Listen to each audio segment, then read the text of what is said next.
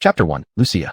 This is the westernmost part of the Shenluo Empire, Hunter's Castle. 10 years ago, humans achieved victory in their defensive battle against the demons here, ending nearly a century of chaos. However, to this day, the war has not truly ceased.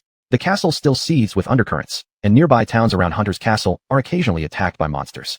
But it's much better than it used to be. At 5:30 in the morning, while it was still dark, Du Guangbai had already gotten up on time to start his morning exercise. He passed through the quiet market and crossed the city walls that still bore marks of swords and knives, running all the way to the mountain outside the west city. Suddenly, Du Guangbai smelled a strong stench of blood coming from the dense forest. He stopped, then followed the smell. Following the trail of blood, he found an injured demi-human girl lying amidst the grass, covered in blood. Thank goodness, she's still breathing. Du Guangbai examined the girl thoroughly and discovered whip scars and knife wounds, old and new, all over her body. She didn't even have shoes. Her feet were full of cuts from thorns. He quickly picked her up and ran home. Not long after Du Guangbai left, two muscular men dressed in leather armor appeared nearby. Did you find her? I've searched everywhere nearby, but there's no sign of her. What about you? The other man shrugged helplessly and shook his head. Damn it, that was the person the master specifically requested. We went through so much trouble to find her, and now she's escaped? How are we supposed to explain this back home? Explain? Don't be stupid, Rick. The other man put his hands behind his head, looking deeply troubled as he said, We'll be sent to be fed to the bears. Listen, Hans, we still have a chance. I'll go see the butler Charmin and ask for more time. You go to the demon hunter's castle and get Jack's help. We must find her. After saying that, the two men split up and left. Du Guangbai returned home with the girl, laid her on the bed, and brought a basin of clear water to her side. To check your injuries, I'll need to clean you first. Sorry for any offense.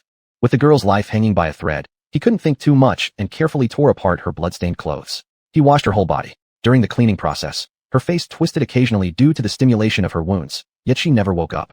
After finishing the cleaning, Du Guangbai rummaged through the medicine cabinet for trauma ointment and clean bandages, patiently dressing her wounds. Then, he changed her into one of his own outfits. Although he was quite tired after all these tasks, it wasn't time to rest yet. He took out a set of silver needles from the medical kit, came to the girl's side, and decided to use a reviving acupuncture technique to save her life. He hadn't had the chance to observe her carefully while busy earlier, so now he had the opportunity. The girl had silvery hair and a pair of fluffy cat ears. Her body, except for certain parts covered in fur on her hands, feet, and elsewhere, was smooth. Though small-breasted, only in a cup, her figure was exceptionally well-proportioned. Recalling the smoothness he felt while touching her, Du Guangbai momentarily lost himself in thought. Calm down, calm down. Focus on saving her. He bit his tongue hard to force himself to focus. He slightly opened her clothes to expose her stomach, then pulled out the silver needles to prepare for the acupuncture. Just as he had the needle in his hand, he suddenly met a pair of crimson eyes. The girl had opened her eyes unknowingly. Listen, I was going to save you. Do you believe me? The girl's eyes went from confusion to suspicion and then were filled entirely with anger. Du Guangbai then saw her hands grabbing toward him. Don't move. Your wounds will tear open. He didn't have time to put away the silver needles, hurriedly raising his hands to press on the girl's shoulders. But being pressed only made her struggle harder. In the end, Du Guangbai, having been pricked multiple times by the silver needles and turning into a porcupine, watched as the girl calmed down slowly due to the reopening of her wounds and eventually stopped struggling. Hi, my name is Du Guangbai. As you can see, I'm a doctor. This morning, I found you unconscious in the grass outside the West City, so I brought you back. Embarrassed at misunderstanding Du Guangbai, the girl blushed faintly and replied, Hello, doctor. My name is Lucia. Sorry for misunderstanding you. Du Guangbai packed up the silver needles one by one and said, Your condition is very unstable. Your wounds might have reopened. If they aren't treated immediately, it could cause serious issues. I hope you'll cooperate with my examination. Upon her consent, Du Guangbai set the silver needles aside, lifted her clothing, and examined her. The girl's face turned completely red. Every place where Du Guangbai touched her was painful yet itchy, but she managed to hold herself together without making a sound. Subsequently, Du Guangbai treated her using the silver needles again. After the treatment, Du Guangbai wiped the sweat from his forehead and returned the needles to the medicine box. Good thing is, with some more care, you should be able to recover soon. You stay in bed and don't move. I'll go make you something to eat. Lucia pulled the blanket over her head on the bed and softly replied. While Du Guangbai was busy in the kitchen, Lucia peeked out from under the covers, quietly looking around. The room wasn't large, but was meticulously organized, clearly belonging to someone who kept things clean. The medicine cabinet was right by the bed, filled with various jars and bottles she didn't recognize. The silver needles that had just been used on her now rested quietly in a medical box nearby. She suddenly felt the spots where Du Guangbai's hands had touched her grow warm and itchy, making her uncomfortable enough to squirm under the blanket. She accidentally brushed against one of her wounds, causing her to grimace in pain. Not long after, Du Guangbai brought a bowl of porridge to her bedside. You stay lying down. I'll feed you. Du Guangbai stopped Lucia from trying to sit up, scooping a spoonful of porridge, cooling it down before bringing it close to her mouth. The porridge contains medicine for your injuries, so it might taste a little bitter. Bear with it. Du Guangbai's words snapped Lucia out of her daze, and she quickly swallowed the spoonful of porridge he offered. Not bitter at all. Not even a bit. As a slave, she used to get a piece of black bread every few days if lucky. Compared to that, the porridge Du Guangbai made was practically gourmet. Unable to help himself, Du Guangbai chuckled slightly. He knew exactly how his porridge tasted, but no matter, since he wasn't drinking it. Lucia finished her porridge thoroughly, even licking her lips, still craving more. If you want more, there isn't any left. Patients shouldn't eat too much. Du Guangbai took the bowl back and went to clean up in the kitchen. While washing the dishes, he heard Lucia ask, aren't you going to eat? I'm not hungry, you rest well. After finishing tidying up, Du Guangbai gave Lucia a few instructions and then stepped out. Chapter 2. New Clothes. It was now noon, and most of the stores on the street had already started their business. He needed to order a few outfits for Lucia. Otherwise, when she could get out of bed in a few days, her own clothes wouldn't be appropriate. Dr. Du, are you here to make some clothes? The shop owner of the tailor's shop, upon seeing Du Guangbai arrive, quickly poured him a cup of black tea. Her son had once suffered from acute abdominal pain, and it was Du Guangbai who saved him. Therefore, she was very enthusiastic towards him. Boss, don't bother with all this hospitality, or I'll be too nervous to come next time. Du Guangbai held up the red tea, took a small sip, then continued. Do you have any premium fabrics? I want to order several sets of women's clothing. Of course. Is there something good happening for Dr. Du? You must invite me to drink wine later. There's nothing like that, just for a patient. The seamstress's eyes were full of disbelief as she asked Du Guangbai for the necessary measurements. How could he possibly know Lucia's bust, waist, and hips? All he could do was gesture roughly with his hands. Luckily, the seamstress had been making clothes for many years, and after looking at his gestures, she already had a clear plan in mind and readily agreed. However, her eyes kept glancing at Du Guangbai more curiously than ever. Do I have something on my face? Du Guangbai asked, puzzled. No. The boss waved her hand, laughing heartily. You still say it's just a patient. Clearly, Dr. Du knows someone's size very well. Hearing this, Du Guangbai instantly understood, and his face flushed red immediately. It's not what you think. A patient's matter, how can that be? Seeing Du Guangbai's awkward expression, the boss laughed happily. All right, Dr. Du, leave it to me. I will definitely make the clothes beautifully for you. Come to pick them up next Tuesday. Du Guangbai nodded, told the boss everything he needed, put down his teacup, and left. On his way back, he passed through the market and bought some meat and vegetables. There was originally some food stockpiled, but with 2 people eating, they were running short. And since Lucia was a feline woman, if she didn't eat meat for a long time, she might suffer from malnutrition. Carrying a full load of food, Du Guangbai returned home. As soon as he opened the door, he saw Lucia tidying up in the room. However, the young girl seemed unfamiliar with household chores. Not only did the place fail to become cleaner, but it actually became more disordered.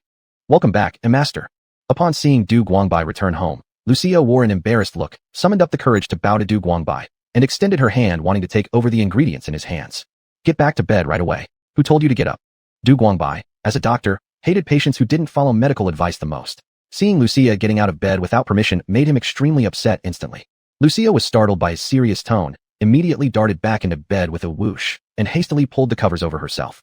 However, this quick movement caused her immense pain, prompting her to sweat coldly and let out a suppressed groan. Du Guangbai opened his mouth several times, but ultimately remained silent. After preparing the ingredients, he returned to her bedside intending to examine her. However, he saw her hide her head under the blanket, trembling all over. He sighed deeply, pulled the quilt down a little to reveal her face. I'm sorry. Lucia began speaking. You're injured. You need to rest properly and take care of yourself, okay? Upon hearing Du Guangbai's gentle tone, Lucia obediently nodded. Yes, master. Don't call me master. Call me brother Du. Despite having lived in this world for many years, Du Guangbai still wasn't used to the master-servant relationship. Okay. Lucia compliantly nodded. At this point, Du Guangbai finished his examination. He discovered that some wounds had split open, but nothing touched the internal injuries. Thus, he relaxed a bit. Days passed, and under Du Guangbai's care, Lucia's body recovered quickly, and she was gradually able to move around a bit. Du Guangbai installed a curtain in the bedroom, separating himself and Lucia simply. Soon, it was time to meet the appointment with the tailor shop owner, so Du Guangbai called Lucia to go to the tailoring store to try on the clothes. Lucia seemed to have deep-seated animosity towards humans, remaining silent all the way while tightly gripping onto Du Guangbai's garment. Relax, I'm here with you.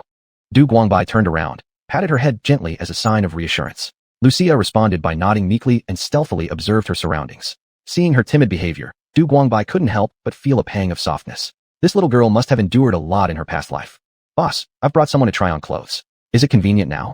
As long as it's Dr. Du, it's always convenient. Saying this, the seamstress welcomed the two inside. What a pretty young girl. She's just a bit thin though. In the future, Dr. Du, you must fatten her up properly. Du Guangbai gave some polite responses, sat down, and poured himself tea in the shop while Lucia followed the shopkeeper to the back to try on the clothes. What's your relationship with Dr. Du? Avoiding Du Guangbai, the seamstress's gossiping spirit immediately flared up. Dr. Du, I'm his maid. Maid? The seamstress looked her up and down and shook her head. You look so thin and frail, you don't seem like someone who can do the work. Besides, Dr. Du isn't a nobleman. Why would he need a maid? I can do it. Lucia immediately gripped her cat paws in protest. Taking advantage of the moment while Lucia was changing clothes, the seamstress continued to say, "Young girl, you're quite shy, but let me give you some advice. Just have a child with Dr. Du. He is truly 1 in 100. Have children? Having children will repay Dr. Du." Lucia was still a young girl and knew nothing about men and women. Hearing this from the seamstress aroused her curiosity. Recently, she had been pondering how to repay Du Guangbai. Perhaps having a child might be a good way. That's for sure. While they were talking, Lucia's clothes had already been properly arranged, fitting her perfectly. The seamstress took a look, found no issues, and then pushed her out to the front hall for Du Guangbai to see. "Dr. Du, take a quick look. Isn't it beautiful?" Lucia was now dressed in a short red robe with a white linen dress underneath that reached just to her feet, revealing her cute cat paws. A black sash hung around her waist, and her silver hair shimmered under the sunlight, catching his eyes instantly. Lucia stared at Du Guangbai with bright red cheeks, unsure what to do. Meanwhile, the seamstress watched everything with great interest. Afterward, Lucia tried on a few more pieces of clothing before payment was settled, and both left the tailor's shop with farewells from the seamstress. "These two, they're perfect. I've introduced Dr. Du to so many women before and none of them worked out because his standards were too high. It's a pity she's a subhuman." Subhumans were generally not allowed to hold official positions in most countries. If Dr. Du had a child with a beast woman, their child was destined to only be an ordinary civilian like herself. After leaving, Du Guangbai and Lucia went shopping for daily necessities before heading home together. It must be said, wearing the new outfit gave Du Guangbai a fresh impression of Lucia, a far cry from her awkward and impoverished appearance in the days before. The style designed by the seamstress accentuated her figure, making even the petite Lucia look full-figured despite being a size A. On the way back, all the appreciative glances Du Guangbai cast towards her didn't escape Lucia's notice. Although she wasn't entirely sure why, her heart couldn't help but leap with joy. Chapter 3. The Dumb Maid. Today's dinner was oatmeal porridge, stir-fried shredded meat, and roasted potatoes. Du Guangbai was quite confident in his cooking skills, especially in this strange world where unpeeled potatoes were tossed into a pot to boil, with coarse salt, as a full meal. Therefore, when he saw Lucia frowning and hastily eating her food, he couldn't help but confirm. "What's wrong, Lucia? Is today's food not tasty?" "Not at all, Big Brother Bai. The food is delicious. It's just what? Big Brother Bai saved me and provided me with clothes and food, but I have no way to repay you. I can't even do a good job cleaning." "Well, eat up quickly. Repayment isn't necessary. Saving lives is a doctor's duty." Du Guangbai patted Lucia's head and said softly. After hearing Du Guangbai's words, Lucia felt reassured and nodded, then forked herself a piece of potato and tasted it. Suddenly, Du Guangbai remembered that Lucia's injuries would be healed soon. Perhaps it was time to send her home. He asked, "By the way, what are your plans for the future? Are you going home? If you want to go back, I can escort you." Upon hearing this, Lucia's face turned pale. She immediately got up from the table and tearfully begged Du Guangbai, "Big Brother Du, please don't send me away. I can do a lot of things." Seeing this situation, Du Guangbai couldn't sit still. He quickly calmed Lucia down, swearing he would never drive her away. This made Lucia calm down and stop crying. After further questioning, Du Guangbai learned that Lucia originally lived in the Dragon's Breath Forest as a member of the Forest Cat tribe. However, all the members of the tribe had been either captured or killed by slave traders. The entire clan had only her left. During transportation to pass through Hunter's Castle, Lucia managed to escape after breaking the cage bars. So, in fact, she no longer had a home. Is that so? After listening to Lucia's story, Du Guangbai could not help but clench his fists. If he remembered correctly, 10 years ago, when the half-human races united with humans to repel the Demon King's army, Shenluo Empire abolished the slavery law, prohibiting the buying and selling of half-human slaves. Despite the current enmity between the half-human alliance and Shenluo, there were no reports of allowing the sale of slaves. Yet someone was still smuggling them. It was an inhumane act. "All right, Lucia, from now on, this will be your home. If you don't mind, you can consider me your older brother." Du Guangbai lightly patted Lucia's back and then said. Lucia's eyes sparkled with joy, and she nodded vigorously. After dinner, Du Guangbai prepared supplies for tomorrow at his desk, while Lucia stayed idly in the room, recalling what the tailor shop owner had said earlier. "Big Brother Bai." Lucia clenched her fists and firmly looked at Du Guangbai, who stopped what he was doing, motioning for her to continue. "I want to give you a child." "What did you say?" "I want to give you a child, Big Brother Du." Lucia replied firmly. "No. Why? That auntie said that if I do this, I can repay Big Brother Du. You saved me and took me in. I must repay you." Du Guangbai rubbed his forehead, sighing deeply at what the shopkeeper had taught the young girl. "All right, Lucia, I'm a little thirsty. If you want to repay me, please make me a cup of black tea, okay?" "Okay." Lucia happily ran towards the kitchen, as though obeying an imperial decree. Less than a minute later, there came a crisp sound of a shattered cup from the kitchen, followed by seeing Lucia looking apologetically at Du Guangbai. "I'm sorry, Big Brother Du. I seem to have messed it up."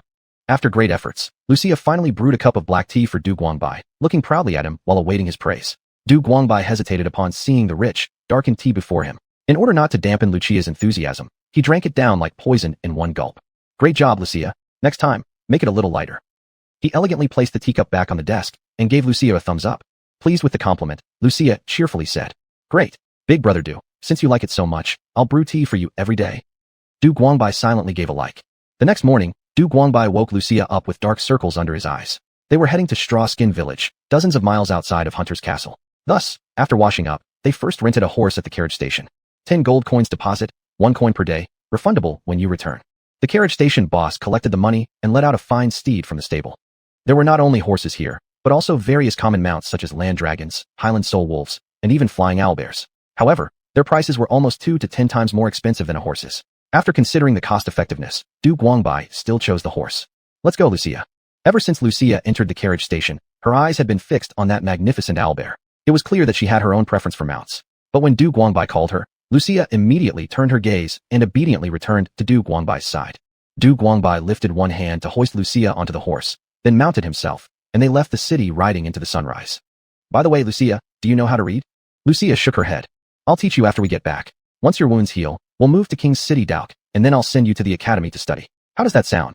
Wherever Big Brother Du goes, I'll follow." Lucia had no plans for her future. As long as she could stay by Du Guangbai's side, it didn't matter where she went. The two continued riding, and Strawskin Village was already in sight. Some villagers had seen them from afar and gone back to inform the village. In a short while, several people were already waiting at the village entrance for Du Guangbai's arrival. "Dr. Du, you've finally come." Village Chief Warden took the reins of the horse and led Du Guangbai and Lucia into the village. A few days ago, York fell and hurt his arm when he went up the mountain to pick mushrooms. Johnny's wife got some strange illness and can't get out of bed. On the way, Warden explained all the conditions of the village to Du Guangbai. Soon, they arrived at Warden's house, where simple chairs, beds, and other items had already been set up by the door. They had even considerately made Du Guangbai a shelter with coarse hemp cloth. Du Guangbai skillfully laid out the needles, bandages, strong liquor, and other items he needed from his box, while Lucia helped pass him things. "Here, Dr. Du, have some tea." Old Warden carried over 2 cups of strong tea, and behind him followed a child carrying a wooden chair. "My apologies, we didn't prepare a chair for this young miss. Come, Johnson, put the chair down." Johnson obediently placed the chair next to Lucia. "Thank you," Lucia politely said. Johnson quickly waved his hands, blushing, and ran off, leaving Lucia scratching her head awkwardly as she pulled out the chair and sat beside Du Guangbai. "My sincerest apologies. My grandson has never met such a beautiful girl, so he feels rather shy." Lucia wore a light blue dress today. To make movement easier, she had specially tied the cuffs of the sleeves tightly, which made her look very spirited. Du Guangbai turned around and gave an approving nod, causing Lucia to feel somewhat shy. "All right, Uncle Warden, call all the patients over now." Fortunately, the topic didn't linger on her too long. Warden stood up and summoned Johnson to call the sick villagers from the village, leaving only the 2 of them to rest under the shelter. In a short while, patients either walked or were supported, gradually gathering around them. Chapter 4, Burst Flame Sword, Fleeting Moment. Scissors.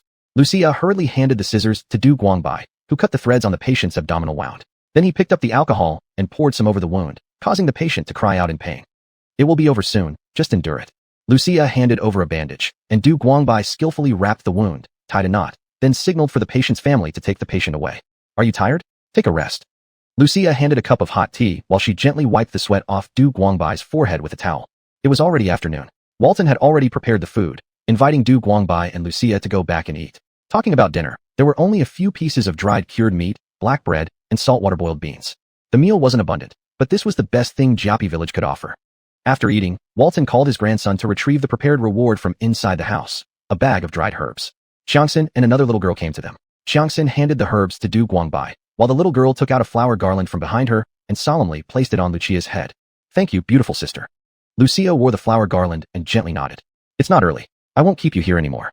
The villagers reluctantly escorted them to the village entrance until the 2 of them left. "How do you feel, Lucia?" Lucia quietly leaned against Du Guangbai and whispered softly. "After a day of hard work, I am very tired, but when I see the villagers being saved by Brother Du, I feel very happy. Can I learn medicine from Brother Du?"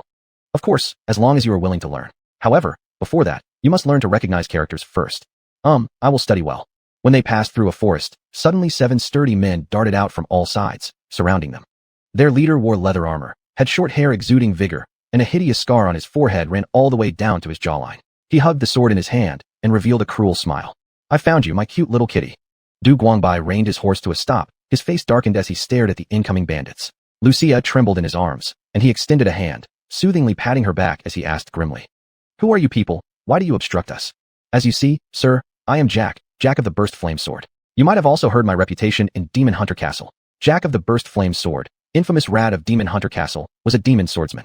It was said that any prey he targeted would inevitably turn into ash. Once alone with his sword, he eradicated an opposing faction overnight. The guards of Demon Hunter Castle attempted multiple times to annihilate him, but failed, instead making him even stronger, transforming him into the uncrowned king of the underground rats of Demon Hunter Castle.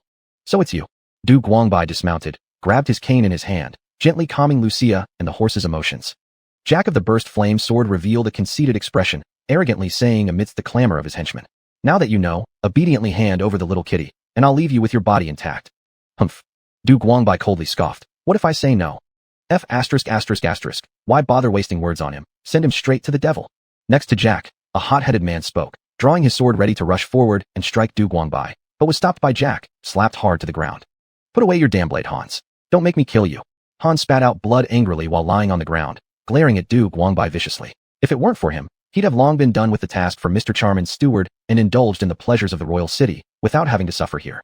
Jack, she's the slave wanted by Baron Davis. Shut your mouth, or I'll kill you now. Jack kicked Hans once, then turned his gaze back to Du Guangbai, and said, "Excellent, daring to challenge the authority of Jack of the Burst Flame Sword. Repay with your life." Then, he drew his sword, its flame-encased blade positioned between him and Du Guangbai, reflecting a more ferocious expression on his face. Just as he was about to act, a voice came from atop the horse.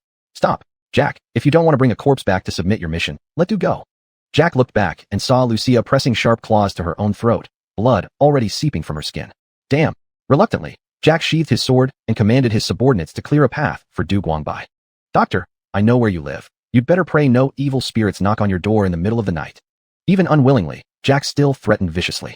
"Big brother Du, hurry up and leave. Sorry, it's all my fault that you got hurt." Tears glistened in Lucia's eyes as she choked out her words. However, Du Guangbai seemed to have no intention of leaving. He calmly loosened his clothes, gently patted Lucia's leg, and said, "Stupid, did I give you permission to leave me? Have a little confidence in brother Du, will you? Be a good girl, and move your claws away. It took long enough for your wounds to heal." Du Guangbai's words carried a calming power, and Lucia quietly moved her claws away, wiped the tears, and nodded resolutely. "Burst Flame Sword, Jack? You think you're worthy of the name Burst Flame Sword?" Du Guangbai brushed off some dust from his clothing, speaking with disdain.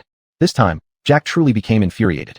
Without hesitation, he drew his longsword, and without warning swung it horizontally at Du Guangbai. A flame erupted like a giant python writhing through the air, wrapping around towards Du Guangbai. Die. The reason he was called Burst Flame Sword was because he could use his blade to control fire, which would then explode upon the enemy. Countless formidable opponents had failed even to withstand one of his strikes, and a mere doctor certainly wouldn't be able to block even one blow from him. The fiery python quickly enveloped the figure before him, and Jack unleashed his magical energy, causing the flames to explode instantly. Turn to ashes in the flames. "Oh, too bad, you're a bit weak." As Jack was indulging himself in the beauty of his attack, a calm voice came from behind him. This nonchalant tone irked Jack immensely, and his battle experience in blood-soaked fields told him to get away immediately. However, before the thought fully formed, something sharp had already pierced through his heart. With his last ounce of strength, he turned his head back and saw Du Guangbai's right hand gripping his cane, piercing through his back. Shit. Jack, the infamous rat who dominated Demon Hunter Castle's black market, collapsed straight on the outskirts, while the other 6 fell silent with fear. No one knew who started it first, but they scattered and fled in all directions. Unfortunately, Du Guangbai had no plans to let them go. He chased after them, and with each swing of his cane, he felled them one by one, leaving only Hans trembling where he stood. "Listen to me, brother, please spare me. I'm Baron Davis's man. Killing me won't benefit you at all, only countless troubles." "Is that so? But I doubt Davis would waste any effort on an insignificant rat like you." Du Guangbai leisurely spun the cane on his palm, and unknown to all, Lucia had dismounted the horse and picked up a knife from the ground. Silently, she stood beside Du Guangbai, glaring at Hans with hatred-filled eyes. Hans paused briefly before responding. "Hey, friend, yes, I may not be worth much, but I do have another important piece of information, maybe enough to buy my life." Chapter 5 The Witch. It depends on the value of your information. Du Guangbai stopped Lucia, who was seeking revenge, and Hans swallowed his saliva helplessly, then said, "My partner Rick has already been waiting at the Baron's residence with the witch, Chabel, in your home. If you go back, you will definitely be caught by them right away. How about that? Is this news enough to buy me my life?" "Witch? Do you know her rank?" Du Guangbai asked again, and Rick nodded. "The imprint on that witch's right hand is Crescent Moon." "Crescent Moon?" Du Guangbai frowned. Witches indicate their levels by the imprints on their right ring fingers, which are as follows: new moon, crescent moon, full moon, blood moon, waning moon, lunar eclipse. A witch at the crescent moon level is already considered an expert. Such a person can kill dozens of explosive flame swordsmen instantly. Not to mention full moon, which represents a heavenly disaster capable of destroying entire cities through sheer individual power. Would such an expert serve merely a baron? Don't make me laugh. My patience has its limits. absolutely not daring to offend. Lord Davis indeed has no authority to command the witch. She serves St. Before Hans could finish, he suddenly emitted a hoarse sound from his throat, frantically grabbing at the air with his arms, as if seeing some terrifying thing. Moments later, his eyeballs exploded like bombs within their sockets, blowing off half his head. Witnessing such a cruel scene, Du Guangbai couldn't help but cover Lucia's eyes. At the same time, in Du Guangbai's house, a provocatively dressed woman with an impressive figure was elegantly swaying a glass of red wine in her hand, greenish grapes soaking in the crimson liquid, emitting an eerie glow. I see you. You're interesting people. Rick stood anxiously by the door, his fear showing unmistakably on his face. Why are you standing so far away? Come closer, nearer. Upon hearing the witch's words, Rick reluctantly moved closer to her, her expressionless face revealing neither approval nor disapproval. Do you know why you were ordered to capture the Forest Cat clan? Rick shook his head. Secrets like these weren't something a small fry like him could possibly know. Besides, there was always that saying, the more you know, the sooner you die. Ignorance is bliss, amen. However, the witch paid no attention to these petty thoughts of his and continued to swirl the wineglass in her hand nonchalantly. In our Eastern Luo Empire, there shouldn't even exist subhumans with tainted bloodlines. That foolish woman, Darke, even dared to imagine building a nation where East Luo citizens and those pig-like creatures coexist. It's a disgrace to East Luo's honor. Darke, her full name Joan Darke, savior of the nation, the unbreakable flower. She was the one who saved this country, even the whole race, from the hands of the demon clans. Even someone like Rick, a nobody, held her in the highest regard. To hear her called stupid by Chabal made Rick inwardly disagree, unconsciously expressing his dissatisfaction. Chabal picked up a strand of silver hair from the ground and placed it in her hand. The queen of the pigfolk and her guard unit will visit the capital next month. Tell me, what do you think would happen if they all died there? Rick mumbled in silence, as Chabal flicked a flame at the tip of her finger and placed the silver hair on it. Contrary to expectations, the silver hair did not catch fire but instead extinguished the flame like water. See, this is the role of the forest cats, anti-magic. It's well known that the queen of the pigfolk excels in magic and is the last existing supermage in the world. But suppose she and her magical guards encounter anti-magic devices made from the hearts of forest cats' blood and flesh. What do you think would happen then? A pair of purple eyes stared intently at Rick, making him break out into a cold sweat. Could such a thing be true? Rick stammered. You're joking, respected witch. If the queen of the pigfolk truly dies in East Luo, war between the pigfolk and East Luo would become inevitable.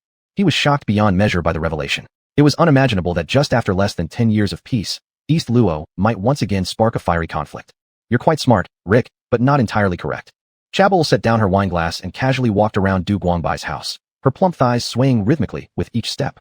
If the queen of the pigfolk and her legendary guard are buried in Holy Fortress, only one event will occur. What event? At that time, the king's army will march north. Without leadership from the pigfolk queen, the pigfolk are merely scattered sand. The empire will seize the slaves and wealth of the pigfolk kingdom. The East Luo Empire will become the greatest empire in the world. That's insane. Chabal stopped walking and turned back to look at Rick. Do you know why I'm telling you all this, Rick? Upon hearing these words, Rick first felt fear, then furrowed his brow in thought, and soon came to an uncertain conclusion. With a hint of joy, he asked hesitantly, could it be, Mistress Witch, do you wish to nurture me? Kneeling halfway on the ground, he spoke loudly. Rick will be loyal to you forever and will never let you down for choosing to nurture me. Nurture? Ha ha ha. Chabal held her stomach as she laughed uncontrollably. Rick sneaked a glance at her chest and quietly swallowed his saliva. You are truly an amusing little fruit, she said with a mocking tone as she reached out to caress Rick's face, her hand sliding down to his chest and continuing downward until she lightly covered his heart, which was beating violently. She bit his earlobe and watched him pant like a bull under her control. It is, of course, because your face is so ugly that it makes me want to vomit. A red-black magic flickered in her hand, and Rick was instantly killed by the cursed magic. His eyes bulged wide open, revealing endless terror. These 2 grapes, I shall not hesitate to take them. In her hand, Chabal clutched a pair of bloody eyeballs before walking away gracefully with a sexy sway. Only Rick remained half kneeling in Du Guangbai's house, blood flowing from his empty eye sockets down his face and onto the floor. At this moment, Du Guangbai and Lucia were already on their way to King City Darke. After Hans had mysteriously exploded before them, Du Guangbai realized that returning to Hunter Demon Fortress would mean being tracked. He did not yet have the ability to fight against a Crescent Moon level witch. Thus, seeking refuge in the King City was the best choice. Knowing that their location had been exposed, Du Guangbai did not hesitate for a moment. Together with Lucia, they rode their horses for dozens of miles without stopping until the horses collapsed from exhaustion. Only then did they stop. Later, in the wilderness, they luckily found a group of soul wolves' den. They abandoned their horses, caught the strongest soul wolf, drove the other wolves away, and took over their home. Chapter 6. The Northern Emperor. The roasted wild chicken sizzled fragrantly over the fire. Du Guangbai took the wooden stick skewering the chicken off the fire, waited for a moment, then tore off a drumstick and handed it to Lucia. Eat quickly, we still have a long journey ahead tomorrow morning. Lucia accepted the chicken leg but didn't rush to eat it. Instead, Her eyes shone as they focused unblinkingly on Du Guangbai. Big brother Du, can you teach me martial arts? Du Guangbai tossed the leftover chicken bones to Soul Wolf curled up in a corner of the cave, then countered her request with a question. I can teach you, but why do you want to learn martial arts? I like it, and after learning, I will be able to protect Big brother Du. Du Guangbai nodded, then asked further. Have you ever thought about avenging your people? Lucia answered resolutely. Of course, if there is a chance, I will kill every one of those who harm my kinsmen. But first and foremost, protecting Big brother Du is the priority. Du Guangbai patted her head contentedly. Big brother Du doesn't need your protection yet. How you choose to live is your own freedom. I want to protect Big brother Du, please teach me martial arts. Suddenly standing up, Lucia startled Soul Wolf, who was munching away at the bones in the corner. Ever since rescuing Lucia, she had always been very compliant, never showing such persistence in her thoughts until now. It was evident that she truly enjoyed practicing martial arts and might even become a formidable warrior in the future. Since the battle against the Demon King 10 years ago, he could no longer muster even a shred of magical energy. If not for his solid foundation and medical skills, he would have likely perished long ago. As for how much time he had left, Du Guangbai had no definite answer himself. Saving Lucia was an impromptu decision. He never considered taking on a disciple, but it seemed as though fate had its own plans. Previously, when he helped cleanse Lucia's wounds all over her body, her physical constitution indeed turned out to be exceptional. Combined with her fervor for martial arts, Du Guangbai grew increasingly satisfied with her potential. Teaching you is fine, but there must be 3 rules between us. First, never kill innocents recklessly. Second, don't oppress others because of your strength. Third, repay kindness, settle grudges. Can you abide by these principles? Yes. Lucia responded succinctly and powerfully. Standing up, Du Guangbai threw the remaining roast meat entirely to the unfortunate wolf and started sketching magic circles with a stick next to the fire. If so, let's start by testing your affinity with magic. On this continent, even commoners tend to exhibit some preferences towards certain types of magic, enabling them to use some basic magics while also enhancing their physical constitutions due to absorbing magic energies. For instance, it's easy for ordinary people to lift things weighing over 100 caddies. Sand lizards are more attuned to earth and fire elements, allowing them to adapt better to desert heat and aridity. Therefore, understanding one's physique beforehand could better assist planning for their cultivation path later on. As Du Guangbai finished drawing array after array, various elemental forces began to appear within the magic circles. Earth elements formed into blocks, fiery elements almost broke free from their constraints with blazing heat, water elements coalesced into fluffy clouds resembling cotton candy. Du Guangbai introduced each element and its nature to Lucia step by step. However, Lucia felt utterly lost, scratching her head repeatedly. Did you remember everything I just explained? Shaking her head candidly, Lucia replied. All right then, it's okay if you didn't remember at first contact. Come, give it a try. Following Du Guangbai's guidance, Lucia brought her claw close to the water element circle. To everyone's astonishment, the water elements within the circle dissipated instantly, as if encountering fire. Staring at the phenomenon blankly, Lucia was about to comment, but was cut off by Du Guangbai saying, No problem, let's try the next one. The fire element also dispersed under Lucia's touch. The next one. Lucia tested them one after another, and eventually extinguished all 7 major elements: metal, wood, water, fire, earth, light, darkness. Big brother Du, actually, our forest cat race is cursed, receiving absolutely no favor from the 7 elemental gods. Does this mean I cannot practice martial arts? Having no affinity for any of the 7 elements implied she could only rely on physical strength for training. Compared to most people who could harness elemental powers to strengthen themselves, the disparity would only widen over time, which is why historically, there were no renowned warriors among the forest cats. Du Guangbai shook his head smiling. Why should it? Even though you receive no favor from the 7 elemental gods, the source of power in this world isn't limited to them. He paused briefly before continuing. Take witches for example. Their power comes from the moon. Dragon clans may also use magic, but fundamentally, their strength originates from the dragon god.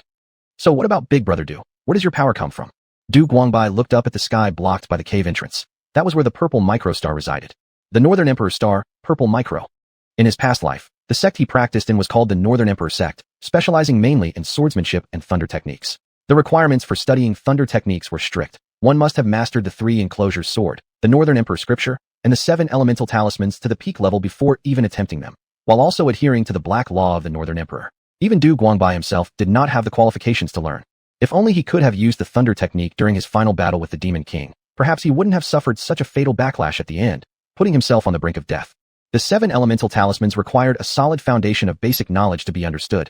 Even if Lucia had the talent, it would still take her years to merely begin understanding and using these talismans. The Northern Emperor scripture needed cultivation in building the foundational base of energy before any real practice could start. For now, all he could do was teach her some fundamental sword skills and basic physical conditioning, saving the rest for when she had laid a strong foundation. Having made up his mind, Du Guangbai picked up 2 wooden sticks, keeping one for himself and handing the other to Lucia. Have you ever learned swordplay before? Lucia shook her head. and Du Guangbai sighed in relief. That's good. I was worried that if you'd already studied some sword skills, it would have been harder to modify them later.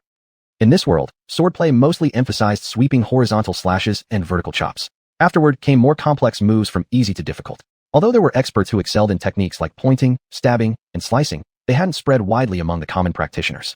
Once these methods were deeply ingrained, changing them afterward would prove almost impossible. Lucia didn't ask why. She simply held her wooden stick, waiting quietly for Du Guangbai's instruction. Swordsmanship had 8 basic techniques: chopping, thrusting, slicing, tapping, flicking, waving, intercepting, and blocking. Any complicated sword skill was built upon these 8 techniques combined with appropriate footwork. Therefore, mastering the fundamentals was paramount. Take the intercepting technique as an example. There are ways to intercept swords, hands, bodies, or even thoughts, etc. Come on, lift your hand and try to stab me. Lucia followed his instructions, attempting to strike Du Guangbai with the newly explained thrust technique, but just as she moved, her wrist was stopped by the wooden stick. Again. This time, as soon as she thought about attacking, Du Guangbai already pointed the stick at her neck. Did you get it? Du Guangbai set down the sword. Seeing Lucia nodding as if in deep contemplation, he felt pleased and was about to continue teaching. Just then, Soul Wolf noticed neither of them was paying attention and tried sneaking away through the side. However, just as he stood up, Lucia suddenly shifted her stance, blocking its way out. Caught. Soul Wolf reluctantly returned to the corner to continue gnawing on its large bone. Meanwhile, Lucia proudly turned to Du Guangbai, eager for praise practically written all over her face. You truly are a prodigy in combat, quick learner indeed. Du Guangbai didn't hesitate to give her due compliments. After praising her extensively, he resumed his teachings. Chapter 7, Eight-Eyed Cage. Du Guangbai and Lucia rode a Soul Wolf, stopping intermittently along the way. Apart from purchasing 2 1.5-handed swords at a weapon shop in a small town, they had hardly appeared in crowded places. The two were cautious, finally arriving at the upstream of the Arrow River by Wharton Forest half a month later. From here, following the Arrow River downstream, it would take less than 2 days to reach the royal capital. During this period, apart from traveling, Du Guangbai was constantly teaching Lucia how to use the sword. The 1.5-handed sword from the small town was considered closest to Du Guangbai's requirements. It could be wielded with both one hand or two, though not perfect. It was sufficient for teaching Lucia basic sword techniques. As they neared the royal capital, Du Guangbai and Lucia released the unlucky Soul Wolf back into the wild at the edge of the forest. They continued on foot alongside the Arrow River and stopped at a river valley area. Let's rest here. Du Guangbai put down his package and rested on a rock, while Lucia went to the river with her water flask to fetch water. Soon after, dark clouds suddenly covered the sky and birds flying high began frequently swooping low. A few bold crows even landed on a huge stone not far from them. Planning to rest, the two had no choice but to pack their belongings to seek shelter from the impending rain. However, a seductive female voice suddenly came from behind. Where do you think you're going? You probably can't leave. Du Guangbai and Lucia turned around as a flash of thunder lit up the sky. The previously dismissed Soul Wolf emerged gracefully from a pile of rocks, with eyes flashing an eerie red light. Not like a wolf anymore, but more like a sultry woman. Du Guangbai shielded Lucia behind him, drew his sword, and cautiously watched this strange Soul Wolf. The Soul Wolf then began to twist and convulse. After flipping a few times on the ground, a woman wearing a black short skirt with black stockings appeared before them. She had a beautiful head of chestnut curls and striking purple irises that showed great interest as she looked at Du Guangbai. My first meeting with you. I am Grape Witch Sharple. As she spoke, an evil smile graced her face, revealing a clear moon-patterned mark on her hand. Grape Witch Sharple. Du Guangbai hadn't heard of this name before. He remembered most of the names related to moon-level witches. At least Sharple was still obscure during the Holy War a decade ago. Nevertheless, the moon level is the certified symbol from the Witch Alliance, absolutely beyond mistake. No one would dare impersonate a witch at this level unless they were looking to die prematurely. In the past, such a moon level witch wouldn't have been much of a concern to him. But now, without any cultivation strength, let alone a moon witch, even a new moon level could cause him fatal harm. Thus, the moment Sharple appeared, he had only one instinctive reaction: run. Run quickly, Lucia. Du Guangbai kicked up a rock with his foot and hurled it toward Sharple while dragging Lucia away, fleeing without looking back. If they managed to escape into the royal city's jurisdiction, even a moon level witch couldn't recklessly use her powers, otherwise she'd be imprisoned by the king's enforcement team. The rock spun at high speed toward Sharple's face, only to be blocked by a sudden ice wall. Watching them flee, Sharple didn't appear anxious at all and was idly playing with a crimson eyeball in her hand. She simply pinched the eyeball slightly, and instantly the 4 crows nearby emitted red flashes in their eyes simultaneously. As a result, Du Guangbai froze in place as if struck by a petrification spell, pulling Lucia with him, who was also thrown to the ground. Brother Du, what's wrong with you? Seeing Du Guangbai immobilized, Lucia immediately scrambled to her feet and hurried toward him. Don't worry about me, just go. Though Du Guangbai was still capable of speech, he urgently implored Lucia to escape. However, Lucia refused to listen. Gripping her 1.5-handed sword tightly in her hand, she stepped past Du Guangbai and positioned herself in front of him protectively. You are forbidden to hurt him. Her wide eyes glared menacingly at Sharple. The so-called eight-eyed cage is truly ineffective against someone like you. the anti-magic body, Sharple said, stepping forward with feline grace toward Lucia. Her generous bosom quivered continuously with each step. Let me see what sort of skills you possess to dare block my path. Even without magical enhancements, the physical prowess of a moon level which presented a chasm insurmountable for Lucia at present. With each step closer, sweat beads formed on Lucia's forehead. This woman seemed to be scrutinizing her relentlessly like a venomous snake ready to devour her whole.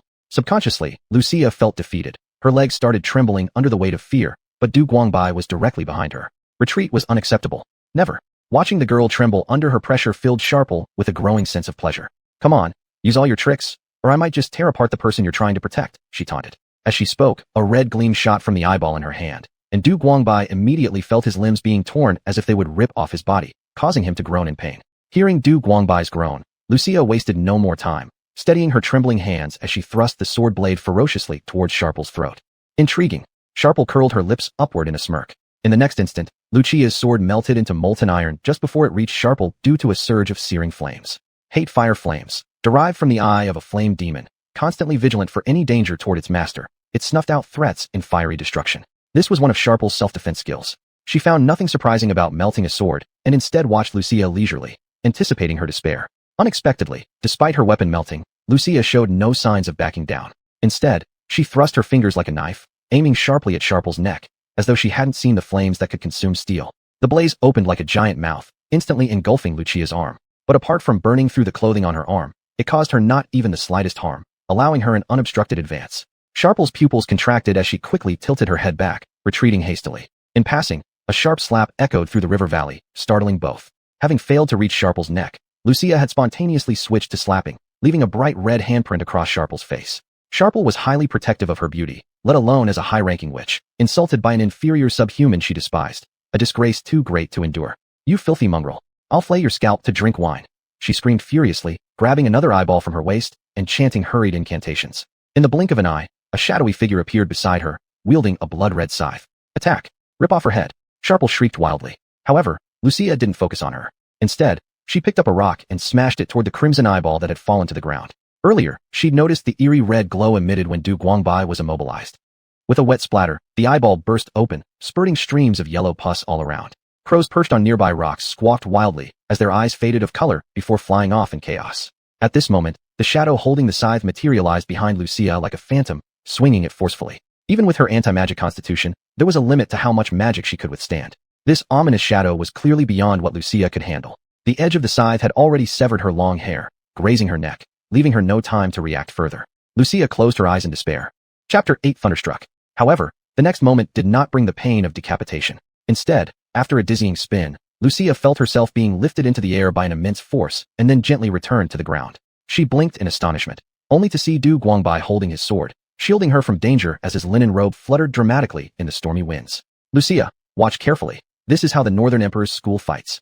With that said, Du Guangbai charged forward with his sword aimed at Xiaobuer. A warrior without the blessing of the saints actually dares to taunt me? Kneel. Seemingly incensed by Du Guangbai's tone of disdain, Xiaobuer revealed a look of anger on her face. A bolt of magic erupted from her fingers, shooting like arrows directly at him.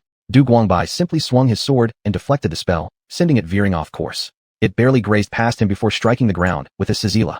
Behind him, Lucia widened her eyes in awe, feeling as if she had discovered a new continent. Is this what swords can truly do? Xiaobuer also showed a surprised expression but was completely unfazed. For such a warrior devoid of any magical power, even if she stood there allowing him to attack, she wouldn't be breached. She crossed her arms over her chest, waiting for Du Guangbai's assault with leisure. As the long sword lightly flicked, a hateful flame manifested instantly.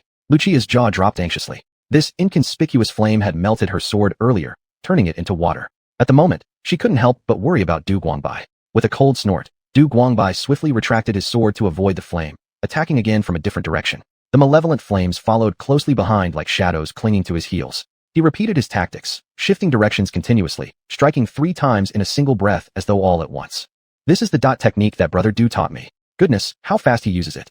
No wonder Brother Du always emphasized the importance of fundamentals. If the foundation isn't solid, it would be impossible to strike 3 times in a single breath like this. Lucia watched intently, engraving the secrets of swordsmanship deep into her heart. This time, the hateful flames didn't match his speed. The long sword pierced through straight towards Xiaobuer's heart. With a sizzila, the sword tore through Xiaobuer's clothes, revealing a snowy expanse before stopping against her skin, unable to advance further. Du Guangbai focused intently. Where the skin should have been, an eye with teeth emerged, its 2 rows of sharp fangs biting firmly onto the tip of his sword. At that moment, the shadow wielding a sickle had already appeared behind him. "Brother Du, be careful." Lucia involuntarily called out a warning. Du Guangbai furrowed his brow, internally lamenting his misfortune. With a casual twist of his hand, he broke the sword tip, retreating and using his left hand to throw a handful of gravel under Xiaobuer's feet. A streak of lightning flashed across the sky, followed by a series of thunderclaps echoing throughout the land. A drizzle began to fall. Xiaobuer wore a deranged grin, looking up at the sky and laughing madly. "Huh? A warrior without a trace of battle chi has managed to break through my hateful flames, forcing my soul-locked eye to manifest. Truly, you've amazed me. I wonder how many more surprises you can bring me." Speaking, the eye on her chest chewed several times, swallowing down half of the broken sword before vanishing, revealing her pristine white skin. Xiaobuer casually swung the eyeball in her hand, and 2 additional sickle-wielding shadows appeared beside her. As Xiaobuer pointed her finger at Du Guangbai, the 3 shadows simultaneously lunged toward him. The blood-red shadow moved extremely fast, appearing and disappearing unpredictably. Just dealing with one was challenging enough, let alone 3. Multiple scythes circled around him. Even with Du Guangbai's extensive combat experience, he found it hard to defend himself fully, especially now without an ounce of true energy. His steps held no remarkable use. All he could rely on were years of rich experience to narrowly dodge numerous fatal attacks. Xiaobuer rested her chin on her hand, her eyes inadvertently revealing admiration. After all, the spirit released by the eyeball in her possession was born out of resentment from countless deceased souls. A single one was already difficult to counteract, let alone 3. She could guarantee that even the most elite master warriors from Dongluo would find it impossible to resist for even a minute. Yet here, before her, this man continued fighting valiantly despite being pushed to his limits, avoiding deadly strikes at every critical moment. As Xiaobuer hesitated whether to leave him alive and take him back as an offering to the Duke, she suddenly sensed something coming from her side. Die! It was Lucia who seized the opportunity while Xiaobuer wasn't paying attention. She had secretly picked up a sharp stone and hurled it at Xiaobuer. Reacting instinctively, Xiaobuer sidestepped and kicked Lucia, sending her flying. Lucia only felt excruciating pain in her stomach. Her vision darkened, nearly losing consciousness. With her last reserves of strength, she maintained her awareness, focusing on Du Guangbai's movements. At this moment, Du Guangbai was drenched in blood, on the verge of death under the sickle. However, Xiaobuer simply waved her hand and retracted the 3 shadowy figures. Unable to endure any longer, Du Guangbai knelt down, gasping for breath. "I've changed my mind. Someone like you would be too precious to not bring back for further study. It might take more effort, but the harvest could be substantial." As she spoke, she took a step toward Du Guangbai. Just then, Du Guangbai seized the opportunity to dip his hand into his own blood, drawing a lightning-inducing symbol on the ground.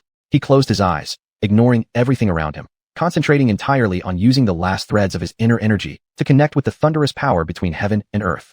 At that exact moment, a bolt of lightning flashed across the sky, caught perfectly by Du Guangbai. He opened his eyes. Under the reflection of the lightning, they gleamed exceptionally bright, even momentarily captivating Xiaobuer with their beautiful radiance. Just as she marveled, a cold, celestial-like voice emanated from Du Guangbai's lips. "Surge." Lucia, lying semi-recumbent on the ground, witnessed a scene that would remain etched in her memory forever.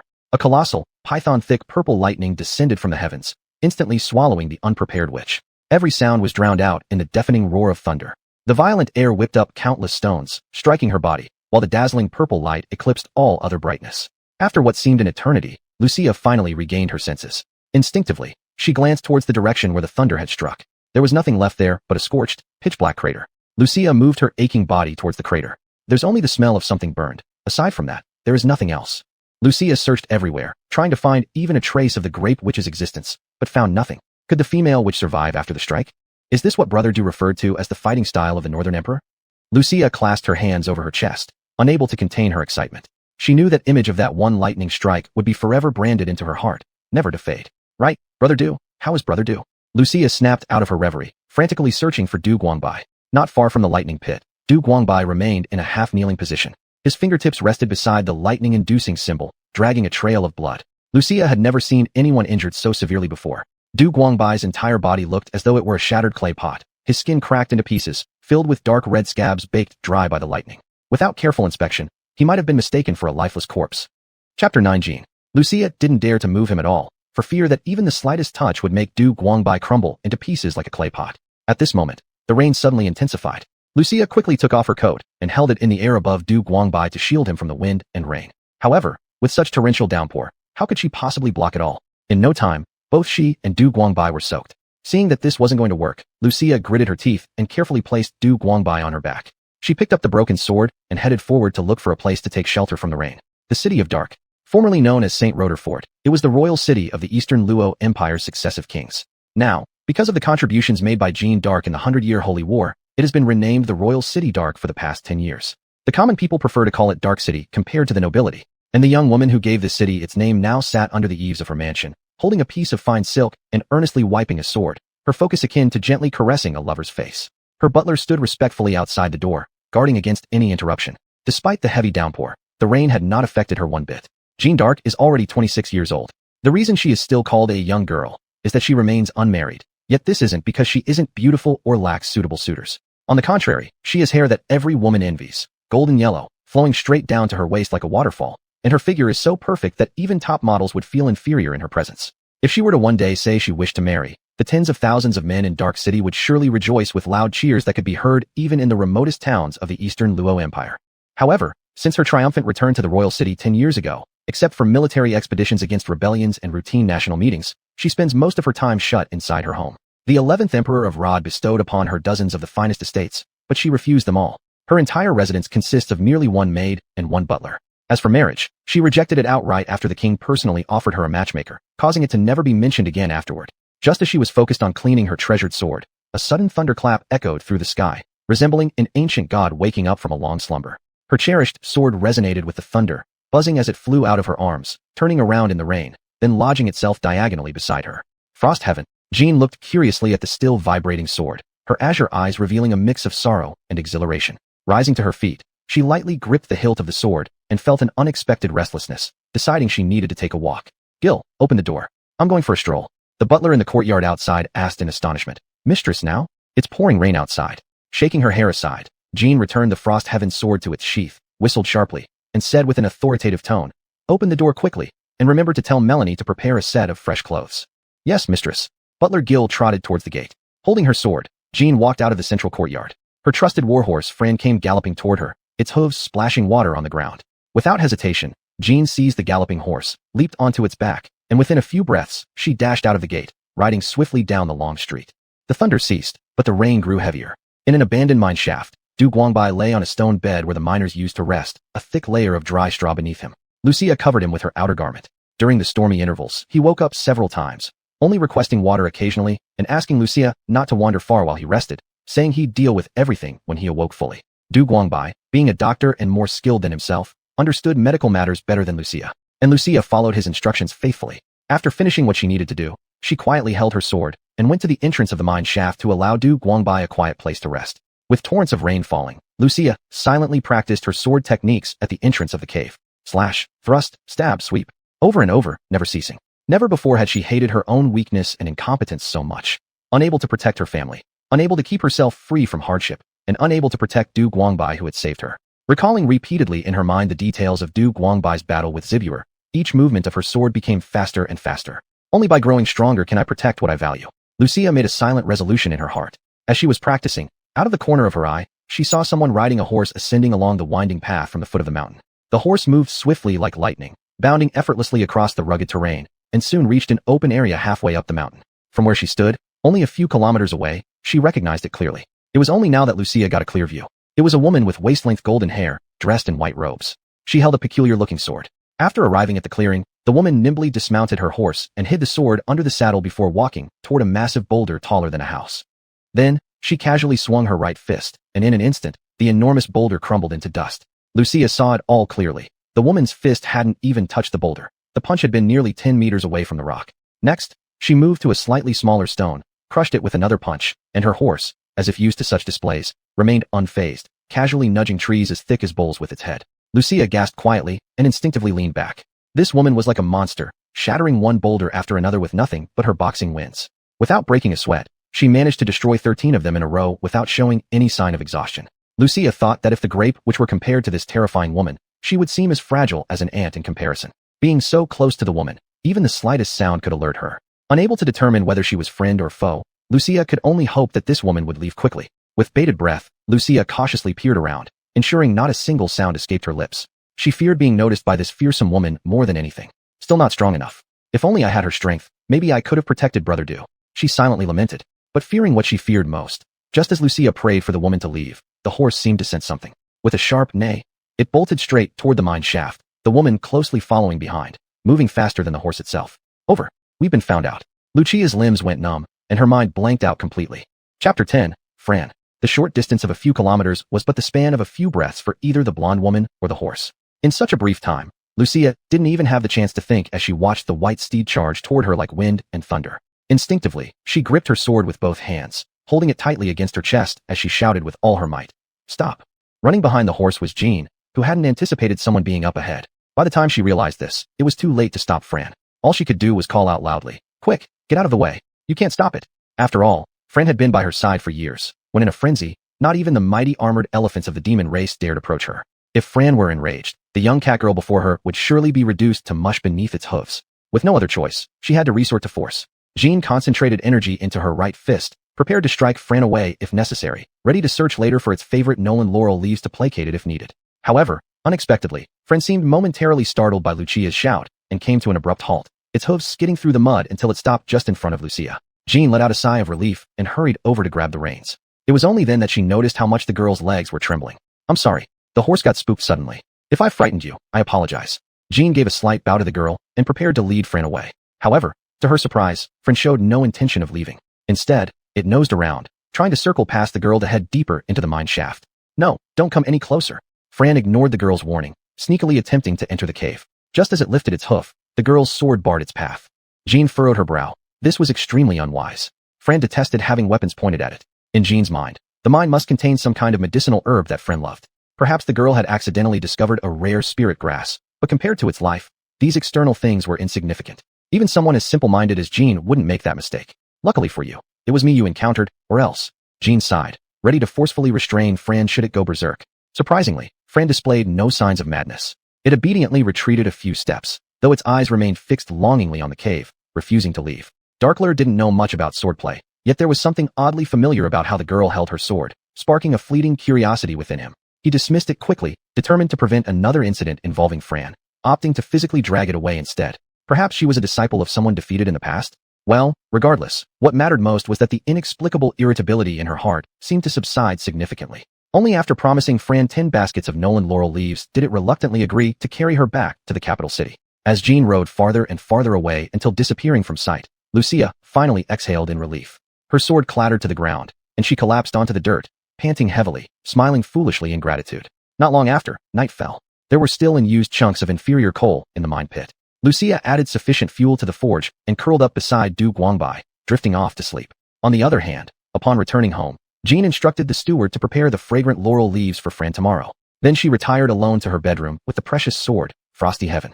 The sword's gleam, akin to a pool of clear water, reflected her knitted brows. Why can't I find peace? She had thought venting in the wild mountains would improve her mood, but now that she'd returned, the unease in her heart seemed heavier than ever. Her thoughts deepened, yet no answers emerged. At this moment, Maid Melly entered carrying a chestnut-colored silk robe, placing it respectfully by the bed. She said courteously, "Miss, your bathwater is ready." "All right, I'll come. Rest well, Melly." Jean hung Frosty Heaven next to her knight spear, Triumph, and swiftly disrobed, revealing her flawless figure. Melly couldn't help but steal a glance before quietly taking away Jean's clothes, leaving the two treasured weapons resting peacefully side by side, as if an affectionate couple. Jean leaned back in the bathtub, where the faint scent of specially prepared soothing essential oils wafted gently into her lungs, clearing away her distress. Unconsciously, she drifted off into sleep. She dreamt. It was a serene night filled only with the occasional crackling of pine branches in the campfire and a somewhat blurry face with radiant eyes. "White Feather, we're arriving at the Demon King City tomorrow, and I feel anxious." "Don't be afraid. I will protect you, Jean."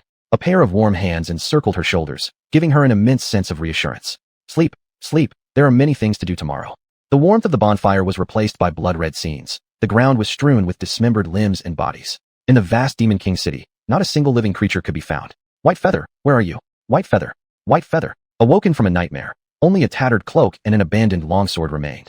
Melody, heartbroken outside the door, asked tenderly, "Miss, did you have another nightmare?" Joan rubbed her face with both hands. "I'm fine, Melody." "That's good, Mississippi. Your bed is already ready. Go rest soon." The moment Mr. Gill received Joan's order, he sent out the news that Dark Manor needed to purchase Nolan laurel leaves. The gentlemen of the royal capital were the first to receive the message. Early the next morning, the manager of the Becklin Duke's residence, Tucker, was already waiting at the door of the Dark Mansion. "Esteemed Mr. Gill, I pay my respects here." When Gill opened the door, Tucker immediately bowed. Hearing that Miss Jean needs Nolan laurel leaves, young Master Otto specially prepared 10 carriages worth as a token of respect. Would Mr. Gill please kindly accept them on behalf of Miss Jean? Gill glanced at the carriages behind him. They were all wrapped in white silk. Some of the laurel leaves were exposed, lush and vibrant, even adorned with droplets of dew, clearly freshly harvested. With a smile, Gil slightly nodded. Instantly understanding, Tucker signaled his servants to transport the laurel leaves inside. Master Otto will host a banquet at his estate at the end of the month. I wonder if Miss Jean would honor us with her presence. Taking advantage of Gil's good mood, Tucker cautiously inquired. My lady enjoys solitude. Deliver the laurel leaves and leave immediately, Gil coldly commanded. Yet, instead of being upset, Tucker chuckled humbly. It's all my fault for being too abrupt. Then, turning around, he instructed the servants to tread lightly and depart quickly. Pleased with his tactfulness, Gil's expression softened somewhat. As Tucker left, Gil told him, Nevertheless, I'll ask Miss about it, Mr. Tucker. Upon hearing this sentence on his carriage, Tucker was overjoyed. He quickly removed his hat, bowing deeply to Gil in gratitude. After seeing Tucker off, Gil turned back, saying, Now, it's time to prepare food for Fran. Chapter 11. Jean loses her horse. 1 pound of black beans, 10 grams of fine salt, 2 pounds of wheat, and 5 pounds of fragrant cassia leaves ground into powder, mixed and stirred evenly. This was the favorite food of Fran, the beloved horse. Gil, a man who pursued perfection, had undergone various strict training since he was a child, and his professional level was undoubtedly the best in the entire Shenluo Empire. Otherwise, it would not be possible for him alone to manage the entire Dark Mansion so flawlessly. No matter what the situation, there should never be any mistakes. After preparing the food, he carried the feed bucket towards the stable. Fran, breakfast is ready. There's your favorite cassia leaves. Even before entering, Jill called out to the stable. Normally at this time, Fran would always respond with a joyful whinny, but today, there was no sound at all. Could it be that Fran is sick? Jill felt an ominous premonition. He hurriedly entered the stable, but failed to find Fran's figure, only to see an empty stable where Fran was supposed to be. The bucket of carefully prepared cassia leaves was thrown on the ground, and Jill rushed towards the inner quarters without any trace of the usual dignity and elegance expected of a noble attendant. Jill, why are you in such a panic? Miss hasn't woken up yet. If you wake her up, can you take responsibility for it? Melly emerged from the bedroom, blocking Jill who wanted to go in. Jill, looking extremely worried, said, Melly, quickly wake up Mississippi. I have urgent matters to report. Melly frowned. What kind of urgency could this possibly be? Can it wait until after Miss wakes up? Not even a minute can we wait. This is truly an emergency. No way. Miss hasn't rested properly for a long time. Even if the sky falls down, we have to wait until she wakes up. Melly insisted firmly, giving Jill no chance at all. Jill was restless like an ant on a hot pot, preparing to say something more when suddenly the bedroom door opened. Jean, disheveled, walked out. Speak then, what's so urgent? Melly angrily glared at Jill as she helped tidy Jean's hair. Jill quickly averted his gaze and anxiously said, Miss, it's terrible. Fran has disappeared. Huh? Is that all? Jean lazily yawned. I thought this was some real emergency. Don't worry about it, Jill. That guy Fran probably just wandered off to play. When he's done playing, he'll come back on his own. Trust me. Fran had followed Jean in battles abroad for years. Thus, Jill didn't quite understand the nature of that horse. If it weren't for the current discussion about establishing a joint academy with the demi-human queen, Jean wouldn't have stayed in the capital for so long. A pile of troubles awaited her resolution at the front line. Tired. You may withdraw now, Jill. With that, Jean yawned and headed back toward the bedroom. Miss, Jill called out anxiously, should I bring Fran back? As a perfectionist butler, Jill absolutely couldn't tolerate making such serious mistakes. Although his master hadn't rebuked him, he'd already blamed himself 1,000 times. To correct a mistake immediately was the basic quality of a perfect butler. As you wish. Jill performed an elegant bow before going to attend to his other duties. In the abandoned mine shaft, Du Guangbai sat by the bedstead sipping hot water, while Lucia practiced a set of swordsmanship techniques on an open space nearby, this swift forest swallow. This was the introductory technique taught to disciples of the Northern Emperor Sect, aimed primarily at combining the fundamental methods of wielding a sword, allowing students to comprehend the essence of swordsmanship. The sword maneuvers were light and agile. The Northern Emperor Sect was considered the orthodox school of sword arts in the world, none superior to it. Swordsmanship perfected reached an extreme state where the wielder was like a hawk ruling the skies, untraceable when coming or leaving. Lucia herself was highly talented, and being spurred on by Du Guangbai's injuries, she'd been inseparable from her sword even in sleep over these past few days. Her progress was so rapid that even Du Guangbai marveled at it. Thus, Du Guangbai taught her the swift forest swallow, which he originally intended to teach her after a year. Advance further with your footwork, strike with determination. When Lucia made a slight mistake, Du Guangbai gave timely guidance. After just a few sentences, however, a severe coughing fit seized him, forcing him to put down the cup of water and close his eyes to concentrate. Witnessing this scene, Lucia clenched her teeth quietly, her cat-like ears quivering as she redid the motions she hadn't perfected several times over. Beside Du Guangbai lay a horse lounging beside him, letting out a bored snort, nudging Du Guangbai lightly with its head. It wasn't anyone but Fran.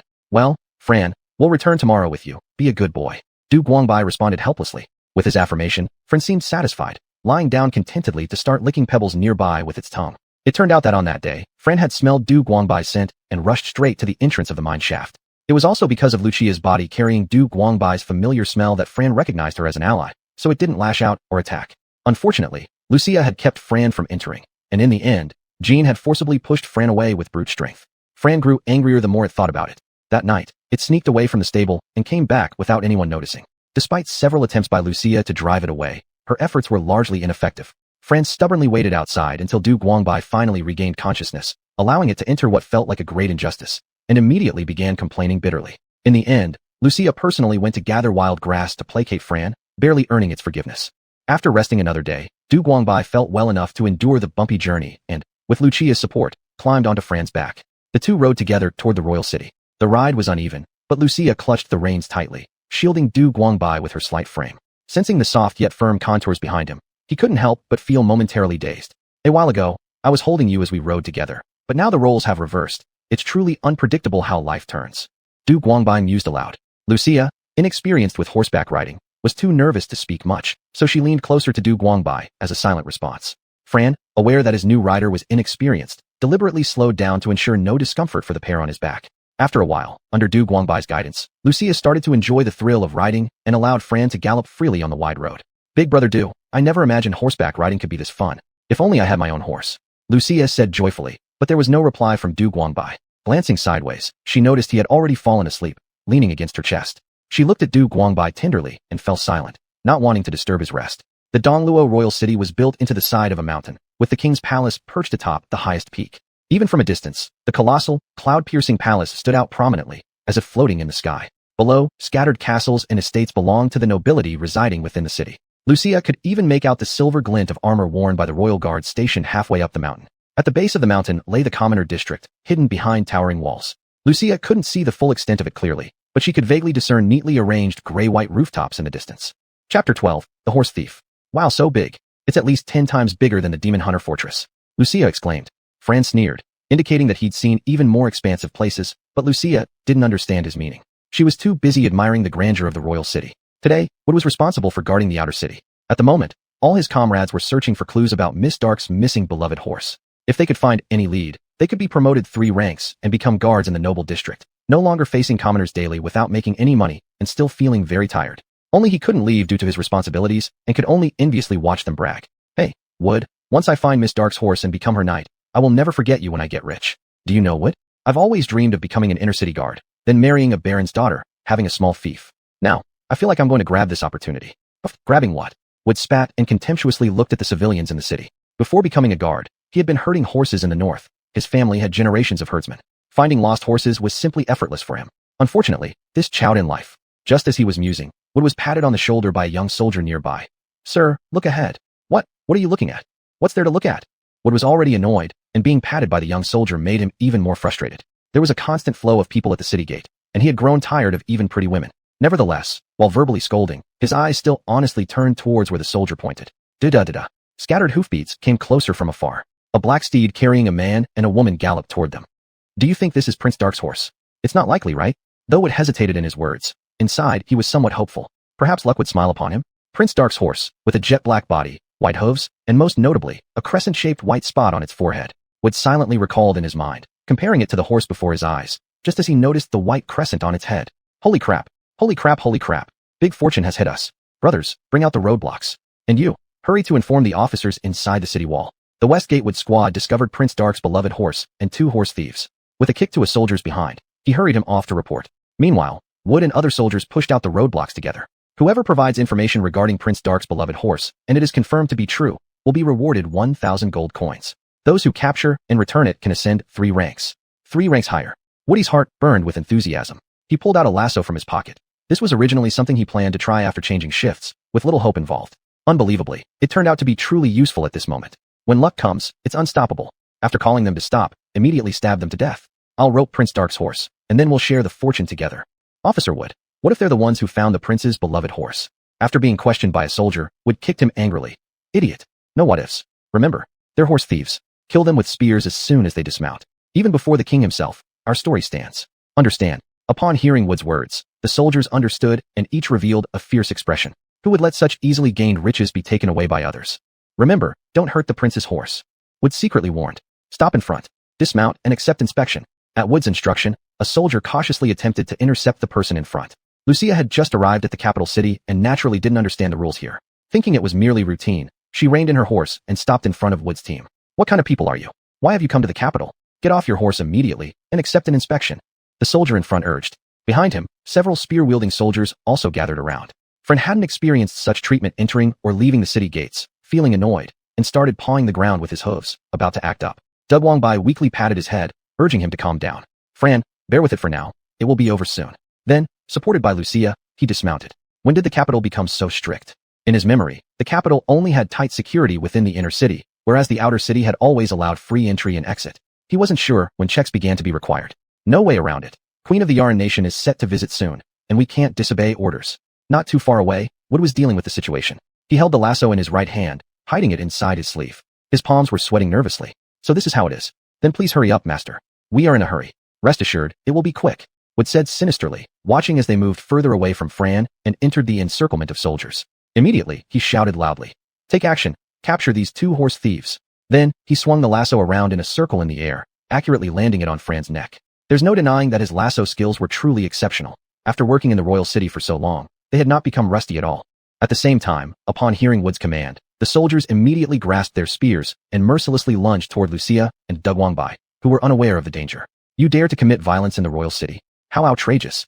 Dugwangbai was both shocked and furious as he glared at Wood. With a mad laugh, Wood tightened the rope in his hand and mockingly responded, Save those words for when you question them in hell.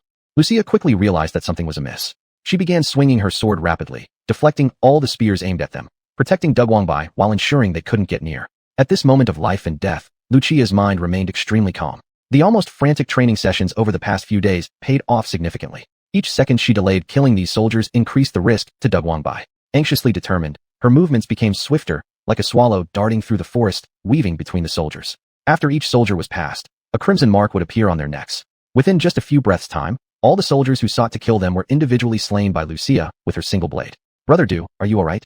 After disposing of the soldiers, Lucia rushed to Dugwangbai without hesitation. She saw Dugwangbai standing calmly there, completely composed and unruffled. Just now, I was scared to death. Brother Du, weren't you afraid? Standing confidently with his hands behind his back, Dugwangbai replied with an air of nonchalance. I trust you. If you can't handle even this, then it would be better for me to die under a barrage of spears and see my ancestors. Brother Du, Lucia exclaimed with an expression of dissatisfaction. Please don't say such ominous words, alright? Even I get angry sometimes. Chapter 13, Night of the Sun, Gao. You actually dared to attack the guards? I'll show you what you deserve. Seeing his men being killed, Wood blustered in a fierce voice, but inwardly he was terrified at the thought of becoming the next victim. All he had to do was ride a horse to the inner city, and these 2 brutes would surely die sooner or later. Anyway, the credit was already his. He could always deal with them after collecting the reward. As he thought this, however, the lasso in his hand remained completely still. Fran was glaring furiously at him. With a gentle toss of its head, Wood was yanked like a ball by the lasso straight towards Fran. Rising on its hind legs, Fran raised its forehooves and kicked Wood hard, sending him flying through the air.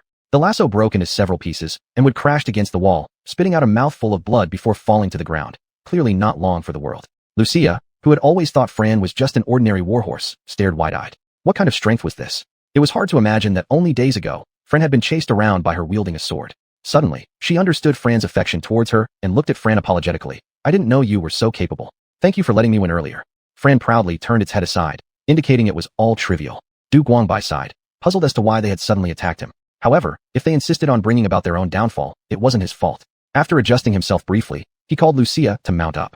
Big brother Du, what should we do now? Having killed the guard, it seemed impossible to go to the capital city. Lucia suddenly felt homeless. With her help, Du Guangbai sat on Fran's back and then pulled her up, declaring boldly, fear nothing. Even if the king's city is a mountain of knives and sea of fire, with Fran, we can still get there. Lucia, who had just witnessed Fran's power, couldn't agree more. Sensing Du Guangbai's resolve, Fran let out a proud neigh, raising its head high. At the next moment, as Lucia pulled the reins, Fran sped away like an arrow, rushing towards the inner city of the capital. What? 2 horse thieves have hijacked Lady Dark's beloved horse and attacked the royal city. Even upon hearing the report from his subordinates for the 3rd time regarding the incident in the outer city, Garnet could hardly believe his ears. Unlike other inner city guards who were knights appointed by noble estates, Garnet had followed Joanna Dark into countless battles. Over time, he earned numerous military merits. Due to injuries that prevented him from continuing in frontline combat, he was reassigned here. He fully understood how fearsome Lady Dark's horse truly was. In the army, there was a famous saying, when it came to ferocity, Lady Dark ranked first, General Fran second, and the deputy commander came after. Hijacking General Fran? Come on. Unless Garnet's brain had been hit by a donkey, there was no way he'd believe such nonsense. Seeing his comrades eager to establish themselves as heroes, Garnet frowned, sensing something amiss. Whenever someone rushes over, do not resist under any circumstances. Follow my commands exclusively. Garnet quietly ordered his subordinates, while simultaneously commanding them to change into their warhorses immediately. The gates of the inner city were crafted by dwarven artisans using a combination of mithril and steel, impervious even to magical cannonballs. Yet, having seen the might of General Fran, Garnet wasn't foolish enough to trust such defenses would hold. Therefore, wisely, he decided to use the vast space of the inner city, capable of accommodating horses, as his battlefield. Of course, actual combat was out of the question since retreating would also lead to accusations of cowardice. His only option was to stage a superficial battle that rendered the situation beyond his control, leaving resolution to Lady Dark. This way, neither would be injured, and credit for handling the situation would naturally fall into place. After figuring it out, Garnet quickly made his way toward his warhorse. "Garnet, where are you going?" It was his colleague asking, a junior knight of the Stardali Dukedom, Gao. This man loved boasting that his son's sword technique was unmatched under heaven. "To fetch my horse." Gao pinched his lips and sneered in disdain. "Are you serious, Garnet? Are you really serious? Just 2 horse thieves, and you're heading off to fetch your horse? Is there any ounce of dignity left among the royal city's knights?" Before Garnet could reply, he chuckled and said, "Right, I'm scared stiff. I've heard you, Gao, inherited the sun's sword from your ancestors. How about letting me witness your prowess today? 2 paltry horse thieves, worthy of me pulling out my son's sword." Gao crossed his arms, looking arrogantly defiant. "Even unarmed, I, Gao, can capture those thieves and retrieve the lady's prized horse. His Majesty is indeed fortunate to have such brave knights like Sir Gao." Seeing Gao's unshakable confidence, Garnet smiled contentedly, putting his mind at ease. Just as they spoke, Fran's neigh echoed loud and clear, reaching Gao's ears. Having made a bold claim in front of Garnet, Gao simply tossed his son's sword to his attendant and jumped agilely, landing on top of the gate. "Close the inner city," as Gao's ordered. The door made of mithril and steel by the dwarf master craftsman slowly closed, and Fran's figure gradually came into everyone's sight. "Gentlemen, I am Gao's, the last seat knight of Duke Stardali, and the 19th grandson of Knight Gawain. Today, I will capture these petty thieves alone. I hope all of you won't interfere," Gao said proudly with his hands crossed on his chest. Originally, everyone envied this credit, but Duke Stardali was the hottest minister in the capital. No one wanted to take the risk of offending him just for the sake of grabbing this credit, so they could only suppress their anger and let him boast. Seeing no one dared to speak up, and that annoying Garnet also ed like a turtle in the inner city, Gao felt unprecedentedly satisfied. As Fran approached, Gao stood on the city wall and shouted loudly, "The gate ahead is forbidden for you to cross. If you don't surrender, don't blame me, Knight of the Sun Gaos, for being ruthless." Saying this, he leaped high from the top of the city wall and landed right in front of Fran. The dust around him was deliberately controlled to rise dozens of meters away from him due to his control. It has to be admitted that Gao's entrance was quite impressive. Lucia cautiously pulled back the reins and guarded with seriousness on her face. At least now, she was absolutely no match for Gao's. Fran stopped, but not because it was intimidated. Opponents like Gao's, it could deal with 10 or more at once. It stopped simply because it wanted to. After waiting for a while, as neither of the two dismounted to surrender, Gao's was already somewhat annoyed. "Does this mean you insist on testing the sharpness of my sun's fist?" Saying this, golden flames rose around Gao's body. His fists were as brilliant and dazzling as the sun, and even sitting on horseback, Lucia could feel the astonishing heat waves. "What should we do, brother do?" Lucia tightly held the reins, completely at a loss. Even if Fran was incredibly strong, probably it couldn't withstand such an enemy, right? Du Guangbai was much calmer than Lucia. He just gently patted Fran's head and said to it quietly, "Be gentle, Fran." Chapter 14, Fight and Retreat, Gannett. Upon hearing these words, Gao Si instantly lost his composure. Although he was the last in rank, a noble knight could not be insulted, let alone compared to a horse that even needed the opponent to go easy on him. Who were they looking down on? Gao Si coldly snorted and immediately attacked Fran. Others might worry about hurting Dark's beloved horse, but he didn't fear such things because his master, Duke Stalin, was Dark's political rival. As a knight under his command, naturally he would not give Dark any face. It would be best if he could kill both the horse and the horse thief with one punch.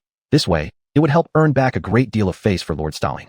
However, it turned out that in front of Fran, Gao Si wasn't much more noble than Wu Da. It only took one strike, and Gao Si flew away just like Wu Da did, meeting an intimate collision with the dwarf secret-made city gate. Buzz!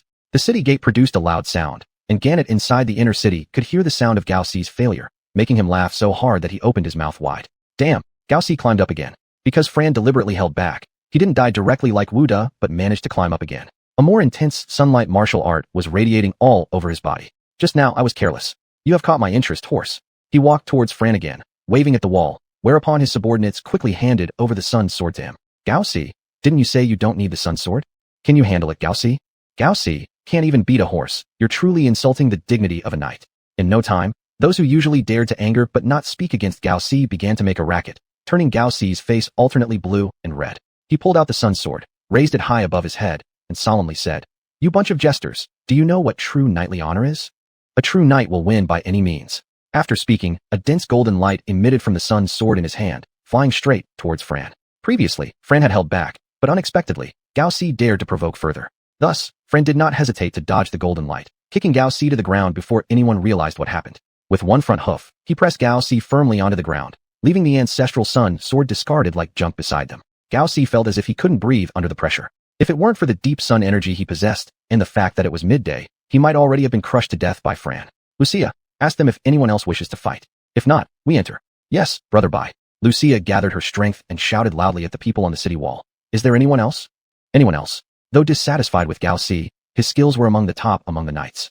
Besides Gannett, none could match him. Moreover, engaging in battle with the prince's favorite horse could tarnish their reputation within the capital city. Do they know what this place is called? The Holy City Dark. Thus, the crowd decided to act as cowardly turtles. Despite Lucia asking 3 times, no one answered, nor did anyone dare to open the city gates, causing a momentary stalemate. What should we do now, brother Du? Seeing that no one was willing to open the gate, Du Guangbai thought of a method. Lucia, tell them to invite Prince Dark personally, or we'll break the gate. If they still refuse to open the gate, then they would have to break it. However, it would be a pity for the gate. Just as Lucia was preparing to relay Du Guangbai's message, a voice came from within the city gate. Open the city gate. With the voice subsiding, the city gate slowly opened, allowing Lucia to see clearly. A well-equipped cavalry detachment numbering 9 men stood ready, led by a tall bald man. I am Captain Gannett of the 7th Cavalry Detachment of His Highness Prince Dark's 12th Corps. Who dares to invade the royal city without permission? Soldiers, follow me in charge. Capture the enemies. Saying that, he spurred his warhorse, leading a line of 9 men charging directly at Du Guangbai. What should we do now? Charge through and into the city. Upon hearing Gannett state his designation, Du Guangbai immediately understood his meaning. Lucia urged Fran and charged towards the group of riders. Gannett rode ahead and soon left his soldiers behind, brandishing a long spear directly aimed at Du Guangbai held in Lucia's arms. But how could Lucia allow him to succeed? She gripped the reins with one hand while swinging her sword with the other. At the sound of clanging metal, the iron spear in Gannett's hand broke clean apart and fell to the ground. Gannett's expression changed rapidly as he immediately turned his horse around and fled towards the city interior. Oh, fierce opponents. Brothers, retreat fast. Upon receiving the order, all cavalrymen promptly turned their horses and retreated back through the city gates. Don't pay attention to them. Follow them and charge through. The cavalry came as quickly as they left. The soldiers guarding the city gate were about to close it, but were blocked by their own cavalry, giving Lucia a chance to rush into the inner city. Thief, don't run away, come fight me again. Once inside the city, Gannett somehow retrieved another long sword and charged towards Lucia on horseback. Lucia raised her sword to fend off his attacks with several near misses. Why haven't you fled yet? Gannett whispered anxiously when he saw Lucia still wanted to fight. Lucia immediately understood his meaning, broke free from the skirmish, and galloped inward on Fran. The way home was clear in Fran's mind, not to mention that after such a long battle, he was indeed getting hungry, so he just kept rushing forward. Gannett and others had a hard time catching up behind him. After all, no ordinary horse could race with Fran. Halt! Don't go! Gannett shouted behind them. After chasing for a while, Fran had become a small, gradually disappearing from sight. Captain, what do we do now? Should we keep chasing? As they watched them getting farther away, Gannett lost the will to continue the pursuit. He sheathed his sword over his shoulder. If we chase any further, we'll be at His Highness's residence. What's the point of pursuing them anymore? Let's go back. So saying, he led everyone back to the city gate. Finally safe, Du Guangbai sighed in relief. The day of chasing and fighting had almost exhausted all his remaining energy. Now that safety was assured, he slumped into Lucia's arms. Lucia also relaxed, letting Fran carry her along the road. However, just as they thought they were safe, a deep crimson magical arrow streaked across the sky, striking true to Lucia's back. Boom. The immense shockwave blasted both of them flying. Lucia's entire back turned into pulp, blood spurting out of her mouth, making her life uncertain. Du Guangbai, already injured, wasn't the direct target of the magical arrow, but his body was battered nearly beyond repair by the shockwave. Fran, who was less injured, gave a pained neigh as he struggled to approach Du Guangbai. Even his posterior was burned raw by the magical arrow's aftereffect, leaving him barely able to stand. However, the caster of the magical arrow seemingly had no intention of letting them go. In an instant, another magical arrow was already upon them. Chapter 15, Lost and Regained. The second magic arrow flew straight at Fran. Although he had sensed danger, his hind legs were injured and he could not dodge it no matter what. Just as all seemed lost, Fran saw a blur, and there appeared a woman in blue and white robes. It was Joanna. She grabbed the magic arrow with her hand. The dark red magic arrow crackled and sizzled in her grasp until it fell silent and dissipated without a trace. Umph! How dare you attempt to kill me within the royal capital? Has Stardali not warned you not to provoke me? Her voice was soft, but evidently intimidating. The opponent neither launched another magic arrow nor responded to Joanna's words. This is not the time to investigate this. Regaining her composure, Joanna quickly helped the tardy butler lift the 2 injured humans and horse back inside. Jill acted efficiently, soon finding both a doctor and a veterinarian. Joanna paced anxiously outside the room, waiting for the doctor's examination results. After a long while, the doctor finally emerged from the room. Joanna immediately ran up to him. How is he, Dr. Joseph? Joseph shook his head and said, the girl just fainted from the shock. She will be fine after eating some herbal medicine. As for the other person, what about him? Joanna excitedly placed her hands on Joseph's shoulders, her demeanor suggesting that if Joseph delivered any ill tidings, he might not see tomorrow's sunrise. He cautiously replied, the situation is not optimistic. His heart has almost stopped beating. There's excessive blood loss, and I fear we cannot save him. Though Joseph was afraid, he spoke the truth. To this royal princess, he dared not hide anything. Can't save him? Why can't you save him? Aren't you the best doctor in the capital? How could you fail? In an agitated state, Joanna seized Joseph and shook him, lifting his feet off the ground until he nearly choked. Gil intervened in time, or else Joanna might have killed Joseph. Cough, cough, cough. Joseph gasped for fresh air, relieved he'd narrowly escaped death. Sorry, doctor, I was too upset. With reddened eyes, Joanna turned to Joseph and said, Doctor, please save him. I will procure any medicine necessary. Joseph could not bear such a request, so he knelt down in haste and humbly stated, Your Highness, it is my incompetence. This young master is on the verge of death. There's simply nothing more to be done. Upon finishing, he buried his head in the ground, silently awaiting Joanna's judgment. The atmosphere grew unusually quiet, and after a long wait, Joanna resumed speaking. Understood. Since it is thus, Gil, kindly escort Dr. Joseph home. Close the door as you leave. I need some time alone. Joseph didn't dare linger, immediately picking up his medical bag and hastily leaving. Gil sighed, reaching out to close the door when Joanna's voice came from within. Gil, please inform Lord Becquerel's son that I will attend tomorrow's banquet punctually. Yes, Mississippi. Joanna gazed intently at Du Guangbai lying on the bed, oblivious to the voices outside the door. Attempting to take several steps multiple times, she paused each time. White feather, why does God punish me so cruelly by only returning you to me now, without giving me the chance to express my love? These few short steps felt like millions of years to Joanna. Finally, she reached Du Guangbai's side and gently touched his face with trembling hands. Don't touch him. Suddenly, a brief shout shattered the silence. It was Lucia waking up. Staring at Joanna with great tension, the girl winced as she attempted to rise, causing the wound on her back to reopen. Drenched in sweat from the pain, she bore it without making a sound. Don't misunderstand me. I am Bayu's lover, not an enemy. Who are you? Joanna explained hastily. Bayu? Lover? A multitude of questions sprouted in Lucia's mind, leaving her momentarily at a loss for words. However, hearing Joanna say she wasn't an enemy, Lucia relaxed and lay back down. I'm Lucia, Master Du's disciple. Who is Bayu? I don't know. Upon learning that Lucia was Du Guangbai's disciple, Joanna felt somewhat relieved, but then remembered his uncertain life situation, which made her melancholy. Master Du? Regardless, at least he is right here before my eyes. That's good enough. Joanna then sat down beside the bed, holding Du Guangbai's hand in hers and caressing it tenderly. That day, friend must have recognized you early. It's all my fault. If I had insisted on barging in back then. Lucia remained silent, knowing she also bore responsibility for the incident. I'm sorry. It's all my fault. Joanna used one hand to stroke Lucia's silver hair and said softly, It's not your fault. Fate plays tricks on us all. Can you tell me something about your stories together before? Sure. Lucia slowly began to recount to Joanna how she had been rescued by Du Guangbai at the Demon Hunter Fortress. She spoke very slowly, as if savoring the sweetest memories of her life, but hesitated from time to time. Whenever she reached a tense moment in the story, she would pause to catch her breath. Nonetheless, Joanna listened quietly until Lucia finished every detail. Later, we rode Fran into the inner city. After the bald man brought us in, both Du and I thought we were safe, but it ended up like this. That was Sven's dark blood curse arrow. Fortunately, you have an anti-magic constitution, or you both would have died on the spot. Joanna sighed and said pensively, Sven, huh? I'll remember that name. Lucia clenched her teeth, determined to seek him out for revenge once her skills improved. Joanna cast her a surprised look. He is a 7-star magician, not comparable to Chappelle. Aren't you afraid? Lucia replied firmly. I don't care who he is. Whoever hurts Brother Du, I will avenge, even if it's a god. Joanna smiled with admiration, opened her mouth as if to speak, but ultimately remained silent. Davis, Stardali, Sven, none of you will escape. Well, you and Bayou rest some more. I have something to do outside. I'll come back and keep you company later. Okay, Sister Joanna. Lucia nodded obediently. After leaving the room, Joanna encountered Mei Li waiting outside. Miss, are you all right? Mei Li asked worriedly, and Joanna shook her head to indicate she was fine. You help me take good care of them. I need to go out for a while. Joanna crossed the courtyard, walking through the spacious yard straight to the stable. The veterinarian had already bandaged Fran's wounds. Now, the horse was munching on large amounts of cinnamon leaves, which left Joanna unsure what to say. You stupid thing. Why didn't you tell me about Bayou? Humph, HPH. Joanna slapped Fran's head in anger, causing Fran to stop eating instantly. He lifted his head, glaring angrily at her. Bayou's life hangs in balance now, and it's clearly your fault. How could you fail to dodge a shot from a 7-star magician? Joanna glared and bellowed, scolding Fran so severely that he couldn't lift his head. Chapter 16, The Witch Doctor. After finishing her lecture to Fran, Jean reached out and took the bell from Fran's neck, gently shaking it. Accompanied by a pleasant jingle, the bell suddenly emitted blue magical fluctuations. Lark is at your service, Your Highness. The communication bell was a magical item created by the queen of the half-humans, Nephi. It could transmit sound information accurately over thousands of miles. Jean and Nephi had once been close friends, so it wasn't strange that she possessed such an item. Lark, immediately head to the western frontier regarding the Suncat clan, as well as Baron Davis.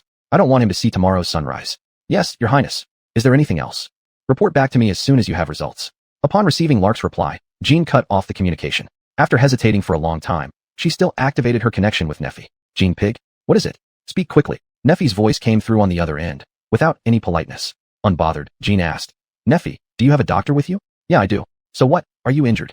Nephi sounded somewhat delighted at the misfortune. Yes, please send the best doctor to my residence as quickly as possible. It's urgent. Hearing Jean's worried voice, Nephi also put aside her previous coldness, concern hidden in her voice. All right, understood. I'll send them to you at the fastest speed. Do you need me to come personally? Not necessary. Just make sure they bring plenty of healing medicine. Goodbye. With that, she cut off the communication. To the north of Dock City, in the Gale Plain region, the entourage of the Queen of the Half-Humans was slowly moving along the official road. The royal carriage was set up on a land turtle twice the size of a civilian house, with a refined palace built on its back. Everything was fully prepared inside it. Two female winged people were massaging the queen's legs on either side. The queen lazily leaned on her bed, tossing the communication bell to the side. Vieira, go call Mr. Witch Doctor. Yes. A winged person withdrew from the palace and soon returned with a giant troll wielding a wooden cane, his face grotesque. What can I do for you, Your Majesty? Nephi sat up from the bed, revealing a section of her furry spotted tail. Mister, my foolish sister Jean seems to have suffered severe injuries. Please ride my kestrel hawk there immediately to check on her. As she spoke, without any visible action, a giant eagle with a wingspan exceeding 5 meters instantly appeared on the turtle's back. I shall follow your orders, Your Majesty. Take this. Report back to me immediately if anything happens. Once you arrive, the hawk will return on its own. My entourage will reach Dock City in 5 days, and someone will come to pick you up then. The witch doctor bowed, got on the hawk, and flew southward. Jean, this time I must take back Frost Sky. Speaking, the queen clenched her right hand in front of her chest, revealing sharp claws. Riding the hawk, the witch doctor arrived at Dock House just before dawn the next day. Gil led him to the front of Jean's room. Miss, the witch doctor sent by Queen Nephi has arrived. Melly knocked on the door and informed from outside the house. Jean stood guard beside Duke Guangbai's bedside all night without closing her eyes. Dark circles appeared under her eyes. Hearing Melly's words, she quickly got up, opened the door, and welcomed the witch doctor inside. Awakened by the noise, Lucia also opened her drowsy eyes. Upon hearing that the visitor was there to treat Du Guangbai, she immediately became energetic, her eyes full of anticipation focused on the witch doctor. First, the witch doctor moved closer to Du Guangbai, examining him carefully. Then, he picked up his wooden staff and began chanting incomprehensible spells. Everyone held their breaths, only hearing the strange syllables echoing intermittently in the room. After a long while, he stopped. How is it? Is there still hope? Jean anxiously asked. Others also looked at the witch doctor expectantly. There was no expression on the witch doctor's grotesque face as he raised his dried-out finger to place it near his lips, signaling everyone to be quiet. Then, he pulled a jar from his pocket, unscrewed it, and brought it close to Du Guangbai's nose. A worm resembling a silkworm, carrying a blood-red line on its back, swiftly drilled into Du Guangbai's nose. What are you doing? Seeing this, Lucia couldn't help but sharply ask. The witch doctor just smiled without responding. People often held prejudices and misunderstandings against such bug-driven therapy methods, and he was already accustomed to it. Unexpectedly, Jean actually spoke up in his defense. Lucia, he is treating Brother Du. That blood silkworm can only be found on the coldest snow-capped mountains. Even a man like a witch doctor probably wouldn't have more than 5. It is an extremely precious treasure, so don't misunderstand him. Hearing this, Lucia immediately realized, blushing as she apologized to the witch doctor. He simply waved a hand, indicating it didn't matter. The blood silkworm's effect was indeed evident. As soon as it entered Du Guangbai's body, his breathing gradually stabilized. After waiting a bit longer, a black moth emerged from Du Guangbai's nose and flew out of the room. Go after it. The witch doctor said this with concise authority. Everyone chased the moth as it zigzagged around, eventually leading them to the stable. The moth circled Fran a few times before finally landing on Fran's horse's hoof and slowly vanishing. Fran. Jean couldn't believe it. It was rumored that wherever the moth created by the blood silkworm landed, something from that place should be given to the patient for consumption to cure them. The witch doctor grinned, then drew a sharp dagger, eyeing Fran like an ingredient in a recipe. Poor Fran, under everyone's gaze, had nothing but questions, confusedly staring at the group. What the? Wait a moment, doctor. Jean reacted quickly, stopping the witch doctor who gave her a puzzled look. Fran is still a child. Shouldn't we consider other methods? Though wasting the blood silkworm was regrettable, sacrificing Fran to save Du Guangbai seemed too high a price. The witch doctor suddenly understood, shaking his head while pointing at the horse's hoof where the moth had once rested. It appears all that's needed is a leg, so there's no problem. Give me the knife, let me handle it. Hearing this, Jean snatched the knife and looked apologetically at Fran. Fran, hold still. I'll make it quick.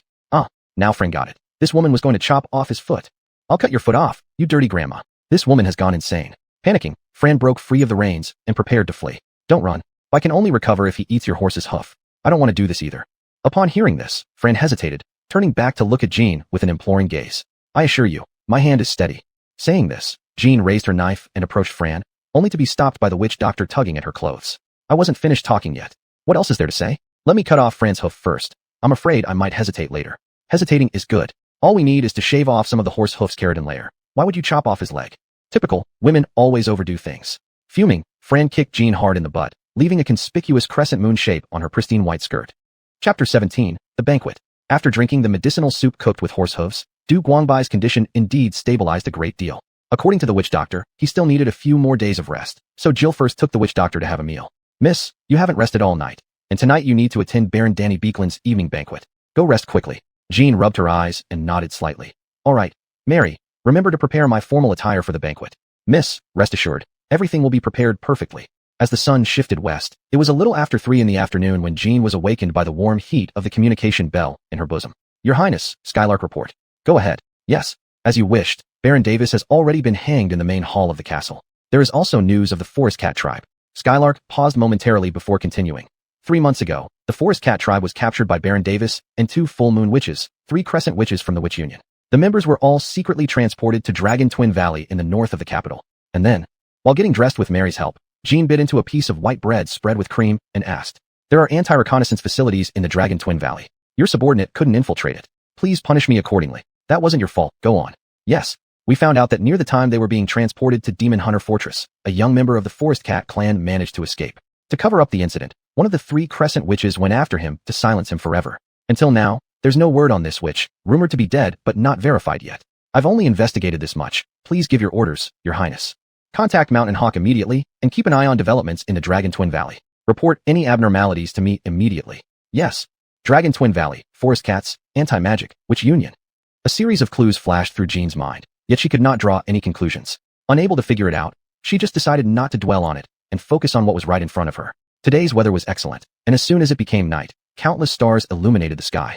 The Becklon family had arranged today's banquet within the Grand Garden. Normally, at this time, the young nobles of the dukes from the capital should already be enjoying fine wine and delicacies. But today, even 10 minutes after the banquet start time, the host Danny showed no intention of beginning, with the servants respectfully standing in the garden.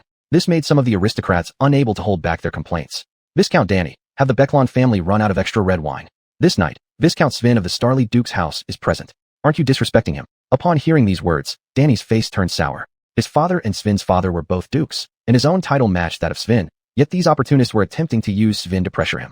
What audacity! Sven, who was surrounded like a shining star, held high his emerald-encrusted staff, pairing perfectly with his spotless, elegant robes and handsome looks, drawing cheers from everyone. Ladies and gentlemen, quiet please. I'm sure Brother Danny has a reason he hasn't revealed. If you're kind enough, come visit my place tomorrow where wine and cake will flow endlessly. And for service, we will have those lovely naked apron sprites bringing tea and wine. Your presence would be truly appreciated. Great. Mr. Sven is truly a man of his word. I, Levi, will be the first to arrive. I, Diana, cannot decline either. More than half of the people here were close to Duke Starly and naturally joined in the commotion, encircling Sven in such a way that it seemed as though the night banquet was actually organized by him. Danny gritted his teeth, forcing himself to calm down. Everyone, the feast has been fully prepared. Only because a most noble guest hasn't arrived yet, hence asking for your patience a little longer. Whom do you think you're keeping secret? Is there anyone more noble than Viscount Sven? How dare you insult Viscount Sven by not showing respect?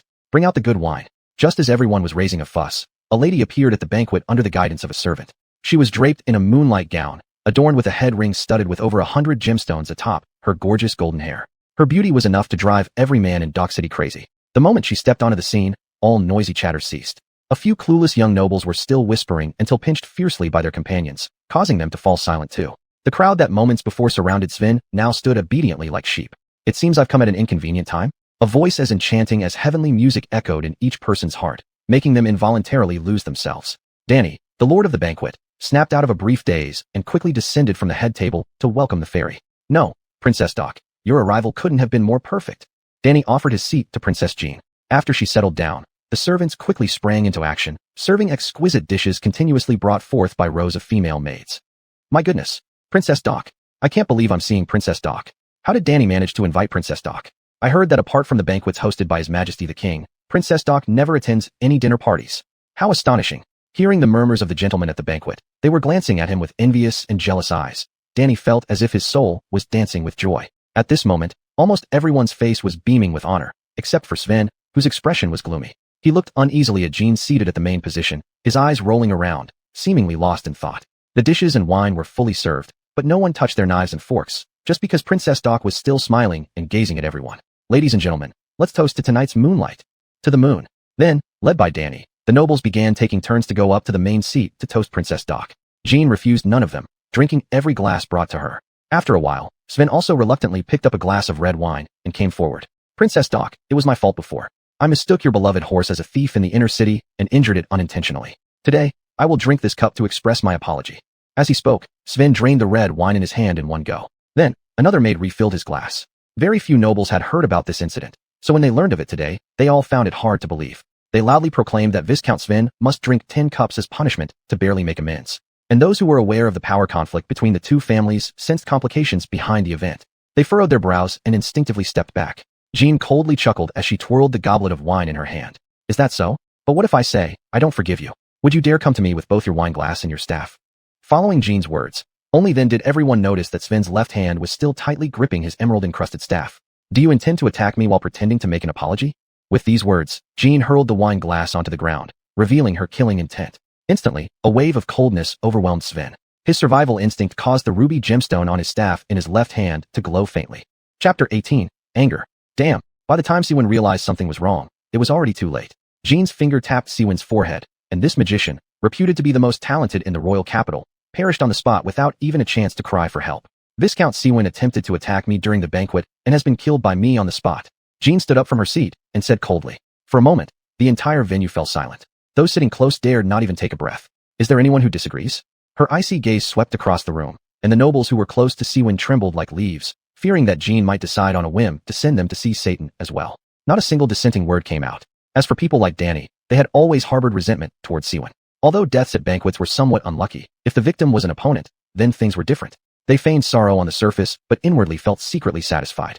Yes, I personally saw Viscount Siwen trying to commit treachery while offering his toast to your highness. His magic staff is evidence. Danny was the first to react, and the rest followed, all affirming that Viscount Siwen indeed initiated the attack first. Even those who were close to Siwen ended up uttering insincere words under Jean's threat. Good. Jean nodded satisfactorily. Tomorrow, I will go to the palace to ask for forgiveness, and I hope you'll say the same thing. Looking at the still hesitant nobles, Jean continued. If any of you happen to forget, my phoenixes don't mind paying individual visits to your manors. With this statement, those originally planning to betray were immediately scared pale. The Phoenix Squad, a terrifying name circulated among the nobles. It was rumored that every noble who committed atrocities could not escape the judgment of the phoenixes. Their bodies would be hung in their own castle halls by the phoenixes. Though this had been thought of as merely a legend, now that Duke Dark mentioned it, the present nobles began to feel deeply uneasy. After all, even the son of Duke Stardali had been killed right on the spot. They didn't believe they had the power to confront her highness. Very good. It seems all of you cherish your lives dearly. Viscount Danny, please arrange for someone to escort Viscount Siwen back to Duke Stardali's residence. As for us, let the music and dance continue.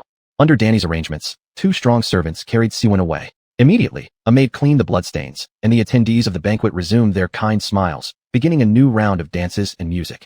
Back at the Stardali residence, Siwen's body was placed in the hall. Beside him lay 2 headless servants who were the ones carrying Siwen over. Their heads were held by Duke Stardali, eyes wide open in shock. Behind Stardali stood 2 knights clad in heavy armor solemnly. When the master worries, the minister feels humiliated. When the master suffers, the minister dies. Sensing Duke Stardali's emotions, one knight bowed respectfully to him, saying, My lord, we are willing to help you relieve your worries and challenge Dark. We must sever his head. Stardali didn't even look up, waving his hand to stop the knight. Save your meaningless flattery, Sir Lancino. That woman isn't someone you can handle. Only death awaits. Knight Lancino knelt half down to show his determination. If you truly wish to serve me loyally, now is not the time. Speaking of which, Stardali waved strongly with both hands, unleashing powerful energy that shattered Siwen's corpse into pieces. Bring this traitor's remains, and bring them to the palace tomorrow. Stardali's action made everyone around gasp. He scanned them coldly, and then announced, Siwen, the traitor, dared to attack Princess Dark during the banquet last night, committing grave offenses. Therefore, I dismembered him completely. Have you all remembered this well? We have. After the banquet ended, Jean, drunk, was sent back home in a carriage arranged by Danny. The next morning, after being dressed with Mei Li's assistance, she hurried to the royal palace. King Alex was still a 16-year-old boy, whose young face turned ashen upon seeing the 4 separate parts of his elder sister's corpse. All he heard was Duke Stardali recounting the previous night's events with a painful voice. My lord, as you can see, This traitorous son attacked Princess Dark at the banquet and was killed on the spot. I have already dismembered the traitor's body. May I ask, does Princess Dark find this punishment satisfactory? Jean had prepared herself to deal with Stardali's anger in the Grand Hall. She didn't expect him to admit fault so easily, totally unlike his usual demeanor. Enduring humiliation always leads to big conspiracies.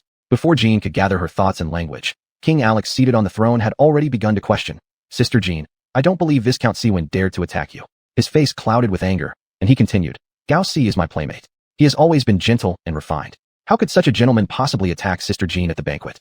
Besides, as a Valkyrie, Sister Jean, even if you stood still and took Viscount Siwen's strike, it wouldn't harm you in the slightest, would it?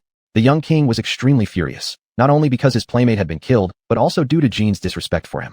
Even if the incident were true, it should have been the king who decided the matter, not her personally. Furthermore, he had heard from his attendants about the Phoenix Squad, how they blatantly ignored his authority.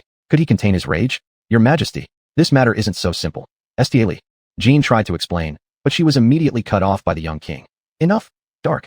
I've heard that your general, Garnet, opened the inner city gates himself to let in 2 horse thieves. Is this true? Yes.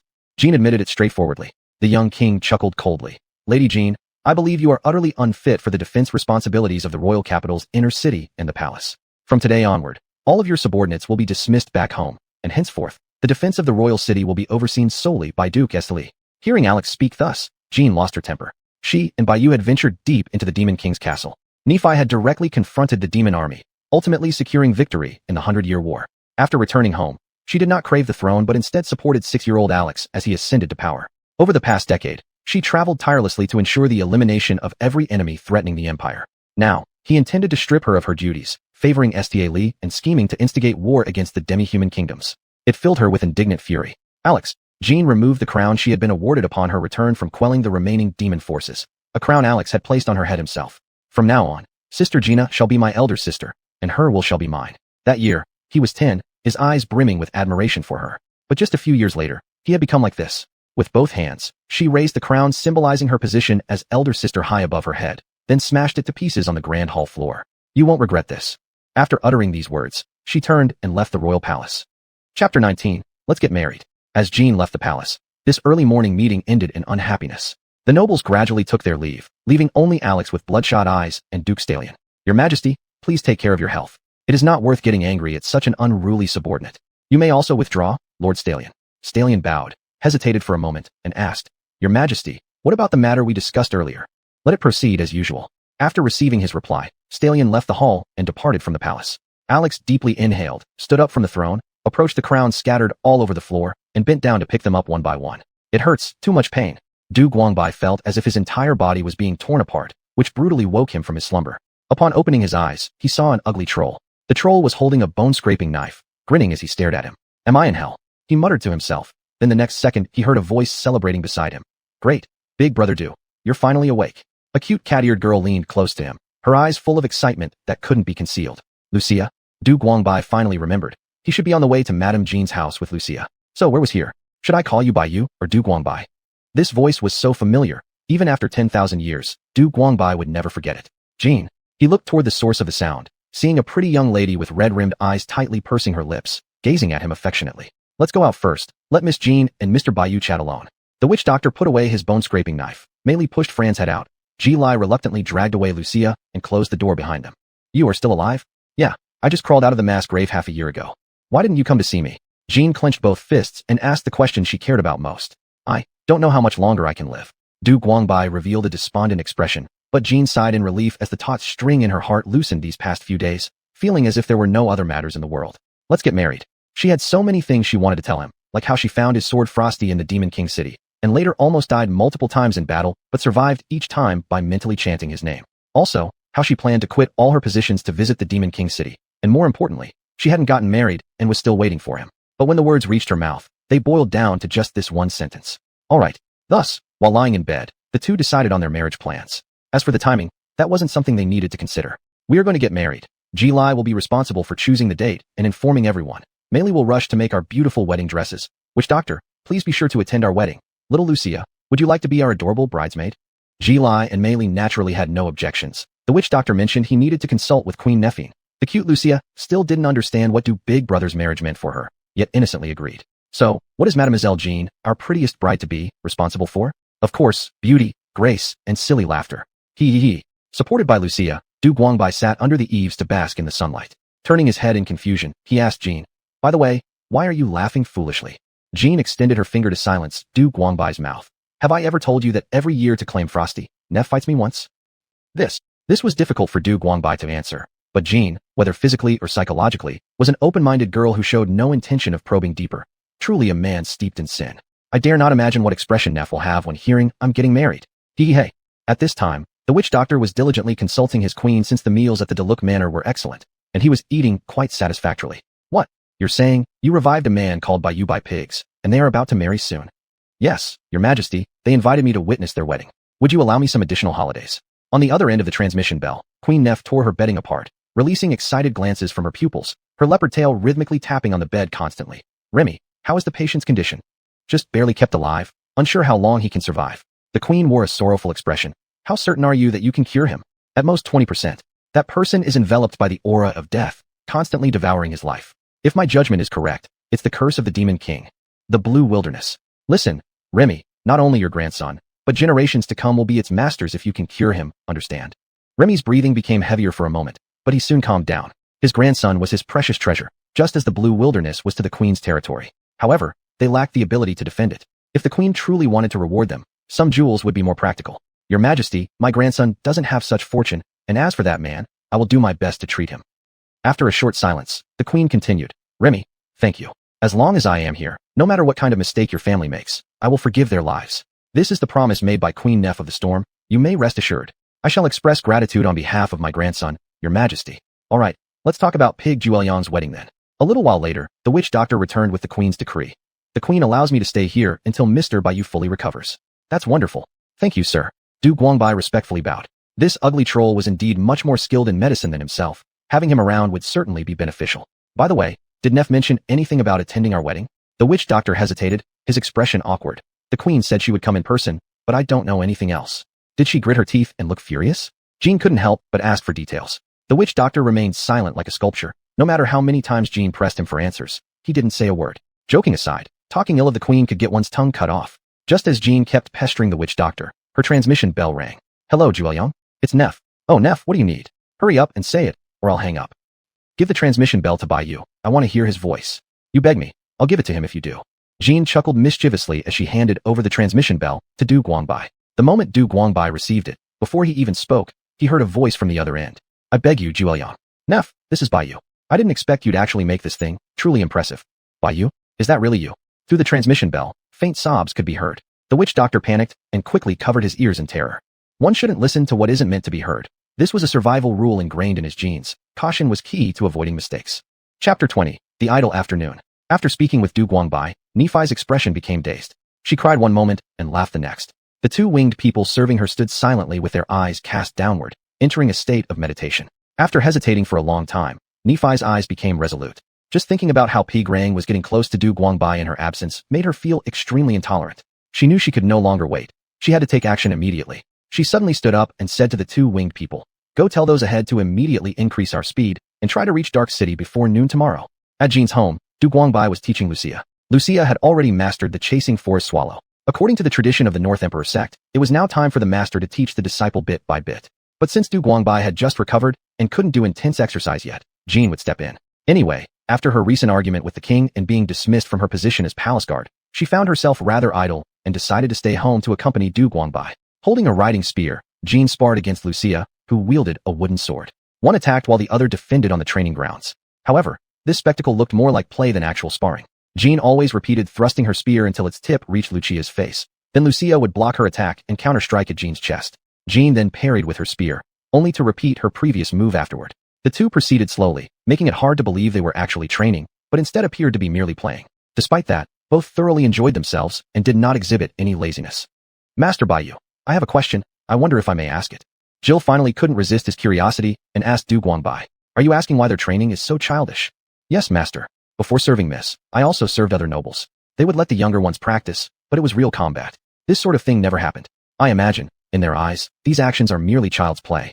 Jill carefully chose his words and continued, "Miss is the greatest expert in the Eastern Luo Empire, and you must be extraordinary too. Conducting such training really confuses me." Du Guangbai nodded and placed his tea nearby. "Have you heard the saying that martial arts practice starts with building courage?" Jill nodded, indicating he'd heard something similar. In that case, it's good. Ordinary people tend to initially practice fighting techniques with a mindset of dodging the opponent's attacks. So there are often trainings where two people are tied together with a short rope, preventing them from leaving the combat zone. That's right. I've once seen this kind of training in the mansion of a marquis. Jill agreed with a nod. Indeed, this is smart, but not optimal. In their subconscious, they still have the idea of evading, which will remain difficult to overcome even after they've become skilled.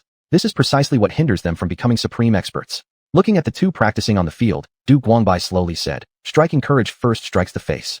Only when someone attacks right before your eyes, and you can remain as calm as if a mountain collapsed before you without changing color, is this the caliber expected of an ultimate expert. Before he finished, Jean suddenly increased the speed of her thrust. As the spear tip enlarged right before her eyes, Lucia showed no panic. Not until the spear point approached did she calmly deflect it, exploiting the opening created by the twisted motion of the spear. Her sword darted out like a venomous snake towards Jean. Du Guangbai nodded contentedly. Such calm and composed response without any redundant moves was beyond even himself. Perhaps, Lucia could surpass him and learn the legendary divine thunder of the Northern Emperor Sect someday. Observing Lucia showing signs of fatigue and her movements becoming less fluid, Du Guangbai could no longer resist urging them to rest for a while. Hearing Du Guangbai's call, Jean put away her practice weapon and sat down beside Du Guangbai with Lucia. May brought over lunch that had been prepared beforehand, and the group began chatting while eating on the training grounds. Lucia is truly the most talented child I've ever seen. Would you be interested in joining my Phoenix organization? Fat thirst. Lucia's eyes filled with confusion. She had no idea what Jean was talking about. I don't want to leave Brother Du's side. Jean touched her soft cat ears patiently and explained, it's not fat thirst, it's Phoenix, the legendary immortal bird. They directly follow my orders, carrying out missions to eliminate hidden threats and corrupt elements within the Empire. By the way, the Baron Davis who captured you has already been dealt with by the Phoenix Squad Skylark.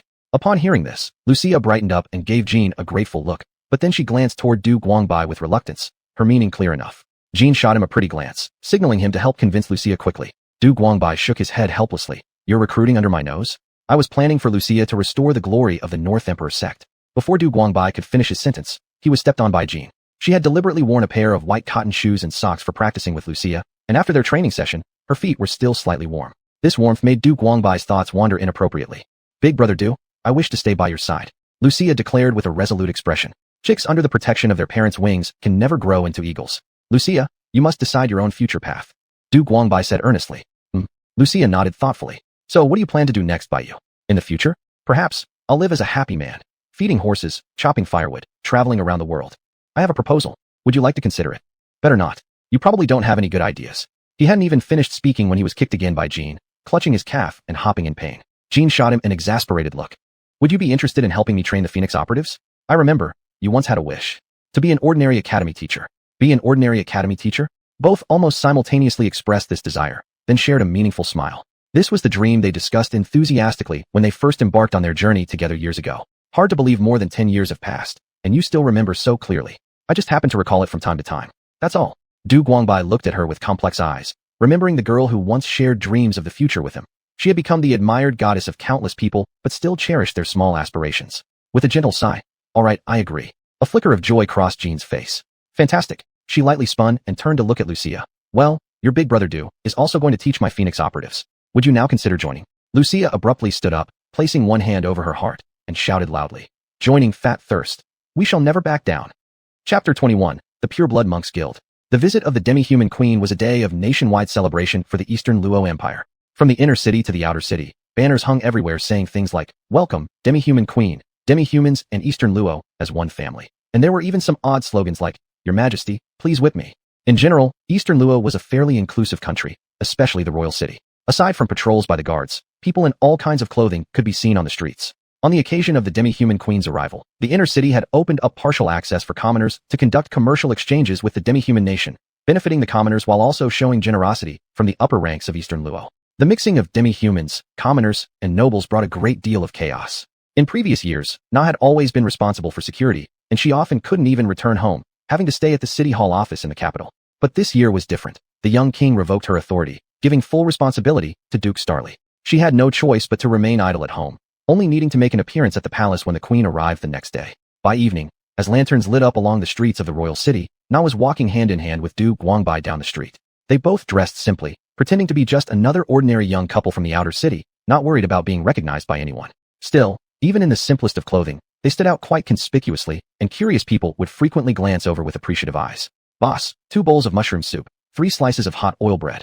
After wandering around for a while and feeling somewhat tired, they sat down near a small stall and ordered some food. Du Guangbai tore his hot oil bread into pieces, dropping them into the tender mushroom soup, immediately releasing a scent of wheat mixed with mushroom broth that made Na's mouth water uncontrollably. She quickly picked up the spoon and shoved a piece of bread soaked in the soup into her mouth. It's so good. Du Guangbai watched Na close her eyes with stars twinkling, and he revealed a loving smile. At that moment, a middle-aged man with a dirty braid gave them a thumbs up and said, I can tell right away that you two are experts when it comes to eating. What do you mean? With all the food available on this street, you didn't even glance at other vendors and came straight here, ordering the most perfectly paired meal set. How could that not make you experts? Du Guangbai nodded proudly. When it came to eating, he wouldn't humbly say that if he'd chosen the right career, he'd have been nothing less than a Michelin star chef. Brother, you're absolutely correct. In those days, I alone took care of meals for the entire mountain gang, and through the year, not one of the brothers complained about a single bite. The man with the dirty braid smiled at meeting a kindred spirit and moved closer to sit beside Du Guangbai, holding his bowl. If you don't mind, let's chat. I used to be the royal court chef until my knee took an arrow. While the two men engaged in mutual flattery, Na had quickly finished her own portion and sneaked Du Guangbai's over to her side. Casting a furtive glance, seeing Du Guangbai wasn't paying attention, she let out a contented grin. Engaged in a pleasant conversation, the dirty braided man then turned the subject towards the queen's visit. I see that you two aren't common folk, but perhaps nobles? Have you heard of the Pureblood Monks Guild?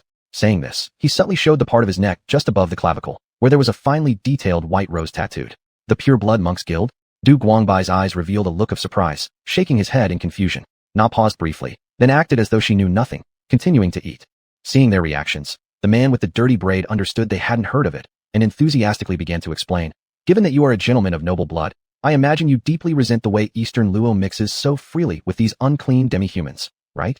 He cast a disdainful glance at a demi-human Eastern Luo half-breed who had just passed by and continued.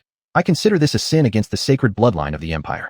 Even Princess Dark, I cannot forgive her mistakes. Do you? I completely understand you, friend. Du Guangbai extended his hand to take hold of Na's clenched fist, showing him deep respect.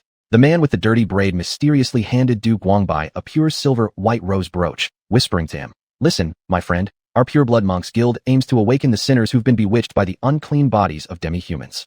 I believe you fully deserve to know about and participate in this great transformation. Du Guangbai looked interested at the brooch, praising. It's a masterpiece, I must say, truly beautiful. Of course, my dear friend, I must take my leave. Remember, after midnight, the second block of Bloom Avenue, at the White Rose Bar, if you two are passionate about purifying the bloodline of Eastern Luo, your presence would be eagerly awaited, my friend. With that, the man with the dirty braid gathered his clothing and slipped into a secluded alley. Halt, you damn rat. As two guards cursed while walking in their direction, Du Guangbai revealed an enlightened expression. At this moment, one guard's sharp eyes fell on the rose brooch in Du Guangbai's hand. You come with me. Do not attempt to resist, or else. Before he could finish, another guard held him down. Esteemed sir, no, miss, what are you doing here? It's extremely regrettable to disturb you. We'll be leaving immediately. They attempted to pull away another guard to leave, but Na called them back abruptly. Garnet, can you explain the matter of the Pureblood Monks Guild? When did such an organization appear in the royal capital? Garnet sighed, took off his helmet, revealing his iconic bald head, and helplessly said, Miss, it only showed up in the last 2 days. I don't know much about the specifics either since the city defense has been handed over to Duke Starley.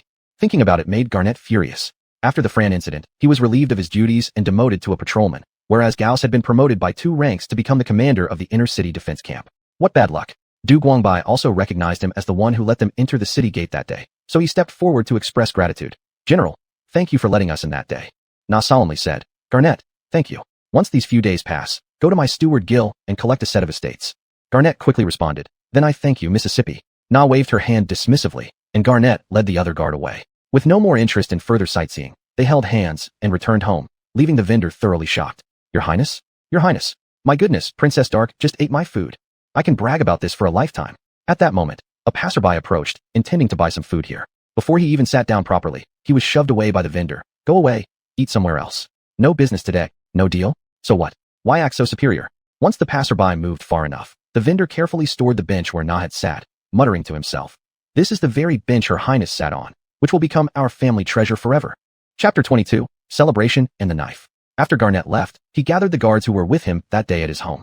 His wife served some roasted meat and wine, then sat beside Garnet. There were more than a dozen people in the living room, which, despite its size, felt crowded.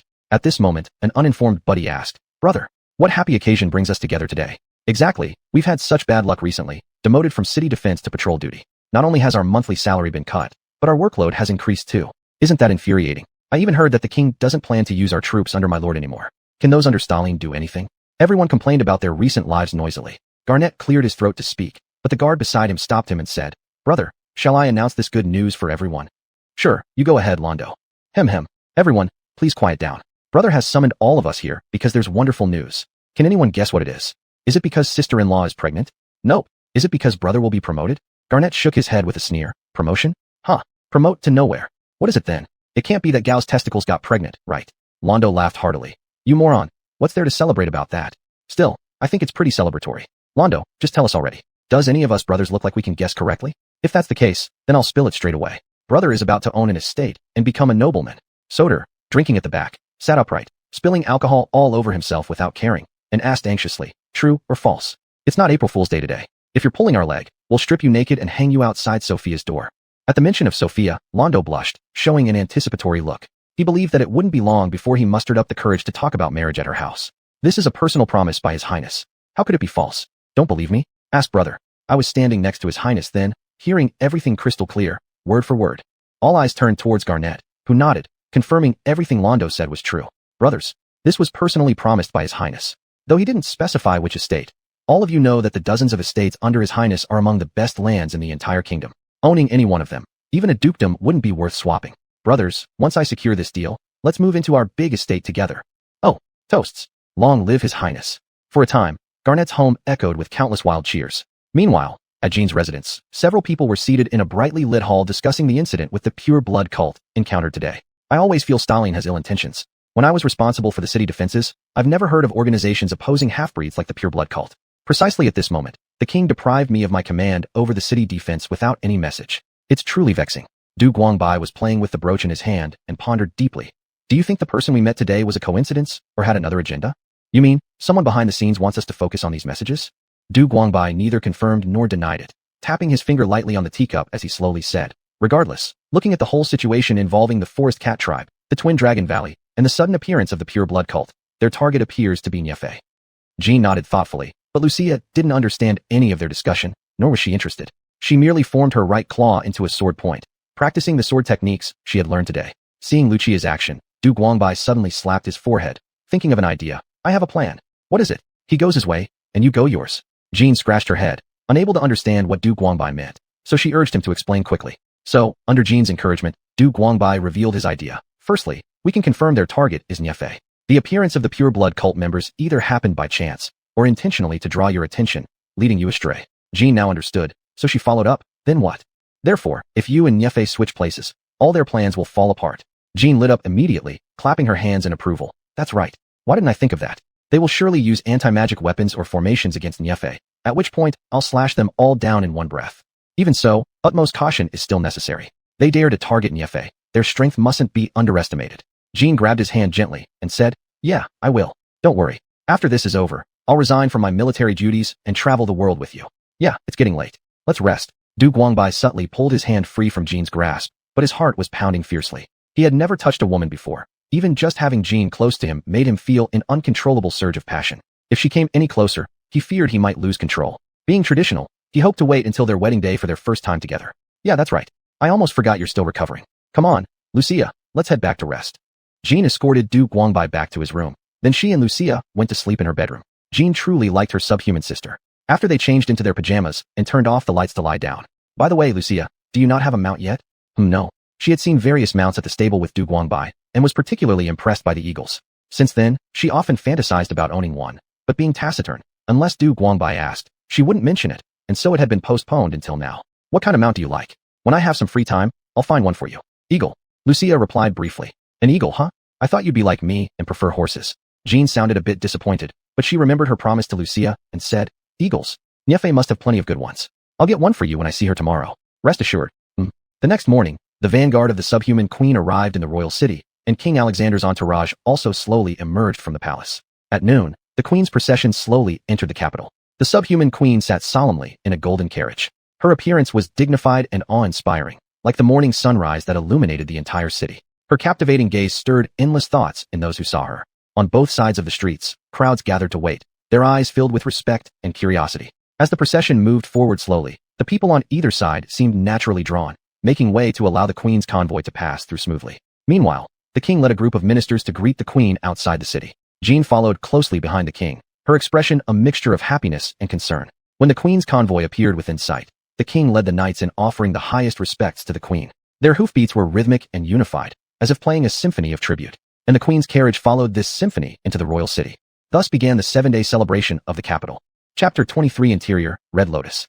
The purpose of my visit is twofold: to engage in a duel with Prince Dark as previously arranged, and to discuss some trade matters with your country.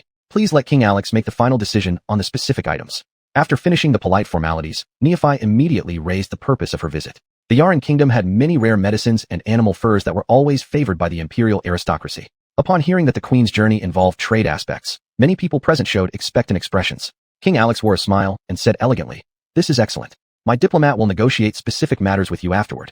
As for your duel with Lord Dark, we've already arranged a venue for it on Mount Ruiz, at 10 o'clock in the morning the day after tomorrow. Queen, I wonder if you are satisfied." Nephi nodded gently, indicating she had no objections. "Since that's settled, let us have lunch together. Herald, arrange for the queen's entourage to proceed to the banquet hall." As he spoke, the group moved grandly towards the banquet hall. Alex and Nephi walked side by side, Jean closely following behind them, followed by Starly and Queen's captain of the guards, Billith. "There will be a ball tonight. If you have no plans, please stay and join us." Alex turned to the crowd behind him and said. Jean was not interested in the ball and also planned to go home to accompany Guangbaidu, so she frowned, deciding to ask Alex for leave. "I've heard that Lady Dark is your country's top beauty. Could she grace the dance floor tonight?" Predicting Jean might refuse, Nephi asked the king beforehand. With a sly glance at Jean, who appeared disgruntled, Nephi whispered words audible only to Jean. "Don't even think about returning to Bayou. I can't dance." Alex frowned, coldly saying, "Lady Dark, since the queen has invited you, give it a try. I will arrange for a protocol officer to teach you afterward." Not wishing to strain relations too much, Jean reluctantly agreed to both requests. After lunch, she remained in the palace to learn social dances under the supervision of the protocol officer. Breath should be slow, almost intermittent, maintain a correct posture, do not slouch. Guangbaidu was teaching Princess Lucia the proper breathing techniques of Northern Emperor Sect. Once her foundation is established after 100 days, she can begin studying the Northern Emperor Classic. "Brother Du, how much longer until my foundation is complete?" Lucia opened her eyes, asking with anticipation. "How many days have you been practicing the breathing techniques?" 32 days. Lucia answered without hesitation. Brother Du gave a nod of satisfaction, patiently telling her, "Lucia, building the base takes 100 days as its name suggests. 100 days are needed. The talented and diligent need a minimum of 30 days. Second-rate practitioners take 100 days, while some may require several years or even over a decade to build their foundation." Lucia curiously asked, "So which category do I fall into, Brother Du?" Du responded, "Naturally, you're among those who are both hardworking and gifted. Remember, perseverance is the key to cultivation. I've seen too many prodigies fail along the path." Lucia's eyes shone with determination, replying seriously, "Brother Du, I won't disappoint you. The sign of completing the foundation stage is when, during closed-eye meditation, you experience an inner vision. The appearance and size of this inner vision vary from person to person. Some see lotus flowers blooming everywhere, others feel surrounded by endless clouds. All these scenarios exist, so don't cling too rigidly to any particular one." After explaining, Brother Du found Lucia still gazing at him with sparkling eyes, so he asked, "Is there something else?" "Yeah, can Brother Du continue explaining? What comes after the foundation stage? What should I practice next?" Sighing, Brother Du realized Lucia wouldn't settle down today unless he clarified thoroughly, so he patiently explained to her. After completing the foundation stage, the real journey of cultivation begins. At this point, one becomes sensitive to the energy flowing within the body. Diligently gathering cosmic energy every day, you refine it within your dantian, circulating it throughout your body, strengthening yourself. Following this, you'll gradually break through all the meridians and vital points within your body, thereby gaining immense strength capable of moving mountains and filling seas. Seeing Lucia's eyes gleaming with anticipation, Brother Du couldn't help but rub her cute little head affectionately. In our Northern Emperor Sect, practicing the Northern Emperor Classic is one of the rare orthodox cultivation methods. As long as you practice diligently, achieving the golden elixir stage, forming a Taoist embryo, and even ascending to immortality in broad daylight will not be like a dream reflected in water or flowers blossoming in a mirror. So cultivate well. Lucia nodded her head, revealing the fascination drawn by Brother Du's descriptions. She then asked, "Then what about Brother Du? Which level is Brother Du at?" Du Guangbai sighed, a tinge of regret lacing his voice as he said, "Back when I fought the Demon King, I was just a hair's breadth away from forming a Taoist embryo. Perhaps I made a mistake somewhere that has kept me from achieving it. Otherwise, I wouldn't have almost been killed by the Demon King's final curse. And now, Du Guangbai couldn't help but laugh bitterly. Now, my entire body's vital energy is almost gone, and after more than half a year of recultivating, I still haven't finished establishing the foundation. Forget about building a solid foundation. It was already hard enough to save his own life." However, Du Guangbai didn't mention this to Lucia because he didn't want her to worry. "All right, our idle chat ends here. Let's continue practicing." At this moment, Jill's voice came from outside the door. "Mr. Bayou, may I disturb you for a moment?" There's something I'd like to discuss with you. Coming. When Du Guangbai opened the door, he saw a carriage prepared outside with two unfamiliar male servants. What's this? Jill whispered beside Du Guangbai's ear. People from the palace have arrived. They say Miss wants to invite you to attend the ball tonight, and they've come especially to fetch you. Du Guangbai carefully observed the two male servants, finding their movements and behavior very elegant, obviously indicating they had undergone excellent training. The carriage was adorned with luxurious engravings, and the horses pulling it were strong and spirited. It could be confirmed without any doubt that there was no issue. Master, this is from Lord Dark. He says you should look over it. Du Guangbai took a sheet of paper from one of the servants. On it, in clumsy Chinese characters, it was written, "By you, come to the palace for the Wu meeting." He put the paper into his bosom, confirming it was indeed Genie's invitation. In this world, he hadn't yet seen anyone else capable of writing Chinese characters. Hold on a moment, I'll change, and then accompany you to leave. No need. Lord Dark has prepared clothes for you. You just need to follow us. While speaking, one of the servants stole a glance at Du Guangbai. Though he wasn't as sharply chiseled as Eastern Luo's handsome men, his tall and slender figure combined with soft facial features created a distinct impression of being refined and gentlemanly. The servant couldn't help exchanging a look of approval with his colleague regarding Lord Dark's good judgment. After Du Guangbai left, Lucia opened her eyes inside the room. As Brother Du mentioned, I should have completed the foundation stage. When they return, I will tell him this good news. Saying so, she sat cross-legged, focusing inwardly. Suddenly, her vision expanded. In an endless darkness, a bud of red lotus quietly stood suspended in the void, stilling the winds and waves. Chapter 24, Ball 1. Sitting in the carriage, Du Guangbai yawned out of boredom. Regarding the ball event, he shared the same lack of interest as Jean. However, at the ball, he might see Jean dressed in a ball gown. The girl usually preferred armor to dresses. Her home was filled with various suits of armor and weapons, but lacked proper clothing. If it weren't for Melanie, she'd likely wear plain clothes all day long, completely lacking the sophistication expected of her noble status. But this was also one of the reasons he liked her. Thinking of Jean, Du Guangbai couldn't help but let his lips curl into a natural arc. Your Majesty. The carriage stopped. Hearing the voice outside, Du Guangbai knew Nephrite had arrived. He pushed open the carriage door, stepped down, and saw Nephrite sizing him up with an examining gaze. Oh, so this is Duke Dark's partner for the ball. You don't look bad. Du Guangbai, seeing an old friend, revealed immense joy in his eyes but forcibly suppressed it, maintaining a nonchalant demeanor while giving a polite bow. Thank you for your praise, Your Majesty. Understanding Du Guangbai's joy, Nephrite felt warmth rising in her heart. He really hasn't forgotten me. Unfortunately, that dog thing, Jean, beat me to it. I must find a way to win you over first. With countless thoughts churning within her, she put on a haughty appearance, coldly snorting. I just wonder if you know how to dance, or if you'll end up twisting your waist accidentally and making His Highness worried. I need not concern Your Majesty about that. Seeing sparks between the two male servants began breaking into a sweat. One servant, stammering nervously, said carefully, Your Majesty, Duke Dark is still waiting. Shall we? Nephrite gave a cold snort, stepping aside to make room for them. Thank you, Your Majesty. The two servants rushed off with the carriage toward the palace. Nephrite watched as the carriage departed, deep in thought. Your Highness, your partner awaits. Du Guangbai was led by the servant through several corridors before finding Jean in a dance studio. She was practicing steps in a lavish dress with the court dancing master, Misha. Upon seeing Du Guangbai, she immediately left the dancing instructor and ran over to him. White Feather, you've finally come. Greetings, I am Misha, responsible for teaching both of you the dance steps. Du Guangbai naturally took Jean's arm, surprising Misha, who looked on in shock as he politely greeted her. Jean massaged her shoulder, looking pained as she said, Perfect. Misha, you should teach White Feather first while I rest over here. Then, she leaned in close to whisper in Du Guangbai's ear. Let me tell you, this dance is so hard. You'd better learn well, otherwise, we'll embarrass ourselves tonight. Don't worry, I'm here. Under Misha's stunned gaze, Du Guangbai gently patted her cheek, and Jean obediently sat down on the side. My goodness, how dare he pat her highness's face? I heard they even had an argument with the king in the hall just the other day. Shall we begin then? Oh, yes. Du Guangbai's voice brought Misha back to reality. She placed one hand on Du Guangbai's waist and the other on his shoulder, starting to guide him through the steps. The dance movements were very similar to tango from his previous life. Though Du Guangbai hadn't danced it, it wasn't unfamiliar to him. In no time, he started performing elegantly, much to Misha's amazement. In fact, much of the credit also belonged to Misha. To help the duo memorize the dance moves quickly, Misha, as the royal dance instructor, poured all her energy into it, allowing Du Guangbai to easily grasp every detail and movement. Jean had previously struggled to learn the steps, leaving Misha feeling utterly defeated. Finally regaining confidence thanks to Du Guangbai, she couldn't help but compliment, Sir, you're truly gifted, remembering all the moves in such a short time. It's because you taught well. Du Guangbai sincerely responded.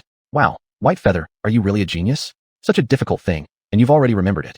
Unable to resist praising him, Jean beamed as Du Guangbai smiled slightly, saying, What's so hard about it? Clearly, you haven't been putting in effort. Come on, let's practice together. Yes, I'm coming. Jean lifted her dress and approached Du Guangbai, joining him in the dance practice while Misha stood nearby, pointing out their flaws. Seeing Jean somewhat nervous, Du Guangbai quietly encouraged her. Relax, follow my rhythm. Alright. Jean relaxed herself, focusing only on following Du Guangbai's lead as she practiced the steps taught by Misha. Strangely enough, the difficult moves that had previously eluded her now flowed naturally under Du Guangbai's guidance, leaving Jean astonished. Misha couldn't help but express her admiration. Looks like the two of you will have no problem attending the ball. Dance mistress Misha laughed happily, relieved that her task was finally complete. After a little while, Du Guangbai and Jean were led by the servants to change clothes. He donned a fitted tailcoat with an elegant top hat, waiting in the room for Jean to finish dressing. A moment later, Jean emerged guided by the maid. Her golden hair was neatly pinned up, her face carefully adorned like a porcelain doll, and she wore a wine-red gown that trailed behind her. How do I look? Du Guangbai didn't need to answer. His unwavering gaze already betrayed his admiration. You look beautiful. And you look handsome too, White Feather. Holding hands, they were led by the maid toward the ballroom. On stage, Alex held the hand of a stunning woman and raised a toast with nephrite. Most of the nobles quietly sat at their seats, awaiting the king's announcement of the start of the ball. At that moment, Du Guangbai entered the hall slowly with Jean in tow. All eyes immediately turned to him, and he clearly sensed the mixed emotions conveyed through those stares. Envy, hatred, surprise, and more. Spock, who is this man, daring to hold Lady Dark's hand? Heavens, my goddess, walked into the hall holding someone's hand. My heart hurts so much. Bastard, if I ever find out who he is, I'll break both his legs. Greetings, Your Majesty Queen. Ignoring the murmurs among the gentlemen, Du Guangbai approached Alex and greeted him along with nephrite. Lady Dark, who might this gentleman be? Alex asked, displeasure evident in his tone. For some unknown reason, the sight of Du Guangbai made him feel uneasy all over, yet he chose to endure it for the sake of maintaining his royal dignity. Du Guangbai shared a similar sentiment. Something instinctual about him made him extremely adverse to the king, even to the point of feeling physically uncomfortable around him. Your Majesty, he is my fiancé, and we've decided to hold our wedding next Sunday. Alex's eyes filled instantly with dissatisfaction. To my knowledge, he should not be any kind of nobleman. Lady Dark, I've introduced you to many accomplished young men. How could you dare go against my wishes and marry a commoner? Your Majesty, this is my own affair. Please do not act improperly beneath your position. Seeing Alex's disdainful glare and the glances from the surrounding nobles, Jean spoke irritably. Turning away from them, Alex led his partner to the center of the stage. Ladies and gentlemen, the ball now officially begins. Upon his words, the court mages hidden in the shadows extinguished the lights and created dazzling magical displays instead. A spotlight suddenly illuminated Alex and his dance partner, making them the instant focal point of the event. Chapter 25 Ball 2. Ballroom dancing is one of the many entertainments enjoyed by the nobility, and King Alexander is an excellent dancer among them. Accompanied by beautiful music, the king and his partner danced elegantly under the spotlight, the man handsome and the woman enchanting. After the dance ended, accompanied by countless praises, the king raised his hand with pride to acknowledge everyone, and the lights brightened again. Truly worthy of our king. I have been your loyal fan since childhood. Come off it, Sartor. When you were a child, the king was still nursing at the wet nurse's breast. Lord Sartor showed a fawning smile. Even back then, the king already exhibited a talent for dance. The king reveled in these flattering words and approached Jean proudly. Lord Dalk probably isn't familiar with dancing shoes, right? This takes certain talent and skill. But the king is generous. He allows your clumsy steps to grace the dance floor. Jean's face turned a bit pale. As someone who had spent much time fighting wars, she neither found interest nor felt the need to study such frivolous matters. However, being mocked in front of Du Guangbai felt like being told that she lacked femininity, which made her both angry and somewhat eager to prove herself. Viscount Danny was also present at the ball. Seeing Jean's predicament, he stepped forward despite his father's advice to try to relieve her embarrassment. Esteemed Your Majesty, Princess Dalk has grown accustomed to wielding a cold spear. It's natural for her to be unfamiliar with the dance steps.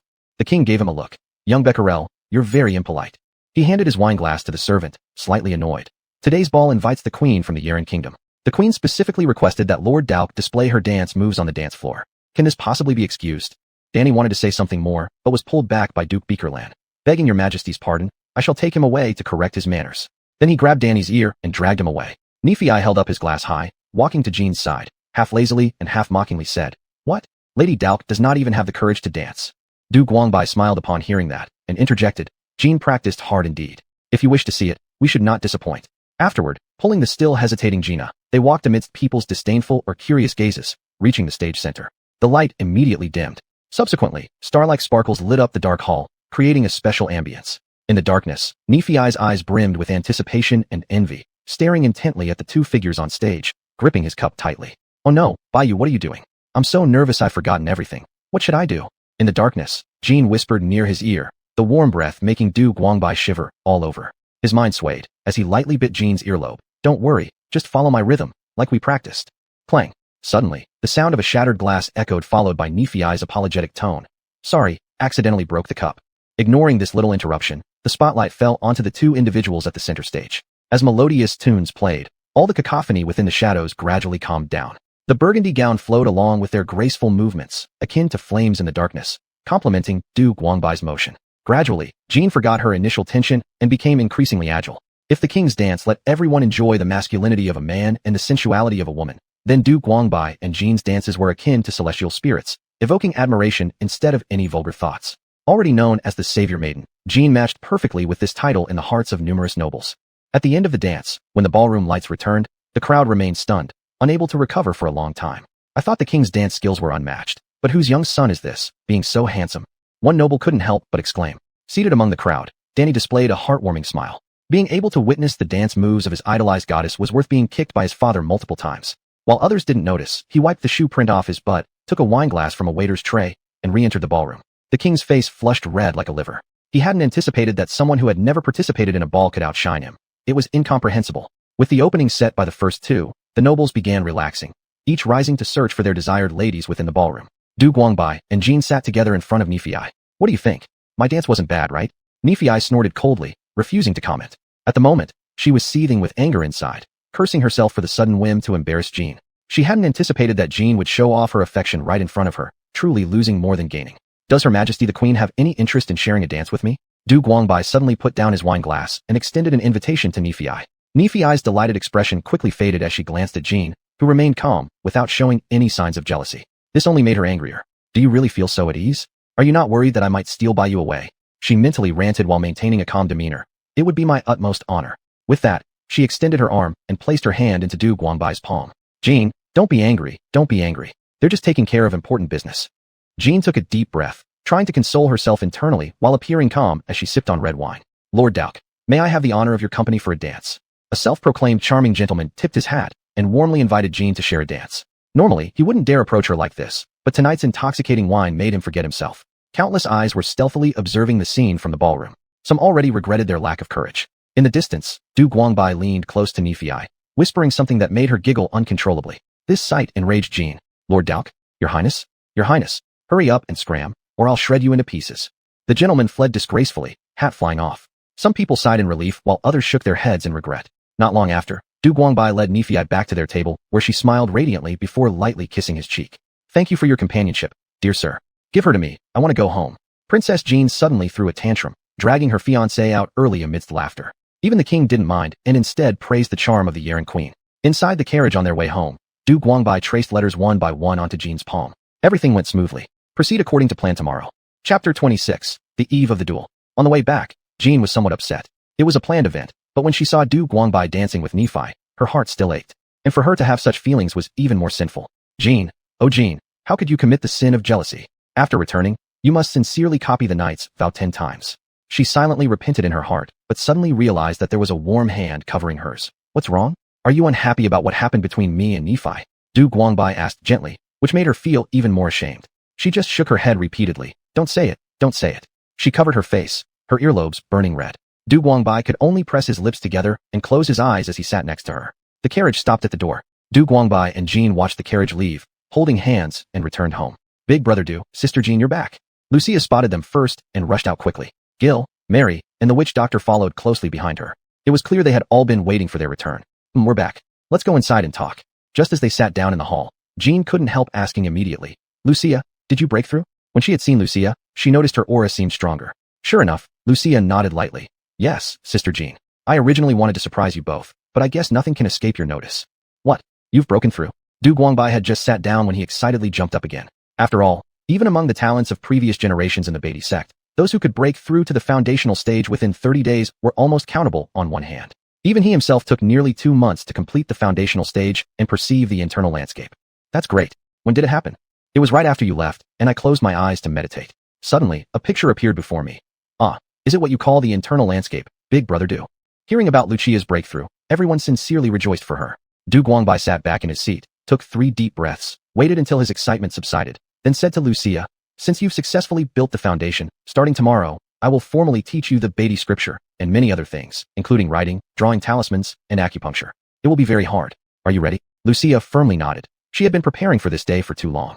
The hardship meant nothing compared to getting closer to protecting Du Guangbai. However, she didn't notice that Jean nearby already looked sympathetic when hearing about Lucia learning to write and draw talismans. Du Guangbai had once taught her and Nephi these skills, and in their eyes, they were undoubtedly harder than celestial books. Jean had persevered and completed the basics of learning Chinese characters, while Nephi gave up early in the process. A bittersweet memory indeed. Well, it's not early. All of you should rest quickly. While laughter and joy filled Jean's residence, in the secret chamber of Duke Starter's estate, the man himself and his subordinates were busily plotting the assassination of Queen Nephi. After the duel between the humanoid queen and that fool Darkei, she will definitely fall into a weakened state. That would be the perfect time to get rid of her. Duke Stardar said with a dark expression. At this moment, a tall woman emerged from the group, wearing black fishnet tights and a perforated short skirt, speaking to Duke Stardar. My lord, I have another plan. Should I share it? Speak. The woman nodded, motioning her underlings to drag forward a tightly bound humanoid. Look, my lord, what is this? This is the humanoid queen's guard. Duke Stardar recognized the guard's appearance slightly and responded with a serious tone. That's right. This is precisely what we captured tonight when the humanoid queen attended the ball. There were 7 in total. Saying so, the woman removed the humanoid's gag. The humanoid immediately yelled furiously. How dare you attack the queen's close guard? Do you know the consequences of angering the Storm Queen? Too noisy. With that, she gagged her again, turning to Duke Stardar and saying, My lord, if the queen's guards secretly infiltrate the king's palace during the chaos and attack the king, do you think that fool Darkei would come? Duke Stardar's eyes gleamed with shifting light. His hatred over losing his son ran deep, yet his chest heaved uncertainly. Go on. At that time, my lord, you will lead the knights to hunt the queen, while we pretend to be humanoids entering the palace, using the king as leverage to kill Darkei. As she spoke, she made a throat-slitting gesture. At that moment, with the death of the king and Darkei, who in the East Luo would dare to oppose your power? At that time, we will instigate internal rebellion and fight against the demi-humans externally, restoring the glory of the Shenluo Empire. Stalai was greatly moved in his heart. This plan was much more exciting than the one previously arranged with the king. Without too much hesitation, he couldn't help but nod. The woman immediately understood his intentions and brought out the other 6 demi-humans. Please look, my lord. With her right hand raised, a crystal vial appeared in her palm without her reciting any spell. The 7 demi-humans suddenly convulsed, gradually turning into dry corpses, while the crystal vial in her hand became full, filled with bright red liquid. This sudden eerie scene chilled the hearts of everyone present, but Stalai did not care at all, even leisurely raising his leg to admire it. Under the woman's instructions, 6 women with different appearances, but equally beautiful stepped forward, each drinking part of the liquid from her hand. In no time, they transformed into the exact forms of those 6 original demi-humans. The woman herself also drank up the remaining liquid in one gulp, and in the blink of an eye, the 7 original demi-humans vividly stood before Stalai. My lord, among us 7, there are 3 crescent moon witches and 4 full moon witches. We must be able to take Dark's head. Good. Very good. Excellent. Stalai couldn't help but praise enthusiastically. To avoid arousing the suspicion of the demi-human queen, we shall return first. Wishing you success, my lord. With that, the 7 witches disappeared into the darkness. Stalai closed his eyes and meditated for a while, then opened them and said, Lancelot. Yes. What do you wish me to do, my lord? Notify the Pure-Blood Sorcerers Guild. After the match between the demi-human queen and Darkei, immediately cause a conflict with the demi-humans, resulting in casualties. Then quickly retreat into the royal palace. Understood. Gauss. Speak, my lord. At that time, let them enter the palace and lead them to the king. Do you understand? Yes. After pondering for a moment, Stalai thought there was nothing else to entrust, so he waved them off. Once only he was left alone, he couldn't resist touching his empty scalp, as if there should originally have been a crown there. Chapter 27, Pictographic. In the early morning, when the sun had just risen, Lucia finished her morning practice. Du Guangbai was waiting in the open air with a charcoal pencil in his hand. His back was straight, and his clothes were neatly dressed. Even before he spoke, there was an air of solemnity about him. Big brother Du. Lucia stood obediently beside Du Guangbai, waiting for him to begin the lesson. After a brief silence, Du Guangbai turned around and seriously looked at Lucia, saying that from today on, he would teach her to recognize characters, and whatever he said next, she needed to remember it clearly. Yes. Hearing Du Guangbai's stern tone, Lucia could not help but focus all her attention. She understood that this study session would be completely different from previous ones. If she showed even the slightest laziness, Du Guangbai might very well give up on her. Although he hadn't explicitly stated it, Lucia had genuinely felt it. Subsequently, Du Guangbai's voice echoed in her ear. The writing you are going to learn is called Chinese characters. It is the greatest language in the world. Chinese characters can be divided into 6 categories based on their creation methods. Pictographic, xiangxing, simple ideograms, zhishi, compound ideograms, huai, phonetic ideographic compounds, xingxing, rebus or borrowing, zhuanghu, and explanatory borrowing, jiejia. These 6 categories are collectively known as the 6 writing systems. 6 writing systems? Pictographic, simple ideograms, compound ideograms, phonetic ideographic compounds, rebus, explanatory borrowing. Lucia silently repeated them in her heart. Du Guangbai continued. Today, we will study pictographs. A pictograph takes its meaning from an image. Then, he drew the character, dawn, on the board using a charcoal pencil, saying, dawn means morning, and it is represented by the way the sun appears above the horizon. This is what is called pictographic meaning. Seeing the Ban character, Lucia also noticed the scene of the sun emerging over the horizon, which led to a vague understanding inside her mind, something she couldn't quite articulate. Following that, Du Guangbai wrote out other characters such as mountain, san, wood, wu, fire, wa, and water, si, explaining each one to her. Considering that Lucia was still a beginner, Du Guangbai taught her only 5 characters before letting her ponder and learn them on her own. In fact, the 6 writing systems aren't just used in text. The techniques of our Northern Emperor Sect cannot escape the framework of the 6 writing systems either. Taking advantage of Lucia's resting moment, Du Guangbai added casually. Confused by his words, Lucia stared at him as Du Guangbai picked up the sword leaning nearby. Do you remember the first set of swordsmanship I taught you? Where through the forest like a swallow. Lucia answered without hesitation. Satisfied, Du Guangbai nodded and continued. Right, where through the forest like a swallow. My master once said something to me while I was learning this technique, and now I will pass it along to you. There is imagery and meaning, but not yet a refined art. Being both imagery and meaning together makes it incomprehensibly wondrous. Being both imagery and meaning together makes it incomprehensibly wondrous. Lucia was repeating Du Guangbai's words, yet she saw him already holding the longsword, demonstrating the wear through the forest like a swallow sword technique. Lucia was thoroughly familiar with this swordsmanship. She had once tried imagining herself as a swallow effortlessly weaving through a dense forest, but never had she been able to match Du Guangbai's skill. In fact, it seemed to her that what she saw wasn't Du Guangbai wielding the sword, but rather a cloud swallow gracefully flying low and high through the woods, seamlessly flowing without any jarring moments. Did you understand, Lucia? Lucia seemed to have grasped something but couldn't articulate it, lost in thoughts about pictographic imagery and wearing through the forest swords. She kept murmuring, being both imagery and meaning together makes it incomprehensibly wondrous, forgetting to answer Du Guangbai's question. TCH, there you go again deceiving little girls with your difficult concepts. How shameless. It turned out Ren had been lurking somewhere and watching Du Guangbai teach his disciple. Du Guangbai shot her an exasperated look and said, Lucia isn't like some people who wouldn't understand even after teaching repeatedly. Ren feigned anger and jumped down from the wall, trying to tickle Du Guangbai, scaring him into dodging. Big brother Du, I still don't quite understand. Listen carefully. Where through the forest like a swallow was created by ancient people summarizing the flight patterns of swallows. For example, if you see an unbroken flow of water, you could also create the flowing water sword method. Seeing a fire spreading wildly could lead to creating wildfire palm method, etc. In short, think more, summarize more, create more, and eventually, you'll experience a sudden epiphany. Summarize, create. Lucia's eyes grew even more perplexed, feeling as though there was something in her mind trying to break through but was stuck within, causing unbearable discomfort. She was a stubborn person. Things she didn't understand, she'd keep pondering on endlessly. So, she sat down on the ground in front of the drawing board, staring intently at the character, Da. Ren wanted to call her, but Du Guangbai pulled her away quietly. Today, no one should disturb her. Let her come out of it on her own. As he said this, Du Guangbai suddenly remembered that Ren had a duel with Nef tomorrow. He looked curiously at Ren and asked, Don't you need to prepare? Ren shrugged confidently. Prepare what? I've won for 10 years in a row. If she wants to win this year, just let her have it. A huge question mark appeared in Du Guangbai's mind. In my impression, Nef doesn't seem like the kind of person who likes to compete for superiority. Why does she travel thousands of miles every year just to challenge you? Ren shook her head lightly. It seems that it's really a bit difficult for you to understand our thoughts. But, after 10 years of fighting between me and her, if you still don't know, Nef is truly pitiful. Are you serious? You should hear what you're saying. Du Guangbai was speechless. It was merely friendly sparring among good sisters. If one lost, so what? Why would anyone feel pitiable? At this moment, Gil standing nearby couldn't help but intervene, asking, Miss Ren, can I say a few words to Mr. Du? Ren felt what she had just said sounded overly sentimental, and it made her rather embarrassed. She nodded and allowed Gil to speak. Mr. Bayou, you probably have no idea about the wager between Miss Ren and Queen Nef, do you? Du Guangbai shook his head, and Gil displayed an expression of, as expected, before continuing. Let me tell you then. The bet between Miss Ren and Queen Nef revolves around the ownership of a sword. Whoever wins gets to keep the sword for a year. The name of that sword, if my memory serves me correctly, is Frost Heaven. Frost Heaven. Du Guangbai, of course, knew about Frost Heaven because it was his own sword. He had lost it 10 years ago during a battle with the Demon King, and had only found it again a few days earlier in Ren's room. At the time, Ren had mentioned finding it at the ruins of the Demon King's castle, after which she quickly changed the subject. Unbeknownst to him, there was more to the story. Yes, ever since acquiring this sword, no matter when Miss Ren returns home, she will immediately engage in conversation with it, never leaving its side. Hearing these words, Du Guangbai couldn't help but look at Ren with moved eyes.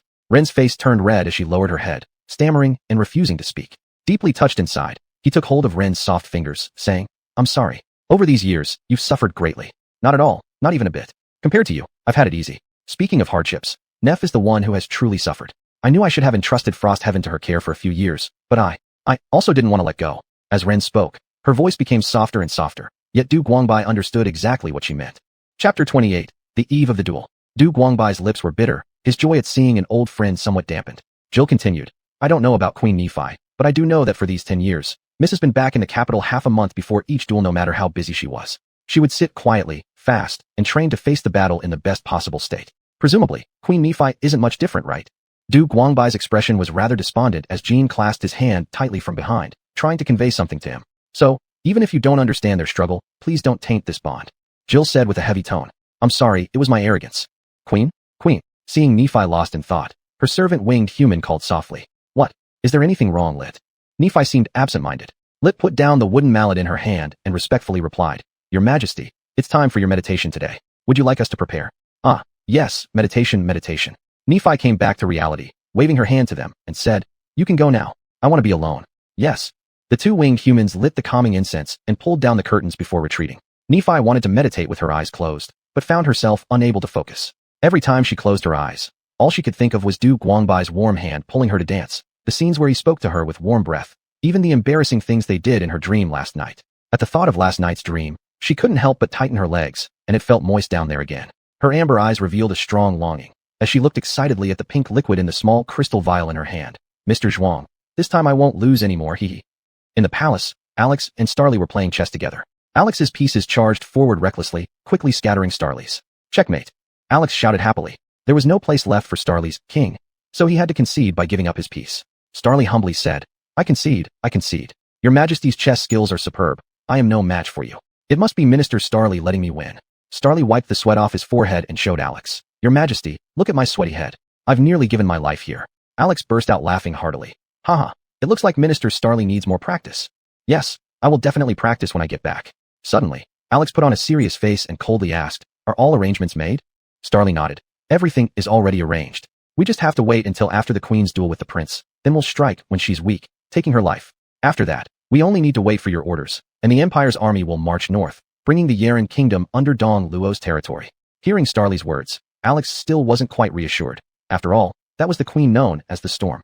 If she escaped, the consequences would be unimaginable. No need to worry. I still have Sister Wong. She will surely stand by my side.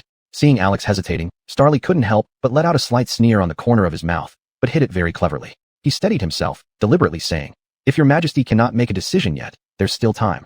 No need to say more. Minister Starly, follow the original plan. Yes, I will surely help resolve your Majesty's concerns.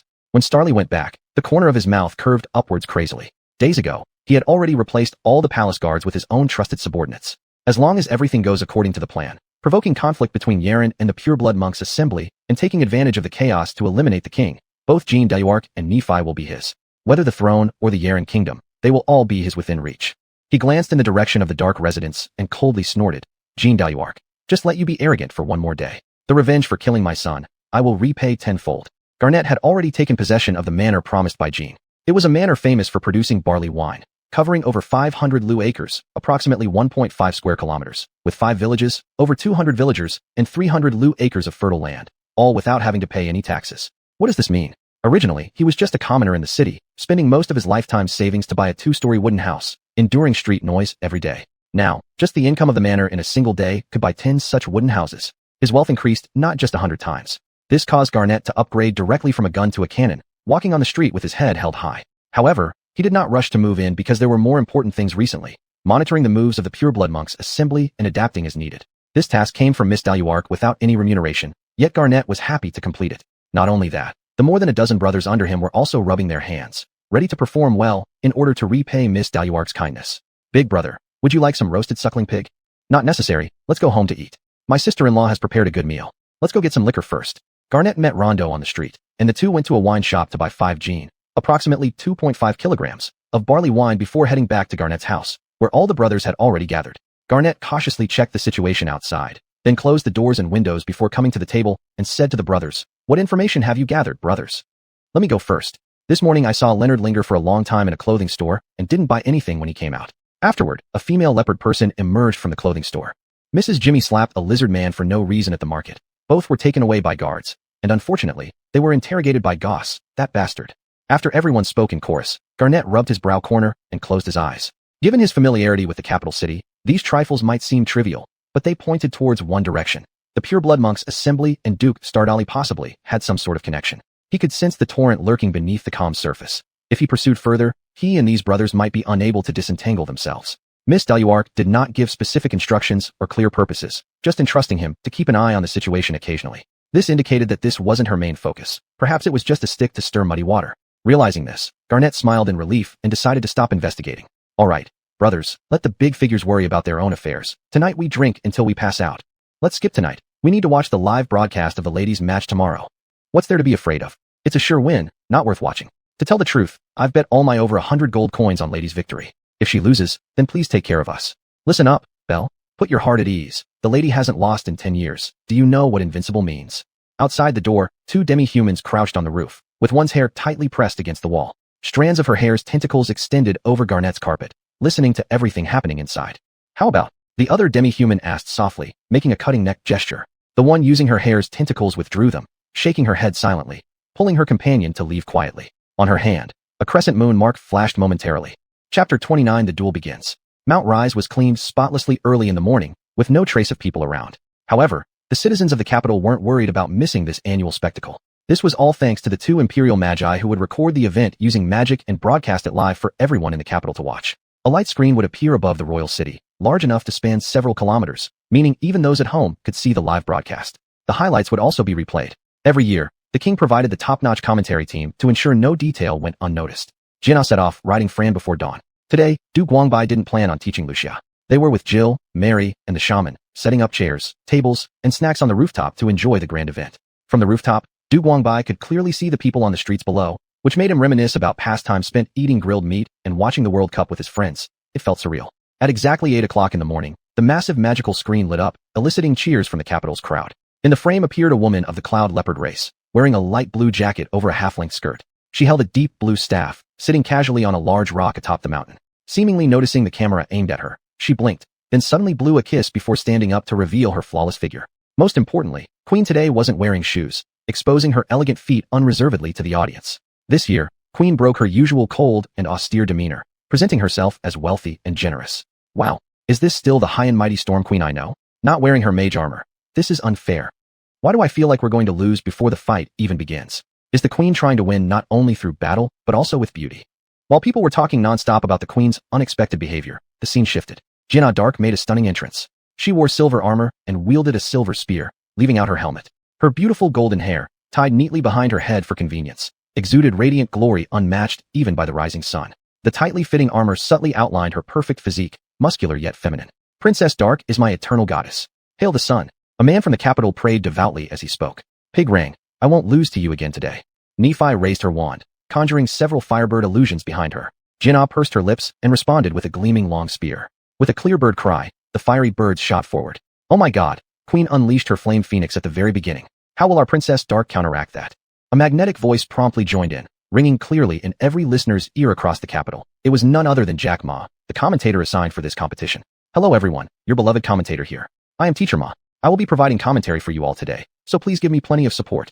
Our princess remained calm under pressure, sweeping away the flames with her spear, completely eliminating the phoenixes. Now she moves, charging straight ahead with her spear, like a brave lion. Ladies and gentlemen, this move is called Rising Dragon Thrust, a technique the princess once used to knock down an evil dragon that wreaked havoc in the southern islands, hence its name. If the princess initiates with Rising Dragon, followed by a powerful spinning slash, how might Madam Queen respond? I speculate that Queen would use her famous spring vine binding technique, summoning earth golems to continuously suppress the princess, while she herself takes advantage of the moment to gain distance before unleashing a sky blast. Sure enough, just as Jinna prepared to charge, countless vines sprouted from the ground, binding her tightly. Then, a colossal earth puppet arose, its feet towering more than half a head taller than Jinna. Its immense body blocked out the sky. It stepped heavily into place, drawing back its right fist, and then delivered a crushing punch directly toward the bound Jinna. Meanwhile, Nephi leapt gracefully over the giant earth golem's head, seemingly weightless as she floated in midair. As she finished her incantation, a massive meteor, comparable in size to a racetrack, plummeted from the heavens. Its shadow entirely covered Jinna's location, instilling awe among the spectators. Some of the more timid individuals were already struggling to control their trembling legs. Lucia stood beside Du Guangbai, her hands trembling slightly, though not out of fear but excitement. One day, I hope I can become as skilled as they are. She quietly thought to herself. Our princess seems to be in danger. How do you think she will respond, folks? Let's all take a bold guess. Jean's spear provided the answer. A flash of silver light shot through, and the queen, who was reciting her incantation, was struck clean through the chest. Jean maintained her throwing stance. Around her lay shattered vines, while the earth golem lost its support and collapsed into a massive mound of dirt just as its fist was about to touch her. As for that colossal meteor, it twisted unnaturally in the air before vanishing altogether. The clear blue sky revealed no trace of any shadow. Then, with a wave of her right hand, her spear returned to her grip like a dragon gliding through the air. Cuckoo, Pig Jean, you're still so merciless.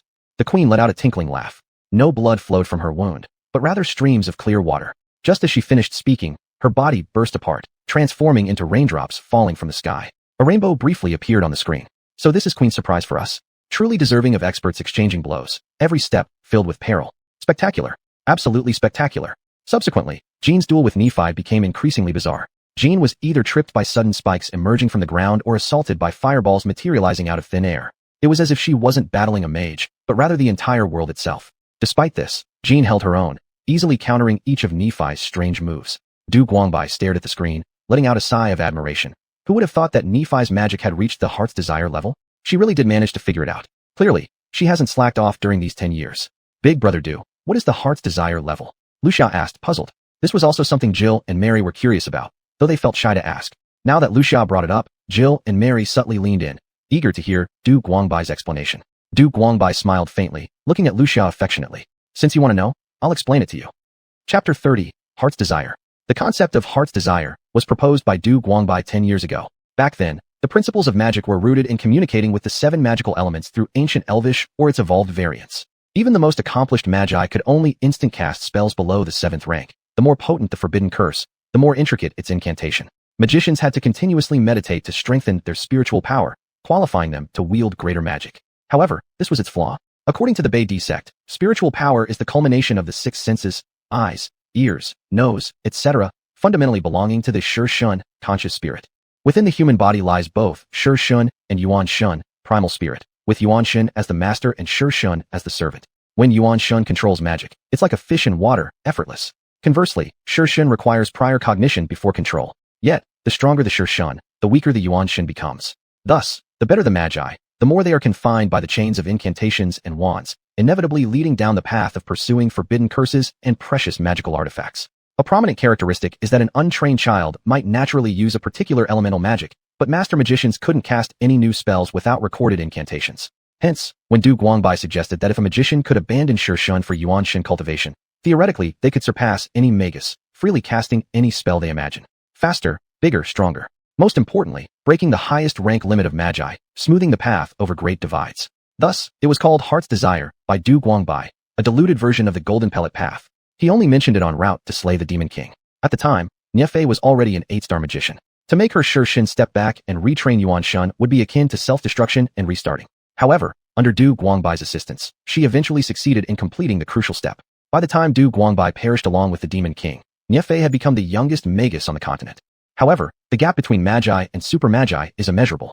The only known super mage before Niefei was Merlin, the legendary wizard from 1,000 years prior. From Merlin's surviving notebooks, magicians found records about wand making and incantations, relying on these things to gradually perfect the current magical system. But the magical system derived from Merlin's notebook is incomplete. Its advantage is allowing people with poor talent to also access magic. It's a pity offered by the legendary wizard. This history shocked Jill and Mei Li. They had never heard that the entire magical system was flawed, explaining why there hadn't been a super magus for 1,000 years, save the queen, who not only had extraordinary talent, but also benefited from this relationship. Lu Xia wasn't as astonished, instead nodding thoughtfully after some consideration. According to Brother Du, this system indeed has issues. It's normal that no super magi have appeared. On one hand, she grew up in a remote forest, free from the constraints of mainstream magical thinking. On the other hand, she started training in the Bei Di scripture, from foundation building to the Golden Pellet realm, focusing Yuan Shun while suppressing Shi Shun, absorbing natural energy to enrich the body. Thus, she naturally regarded this as the orthodox cultivation method, deeming the current magician training system as heretical. I still don't quite understand. Over 1,000 years, hasn't anyone pointed out such glaring errors? Jill was perplexed. According to Du Guangbai, if the magical system had such significant problems, someone must have discovered it. Why had they not changed it in 1,000 years? Du Guangbai replied indifferently. Of course, they were merely labeled as heretics and exterminated physically. What? Is that possible? Why be so surprised? Before the demon invasion, how many magicians did the God Realm Empire have? Several tens of millions. Any magician above 3 stars could freely own an estate, enjoy free travel and lodging anywhere, not to mention those pampered high magicians. If the alliance of magicians hadn't been completely destroyed by the demons, such tyranny might have persisted even longer. It's likely that just mentioning this would get us burned as heretics. These dark histories were deliberately hidden by the imperial rulers, hence Jill and Mei Li, having received imperial education, had never heard of such views. Cold sweat trickled down their foreheads. All right, let's continue watching the competition. Du Guangbai, unwilling to continue the topic, fell silent and focused entirely on the contest. In the footage, Niefei was soaring in the sky, with a pair of light green wings spanning over 10 meters behind her. Fireballs, ice spears, and earthen prisons came at Jean as if they required no incantations, overlapping endlessly and leaving her barely able to keep up. Show me your true abilities, Niefei. If we continue like this, we might be fighting until tomorrow. Jean brushed aside a fireball and said with ease.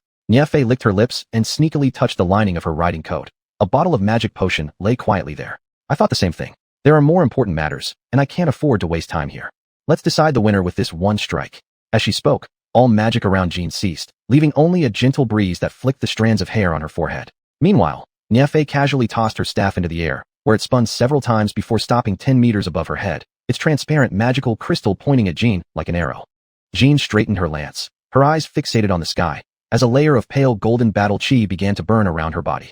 This, ladies and gentlemen, take note. It seems both combatants have grown tired of formalities and intend to settle the fight in one blow. Whatever you do, don't blink.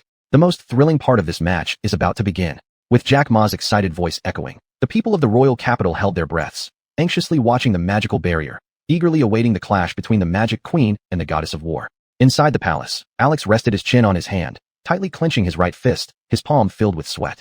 Staley was conducting the final checks before his operation and seeing this scene, couldn't help but curl his lips upward. Fight, fight. The more intense your battle, the happier I'll be. In Jean's home, Jill, Mei Li, and the witch doctor all stared tensely at the barrier, silently cheering for their respective masters. Only Du Guangbai remained calm as he lifted his teacup. Lucia, who do you think will win? Lucia shook her head blankly. I don't know. Such an honest girl. Hearing Du Guangbai speak, everyone thought he had made a judgment and prepared to listen to his thoughts. Unexpectedly, Du Guangbai simply reined in his expression and focused intently on the barrier. He had no intention of explaining, so the group set their minds at rest and fixed their attention on the barrier. Suddenly, snowflakes began to fall from within the barrier. Chapter 31, The Winner. At first, the snowflakes fell one by one, then the whole sky darkened. The snow grew heavier and covered the entire mountain. On the big tree where Nephi had sat before, a branch broke under the weight of the accumulated snow. Amidst the heavy snowfall, Nephi hovered alone in the air, her deep blue staff, at some point, transformed into an enormous sword that floated quietly above her. She had no intention of creating this storm. This sudden snow was merely influenced by the frosty aura gathered around the staff above her head. Excellent. Finally something interesting. Jean shook off the snow on her head, the golden aura attached to her body suddenly expanding. With her as the center, all the snow within 10 meters instantly vanished, and behind her appeared a pair of golden wings over 10 meters long. Aura-turned wings. It's aura-turned wings. This martial skill allows warriors to fly short distances, and there are only a few people in Eastern Luo who have mastered it. But I can confidently say that none of them have wings as pure as the ladies. As Jack Ma explained, Jean's aura covered her spear of triumph, and she shot towards Nephi like a sharp spearhead, even causing the surrounding snowflakes to tremble. Nephi swung her hand, and the massive ice sword flew towards Jean. Not willing to yield, Jean let out a fierce howl and ascended with the wings created from her aura. Boom! The riding spear collided with the giant sword midair, producing a deafening sound. The huge magical barrier produced strong ripples. Following this, everyone heard a sharp sha-sha sound, and the magical barrier disappeared. What happened? It's my first time watching the match. Could someone please explain? I've been following this for 10 years, but I haven't encountered anything like this either. I don't know. Don't fool around square root 8. I do know. It must be because the clash between Her Highness and the Queen was too intense, and they probably destroyed the magic device hidden on the mountain. As everyone was heatedly discussing, Alexander was incessantly pressing inside the royal palace, while the court magicians explained to him that their collision was too fierce, destroying the magical devices arranged on Mount Rise. The Magus responsible for the live broadcast was urgently repairing the system, and it would be possible to continue broadcasting within minutes. Sure enough, after a few minutes, the magical barrier reappeared above the capital city. Just before the image re-emerged, Jack Ma's voice appropriately sounded to calm everyone's restlessness. Ladies and gentlemen, there was a slight malfunction which caused the interruption of the live broadcast. During the magician's adjustments, you are welcome to guess who achieved victory this time. However, due to technical reasons, we cannot replay the last moments of the fight. Please bear with us. Are you kidding me? You break down at such a critical moment. That's true. I've never seen such a scene in years. But I think this time, the winner will definitely be the princess again. After all, she has won 10 consecutive matches. Even though the queen is strong, she still falls short slightly. +1. Amidst the audience's complaints, the magical barrier lit up again, presenting the much-anticipated image. The screen showed dust, snowflakes, and rocks of various sizes flying everywhere. The impact waves generated by both women directly shattered the entire mountaintop. It took the audience quite a while to see what they wanted. Jean knelt on one knee, tightly gripping the spear Triumph in her hand. From the spear tip to below her neck, She was wrapped in crystal-clear solid ice. Only her head was exposed, lightly breathing. While Nephi held her staff, resting it gently on Jean's shoulder. Although blood dripped from her right hand, the corners of her mouth couldn't help but turn upwards. You lost. Jean closed her eyes, calmly accepting the outcome. The queen raised her lips and held her staff high above her head, making a victorious gesture to the camera. Who would have thought? The ultimate winner this time is actually Her Majesty the Queen. Our princess has failed to maintain her streak of victories. Truly heartbreaking. Jack Ma's sorrowful tone infected countless viewers standing in front of the curtain. When Jean handed over the sword symbolizing victory, Frost Heaven, many spectators still didn't believe it, breaking into tears. The princess has lost. The undefeated legend ended. I am such an idiot for betting so heavily. A sad atmosphere filled the city, not just because Prince Dark's undefeated record was broken, but more importantly, most people had bet on Prince Dark out of habit.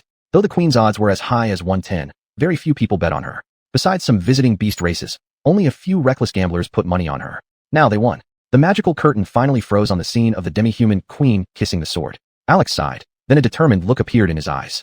His elder sister's battle was over, but his was just beginning. Master, the battle has ended. Staley rested at home with his eyes closed. After hearing the report from his subordinate, he waved his hand. I've heard it all. Spike, go tell the Grey Wolf that once the queen returns to her palace, we'll take immediate action and give her no chance to recover. Yes.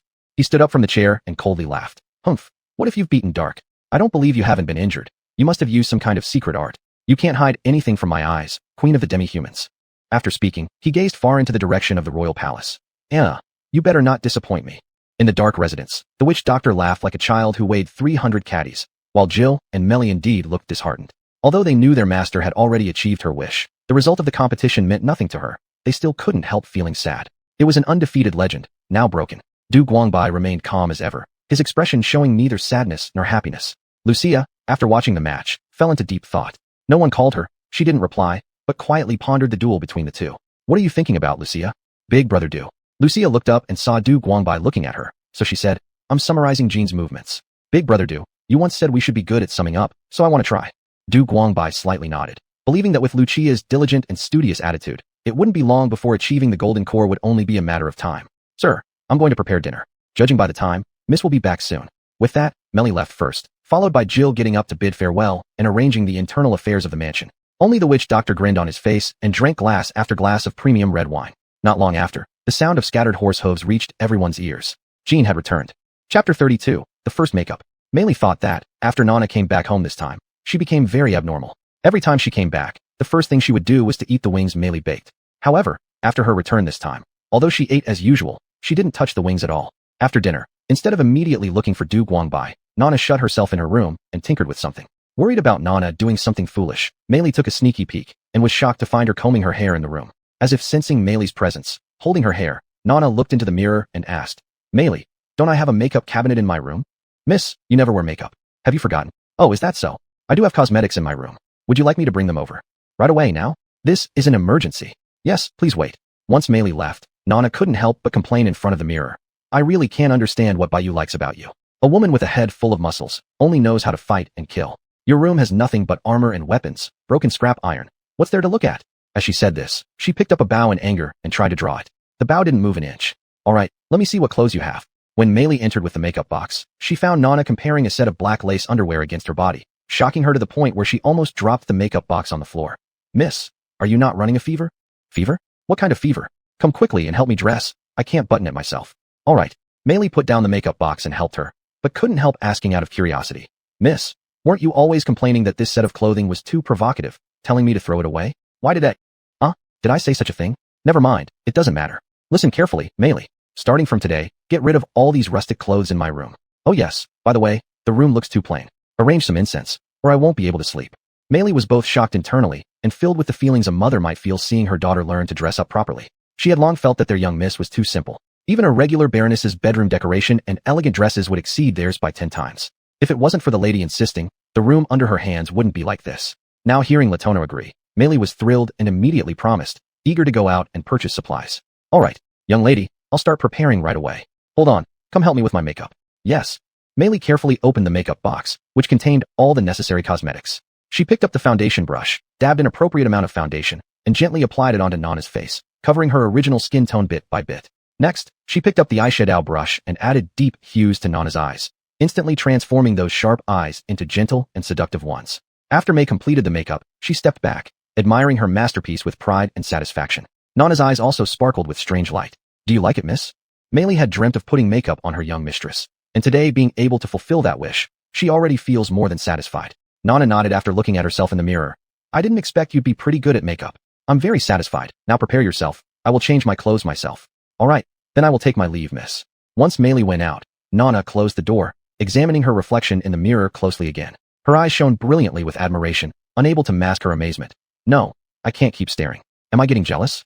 How can such a clumsy woman look so beautiful? Annoyed, she walked away from the mirror and found a thin white gauze among her dull clothes to wear, partially concealing the black lace underneath, fastening a red sash around her waist. She then put on a blue and white gown, completely covering the white gauze and lace within. Tips for seeing your boyfriend, got it. She carefully tucked away the pink potion before heading towards Du Guangbai's room. Baiyu, are you here? Yes, I'm coming. Outside the door, Du Guangbai was teaching Lucia to read words. Before he even rose, Lucia deftly opened the door for him. Sister Nana? Today, Nana looked completely different from usual. Usually without makeup, her eyeshadow was intensified, her hair neatly done up, making her appear nobler than any noblewoman Lucia had ever seen. Especially the lips, so lustrous and inviting. Lucia even felt an impulse to bite. Lucia? What's wrong, Sister Nana?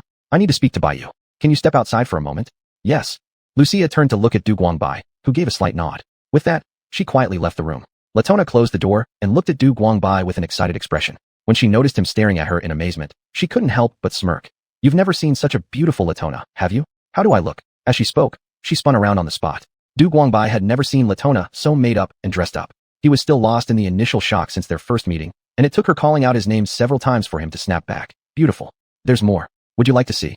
Latona suddenly leaned closer to Du Guangbai, wrapping her arms around his arm. Du Guangbai felt a soft sensation against his right arm and instinctively withdrew it. Stop fooling around, Nephi.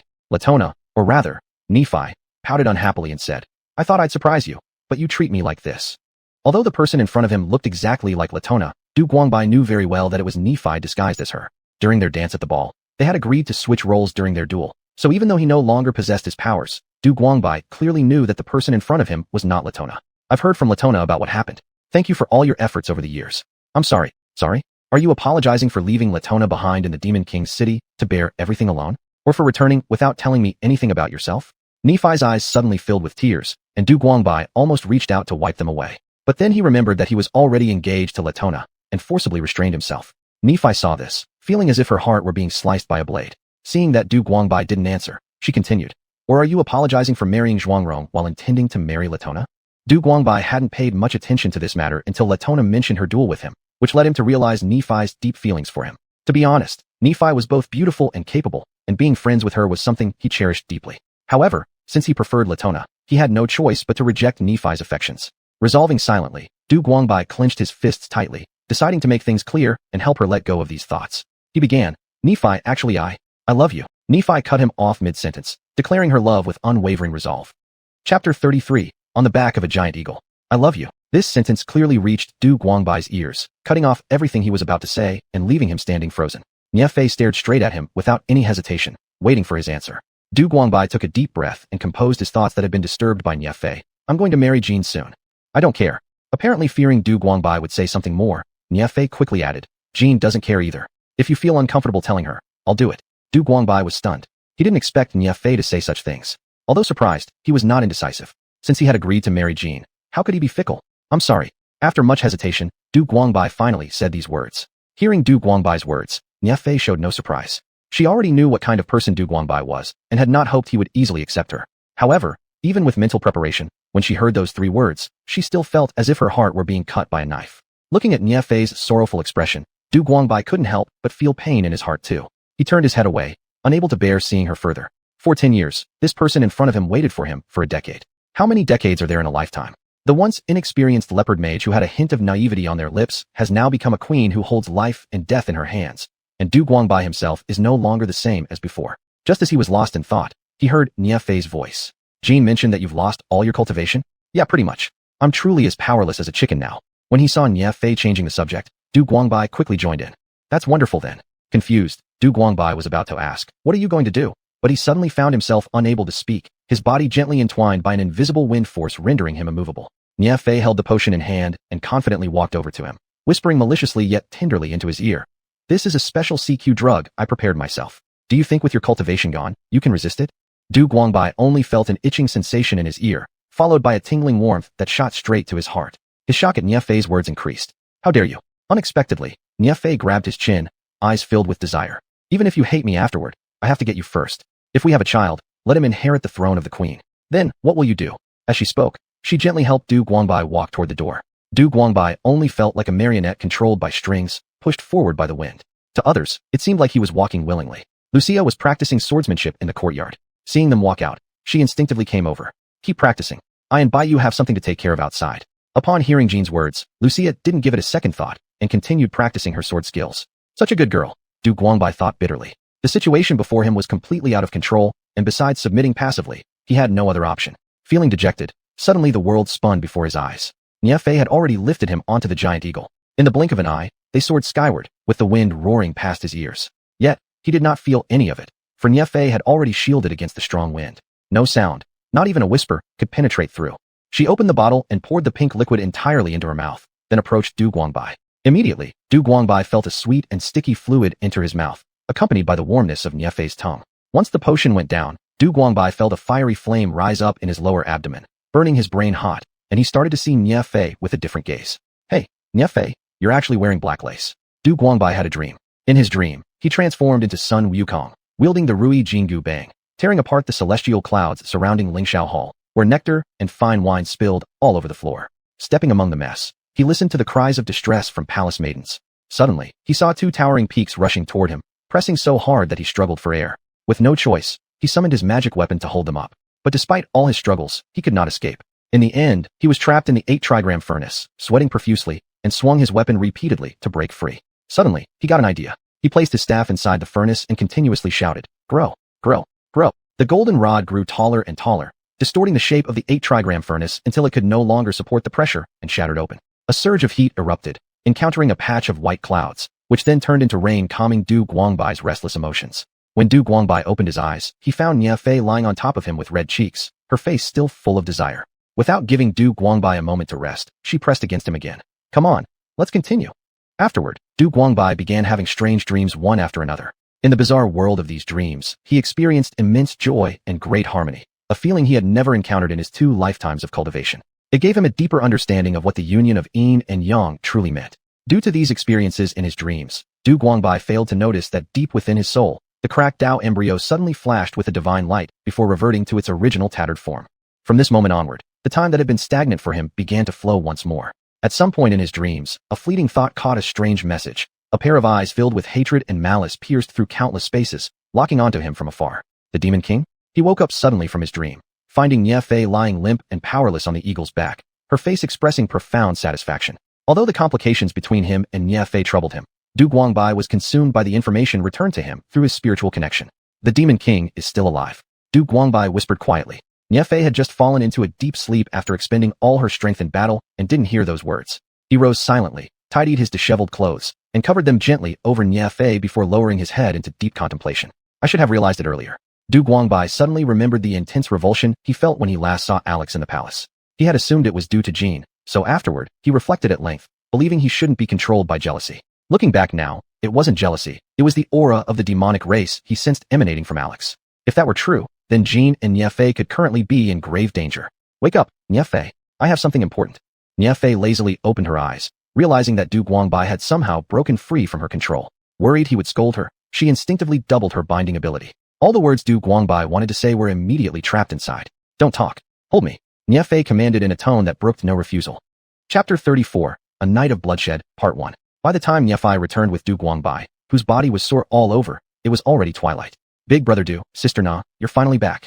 Seeing Du Guangbai's return, Lucia greeted them joyfully. Under Nifi's control, Du Guangbai gave a slight nod and smiled. Not noticing anything unusual about him, Lucia said on her own initiative, "Big brother Du, there's something I don't quite understand in today's practice. Can you explain it to me?" Nie Fei hurriedly stopped her. "Lucia, your big brother Du is not feeling well right now. Let me help him rest, and we can talk about it tomorrow, okay?" Upon hearing that Du Guangbai wasn't feeling well, Lucia quickly approached with concern, but was stopped by Nie Fei, who used an egg to block her advance. "Don't worry, Lucia. Your big brother Du is just exhausted from too much activity. He'll be fine after resting for the night. Look at this." Lucia relaxed upon hearing that Du Guangbai was fine and shifted her attention to the egg before her. An egg. Nie Fei handed the egg to Lucia. "Didn't you say you wanted a mount? This is something sister managed to get from the queen.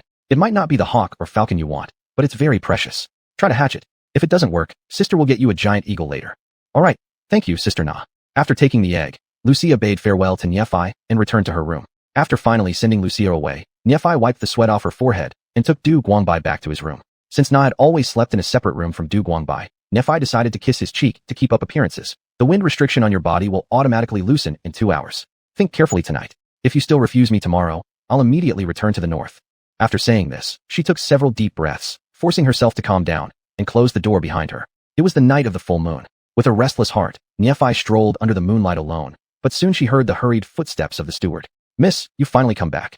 Nephi coldly asked, what is it? Why are you so anxious? In the evening, guard captain Eddie came to look for you, saying he had important news to report. Hearing this, Nephi put aside her worries and asked him to bring Eddie to see her. In no time, Gil arrived with a burly guard named Eddie in front of Nephi.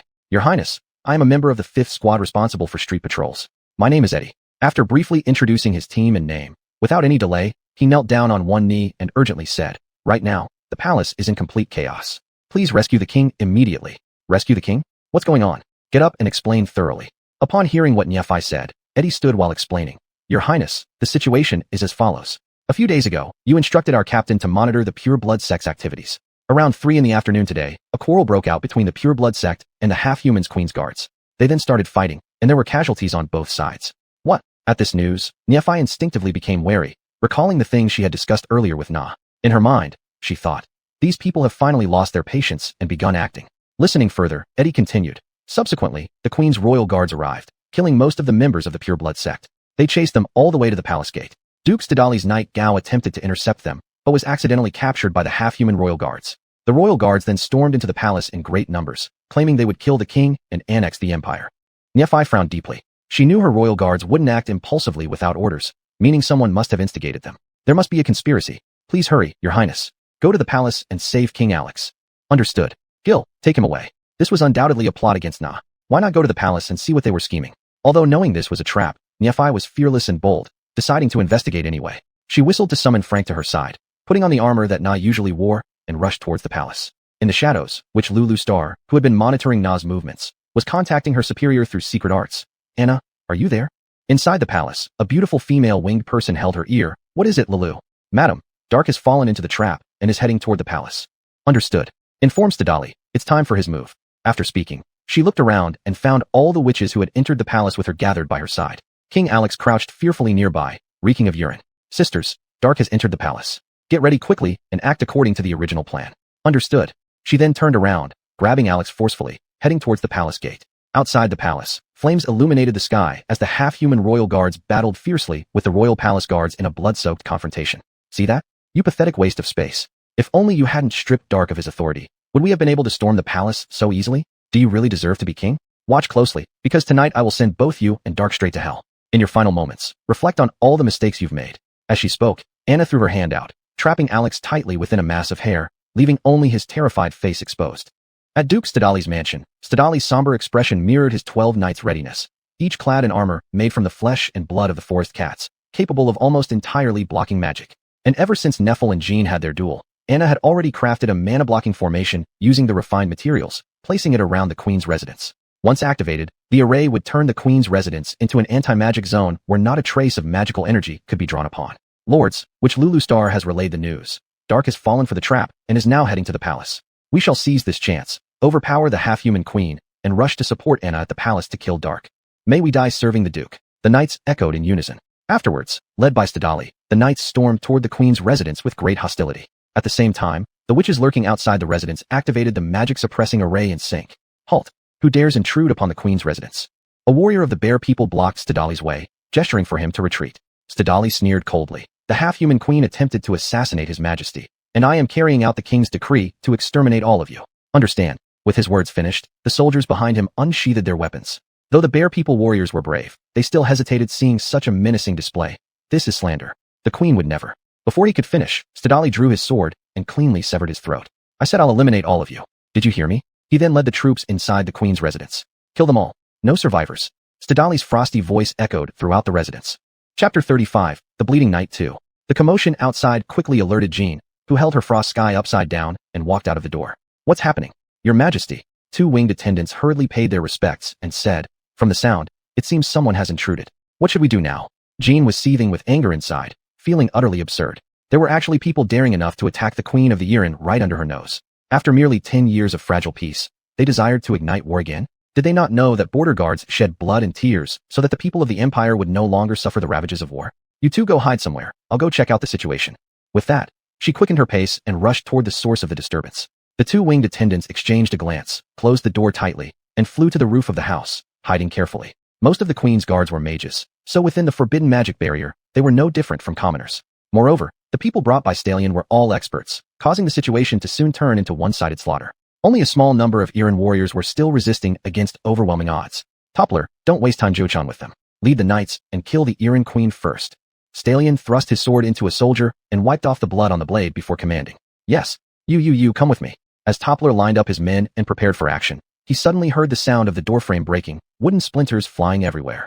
Soldiers nearby were struck by fragments from the broken wooden door and flown away. Amidst the chaos, the Yiren queen appeared, wielding a sword in anger. Stallion, you dog, dare to attack the royal palace of the queen. For an instant, Toppler had a delusion. Compared to the Yiren queen, they seemed more like weak mages. However, no one gave him time to think. Stallion's face twitched, and he immediately issued orders to kill the queen, while the queen rushed over without any hesitation. Boom. The spearhead shield soldier was split open by the queen, picked up like a chicken, thrown back, smashing into a pile of flesh, and toppling numerous soldiers instantly. This scene was too shocking. Both sides paused as they were slaughtering each other. Taking advantage of this brief distraction, the Yiren guards rallied what was left of their forces, closing around the queen to protect her tightly. Your Majesty, we have been ambushed, unable to use magic. Escape quickly, let me delay them. An unfamiliar Yiren anxiously said to Jean, with evident blood stains and wounds on his body, breathing slightly heavy, clearly showing signs of fatigue. Stand down. I will personally kill the traitors daring to attack the queen's headquarters. With that, Jean emerged from the crowd, forcing Stallion's soldiers to retreat several steps. The Yiren guards looked at each other in disbelief, finding it hard to believe what they just heard.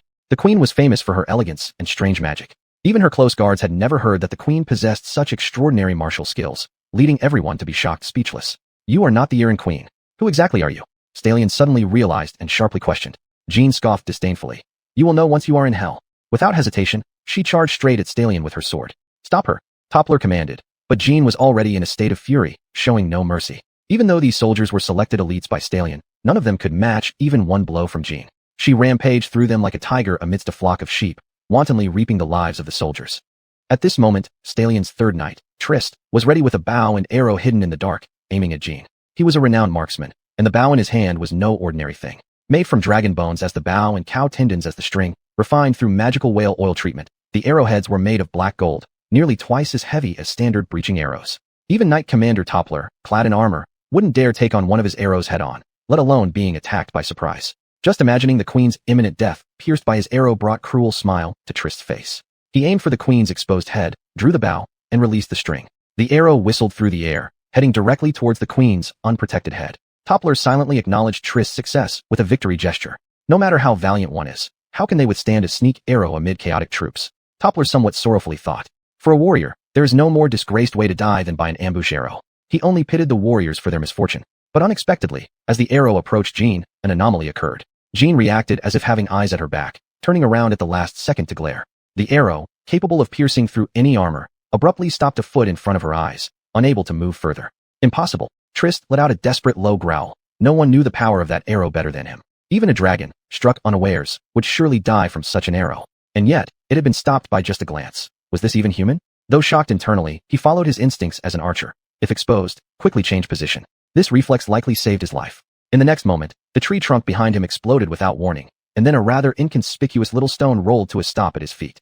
It's an aura. This is an aura, Toppler exclaimed in his heart. Though Jean had not activated her own aura, Toppler realized why she was able to block that fatal arrow. Whoever she was, a warrior possessing an aura was simply beyond the reach of others. Sending more men would only result in more deaths. Only another aura-level warrior like himself might be able to stop her. Trist, take the master and retreat first. The rest of you, come with me. Hold this woman back. As he spoke, he gripped his spear tightly and charged towards the queen. Among the 12 knights, each one was among the strongest warriors, and all but Trist rushed toward Jean to buy Stallion time to escape. But Stallion did not intend to flee. There was no turning back once the bowstring was drawn. Since he had chosen to attack the Yiren Queen's palace, there could be no second chance for him. Trist, contact Lelugia. Ask about their situation and tell them to kill Dark immediately, then rush here for support. Sensing Stallion's determination, Trist steeled himself, obeyed without hesitation, and set off on his mission. Hold her down.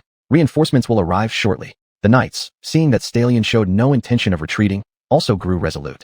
Toppler led the charge, unfolding his aura. Scarlet battle chi enveloped his entire body, transforming his spear into a fiery snake aimed directly at Jean's chest. Witnessing Stallion's decisiveness, even Jean couldn't help but marvel, despite being enemies. In war, nothing was worse than a commander fleeing during combat. If Stallion ran, she could easily eliminate the knights one by one and enjoy the chase. Now, Stallion's actions inspired his subordinates. Jean could feel the knights' fighting spirit rise significantly. Especially the three leading the charge, all aura-level warriors. They were no easy opponents. Not even she could end the fight swiftly. However, because of this, her innate love for battle was fully ignited. Jean held back no longer, letting out a loud roar as Frost Sky turned into a streak of icy light, meeting the incoming spear head-on. Chapter 36, Bleeding Knight 3. The spear and sword collided, and Toppler felt a tingling sensation transmitted through the spear tip. His arms went numb as if electrocuted. Shuang Tian cut through the spear like slicing tofu and thrust towards his chest. Shuang Tian was Dugwang Bai's personal magical artifact refined by the Northern Emperor Sect's secret methods. It had absorbed an unfathomable amount of thunderous power and could release paralyzing lightning even in normal combat. Unaware of its abilities, Toppler suffered a major disadvantage. Be careful. Knight Lancelot, who was guarding him, immediately noticed something was wrong. He pulled Toppler back just in time and deflected Shuang Tian. Another knight, Vic, seized the opportunity, wielding a large axe and striking fiercely at Joanna. Joanna did not confront directly. Instead, she leaped lightly, dodging all the incoming attacks. Excellent swordsmanship. Joanna's eyes lit up as she couldn't help but praise. Lancelot smiled smugly, said nothing, and simply held his sword against his chest while seriously observing Joanna. His sword skills were derived from the legendary knight Lancelot, named Lake Light's swordplay, a technique taught by the Lake Elves that was perfectly defensive. Unexpectedly, upon attacking, he felt a wild invasion of electrical force, and only his extraordinary martial prowess saved him from ending up like Toppler. Joanna became intrigued and decided to examine Lancelot's sword skills more closely. She swung her sword furiously towards him, and the other knights wouldn't allow her such freedom, charging in together with their weapons drawn. However, Joanna casually deflected them all, focusing solely on sparring with Lancelot. In fact, Joanna didn't know much about sword techniques. She treated Shuang Tian merely as a lance for cavalry, but her incredible strength and battle-hardened experience made handling the Lake Light swordplay no trouble. However, Lancelot wasn't having it easy. Joanna's attacks were fierce, always seeing through his changing moves and blocking his lethal strikes. Her blows frequently threatened his life. Despite summoning the full force of Lake Light's swordplay with reinforcements, he barely matched Joanna. Within moments, he was drenched in sweat. At this moment, Starley, watching the fight from the sidelines, also sensed something amiss. Even against the knight's overwhelming attack, this fake queen seemed completely unbothered. Frowning deeply, he thought of ways to break the situation. Just then, Trist returned. Master, Lelugia sent back a message. The palace operation is proceeding smoothly. Anna has successfully captured King Alex.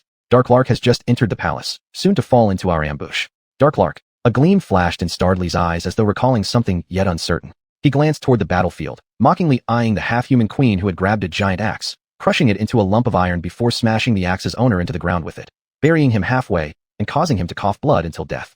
Among the experts of the royal city, capable of engaging the 12 knights head-on and killing them, who else could it be besides Darklark? Darklark. Starley roared angrily into the field. Indeed, the queen stiffened, turned around, and sneered sarcastically. You guessed right. A little too late, isn't it? Then, wiping her hands across her face, she revealed her true identity. It's her? No wonder I can never win. With her, it makes sense. Toppler despondently reflected. Meanwhile, the soldiers under their command, upon seeing Darklark, involuntarily lowered their weapons. Although loyal to Starley, Darklark's reputation within the Darlark city was undeniably godlike. It wouldn't be an exaggeration to say that if Princess Darklark asked them to die, they probably wouldn't hesitate. Now, those still maintaining loyalty to Starley were just his 12 knights, but facing the renowned Valkyrie of the Empire, their morale could not help but plummet. How do we win? There's no way. This thought echoed in everyone's minds, including Starley himself, whose complexion was sallow and whose personal sword hung uselessly low. All his carefully crafted plans were shattered so effortlessly. Amidst the heavy atmosphere, Lancelot stepped forward with his sword, determination burning in his eyes. Johanna Darklark. I, second knight under Duke Starley, challenge you. The fighting spirit in his eyes blazed brighter than ever. You're no match for me. Lay down your weapon, and I'll spare your life. However, Lancelot paid no heed. Instead, he infused his sword with vital energy, which enveloped the blade in a clear blue hue. He would never forget how his master had to swallow his grief after the death of his son, unable to seek revenge. When a lord is disgraced, a servant must die, Lancelot said heroically, his voice touching even Starley. The other knights, hearing this, reignited their fighting spirit. As knights loyal to their lord, they would never put down their swords because of a powerful enemy. Johanna's eyes lit up with appreciation as she looked at the charging Lancelot. You want to die? I'll grant your wish. This time, she held nothing back. With just one punch, she shattered his sword and pierced straight through his chest. Lancelot fell with regret, but more stood up to take his place. Chief Knight Toppler challenges you. Last ranked Knight Gao challenges you. 7th ranked Knight Zack challenges you. Although Johanna admired their courage, it didn't mean she would hold back. Every extra day that Starly lived was a crime against the people. For the sake of the greater number, she decided, die for me. Standing confidently in the center of the battlefield, she declared imperiously, come at me all together. I'm in a hurry. How could the knights endure such contempt? They lifted their weapons and charged at Johanna. Like a slumbering giant waking up, the distant half-human guards only saw a burst of golden light radiating outward from Johanna. A thunderous roar shook the heavens and earth, its brilliance forcing them to shut their eyes tightly. When they opened their eyes again, the only one still standing on the field was Johanna. Starly stood blankly outside the circle, looking much older. I never expected that after all this time battling you, it would end like this. I've never considered you a worthy opponent. This time, you've merely crossed my line. Is that so? Ha, ha, ha, ha ha ha. Suddenly, Starly erupted into uncontrollable laughter, madness flickering in his eyes. I hate it. I hate it so much. With an indifferent expression, Johanna remarked, do you know why you lost? Because your fists weren't strong enough. She delivered a single punch to Starly's chest, shattering his heart and lungs. As Starly fell to the ground, Johanna coldly glanced at the trembling soldiers. If you leave now, I'll consider it as if nothing happened. Upon hearing this, the soldiers dared not linger a moment longer and fled from the queen's palace in disarray, abandoning their armor and weapons along the way. Johanna glanced back at the flaming royal palace, her tone laced with disappointment. My foolish brother, the farce is over. And with that, leaving the stunned half-humans behind, she walked alone toward the palace. Chapter 37. I do my best to perform for your show. When Nephi arrived at the palace and looked out from a high place, all she could see was a sea of flames. The air still carried a faint trace of blood, and the cold wind chilled her to the bone. She frowned and said, I didn't expect that the palace which was full of joy yesterday would end up in such a tragic state. Franz sniffed the smell of blood and excitedly sneezed, his hooves moving restlessly as if ready to fight. Unfortunately, Nephi wasn't adept at fighting on horseback, so having Fran around would only make her more cautious to avoid him getting injured by mistake. She patted Fran and let him go home. Fran gave an unwilling snort but obediently returned home. Who was sowing discord between the Yaran Kingdom and Dongluo Empire would soon be uncovered. She sniffed lightly and caught a whiff of magic. Under her perception, the entire palace resembled a meticulously woven web, waiting for Jinnah Doc to fall into it like prey. In the darkness, Nephi chuckled softly and stepped into this enormous net. The best hunters often appear in the guise of prey. Your Highness, this way. Just as Nephi was about to rush directly into battle, a royal maid called her over. The maid leaned against the wall, with a knife wound on her chest wrapped hastily. Her voice was weak, indicating serious injury. Who are you? Nephi's expression turned guarded. The maid didn't seem to notice her wariness and simply walked toward her, saying, I am Lilith, the royal bartender. Your Highness, they have found the king. The guards can no longer hold them off. Hurry, save the king. In a moment of urgency, Nephi grabbed the maid and anxiously asked, what do you mean? Who are they? Where's the king? Take me there right away. If Zhu would be like this, hearing that young Alex was in danger, she would follow without thinking. Nephi thought silently, and sure enough, upon hearing Nephi's question, the maid's face lit up with joy, saying happily, your timing couldn't be better, Your Highness. They are those evil Yaran who have cornered His Majesty on the rooftop of the study hall. The guards won't last much longer. Please follow me. As she spoke, ignoring her own wound, she led Nephi into a dark side path. I'm really good at acting, huh? Fooled you, old six, easily. In her perception, this, badly injured, maid actually possessed an immense amount of magical power. Dark elemental energies circled around her cautiously, like loyal subjects. Should a palace bartender possess such qualities? Nephi praised herself silently and followed the maid through twists and turns until stopping under a staircase. If we climb up from here, we'll be able to see the king. Shall we go up? Saying this, the maid reached for the ladder. Hold on. Nephi tapped the maid's shoulder and said, all right, Maid Lilith, you fulfilled your mission. Run for your life now. The rest of the battle is mine. This was exactly in line with Jinnah's habits, and Nephi couldn't help giving herself another pat on the back. Lilith shook her head firmly. No, Your Highness, I must confirm the king's safety with my own eyes. So, this is your trump card after all. Nephi pretended to ponder deeply while staying calm. My brother has a loyal maid like you. I'm proud. If that's the case, let's go. With that, she picked up the maid's shoulders and lightly leaped, jumping onto the study building together. On the wide platform, several female Yaran used spells to kill the last guard. A Batwoman flew over everyone, capturing Alexander before attempting to leave. You dare to kidnap the king? You have some guts. Upon seeing this scene, Nephi pretended to be enraged and took a step forward, leaving her back exposed to the maid who had come up with her. Hearing the shout, the Batwoman landed as if she'd heard a joke, mockingly saying, I wonder who this is? Isn't this the demoted holy maiden? Aren't you already ashamed enough losing to our queen? Yes, if I were you, I'd already have drowned myself in the cesspool. A nearby Yaran chimed in too. Inside, Nephi was amused and almost burst out laughing. These guys sure knew how to liven things up. She hoped they would keep talking, but her expression remained unchanged.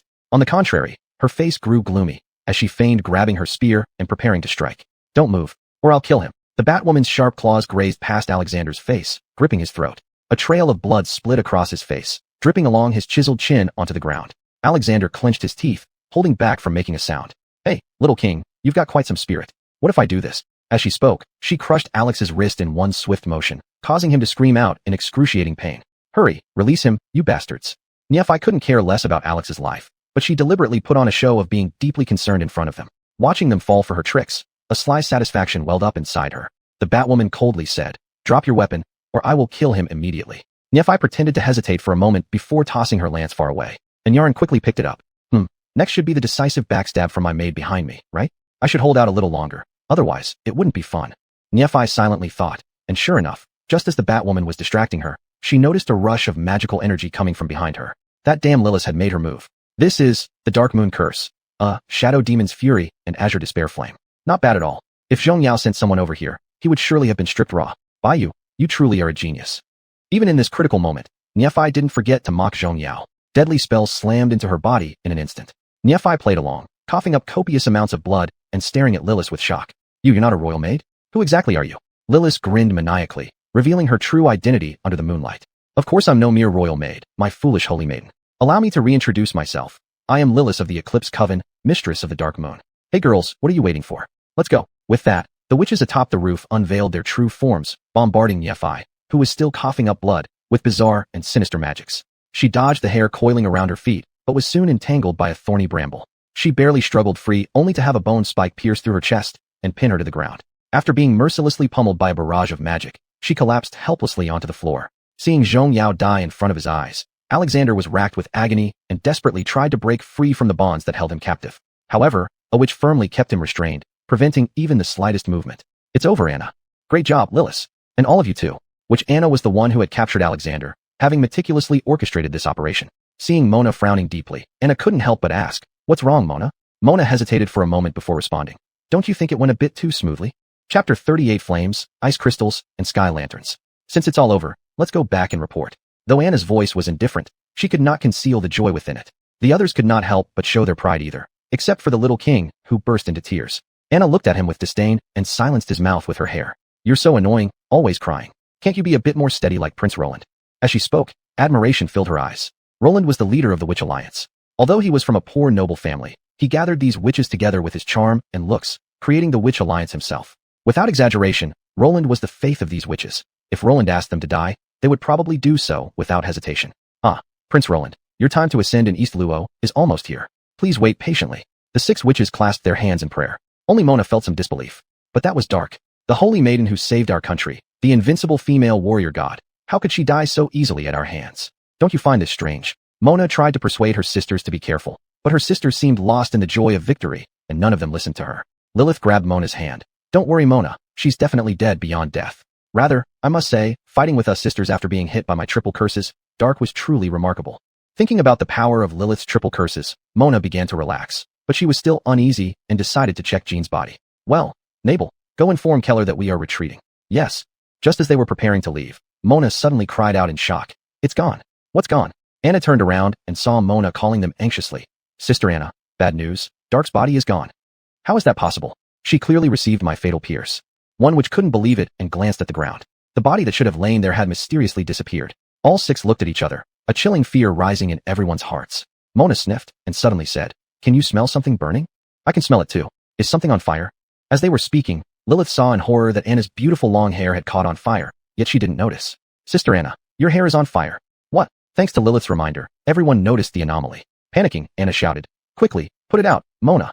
Anna was the magic hair witch, completing her magic through her hair, which she took great care of daily, washing it religiously. Now seeing her beautiful long hair set ablaze, she was naturally frantic. Don't worry, Sister Anna, let me help you. With that, Mona stepped forward, spitting out an icy fog covering the burning hair. However, the flame did not vanish as she expected. Instead, unaffected, it even grew larger, quickly spreading from the ground to Anna's waist, setting her clothes alight. Hurry up, Anna urgently prompted Mona, determined to try harder. In one decisive action, Mona expelled a jet of ice, freezing Anna's clothing along with her hair solidly. She sighed with relief. All right, this should finally resolve it, right? Look quickly, the fire hasn't been extinguished. Lilith watched in horror as the flames crept upwards on Anna's back, seemingly unhindered by the ice, reaching her head in no time, completely burning off her hair before continuing to spread across her whole body. Aya, it hurts. Anna rolled wildly on the ground, trying desperately to smother the flames. The other witches tried everything they could think of, but none could alleviate Anna's suffering. The scent of burnt flesh reached Lilith's nose. Something was getting cooked. Watching as Anna turned into a charred corpse made Lilith terrified. She couldn't help but urge the only remaining ice-wielding witch Mona. Quick, use your ice magic, Mona. Mona. But sometime during their attempts to put out the fire, Mona had frozen solid into a translucent, crystalline sculpture. Under the moonlight, she appeared eerily beautiful, her hand still raised mid-spell as if trying to save Anna, though unable to help even herself anymore.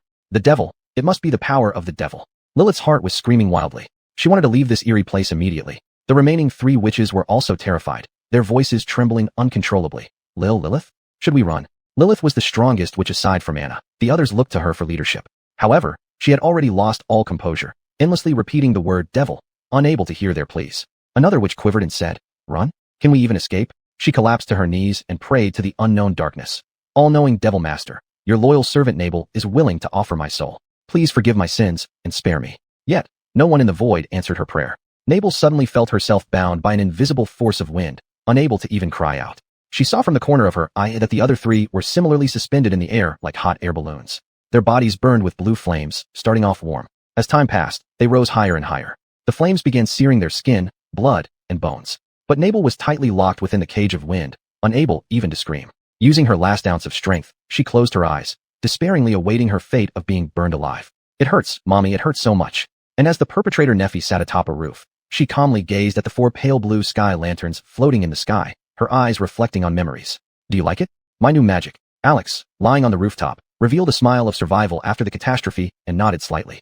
Seeing his unconvincing reaction, Nephi didn't bother exposing him and smiled, reminiscing about the old days. It was a serene snowy night when White Feather sighed while teaching her magic and spoke. Do you know, Nephi? In my hometown, during New Year celebrations, there's a custom called releasing sky lanterns. Sky lanterns? Sky lanterns are lights that burn for a long time in the air, very romantic. White Feather, are you homesick?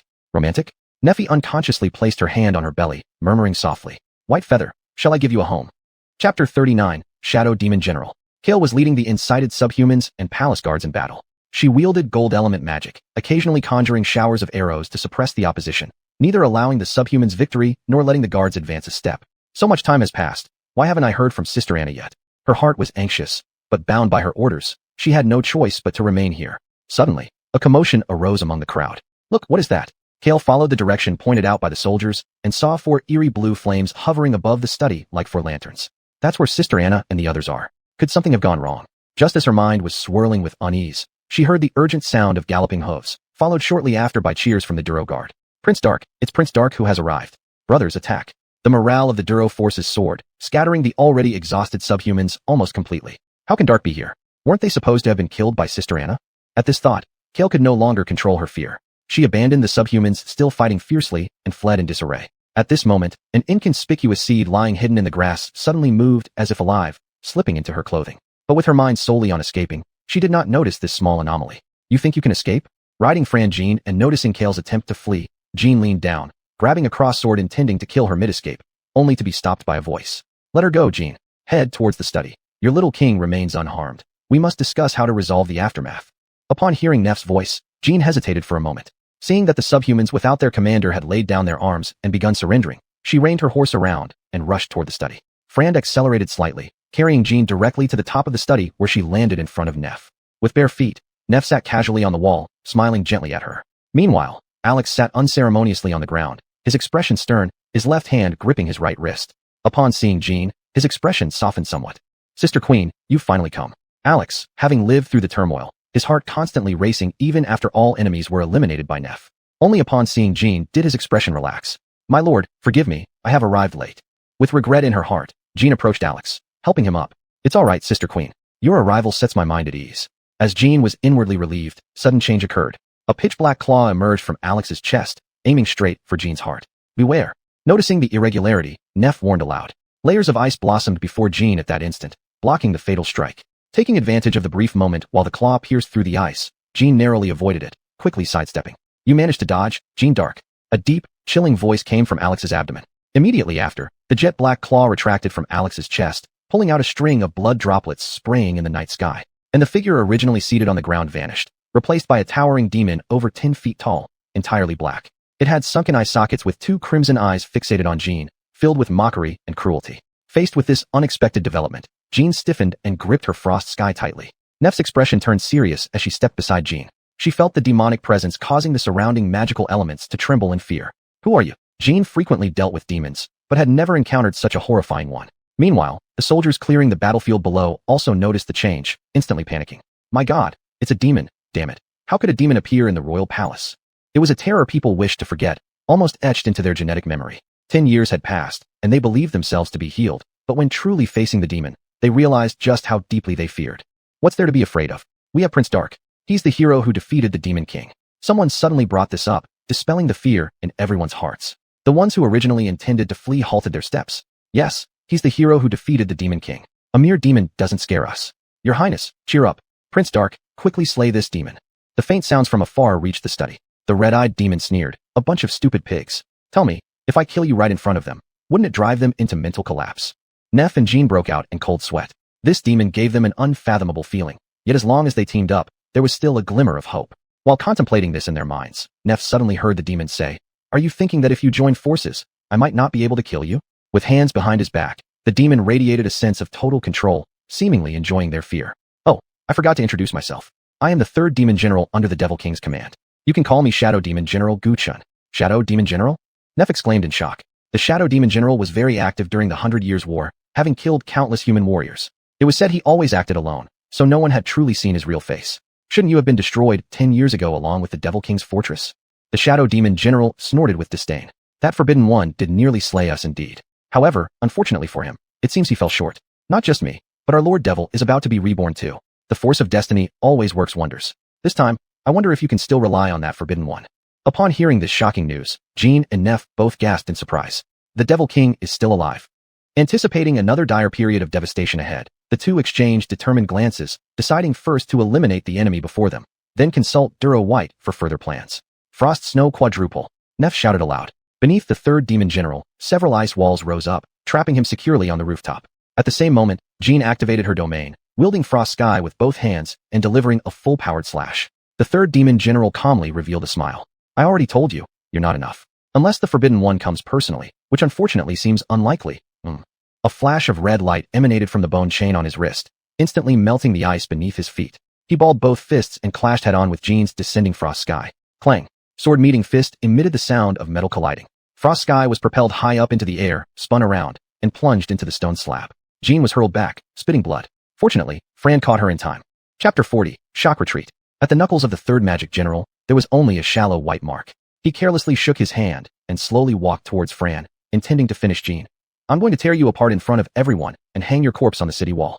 How could Nephi let him succeed? She raised her hand, summoning several violent tornadoes filled with gravel, attacking him from all directions. It's useless. I wear a bracelet made from the skull of a sun cat. Any magic is ineffective against me. The third magic general said coldly. As if to confirm his words, the several tornadoes disappeared without a trace when they were a few meters away from him. Nephi focused her gaze and noticed the bone chain he wore, which was indeed made by threading sun cat skulls together. Her heart suddenly felt a chill as she reluctantly touched her abdomen. Our story has just begun. However, this was a crucial moment, not allowing for any hesitation. Since magic was ineffective against the third magic general, she had no choice but to escape first. Thinking so, she made her decision. A bridge made of ice suddenly appeared beneath Fran's hooves, leading directly outside the city. On its back, a pair of wind wings suddenly emerged. Fran, run fast. Understanding Nephi's meaning, Fran galloped onto the icy surface immediately, and Nephi summoned a giant eagle at the same time, planning to fly high into the sky. Think you can escape? Do you really think you can? The third magic general coldly chuckled, extending his hand effortlessly, grabbed the claws of the giant eagle, tearing it apart instantly, blood splashing everywhere. Nephi wanted to levitate using wind magic, but suddenly found that her magic had failed, causing her to fall heavily onto the roof. The ice bridge and wings under Fran's hooves disappeared instantly as well. A massive bow appeared in the hands of the third magic general, aiming at Fran, carrying Jean away. Swoosh. Fran tried to evade as much as possible, dodging the huge arrow, but she was still hit by the shockwave, neighing painfully as she fell unable to rise again. Jean tumbled several times before supporting herself on her hands, struggling to regulate her breathing. Nephi is still there. I cannot abandon her alone. She struggled to stand up with every ounce of effort, noticing that the third magic general was stepping on Nephi, fully drawing his massive bow aimed at her. Finished. Everything is over. Jean lamented inwardly, yet flashes of her moments spent with Du Guangbai surfaced in her mind. White Feather, if there is a next life, let's be together again. She closed her eyes in despair. Just as she closed her eyes awaiting death, a familiar and sharp roar suddenly sounded through the air. Third magic general, dare you? The figure arrived, flying with the wind, hair and beard fluttering wildly. The frost heaven sword that was quietly embedded in the ground seemed to sense something, humming lightly as it soared into the air. Slight thunder rumbles resonated through the sword body, making Jean suddenly feel as though every strand of her golden hair stood on end, pointing toward frost heaven like antennas. Could it be White Feather?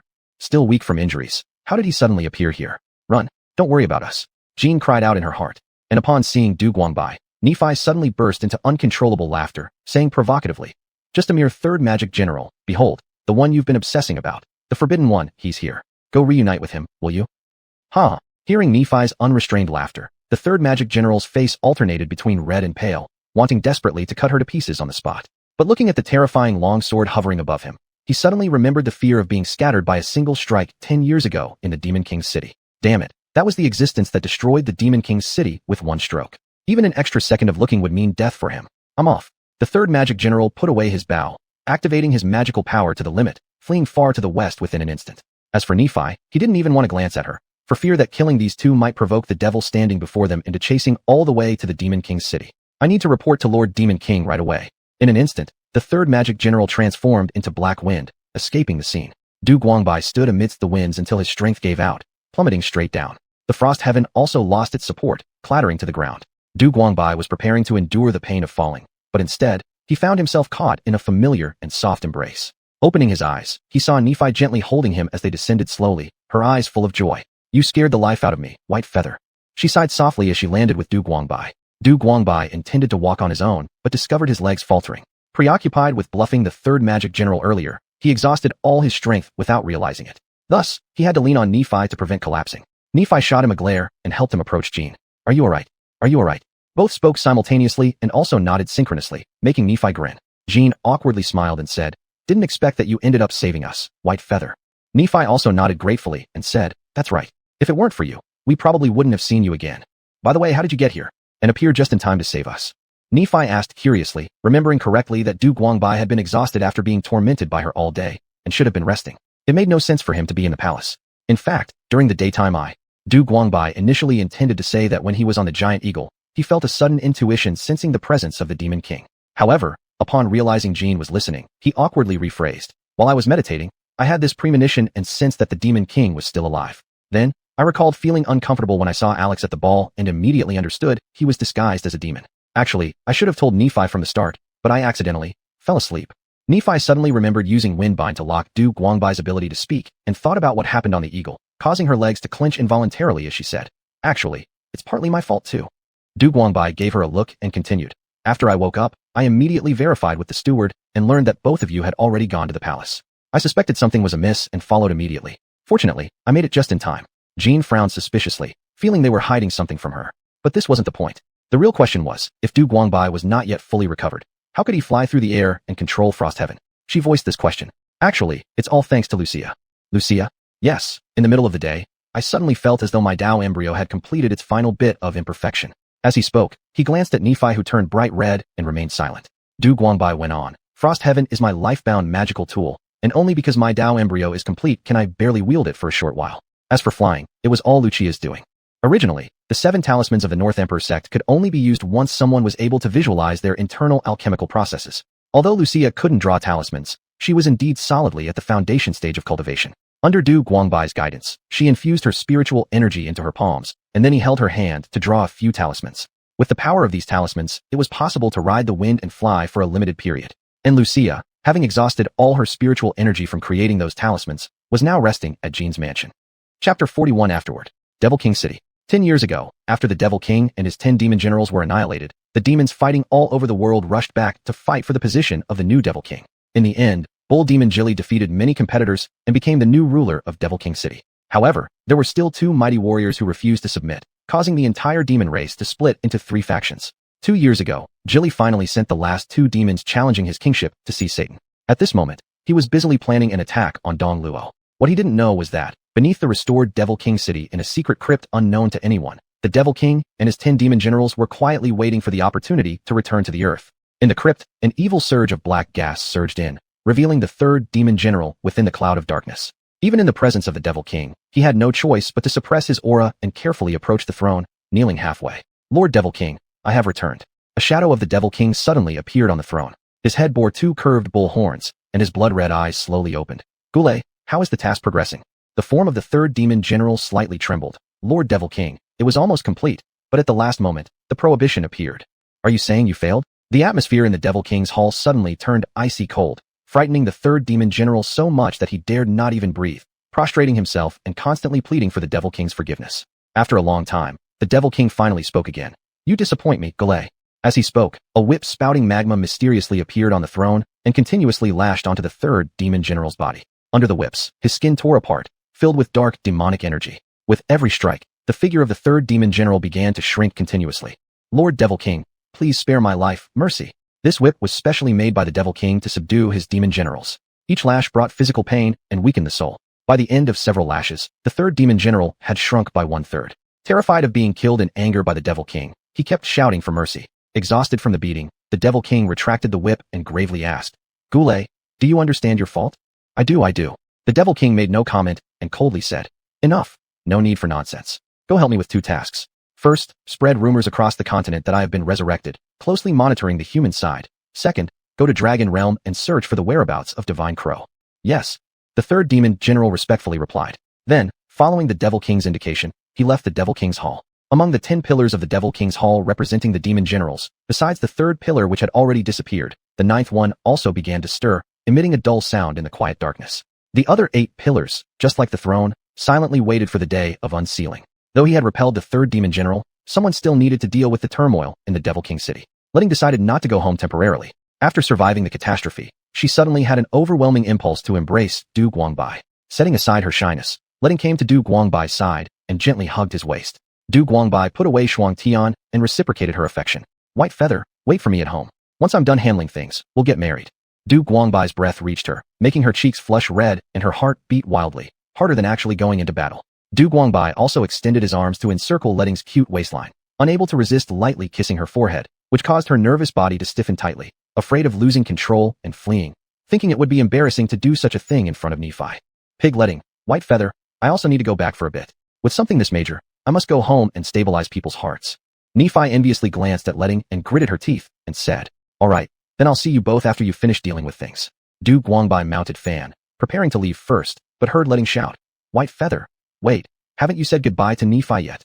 Du Guangbai froze, avoiding letting notice anything abnormal. He had no choice but to dismount and come to Nephi's side, scratching his head, and said, Well, Nephi, I'll go back first. Once you're done, make sure to attend our wedding. See you. Just as he was about to leave, they were pushed by Letting from behind, hugging each other. You two are too distant. You must hug when good friends say goodbye. Johanna's voice came to Nephi's ears. Due to Du Guangbai's attitude, Nephi was still somewhat disheartened, thinking he must be angry with her about something. Just as she was feeling sad, Johanna pushed her into Du Guangbai's arms, greatly surprising her. However, the next moment, she felt something wasn't quite right. Under Du Guangbai, there seemed to be something hot pressing against her abdomen. Nephi suddenly understood, and her pretty face turned completely red. She was just about to break free when she felt a tightening around her body as Johanna also rushed over, hugging the two of them together. A gentle voice sounded in Nephi and Du Guangbai's ears. We will always be together from now on, right? Du Guangbai was about to say something when he felt warm tears dropping onto his shoulder. I was so scared just now, really terrified. Johanna's voice trembled slightly as she choked out. Nephi, don't blame me for taking White Feather earlier. In the future, we will also become one family, okay? Nephi sourly replied, I have no objection, but it seems like someone doesn't agree. This was a rare opportunity, and if they could clarify things at this time, it would be perfect. Do you mean White Feather? Johanna let go of her embrace and looked seriously at Du Guangbai. White Feather, do you not like Nephi? Du Guangbai paused momentarily. If those words had come from Johanna before that incident, he would have unhesitatingly said that he only liked Johanna alone. But, while this was indeed his personal matter, it was not just about one person. He took a deep breath and firmly declared, I like her. I like you, and I also like Nephi. In Du Guangbai's eyes, Johanna's fleeting sadness disappeared and was replaced by joy. I am very happy. We've competed for 10 years, and now we've all reached good outcomes. Johanna looked at Nephi. Do you plan to marry White Feather together with me, Nephi? Nephi didn't expect such unexpected joy, covering her mouth happily and unable to speak. She couldn't help but nod. Of course, I've been waiting for this day. However, I still need to go back and deal with the affairs of the demi-human kingdom. Once I finish, then, Nephi suddenly stuttered, but fortunately, Johanna noticed her embarrassment and casually waved her hand saying, All right, both of you go back. There is still much work ahead. After bidding farewell in the capital, Du Guangbai directly rode Friend back home, and after properly burying the dead giant eagle, Nephi returned alone to the palace. As for those demi-humans who had been deceived by the witch, she did not ask Johanna for them, believing that she would definitely give her a satisfactory answer. Chapter 42. Let's take off. Du Guangbai rode Fran back home, and the sky was about to dawn. Gil and the others were still awake, waiting in the hall for news. When they saw Du Guangbai return, they all walked up with concern. All the rebellions in the capital have been quelled. Rana has other matters to handle and won't be returning home for now. Upon hearing this news, everyone's hearts were reassured. The witch doctor, however, remained by Du Guangbai's side, hesitant to speak. Du Guangbai understood that he wanted to inquire about Nephi's well-being. Rest assured, Nephi is fine too. Just recently, the guards on the streets might not be friendly towards subhumans, so you should stay here in the estate temporarily. In a few days, Nephi will send someone to bring you back. Hearing this, the witch doctor felt relieved and nodded in agreement. Since yesterday, after Du Guangbai had his Daotai repaired, his body began to recover slowly, no longer requiring the witch doctor's daily care. Mr. Baiyu, your room has been prepared. You should go back and rest immediately. Mei Li came over to tell Du Guangbai, who hadn't slept all night, having been worn out from the previous day by Nephi, was already too exhausted to keep his eyes open. Thus, he agreed and went back to his room to rest alone. When Du Guangbai finally woke up full of energy, it was noon, and Mei Li had already prepared lunch. When he arrived at the dining table, he found Lucia eating steak. Seeing Du Guangbai, her eyes lit up, and she spoke indistinctly. Big brother Du, you've finally woken up. Du Guangbai sat beside her, gently patting her head as he started enjoying his lunch. It wasn't just him who had collapsed yesterday. In order to help Du Guangbai inscribe talismans, Lucia had drained the last bit of her spiritual power and fainted from exhaustion. Otherwise, Du Guangbai would have seen her when he returned home last night. By the way, 3 talismans from yesterday remain. After we finish eating, I'll teach you how to use them. All right. At the thought of learning something new from Du Guangbai, Lucia's eyes sparkled with excitement. Recently, apart from teaching her characters and the Northern Emperor scriptures, Du Guangbai hardly taught her anything else. Given her childish nature, over time, she inevitably found the process monotonous. Du Guangbai, noticing this, decided to let Lucia experience the power of the 7-unit talismans, thus motivating her further learning. After the meal, the two went to the training ground, where Du Guangbai took out the remaining 3 talismans and placed them on the table. He picked up 1 talisman, beginning to explain under Lucia's curious gaze. There are 2 levitation talismans left and 1 gathering spirit talisman. The levitation talisman allows you to fly in the air for a short period of time, roughly lasting about 10 minutes. However, you can only rise a few zhang high, making it rather impractical. Usage is very simple. Just stick the levitation talisman on your body and activate it with your spiritual energy. Next, he picked up another talisman and said, "This is the gathering spirit talisman. It can gather surrounding spiritual energy and increase your own in a short period of time. However, it comes with severe side effects. For 2 days afterward, your meridians will feel as if they're being cut by knives, making cultivation impossible. We won't test it today." As he spoke, he handed the gathering spirit talisman to Lucia, saying, "Keep it carefully. Use it if you encounter danger. But, try not to use it if possible." Lucia received the gathering spirit talisman, taking good care of it. Her eyes, however, never left the 2 levitation talismans in Du Guangbai's hand. Naturally, flying through the air held much more allure than using the gathering spirit talisman. Looking at Lucia's eager expression, Du Guangbai couldn't help but smile gently, remembering his own first flight, nearly crashing into the Morning Bell Tower in their sect's gate if not for his senior sister saving him. Du Guangbai took a levitation talisman, placing it in Lucia's hand, and said, "Now, I'll teach you how to use it." Though prone to accidents during one's first flight, even if he wished to take Lucia along, he could not. Because he had used a gathering spirit talisman the night before, his entire meridian system was aching. Even trying to gather a little chi made him break out in cold sweat, like being sliced by knives. Hence, Lucia had to fly alone. Excitedly, Lucia took the levitation talisman and stuck it on her body, following Du Guangbai's guidance to trigger her spiritual energy. Suddenly, she felt her body lighten as she floated upwards straight into the air. Unprepared for the sudden ascent, Lucia let out a scream. If not for Du Guangbai's quick reflexes pulling her close, she might have become a human rocket shooting uncontrollably into the sky. Du Guangbai gently supported her waist, helping her maintain balance. Good. Keep your balance and control your body with your thoughts. Now move forward. At first, Lucia was a bit nervous, but under Du Guangbai's patient reassurance, she gradually calmed down. She carefully felt her body's state, and, following Du Guangbai's prompts, continuously made basic movements forward, backward, left, right, up, and down. Once she became completely proficient, Du Guangbai slowly removed his hand from her waist, allowing her to experience flying on her own. After leaving Du Guangbai's support, Lucia initially felt some panic, but as she became more skillful, she grew bold enough to soar higher into the sky, quickly ascending dozens of meters above the ground. From there, she had a clear view of the entire dark manor. Gil was cleaning the stable, Mei Li was busy in the kitchen, and the witch doctor was murmuring something strange. Below her, birds were chirping happily. Seeing Fran basking in the sun on the grass, Lucia decided to surprise him. With a quick thought, she darted toward Fran like a swallow. "Slow down, be careful," Du Guangbai anxiously reminded her from the ground, but with excitement surging through her, Lucia paid no attention to his words. Like a cannonball, she charged straight at Fran. Fran was enjoying the sun when he suddenly heard a startled shout. "Move aside quickly, Fran. I don't know how to stop." Lifting his horse head, Fran saw Lucia hurtling directly toward him. Terrified, he instantly stood up with a kung fu-style move and stepped aside just in time. Immediately afterward, Lucia swept past his original position and headed straight for the stable. Inside the stable, Gil widened his eyes as he watched Lucia heading towards a wooden post but could do nothing about it. Lucia herself also couldn't remember how to adjust, so she simply used both hands to protect her head, ready to endure the impact. Unexpectedly, she suddenly felt something tighten around her body, pulling her to a halt just before the post. Looking back, she discovered that Fran had been holding onto her clothes with his mouth, wearing an impressive expression on his face. "Thank you, Fran." Lucia patted Fran's head, and Fran gently put her down, raising his neck high in anticipation of her praise. Lucia joyfully leaped onto Fran's back, vigorously brushing his mane. "No wonder, Fran, you're truly amazing. Even this doesn't scare you. Let's go find Mr. Du." Fran's tail flickered lightly as he trotted with small steps toward Du Guangbai, who was waiting in the distance, filled with worry. Chapter 43, The Empress of Dongluo.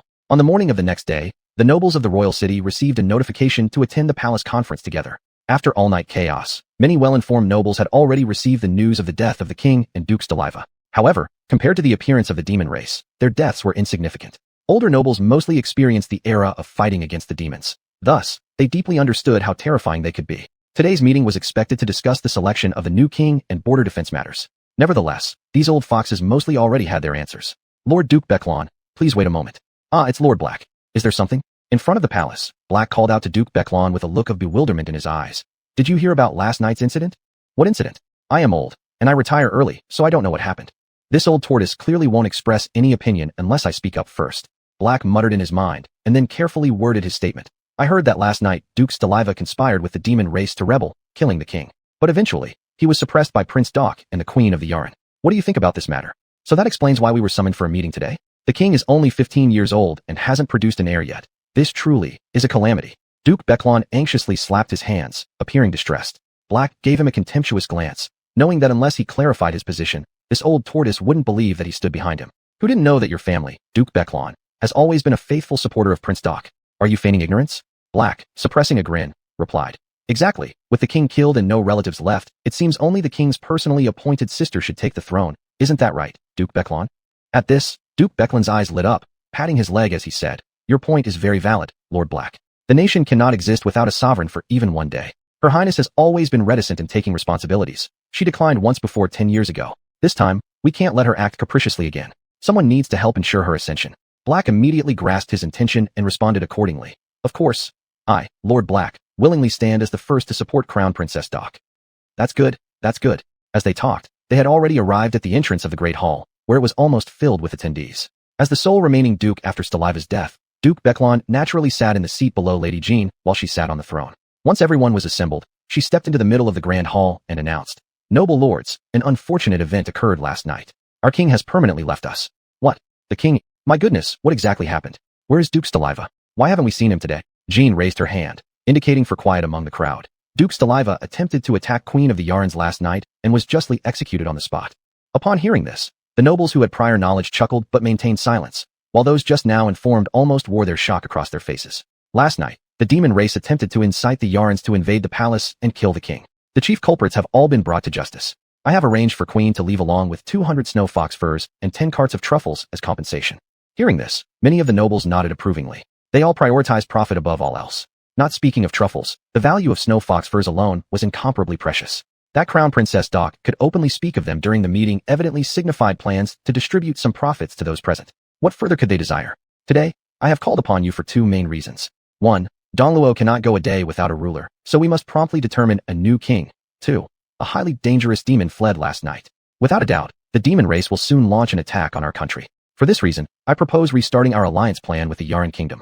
Now let us discuss the first issue. I suggest that Crown Princess Doc become the new monarch. The late king had no children, making Crown Princess Doc, his closest sister, the rightful successor. I've finished my speech. Gentlemen, who is in favor? Who opposes? Black was the first to stand up and propose. In favor. Very much in favor. I have no objections. It should be so. The nobles all expressed their agreement. For one, the young king who had quarreled with the princess a few days ago and the frequent opponent, Duke Staliva, both had their ashes scattered, indicating that being king under this princess was quite dangerous. Moreover, everyone clearly knew about last night's incident with the demon race. Whoever became king would face the threat of a demon invasion, and they all believed they lacked the ability to handle such matters, so as long as they could manage their own affairs, it didn't matter to them who became king. In contrast, Prince Doc possessed the most esteemed reputation in fighting against the demons. Thus, there was no dissenting voice. Seeing everyone's approval, Duke Becklon stood up from his seat and helped Jean back to the throne. Your Highness, you have the people's support, so please don't refuse anymore. Originally expecting Jean to decline, the nobles were prepared for a hard-fought persuasion effort. Some had already pulled out hastily prepared drafts from their pockets. However, they saw Jean nod her head. Since everyone thinks this way, I'll reluctantly accept. In the conference hall, everyone let out a sigh of relief. It was good that someone was willing to take on the burden. With this decision made, the following cooperation with the Yaren Kingdom became effortless. Jean presented the terms she had drafted for discussion among everyone. The only disagreement was over how much money and grain the nobles should contribute, but everything else was unanimously approved. Faced with such an efficient council, Jean couldn't help but scratch her head in disbelief. During Alex's reign, she had participated in less than 10 councils, and each time, the nobles argued amongst themselves until the next day, or sometimes even debated for a week to decide on minor issues, rendering her preparations futile. Since everything was already decided, there was no need for her to delay further, so she directly adjourned the meeting. The nobles hadn't sat more than 3 hours, and now they all left without a care. After the meeting adjourned, however, Jean did not feel relieved. She picked up the communication bell and contacted Nephi. I've taken care of everything here. What about you? So fast. I just barely settled them down. By the way, I must tell you something. Go ahead. The situation is this. Last night while I was in my study, I heard witches mention a name, Roland. Nephi recounted what happened last night, continuing, today I used magic and found the witch we released earlier. She was strangled in a basement, and we couldn't find Roland. It seems we've encountered a tough opponent. Ah, I see. I will order the Phoenixes to continue investigating. Come to the palace tomorrow, and we will discuss the matter concerning the demon race. Alright. Chapter 44, The Mysterious Egg. The death of the king and one of the Grand Dukes in the Shenluo Empire had no real impact on the situation. As long as it wasn't an invasion by the demon race or a direct threat to their interests, the nobles didn't care. A new king? Whatever. Alex didn't have much prestige anyway, so things seemed just like before. As for the joint plan with the demi-human kingdom, they fully supported it. They originally also implicitly supported Strahli's plan. After all, compared to making money through business, robbery still smelled better. However, the nobles did not consider themselves losing when doing business with the simple-minded demi-humans. They were jealous of the furs, spices, and jewels from the north. Therefore, when the Empress announced her plans to negotiate with the Queen of the demi-human kingdom, the nobles rubbed their hands eagerly, gathering intelligence overnight and engaging in profound discussions with their advisors about how to seize the largest profits. But all these troubling matters had nothing to do with Jean's residence. For 5 consecutive days, Du Guangbai spent his time teaching Lucia cultivation techniques and helping her recover her strength. The witch doctor had been sent back home by Nephi, citing important matters. Everyone held a grand farewell banquet for him, though only a few people attended. The witch doctor cried his eyes out. His ugly face was oddly endearing in its own way. The day after the witch doctor's departure, Du Guangbai continued teaching Lucia, as usual. Due to the aerial talisman, Lucia's enthusiasm for learning soared unprecedentedly, and she even voluntarily requested additional tutoring from Du Guangbai. Therefore, besides normal lessons, Du Guangbai casually taught her some basic strokes of the talismans. That day, after completing her lessons, Du Guangbai noticed that Lucia looked somewhat despondent and asked her with concern, Lucia, is there something on your mind? It's just a small matter, I don't want to bother you, Brother Du. Lucia twisted her fingers nervously, her worried expression looking incredibly adorable. Du Guangbai couldn't resist flicking her nose. What's there that you can't tell Brother Du? Remember, Brother Du is your family. Tell me what's the matter. Lucia hesitated for a moment before looking up at Du Guangbai and saying, Brother Du, please wait a moment. I'll be right back. All right. With that, Lucia ran back to her room and soon returned holding an egg. This egg was only as big as Lucia's palm, but weighed heavily. She could only hold it carefully in her arms until she arrived next to Du Guangbai, where she then placed the egg on the table cautiously. Isn't this the egg Jana gave you? Or rather Nephi? Du Guangbai suddenly remembered. That day, when they returned, Nephi seemed to have given Lucia an egg. With everything that had happened recently, he had completely forgotten about it. Noticing that Lucia was looking at him with a troubled expression, Du Guangbai felt a bit guilty and started reflecting if he'd been neglecting her lately. With a dejected look, Lucia said, Sister Jana gave me this as my steed, but I can't seem to hatch it. Brother Du, am I too clumsy? Compared to her talent in cultivation, Lucia was indeed quite clumsy in daily life. She couldn't handle housework, often causing kitchen disasters, as Gil once described, simply unable to do anything. This had struck Lucia pretty hard. Not at all. This is exactly what someone noble should possess. Have you ever seen Sister Jana do any housework? Lucia shook her head. She indeed hadn't seen Jana do any chores. It was always handled by Melanie and Gil. Seeing that Lucia followed his train of thought, Du Guangbai continued. Think about it. There are always people in this world who excel at different things. As someone noble, we should take pride in being bad at housework because only then will people with average talents feel useful. Understand? Lucia was shocked, unable to accept such a forward-thinking perspective immediately. You've observed this, haven't you? When Gil and Melanie work for Sister Jana, do they truly smile wholeheartedly? Lucia carefully reflected and realized that indeed, every time they served Sister Jana, Aunt Melanie and Uncle Gil would genuinely smile. Lucia felt like she was starting to understand. But Brother Du, how does this relate to me not being able to hatch my steed? Du Guangbai's smile froze on his face, coughing to cover up his awkwardness. Lucia, Is there such a possibility that Brother Du actually doesn't really know much about hatching eggs either? Upon hearing this from Du Guangbai, Lucia was astonished, opening her mouth wide. In her mind, Du Guangbai was always an omnipotent figure. Suddenly hearing him say this, Lucia felt that his image in her mind had changed slightly, not shattered, but rather more realistic and approachable. So Brother Du also has things he's not good at, huh? In that case, I'll take it back and study it myself. As she was about to take the egg back with a sudden realization, she was stopped by Du Guangbai. Wait a moment. Though Brother Du can't help, we can consult someone else. With that, Du Guangbai took out a communication bell and connected with Nephi. White feather. Is there something? It's like this. Do you remember the egg you gave Lucia? It seems that Lucia is unable to hatch it. Do you have any leads? There was a brief silence from the other side of the communication bell. Then Du Guangbai heard an awkward laugh from Nephi. Can you guess why I gave Lucia an egg? You're unable to hatch it yourself? Right answer, but no reward. Upon hearing that Nephi couldn't do it either, a disappointed expression appeared on Lucia's face. But this egg is a very special existence. Nephi said mysteriously. It turned out that 3 years ago, Nephi had obtained this egg in a snowstorm.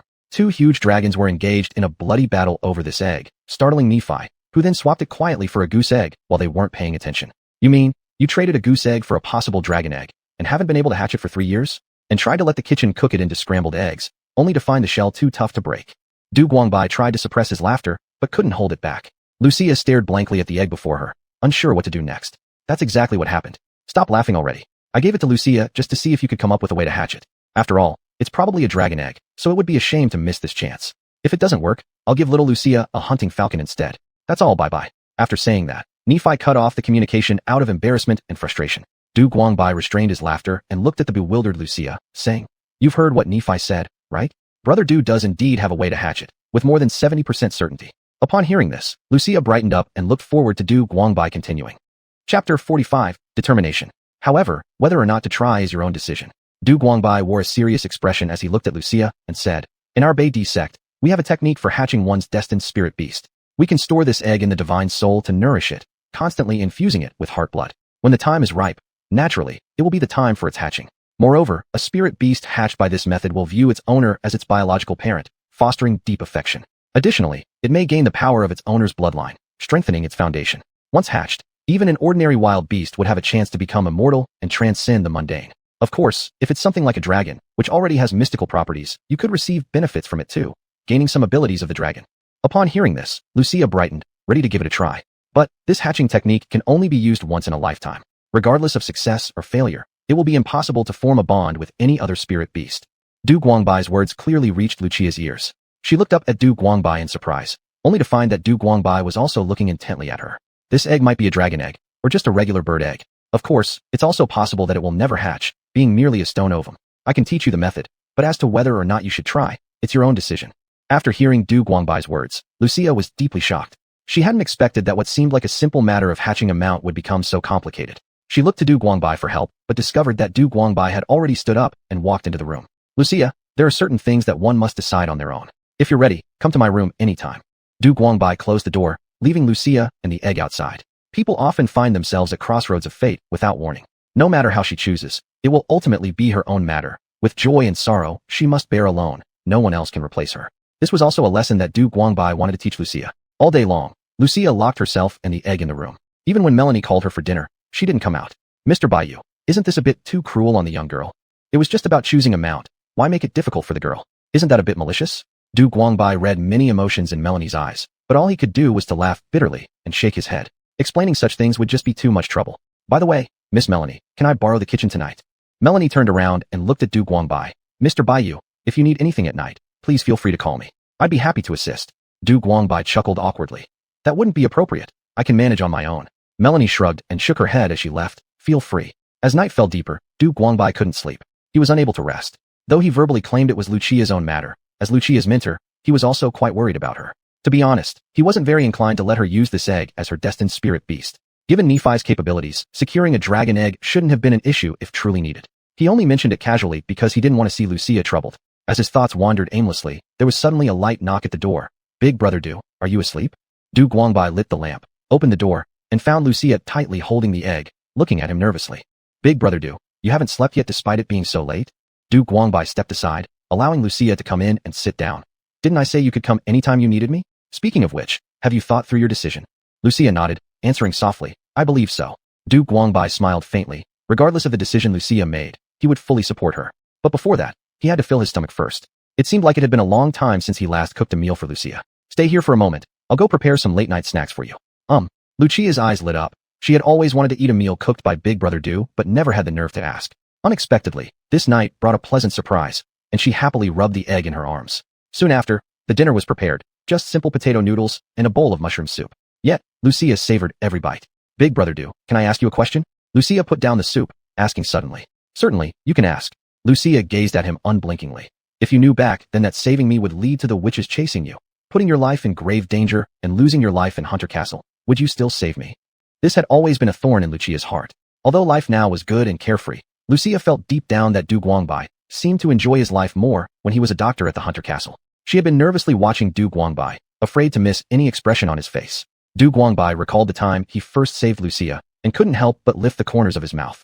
Even if I were given 100 more chances, I would still save you without hesitation. Lucia tilted her head as she gazed at Du Guangbai, her eyes gradually becoming misty.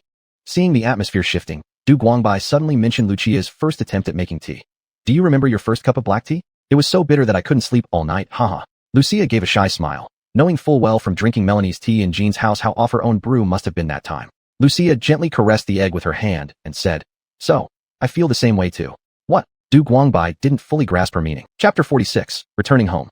After using the life and death spirit beast contract to take the egg, Lucia had one more task. Every day, she needed to use her life essence to nurture it. Because of the extra little guy, the speed of her practicing the Beatty scripture slowed down by 2/3, but Lucia was devoted and enjoyed this new responsibility, even working harder. At the same time, after Nephi confirmed the details of cooperation with Jean, she used the furs and items brought by the delegation to exchange for a lot of grain in preparation for the return journey to her homeland. Jean saw the delegation off all the way to the city gate, still unwillingly holding her hand. Won't you stay a few more days? Don't you plan to attend my wedding with Bayou?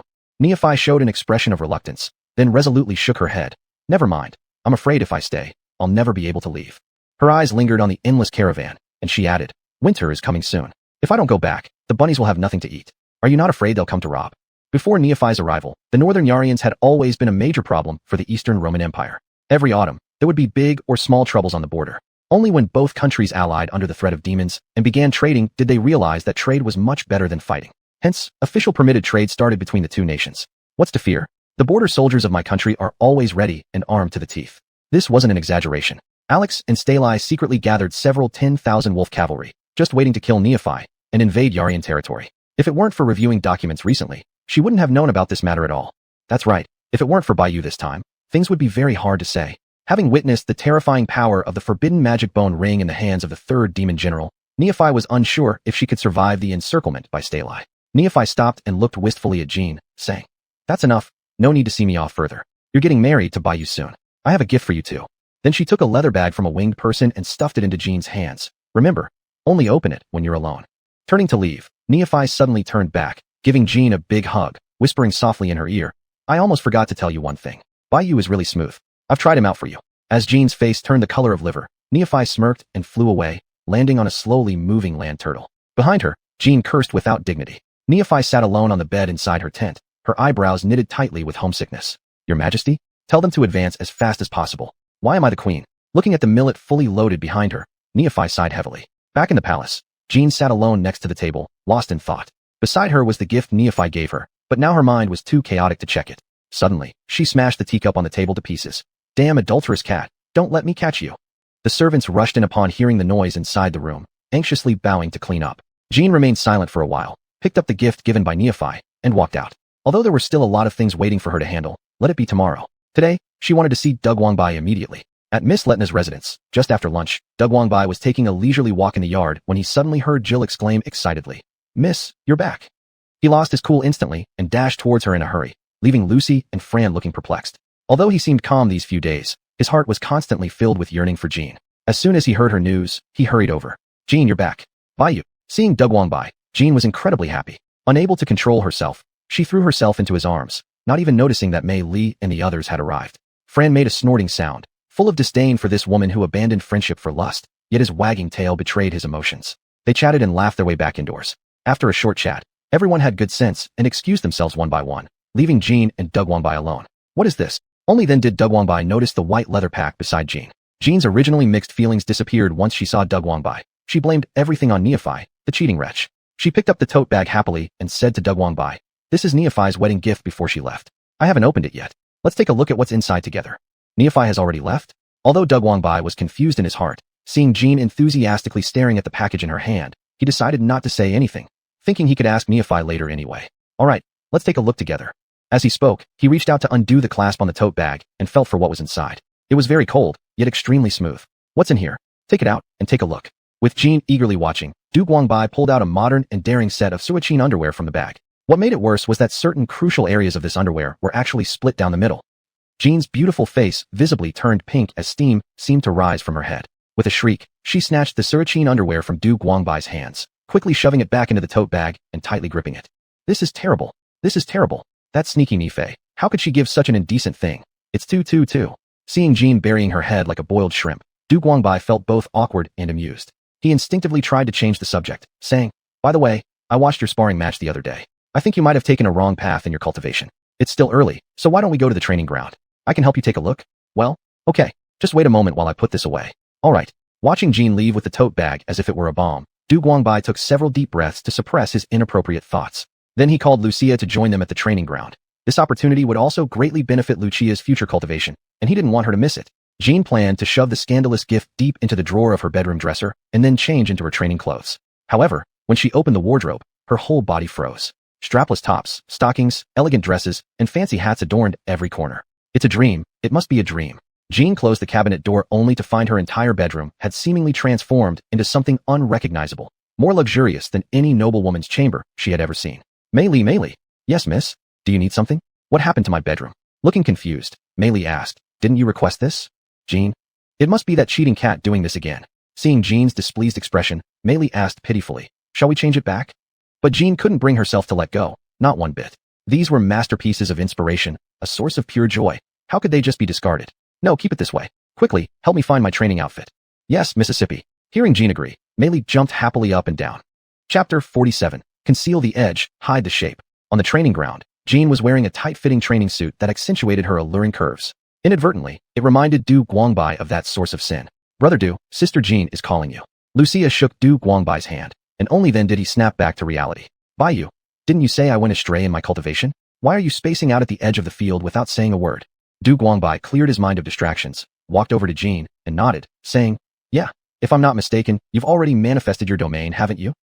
Condensing a domain is a necessary stage for warriors. After releasing their domains, they can enhance their own abilities and increase their perception of the surrounding environment. For example, if a swordsman condenses a sword domain, the power of his swordsmanship will increase after the domain is unfolded.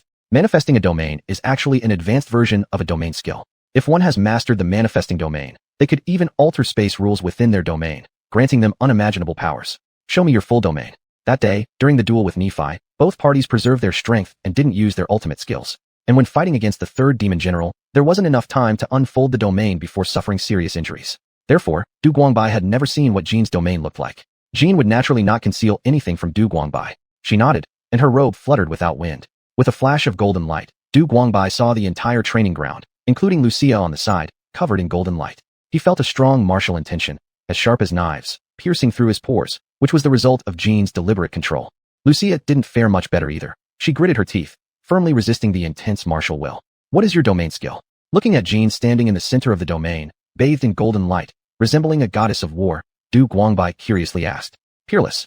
As she said this, Jean held her hands as if holding something, and suddenly, a huge golden sword appeared in the sky, identical to Shuangtian but larger. It pierced straight into the heavens. "Slash!" Jean shouted, and the giant sword followed her movements, carrying a strong will to break through everything and cut down forcefully. This stunning scene was etched into Lucia's heart, almost making her feel an uncontrollable sensation.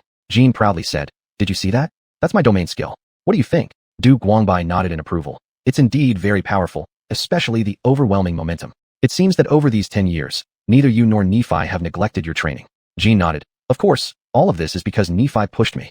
Dug Wangbai suddenly asked, "How do you compare yourself to the third demon general?" Jean frowned. "I am not his match. In fact, your strength may not be inferior to his." "That's exactly what I wanted to talk about today." Dug Wangbai crossed his hands behind his back and came to Lucia's side, suddenly asking, "What do you think, Lucia?" Lucia was still immersed in the awe-inspiring moment of that sword strike, and unexpectedly, Dug Wangbai asked her a question, leaving her unsure of how to respond. "I think Sister Jean is incredibly skilled. If I were this skilled, I could protect Brother Du." Seeing Lucia's serious face, Dug Wangbai couldn't help but shake his head with a wry smile. Brother Du doesn't need your protection yet.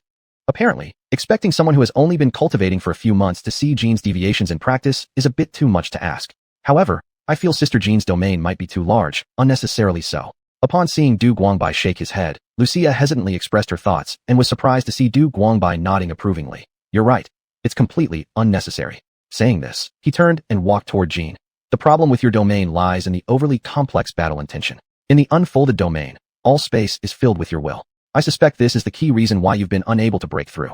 Jean furrowed her brows and asked, is that true? But if I don't release the battle intent, wouldn't the domain be useless once it unfolds?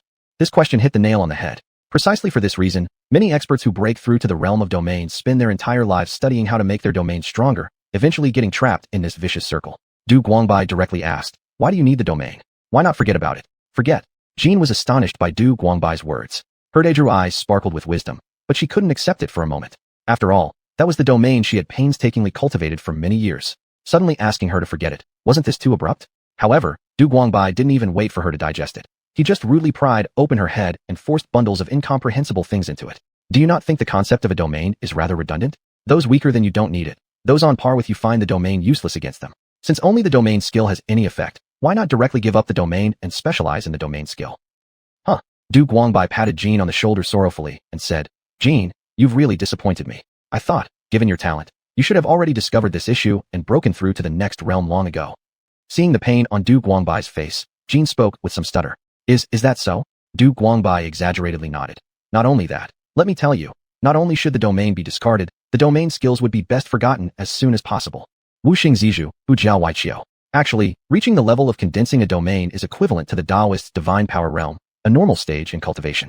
But if one becomes obsessed with the appearance of these divine powers, subconsciously, one might consider the divine powers themselves as part of cultivation. However, divine powers are merely fleeting beauty along the path of cultivation. Chasing after them is like chasing mirages, which ultimately yield nothing. Forget? Forget. Though it seemed shocking and unconventional, Jean trusted Du Guangbai's judgment. He wouldn't harm her. From this point on, her cultivation goal became to forget about the domain and domain skills. Speaking of which, warriors do have an advantage over wizards. Wizards don't focus on physical training, and if they want to make progress later, they can only discard their bodies to proceed. But who has such determination and courage? Du Guangbai muttered to himself. Jean suddenly opened her eyes and asked Du Guangbai with a fiery gaze, what happens after forgetting? Du Guangbai looked at Jean with surprise, smiled faintly. After forgetting the domain, spiritual intention naturally condenses within the body, storing strength. When the accumulation is sufficient, it will naturally break through, forming the true body of a martial soul. Seeing Jean frowning in deep thought, Du Guangbai turned and walked aside, not disturbing her digestion of this information anymore. If they encounter the third demon general again next time, he would surely be delighted. The Devil King could reappear on Earth at any moment. All he could do now was to advance their cultivation as much as possible, at least giving Lucia enough time. Hurry up, Jean. Chapter 48, in progress. Respected Mr. Baiyu, do you agree to take the Empress as your wife, to protect her and love her for the rest of your life? I do. And so, beautiful Empress, do you agree to take Mr. Baiyu as your husband, to obey him and care for him for the rest of your life? I do. The wedding between Du Guangbai and Jean was progressing orderly under the supervision of Duke Bertrand, with Lucia dressed in a white gown offering flowers. After their ceremonial drink together, guests raised their glasses one by one to congratulate them. As the cups were raised repeatedly, the celebration soon turned into night, and the lively palace began to quiet down. Left were only busy servants and the two drunk newlyweds. You've worked hard, Baiyu. Jean, wearing her white wedding dress, hugged Du Guangbai from behind. Standing quietly in front of the window, they silently gazed at the bright moon outside. It's really unbelievable. I feel like I'm dreaming now. Me too. Jean shyly closed her eyes and pecked Du Guangbai on his cheek. It's getting late. We might as well. Seeing Jean's rosy cheeks and darting eyes, Du Guangbai immediately understood what she meant. He leaned forward, lifted Jean up in his arms, and walked towards the new red bed. Jean's moist eyes sparkled as if tears could fall, revealing an alluring seductive lace bra given to her by Nephi accidentally underneath her heaving chest. Du Guangbai swallowed hard. Jean's face turned even more bashful, but her hands held tightly onto Du Guangbai, as if afraid that he would leave. Baiyu. Yes, here. Don't talk, kiss me. Compared to Nephi's bold and fiery nature, Jean seemed both inexperienced and shy. Despite numerous attempts, they struggled to find harmony. Du Guangbai wiped the sweat from his forehead and breathed heavily. Or we try again tomorrow? Though his experience with Nephi had grown significantly, most of that progress happened under her guidance, and he hadn't gained much practical insight. Moreover, both Du Guangbai and Jean were extremely nervous, handling each other carefully and cautiously so as not to hurt one another. This led to such results. Originally, Jean did not have many fixations about these kinds of matters. Just being with Du Guangbai already made her satisfied. However, The words Nephi left before she went directly shattered her guard. For days, those words kept echoing in her mind. Baiyu is very smooth. Smooth? How could it wait till tomorrow at this moment? Her face blushed red with anger, and she stubbornly held on to Du Guangbai tightly with her long legs. Du Guangbai emitted a low moan. The icy silk clinging to his skin brought coldness, which contrasted sharply with the heated areas. She slightly furrowed her eyebrows and amidst the mingling pain and pleasure, entered the next chapter of her life. At the Beckland residence, Glenn was sipping cup after cup of barley wine. Jean had always been his goddess. Although he knew fully well that he was unworthy of her, Glenn still couldn't help fantasizing about the scenario where, one day, his goddess would look his way. He had always been happy because Jean had rejected many youths much better than him, including several who were personally introduced by the king himself. This made Glenn feel that he still might stand a chance, no matter how small. The barley wine came from Jean's estate winery. He felt that in this way, he could feel closer to his goddess. Whether happy or sad, he would always take a few solitary drinks, allowing his soul to approach the goddess. However, tonight was destined to be a sleepless night because his goddess had already married someone else. Glenn, half drunk and blurry-eyed, accepted another glass from the servant and drank it all at once. Feeling any better? Kit, a familiar voice rang in his ear, shocking Glenn awake. Gathering his senses, instead of a male servant, the Duke of Bertrand was right there beside him. Dad, why are you here? Duke Bertrand didn't speak, but poured himself and Glenn a glass of wine. After finishing his first glass, Glenn joined him, taking a sip from his own.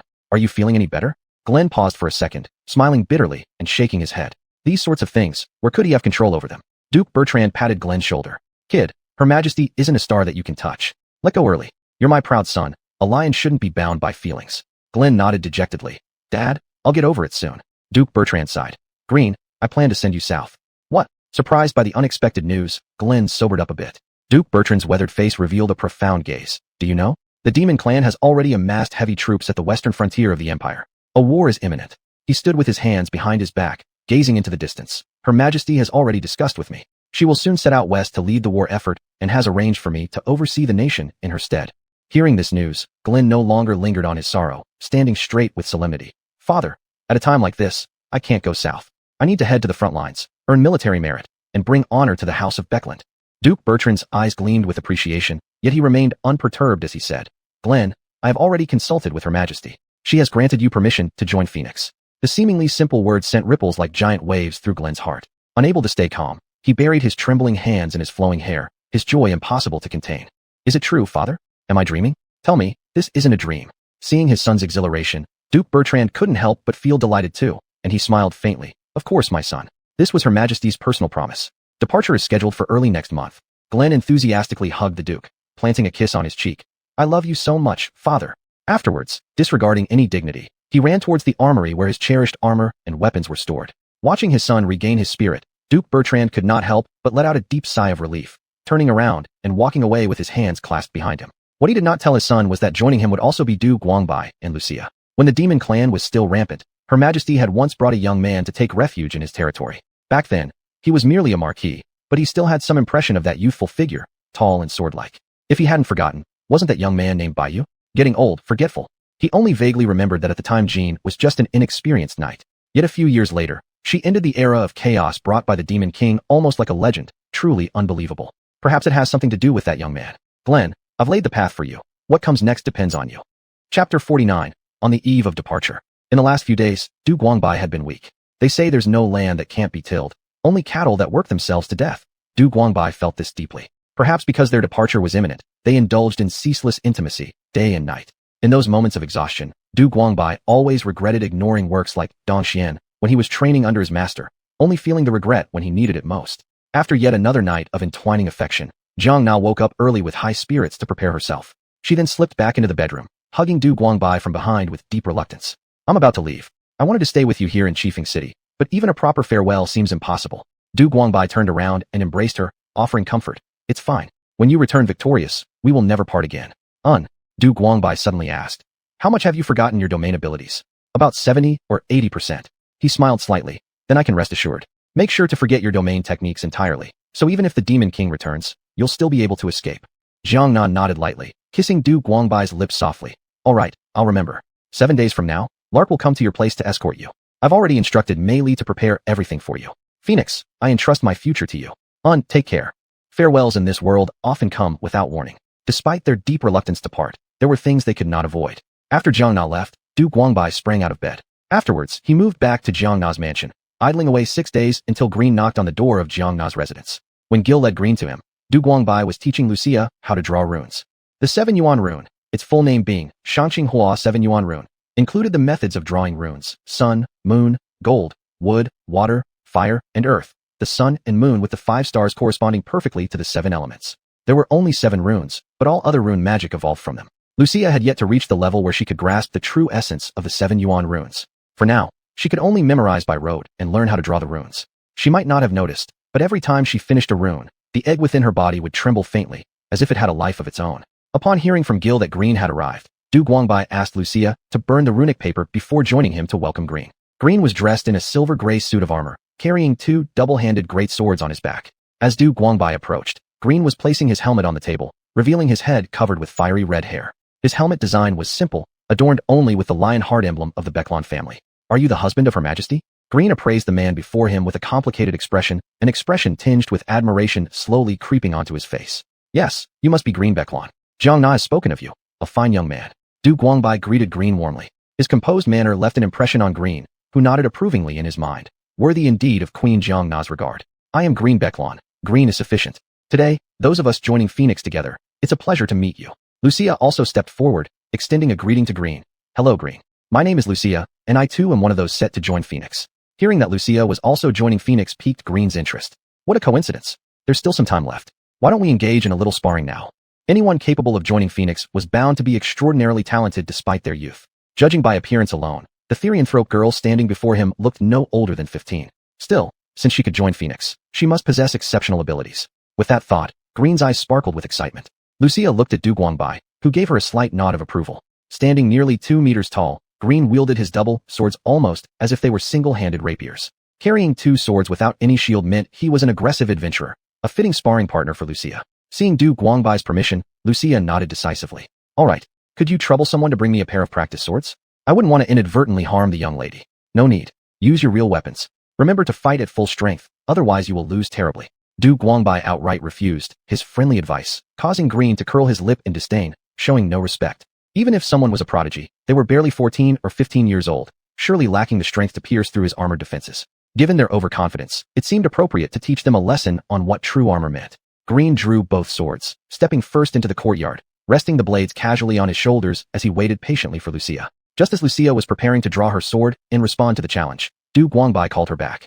"Lucia, use this one." He handed Lucia a wooden practice sword, swapping it for the standard-issue sword in her hand. At this moment, Yun Jian, descending from the clouds, hesitated. She had already been there for a while and initially planned to descend directly. However, upon hearing about the sparring session, she pressed her body down, stealthily hiding on the rooftop to observe. After all, she was also curious about their respective skills, especially Lucia's. If she's the princess's sister, surely she must be just as extraordinary as the princess? But using a wooden sword? What kind of nonsense is that? Do you really think someone can defeat a skilled 2-handed greatsword wielder with a wooden sword? This man is way too arrogant. Yun Jian disliked him. Lucia accepted the wooden sword without showing any signs of surprise. After all, if Du Guangbai suggested this, there must be a good reason. All she had to do was follow his instructions.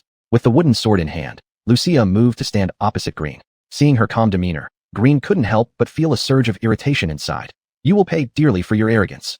Even though she was close to Her Majesty the Empress, Green resolved to hold nothing back. Even the most patient knight wouldn't tolerate such blatant disrespect from an opponent. Crossing his hands, Green formed a cross with the twin great swords before him. A circle of storms brewed beneath his feet, lifting stones and dust into the air. Yun Jian observed his initial movements with interest and immediately recognized his technique. This is Whirlwind Cross Slash. Once initiated, the Whirlwind Cross Slash would only grow faster and more powerful until completely annihilating the enemy. According to records of the Baeklon family, their most powerful ancestor could unleash 81 continuous slashes in one breath, cutting off a golden dragon's head with a single strike. I wonder how many cuts this one here can achieve compared to his ancestor. Just as Yun Jian tilted her head pondering this, Green charged at Lucia, accompanied by a swirling tempest. So fast. Reacting instinctively, Lucia raised her sword to block, but then quickly remembered she was wielding a wooden sword and hastily withdrew, dodging along with her weapon. However, once Whirlwind Cross Slash begins, it doesn't cease until the enemy is obliterated. Green transformed into a whirlwind, relentlessly pursuing Lucia without letting up. Chapter 50. This is what you call a genius. His dual sword dance was flawless, while Lucia, wielding a wooden sword, could only keep dodging. After several attempts, her wooden sword had already been chipped. Yun Ke sighed inwardly. It seems the duel is over. In the earlier stages of the consecutive cuts, there might have been opportunities for a forced breakthrough, but once young Master Beckerman gets into his rhythm, he can even defeat opponents above his level. Now at 11 layers, it's quite impressive that she's lasted this long. Thinking this, Yun-Kei also heightened his alertness, preparing to save her if necessary. After all, she was personally selected by Her Majesty the Empress, and he couldn't afford to let anything happen to her. In just a moment, Lucia's clothes already bore several slash marks. Green gritted his teeth. His family secret technique, cross whirlwind continuous slash, had a maximum limit of 18 layers, but it looked like they wouldn't need to reach the 18th layer to decide the outcome. This was best, for despite being angry, Green still controlled the strength of his blade, fearing accidentally delivering a fatal wound to Lucia. This didn't escape Du Guangbai, who observed everything clearly from the sidelines. Having Green fight alongside her was actually Na's intention as well, with an underlying purpose of having her be both coached and tested by him. From the current situation, things seemed satisfactory so far. Lucia was caught in the storm of sword slashes, constantly at risk of getting injured or losing. Yet, her face remained calm, deeply pondering Du Guangbai's intentions. Why make her use a wooden sword? Given its fragility, otherwise, she would have 100 ways to defeat Green. While thinking hard, she suddenly remembered something Du Guangbai had taught her. The Tai Bai Fu, also known as Jin Xing Fu, governs all blades of warfare. When applied to plants, it can also destroy the hard and pierce the sharp. Still, it wasn't enough. Understanding alone wouldn't allow her to overcome 15 continuous slashes. Du Guangbai folded his hands behind his back, tightly gripping them to hide his own tension. With just one collision, Lucia frowned. Her right hand went numb, nearly making her drop the wooden sword. Seeing that Lucia could still resist, Green held nothing back and initiated the next cut. The storm-like energy spun him around at lightning speed, much like a high-speed gyroscope. A gyroscope? A flash of realization appeared in Lucia's eyes as she recalled something Du Guangbai said when he first started teaching her to recognize characters. The 6 books of war. The art of borrowing means using others' strengths to accomplish your goals. Recalling how she used to spin gyroscopes in the forest as a child, she almost cheered out loud. Instead of blocking, she treated the wooden sword as a whip, continuously lashing at Green's rapidly rotating greatsword. Seeing this, Du Guangbai unconsciously relaxed. At this point, not just one question mark, but countless exclamation marks popped up on Yun-Kei's head. Is this allowed? The famous whirlwind cross continuous cut, solved this way, being treated like a spinning top. At this moment, Green was suffering silently inside. As each successive layer became faster than the last, now even if he wanted to stop, it was impossible. With Lucia's assistance, his whirlwind continuous cut had already broken through 18 layers, reaching a terrifying 32 layers, and the count was still climbing. Green felt as if his body were being torn apart, his brain struggling to keep up, and if Lucia didn't stop soon, he was sure he would be split into two. Lucia, stop! Du Guangbai saw Green's condition and interjected with a shout. Upon hearing Du Guangbai's words, Lucia obediently stepped out of the combat circle, sheathed her wooden sword, and stood quietly beside them. After releasing some of his force, Green finally managed to stop spinning. He lay flat on his back on the ground, gasping for fresh air. Yun-Kei suppressed his astonishment and respectfully bowed to Du Guangbai. This subordinate, Yun-Kei, pays respects to Master Du. Having witnessed the earlier sparring, Yun-Kei developed a deep sense of respect for Du Guangbai. Earlier, when Joanna mentioned that someone had been found to coach the Phoenixes, they hadn't paid much attention. After all, everyone there was among the strongest in the world. So aside from the Storm Queen and Her Highness, who could make the haughty geniuses of the Phoenix group submit willingly. Yun-Kei reflected upon her own abilities, ample strength and broad experience, but admitted that defeating layered windmill continuous cuts with a wooden sword, as Lucia did, was something she couldn't do. She couldn't help but feel humbled by how vast the world of talent truly was. Du Guangbai nonchalantly nodded. Once Green has rested enough, we'll prepare to set off. Mei Li has already prepared the food. We'll wait for him in the dining hall. All right, understood. With that, Yun-Kei approached Green. Young Master Beckerman, have you rested enough? We're about to depart. As Green was catching his breath, he looked up and saw a round-faced young lady gazing at him tenderly. Her voice was as melodious as a lark's, and the faint freckles on her face added a touch of charm, making her all the more endearing. His heart began pounding fiercely. Dad, I think I've just met my destined one. Green exclaimed in his heart. He sat upright from the ground, carefully brushing dirt off his armor, returned his long sword to its place on his back, and flashed what he believed to be his most charming smile as he extended his hand toward Yun Quebec. Hello, miss. My name is Green Beckerman. You can simply call me Green. Yun Quebec Phoenix Yun Quebec. Then, Yun-Kei turned around and hurried after Du Guangbai and Lucia toward the dining room. The fluffy feather emblem on her gray cloak representing a sparrow swayed slightly in the wind, drawing Green's gaze in admiration. Heaven, her hands are so soft, so warm. Chapter 51, Chiefing City. Chiefing City is the place where the Phoenixes live and train, built on a volcano 1,000 meters out at sea, hence its name. We've arrived. The three disembarked and stepped onto a beach below Chiefing City. With the winter moon approaching, the seasonal winds whipped up waves that crashed against the reefs, the roaring sound making Yunk's words hard to hear clearly. Green looked up at the towering dark red volcanic cone piercing the clouds and exclaimed. It said that the Phoenixes live above the clouds, and it seems the legend is true. I do have one question though, Miss Yunk. How do we get up there? Green scratched his head, having seen no path leading to the summit. Besides the steep cliffs, there was nothing. Yunk covered her mouth and laughed softly. Of course, us Phoenixes have our own way of getting back to the city. You wait here for a moment. I'll come down later to pick you up. With that, under the astonished gazes of the three, Yunk donned her long robe, and a beautiful lark appeared before them. Then she flapped her wings and soared straight into the clouds. Green sighed with a bitter expression, his face full of worry. Lucia, tell me, how will we ever get to Chiefing City in the future? Lucia quietly touched the aerial control talisman in her arms and said without showing any emotion, actually, I can get up there. Green gave an awkward laugh, turning to look at Du Guangbai. Mr. Du. Before he could finish, Du Guangbai smiled faintly. I can manage as well. Green hung his head dejectedly, feeling glum. In fact, you don't need to worry about this point, because after you become a phoenix, the first magic you will learn is transformation magic. Transformation magic? Upon hearing this, Green perked up, tilting his ear forward to signal Du Guangbai to continue. Yes, it's the spell that Yunk just used. Each phoenix will choose their own transformation form. Larks, mountain eagles. At this, a look of longing appeared on Green's face. As they were chatting, a shadow suddenly blocked out the sky, roaring as it landed in front of them. A flying dragon with a wingspan exceeding several dozen meters stood before them. On the dragon's head sat Yunk, smiling broadly, and a woman cloaked in a blue robe with black stripes on her hood. We've kept you waiting. Juniper and I have come to pick you up. Another woman also hopped off the dragon and approached the three. The woman greeted Du Guangbai coldly. Mr. Du, hello, I am Duan, the current leader of the Phoenixes. Green leaned toward Du Guangbai's ear, whispering, Hey, looks like she doesn't like us. Duan shot Green a glare, who defiantly raised his chin and took a half step back. Du Guangbai didn't seem bothered. He extended his right hand to Duan. Hello, Duan. I'm Du Guangbai, the new mentor of the Phoenixes. Duan snorted coldly. Not anyone can teach casually at the Phoenix Academy. Are you qualified? The atmosphere suddenly became frostier. Yunk awkwardly chuckled, pulling Duan aside. Duan, he is the prince consort. I know. Even if he is married to Her Highness, she must not neglect duty for personal reasons. If it weren't for the urgent situation, I would have personally reported this to Her Highness and let her handle things herself promptly. Pale-faced, Duan. Yunk angrily interrupted Duan, embarrassedly looking at Du Guangbai. However, Du Guangbai shook his head nonchalantly. It's fine. Whether I'm more than just show off, you'll find out eventually. All right, then it's good. Let's not delay, let's set off now.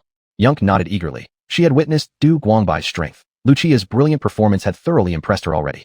Once everyone has spent some time together, she believed Duan would surely understand Her Highness' arrangement. Yunk thought this. The group mounted the dragon and flew straight towards Chiefing City amidst the clouds. However, the atmosphere was particularly awkward. Duan sat stiff-faced at the dragon's head, while Yunk accompanied the trio on its back. Look quickly, that's Chiefing City. To lighten the mood, Yunk deliberately pointed it out to the three. Looking along Yunk's finger, Du Guangbai saw an enormous, white castle sitting atop the flat top of the Crimson Volcano. They could vaguely make out human figures bustling around within the castle, busy doing something. So magnificent. More magnificent than the capital. We'll be living in this castle from now on, won't we? Green also spotted the castle and couldn't help but marvel at it. At that moment, an untimely voice came from the dragon's head. Whether or not you passed the Phoenix's qualification exam is still uncertain. Green furrowed his brow. I haven't heard Queen mention anything about an exam before I arrived. That's right. If you intentionally try to make things difficult for us, I'll inform Ms. Jean. Duan turned back and glanced at her with disdain. You're indeed a little girl who can do nothing but run to your parents when encountering problems. Upon hearing this, Lucia immediately became furious, standing up from the back of the flying dragon, ready to scold her, only to be stopped by Du Guangbai. If you fail the test, Yunk, you send them away yourself. I will explain to Her Highness. Amidst the highly charged atmosphere, the flying dragon slowly landed on a broad square. Duan jumped down from the dragon's head, seeming to disdain even looking at them, and headed directly towards the staff dormitory. Yunk, arrange their accommodation. I'll come to conduct the exam myself tomorrow morning. Please forgive Duan's rudeness. She just has some prejudices against you. Things will be better once she gets more familiar with you. Although Yunk was still making excuses for Duan, Lucia had already made a mental note against her. With clenched fists, she was planning to get her back once her skills were sufficient.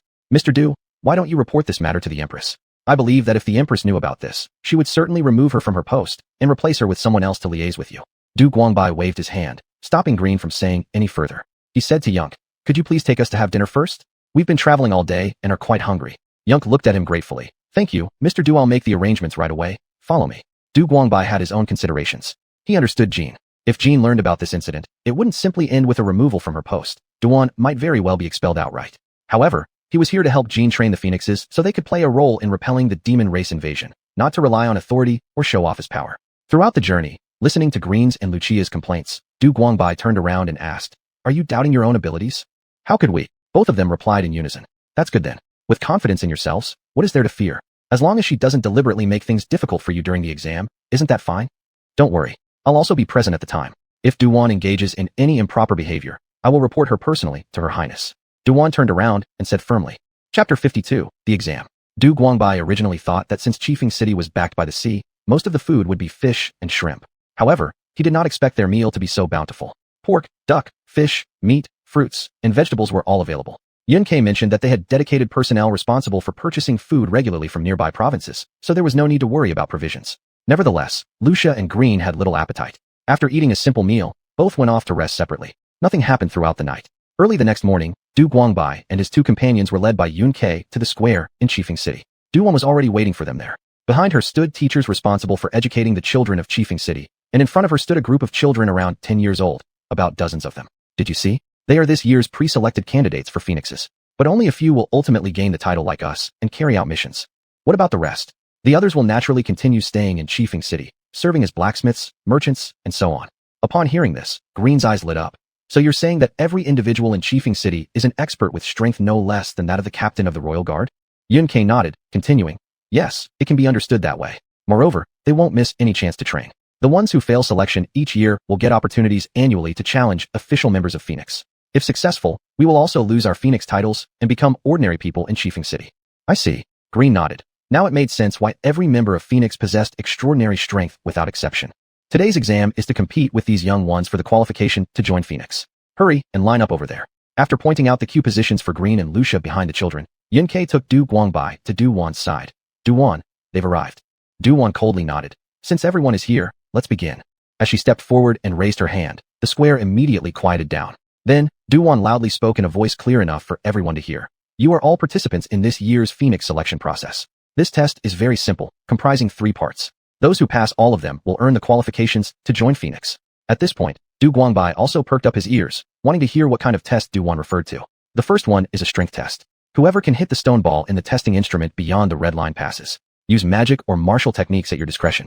Du Guangbai observed a huge testing device on the field resembling a large thermometer. Its base contained a target, topped by a transparent tube containing a basketball-sized stone ball. There were gradations on the tube, and the position Du-Wan specified was more than a meter above the stone ball. Everyone understand? Yes. Then form a line and start the test. Hearing Du-Wan's words, the children quickly lined up in front of the testing device. Lucia was queued right after Green, thus being the last one. First contestant. Upon hearing Du-Wan's call, the first boy anxiously approached the testing instrument. He was a mage carrying a wooden staff. As he held the staff, approaching the testing machine, he murmured a spell. Replicas, show your power. After he completed his incantation, a wild boar formed out of mud appeared in the field, charging forcefully toward the target. With a muffled sound, the stone ball suddenly bounced high, stopping quite close to the red line before dropping heavily back down.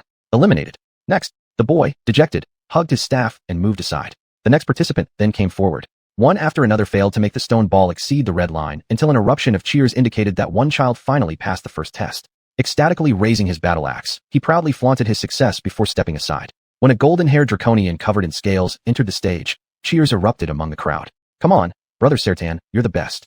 Sertan, set a record for everyone to see. Sertan, the dragon person, lifted his arms triumphantly as the crowd cheered. Approaching the target empty-handed, he carried no weapon.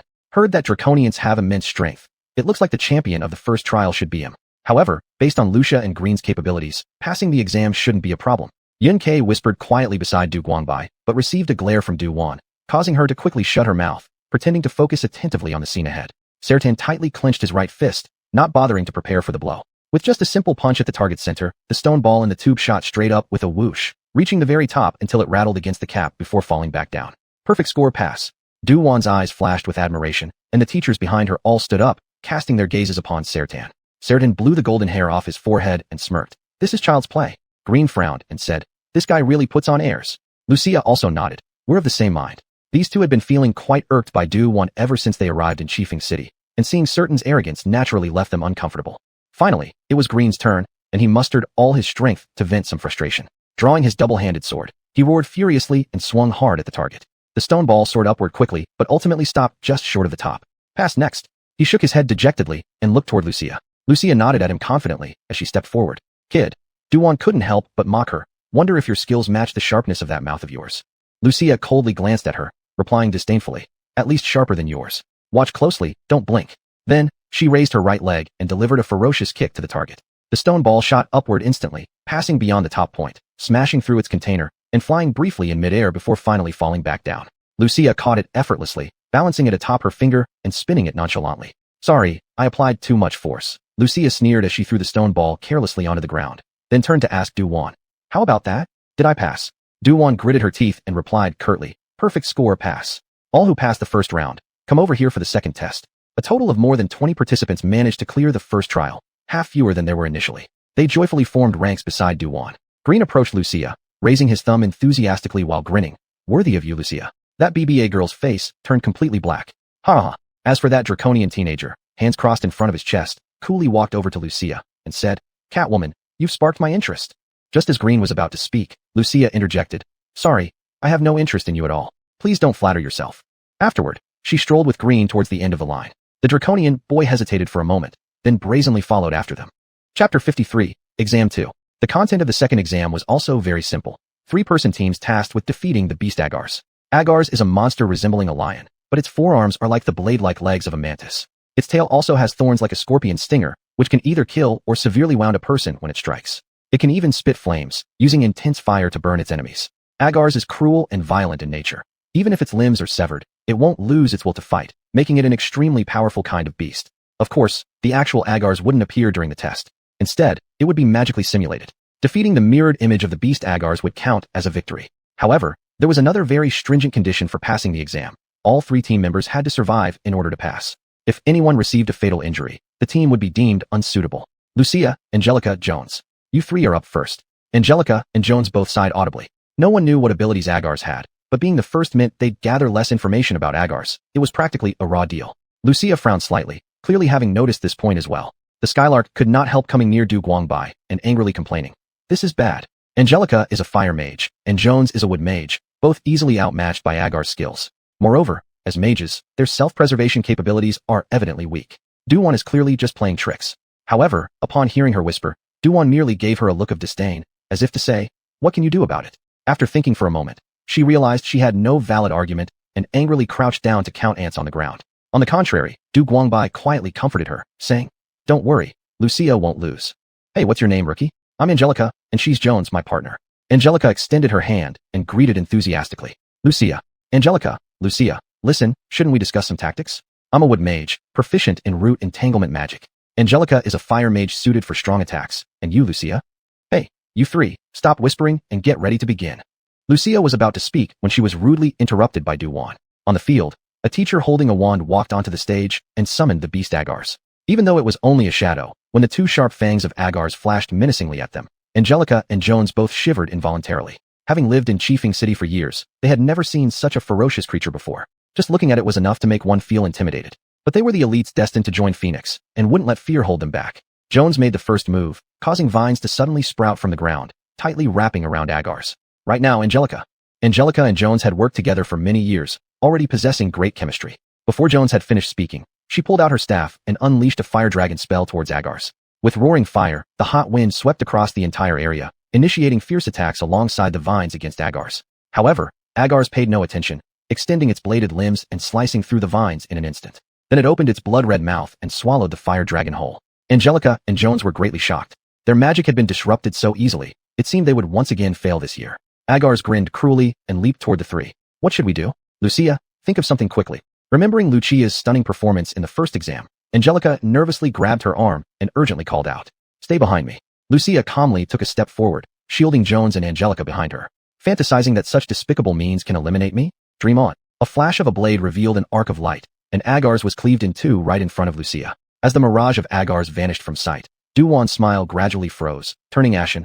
Full marks, passed. That's amazing. That's incredible. Angelica and Jones joyfully lifted Lucia up in celebration. That move earlier left an indelible impression on the two girls. Skylark also glowed with admiration, truly deserving of being the princess's sister. That graceful stance is exactly like her highness's. Huh? Is the second exam really this easy? Could Teacher Duwan be going easy on us? The teenagers taking the exam exchanged whispers within their groups, the originally heavy atmosphere seeming to have relaxed significantly. However, only the mage examiner knew how powerful that strike had been. After all, the projection of Agars was fully aligned with its true power. Even though the examiner hadn't deliberately controlled it, such a creature was far from being something just any examinee could easily handle. He couldn't help but glance at the half-elf girl surrounded by her peers. What a monster she is. Next team. The mage turned his eyes back to focus on restoring energy for another round and reprojected an image of Agars. It was proven that it wasn't that the second exam was too easy. Rather, Lucia was too strong. After discussing tactics, the second team lasted less than a minute before being completely wiped out by Agars. Then came the third team who technically defeated Agars, but they suffered one severely wounded, two mortally injured members, leading to their disqualification. However, their lives were not in danger, as the moment the mage examiner lifted the spell, they were instantly restored. Only the 5th team passed smoothly after that, thanks to a soil mage within their group who managed to wear down Agar's with a shield wall until it fell. Green and Sertan were grouped together with a frail-looking half-elf girl. She had light yellow hair, held a small round shield in her left hand, and carried a standard Eastern Luo-style, thrusting sword in her right. Hey, Blondie, let's plan some tactics, alright? The half-elf coldly turned her head. Are you talking to me? Call me Amy. I don't like cooperating with others. Green groaned, cupping his face. He wasn't even referring to her. This girl had way too much self-awareness. Unbelievably, Sertan also nodded in agreement. I don't like cooperating either. So what now? Simultaneously, both looked at Green and said, fight individually. No one interferes with anyone else. Fine. Both of you are bossy types. I'll avoid trouble and hide then. Green simply lied down lazily on the ground. Then, you two figure it out yourselves. Remember, keep me safe, or we'll all be disqualified. Seeing Green's carefree manner, both fell silent for a moment, speechless. Nevertheless, Agar's didn't care about their disputes. It spat out a ball of flame heading straight toward Green, and then leaped up, aiming its bladed legs at Sertan's head. You brat, go protect him. Agar's is mine. The half-elf screamed furiously. Don't call me brat. My name is Amy, and stop ordering me around. Despite her words, her body moved involuntarily as she held up her shield in front of Green to protect him. Chapter 54, Test 3. Relax. Even if you're a smelly bug, Amy will protect you. The half-elf looked at Green disdainfully, but paid no attention to the incoming fireball. This foolish girl. Green cursed in his heart. He tightened his grip on his twin swords, ready to pull this half-elf girl behind him at any sign of trouble. However, it turned out that he was overly worried. A sudden spinning wind wall erupted from Amy's small round shield, deflecting all the flames flying toward them. The flames only lasted for a few moments before scattering and disappearing into the air. Green looked at Amy in surprise, disbelief etched across his face. Amy grinned sweetly with excitement. What do you think, Bug? Isn't Amy amazing? Amazing. Is she the most amazing person in the world? You're close enough. Green had no affection for this troublesome half-elf. With a scowl, he turned his head away, but noticed Yun-Kei smiling while observing the situation attentively. He immediately stopped pretending to be dead, flipping himself upright, drawing both his swords as he stood. All right, it's about time to end this. Amy glared at him sulkily. It's already over, Bug. You big idiot. It's so frustrating. As she spoke, she kicked Green hard on his leg armor, causing herself great pain and hopped back outside the arena. What? Over. Green stared blankly at the field, seeing Sertan holding up Agar's in a suplex position, Agar's head dangling downward, his tail limply hanging, and his rear legs shaking uncontrollably. Underneath Sertan, a large crater formed by Agar's head smashing down was evident. Sertan flung Agar's aside like a rag doll and provocatively glanced toward Lucia outside the ring, only to find that Lucia wasn't even looking at him. How dare you? Both Green and Sertan retreated in opposite directions out of the arena. After the second test, only 3 teams passed. They were Team 1 consisting of Lucia, Angelica, and Jones. Team 5 composed of Earth Mage William, Spearman Anderson, and Water Mage Lonnie. And Team 8 including Sertan, Green, and the half-elf Amy. Next, Duanjuan announced the rules for the third test. This one is simple. Everyone has to endure inside the evaluation magic array for an entire day. If just one person gives up, the entire group fails. Upon hearing this rule, everyone began yelling and protesting. On what grounds? We protest. The person who came up with this must live a very carefree life. Please let me greet her XX. Thank you. Before they could finish their complaints, the instructors had already activated the magic circle, an oval-shaped barrier rising and enclosing the 9 candidates within. Yun-Kei stuck out her tongue. My goodness, I didn't expect this exam to be so difficult. If my exams had been this tough back in my day, I would have failed outright. Doug Wangbai nodded in approval. I think the design of these tests is well thought out. The first evaluated their fundamental skills, the second their teamwork capabilities, and this third test challenges their adaptability and organizational coordination abilities. Truly comprehensive. Yun-Kei tilted her head slightly. You call that second round teamwork? Recalling how several groups performed, she shook her head. Caring for the weak is also part of being a team. All right, you're right. It's rare for you to compliment Duanjuan. Good job. Doug Wangbai calmly replied. I'm merely commenting on the facts. They could clearly observe the situation inside the magic array, but those inside the array could not see outside. Inside the array, a dense snowfall blanketed everything, and though everyone wore thick clothing, the cold was nearly unbearable. What should we do now? Angelica asked. Her frail body was already trembling uncontrollably. The others also felt increasingly cold. William raised his hand to propose. Perhaps we can build a house. Then get to it. With everyone's approval, William raised his staff, walls of earth rising around them, instantly shielding them from the cold. However, before long, the earth walls started shaking violently. What's happening? Something is attacking our walls. Sweat appeared on William's forehead. Maintaining the walls consumed a significant amount of his magical power. Lucia, sword in hand, prepared to step outside. This won't do. I'll take care of whoever's causing trouble. Unexpectedly, Sertan shouted to stop her. Wait. This kind of brute work should be left to me. With that, he pushed his way through the crowd and crawled out through a crack beneath the earth wall. The sounds of fighting erupted outside. A moment later, silence fell, and Sertan shook the snow off his body as he returned inside the earthen walls. It's done. Everyone let out a sigh of relief. However, Not long after, new creatures attacked the earthen walls. This time, Lucia went out to deal with it. They had barely managed to endure the snow when suddenly the magic array shifted. Blurs of light appeared before their eyes, and they found themselves in a swamp. I hate swamps. In an instant, Sertan leapt onto Green's shoulders and clung tightly to his head. You yellow-haired stinker, let go. Nope, never. As everyone looked on in confusion, a strange crocodile leaped from the swamp water straight toward William, who was already exhausted. Freeze. Lonnie pointed her staff at the crocodile, turning it into an ice block that splashed back into the swamp. She gave a shy smile and said modestly, "Looks like this one is mine to handle." As she spoke, the swamp beneath their feet rapidly froze over with a thick layer of ice. Everyone gripped their weapons tightly and carefully scanned the surroundings. It's coming, two-handed sword cutie. Below your feet. At the warning, Green dodged to the side while still carrying Sertan. Then, a python as thick as a barrel broke through the ice and lunged at them, only to be cleaved in two by Lucia's sword. The day inside the magic array was almost over. Chapter 55, Grey Crow. Under the lead of Cuckoo, everyone who passed the exam followed the teachers to the Gate of Phoenix. Du Guangbai looked up and saw a huge gate towering in front of everyone. On top of the gate was a lifelike phoenix with its wings spread out, its sharp gaze seemingly watching every single person standing before the gate. This is the Gate of the Phoenix. William excitedly stepped forward, looking up at the Gate of the Phoenix. From his eyes, one could clearly see emotions such as yearning, excitement, and joy. The same emotions were also reflected in the eyes of the others. Once you pass through this gate, you will officially become members of Phoenix. William, you go first. Cuckoo's voice left no room for argument. Swallowing hard under everyone's watchful eyes, William slowly passed through the Gate of the Phoenix. A flash of light, and William's figure disappeared from everyone's sight. At the same time, two flames lit up in the eyes of the Phoenix on top. To calm everyone's worries, Cuckoo explained, "Don't be nervous. The Gate of the Phoenix is performing a naming ceremony for William. Just wait a little while." As people were chattering about it, a loud bird cry echoed across the sky. William reappeared from the light, his posture straight like he'd been reborn, radiating an air of mystery. On him now hung a cloak symbolizing his identity, colored yellow and gray. Lonnie anxiously rushed to William's side and asked, "William, what's your title?" "Sanderling." Saying this, he transformed into a sanderling, emitted a low cry, and flew onto a tree branch. Anderson next. Cuckoo's cold tone drew back everyone's envious gaze, and Anderson mustered up the courage to walk through the Gate of the Phoenix. A moment later, just like William, he emerged from the gate. Flamingo. Next, Lonnie. The first 8 had all undergone the naming ceremony and gained their own titles, leaving only Lucia waiting in front of the Gate of the Phoenix. Even though Cuckoo would have loved to kick Lucia out, she couldn't do anything with so many people watching, and unwillingly called Lucia's name. Last one, Lucia. Lucia took a deep breath and, encouraged by Du Guangbai's gaze, resolutely stepped into the Gate of the Phoenix. The scenery changed before her eyes. After a kaleidoscope of colors, Lucia found herself in her inner world. In the darkness, Lucia stood blankly in front of a half-bloomed red lotus, beneath which lay an unknown egg in quiet rest. Suddenly, a streak of red light appeared in the darkness, and a clear bird cry rang out in the silence. It was the phoenix. The phoenix flew to Lucia's side, silently gazing at her with a haughty look that seemed to look down on everything. But the egg beneath the red lotus leaped into Lucia's arms on its own accord. When the phoenix noticed the egg, shock and submission flickered in its eyes. It bowed 3 times to the egg and then flew away. Grey Crow. Suddenly, a name appeared in Lucia's mind. Subsequently, all illusions disappeared. She opened her eyes and saw Du Guangbai concernedly watching her.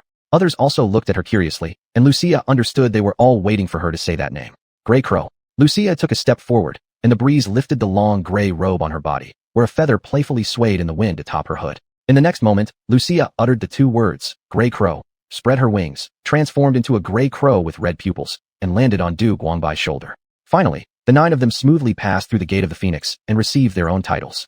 Sanderling, William, Flamingo, Anderson, Nightingale, Lonnie, Osprey, Green, Golden Pheasant, Sertan, Merlin, Amy, Hummingbird, Jones, Yellow Wagtail, Angelica, and Grey Crow, Lucia. With Yun Sparrow and Cuckoo working together to activate the seal, the Gate of the Phoenix twisted and vanished from everyone's view as if it had never existed.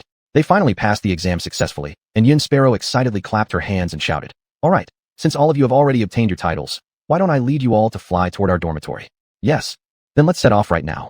Just as everyone was preparing to follow Yun Sparrow to the new dormitory, Cuckoo extended her hand to stop them, coldly interjecting, "Hold on." Lucia raised her eyebrows and stepped out from the crowd. "What? We've passed the test based on our abilities. What more do you want?"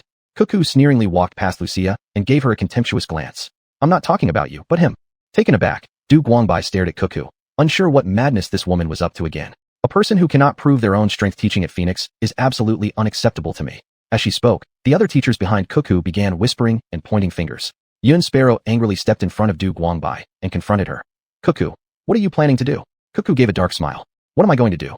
It's simple. Unless he challenges me, I won't recognize his abilities. Otherwise, HMPF." Du Guangbai let out an infuriated laugh. Need your recognition? Do you even deserve it? If only his power hadn't been restricted, he would have pulled out Shuangtian in an instant and blown this stupid and repulsive woman into ashes. Cuckoo. This person was specifically instructed by Her Majesty the Queen to be taken care of. Can you handle her wrath if she blames you? Yun Sparrow shouted at Cuckoo, deliberately emphasizing the 4 words, Her Majesty the Queen. Cuckoo gave a heavy snort. You don't have to use Her Majesty to intimidate me. She wasn't afraid, but the few people behind her were worried. If Na ever found out, they too wouldn't escape punishment. A bald teacher stepped forward. Cuckoo, there are so many juniors watching. It wouldn't be proper for you to duel with the new teacher. How about this? From the 9 here, you can each guide half of them. In 6 months, let the students compete and exchange ideas. That way, wouldn't it work well? Cuckoo thought about it and nodded, saying, all right, but there are 9 students here. It's easy. I suggest that Miss Lucia doesn't participate. She has too much hostility, and if she hurts the harmony, it wouldn't be good. What do you think, Du teacher? Before Du Guangbai could speak, Yun Sparrow couldn't help rolling her eyes. Too much hostility? Hurting harmony? Aren't you all just afraid that Lucia might be too strong, and the students you teach won't be able to beat her? You? Yun Sparrow, you. Stop blabbering nonsense. Afraid of losing? Then roll off right now. Cuckoo stuck her neck out, about to say something, but then she saw Du Guangbai pulling Yun Sparrow behind him and calmly agreeing. All right. It's indeed inappropriate for Lucia to compete with them. I agree with the bald teacher's suggestion, but I have one condition. What condition? Chapter 56, the bet. The condition is, each of us teaches 4 students, and after half a year, we will compare our results. Plus one more rule. Lucia and you, Duan, will compete against each other. Best out of 5 rounds. If anyone loses, they must leave Phoenix immediately and roll out of Chiefing City. How about that? Du Guangbai finished speaking, his eyes gleaming as he stared intently at Duan. Roll out of Chiefing City? Duan's heart tightened subconsciously, but when she thought about competing with Lucia, she calmed down. Lucia was strong, but she was still far from being a match for her. As long as she drew 2 good lots, victory would be assured. Sure, let's do it. Who's afraid of who? Before the echo faded, the bald man said, since that's settled, let the students choose their teachers themselves. That way it will be fair. Fair? Fair my ass. Lark was ready to roll up her sleeves and swear, but was pulled back by Du Guangbai. Whatever. Seeing his cunning plan succeed, the bald man proudly stroked his beard. Then, students, you have also heard the bet just made by these 2 teachers. Now you can freely choose your teacher. A good teacher means a good future. Teacher Duan has years of teaching experience and very rich knowledge. You all need to consider your futures. The coordinated banter made Du Guangbai inwardly feel nauseous. He quietly recorded these people, intending to start disciplining Phoenix Academy, using them as examples later on. As soon as the bald man had spoken, Lucia and Glenn stood behind Du Guangbai without hesitation. To everyone's surprise, Sertan walked over to Glenn without any hesitation, a relaxed smile on his face. Apart from Lucia, Sertan was the most outstanding student this time around. The bald man thought that Sertan would be their biggest help, but instead, he turned out to be a turncoat.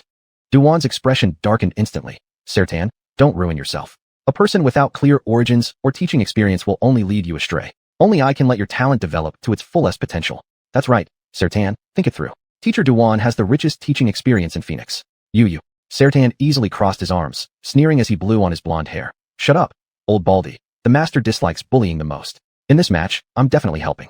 The bald teacher looked at Sertan, his face uncertain, clearly seething inside but unable to say anything. Glenn glanced at him in surprise and lightly punched his chest. All right, buddy. You've got a friend in me. Once we're out of Chiefing City, I'll buy you a drink.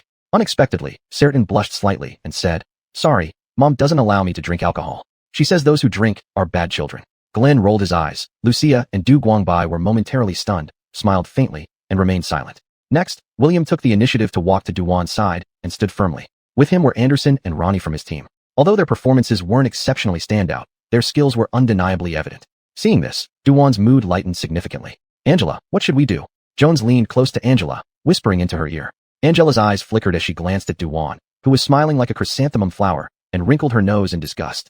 Jones, you know me. I'm not interested in ugly women. So what about us? Of course, we'll pick the adorable Ms. Lucia. With that, she linked arms with Jones, swaying her somewhat immature body as she skipped towards Lucia. Ms. Lucia, we're here. Lucia standing behind Du Guangbai couldn't help but shiver. Thus, the field now had only Amy, the half-elf remaining.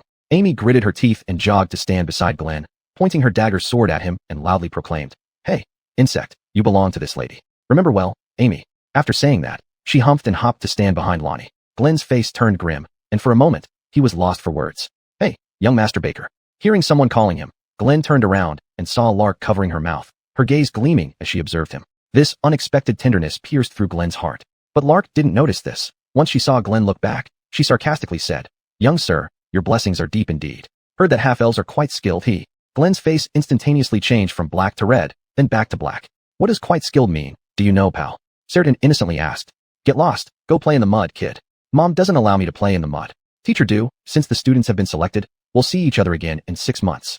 Du-Wan gritted her teeth as she finished speaking and left with everyone else. After Du-Wan's interruption, Lark had lost her enthusiasm to fly everyone back to the dormitory. With diminished interest, she said listlessly, "Let's go too. I'll take you to the dormitory." Under Lark's arrangements, everyone moved into the dormitory. Afterward, Lark bade farewell and departed. As an independent Phoenix Academy executor, she had her own exclusive zone. Du Guangbai and the group lived in Zone N13, where Du Guangbai's teacher quarters were only dozens of meters away from the student dormitories. The area included separate cafeterias, training grounds, armories, and towering magician towers. One might say, it was practically a complete living quarter, with dedicated personnel daily responsible for cleaning and food supply. There was no need for them to handle any chores themselves. Phoenix members who were selected generally trained here for 3 years before heading out with the elders to carry out missions until they could independently accomplish tasks. Since today's exam was very taxing, Du Guangbai let them all rest individually and planned to start their intensive training tomorrow morning. Lucia, Angela, and Joan stayed on the first floor. However, Angela and Jones each had their own magic tower because meditation was necessary for replenishing their magical powers. Neither chose to stay in the dormitory, but rather remained within their respective magic towers. Glenn and Sertin stayed on the second floor, both having individual bedrooms. Not long after finishing their preparations, thunderous snoring erupted from next door. Glenn shook his head involuntarily as he quietly lay down on the bed and began reminiscing about Lark's adorable round face. Half-elves are quite good at it. This phrase inadvertently returned to Glenn's mind. He then recalled how peculiar Amy's clothing seemed today, almost as though just a few strips of red fabric covered key parts. The teasing allure of such glimpses. How had he not noticed this earlier during the day? Flipping over, Glenn pinned the button mushroom beneath him and forcibly repeated Lark's name 500 times in his mind. By the time he reached the 2024th repetition, drowsiness finally overcame him, and he drifted off to sleep. Chapter 57. The third demon general is in action. Lucia was alone in the dormitory. During her leisure time, she habitually sat cross-legged by the window to practice the Beatty scripture. She had been practicing for a while, and every time she would sit still, she could quickly enter a meditative state. However, today, she couldn't calm her mind no matter what. This was mainly due to Du Guangbai's bet earlier that day. When Du Guangbai mentioned that in 6 months, she would have to battle with Du-Wan, she felt both happy and worried. It certainly made her feel honored to be entrusted with such high expectations by Du Guangbai. However, if she were to cause him to lose the bet and lose face, it would be an unforgivable sin beyond anything imaginable. Unable to settle, still unable to settle. She stood up, pacing restlessly in the room, occasionally scratching her silvery hair with her furry claws. But even after messing up her beautiful silver hair to look like a bird's nest, she could not soothe her anxious heart. Outside the window, a half-moon silently gazed at her, and she looked back at the moon. Lucia exhaled deeply and sat cross-legged again. Her anxiety faded away with her long breaths. In her mind, once again appeared the lotus flower and the egg, on which shallow cracks had already started to appear. But Lucia didn't notice. Following the instructions of the Beatty scripture, she gathered all her essence and spirit into her ancestor point. The red lotus bloomed slowly within her spiritual platform in a way invisible to the naked eye. Legend has it that the world was originally in chaos. The crow god spread its wings and separated heaven and earth. The death of the crow god created all things. After the crow god's death, its left eye became the sun, and the right one turned into the moon. All its bones transformed into the mother tree of life. Its blood became dragons, feathers turned into elves, and its brain turned into humans. The flesh of the crow god gave rise to all forms of life in the world. However, disasters too grave to be erased even by death became the demon race. But the crow god is immortal. She will eventually return to reclaim everything. The third demon general, or rather, Holy Dragon Niemangale, pleasantly closed the book hovering in front of him. The book spun deftly and landed on a pile of gems, with the title Genesis, written by ancient dragon Hydra, inscribed on its cover. What an intriguing legend. A calamity even death cannot erase.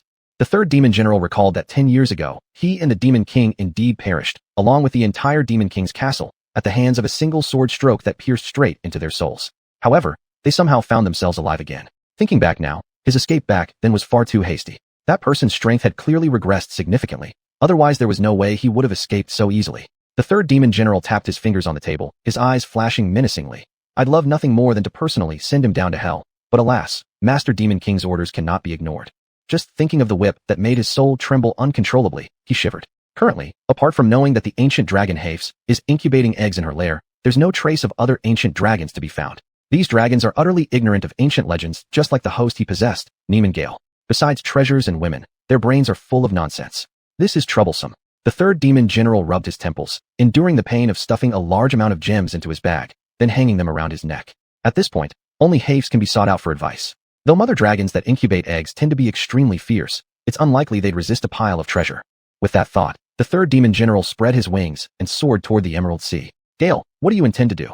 Hafes saw the pile of gems towering like a small mountain and asked calmly, though trying hard to remain composed. As an ancient dragon, she didn't lack gems, but that doesn't mean she didn't like them. So, Gale has something to ask me. Though he misunderstood my needs, it's perfect timing. While pretending to listen, Hafe stole a few glances at him. His golden scales enhanced his strong body, suggesting that even as a noble holy dragon, he hadn't neglected physical training. Good. If all dragons could work hard like you, I'd ascend to blissful happiness. Hafes involuntarily squeezed her legs together. Noble ancient dragon Hafes, I am deeply interested in the history of creation, especially in the goddess of all beings, the crow goddess. Could you enlighten me? There's no need to beat around the bush with ancient dragons. With their absolute strength, they don't need to think complex thoughts. You offer value and demand. They weigh if it's equivalent. That's enough.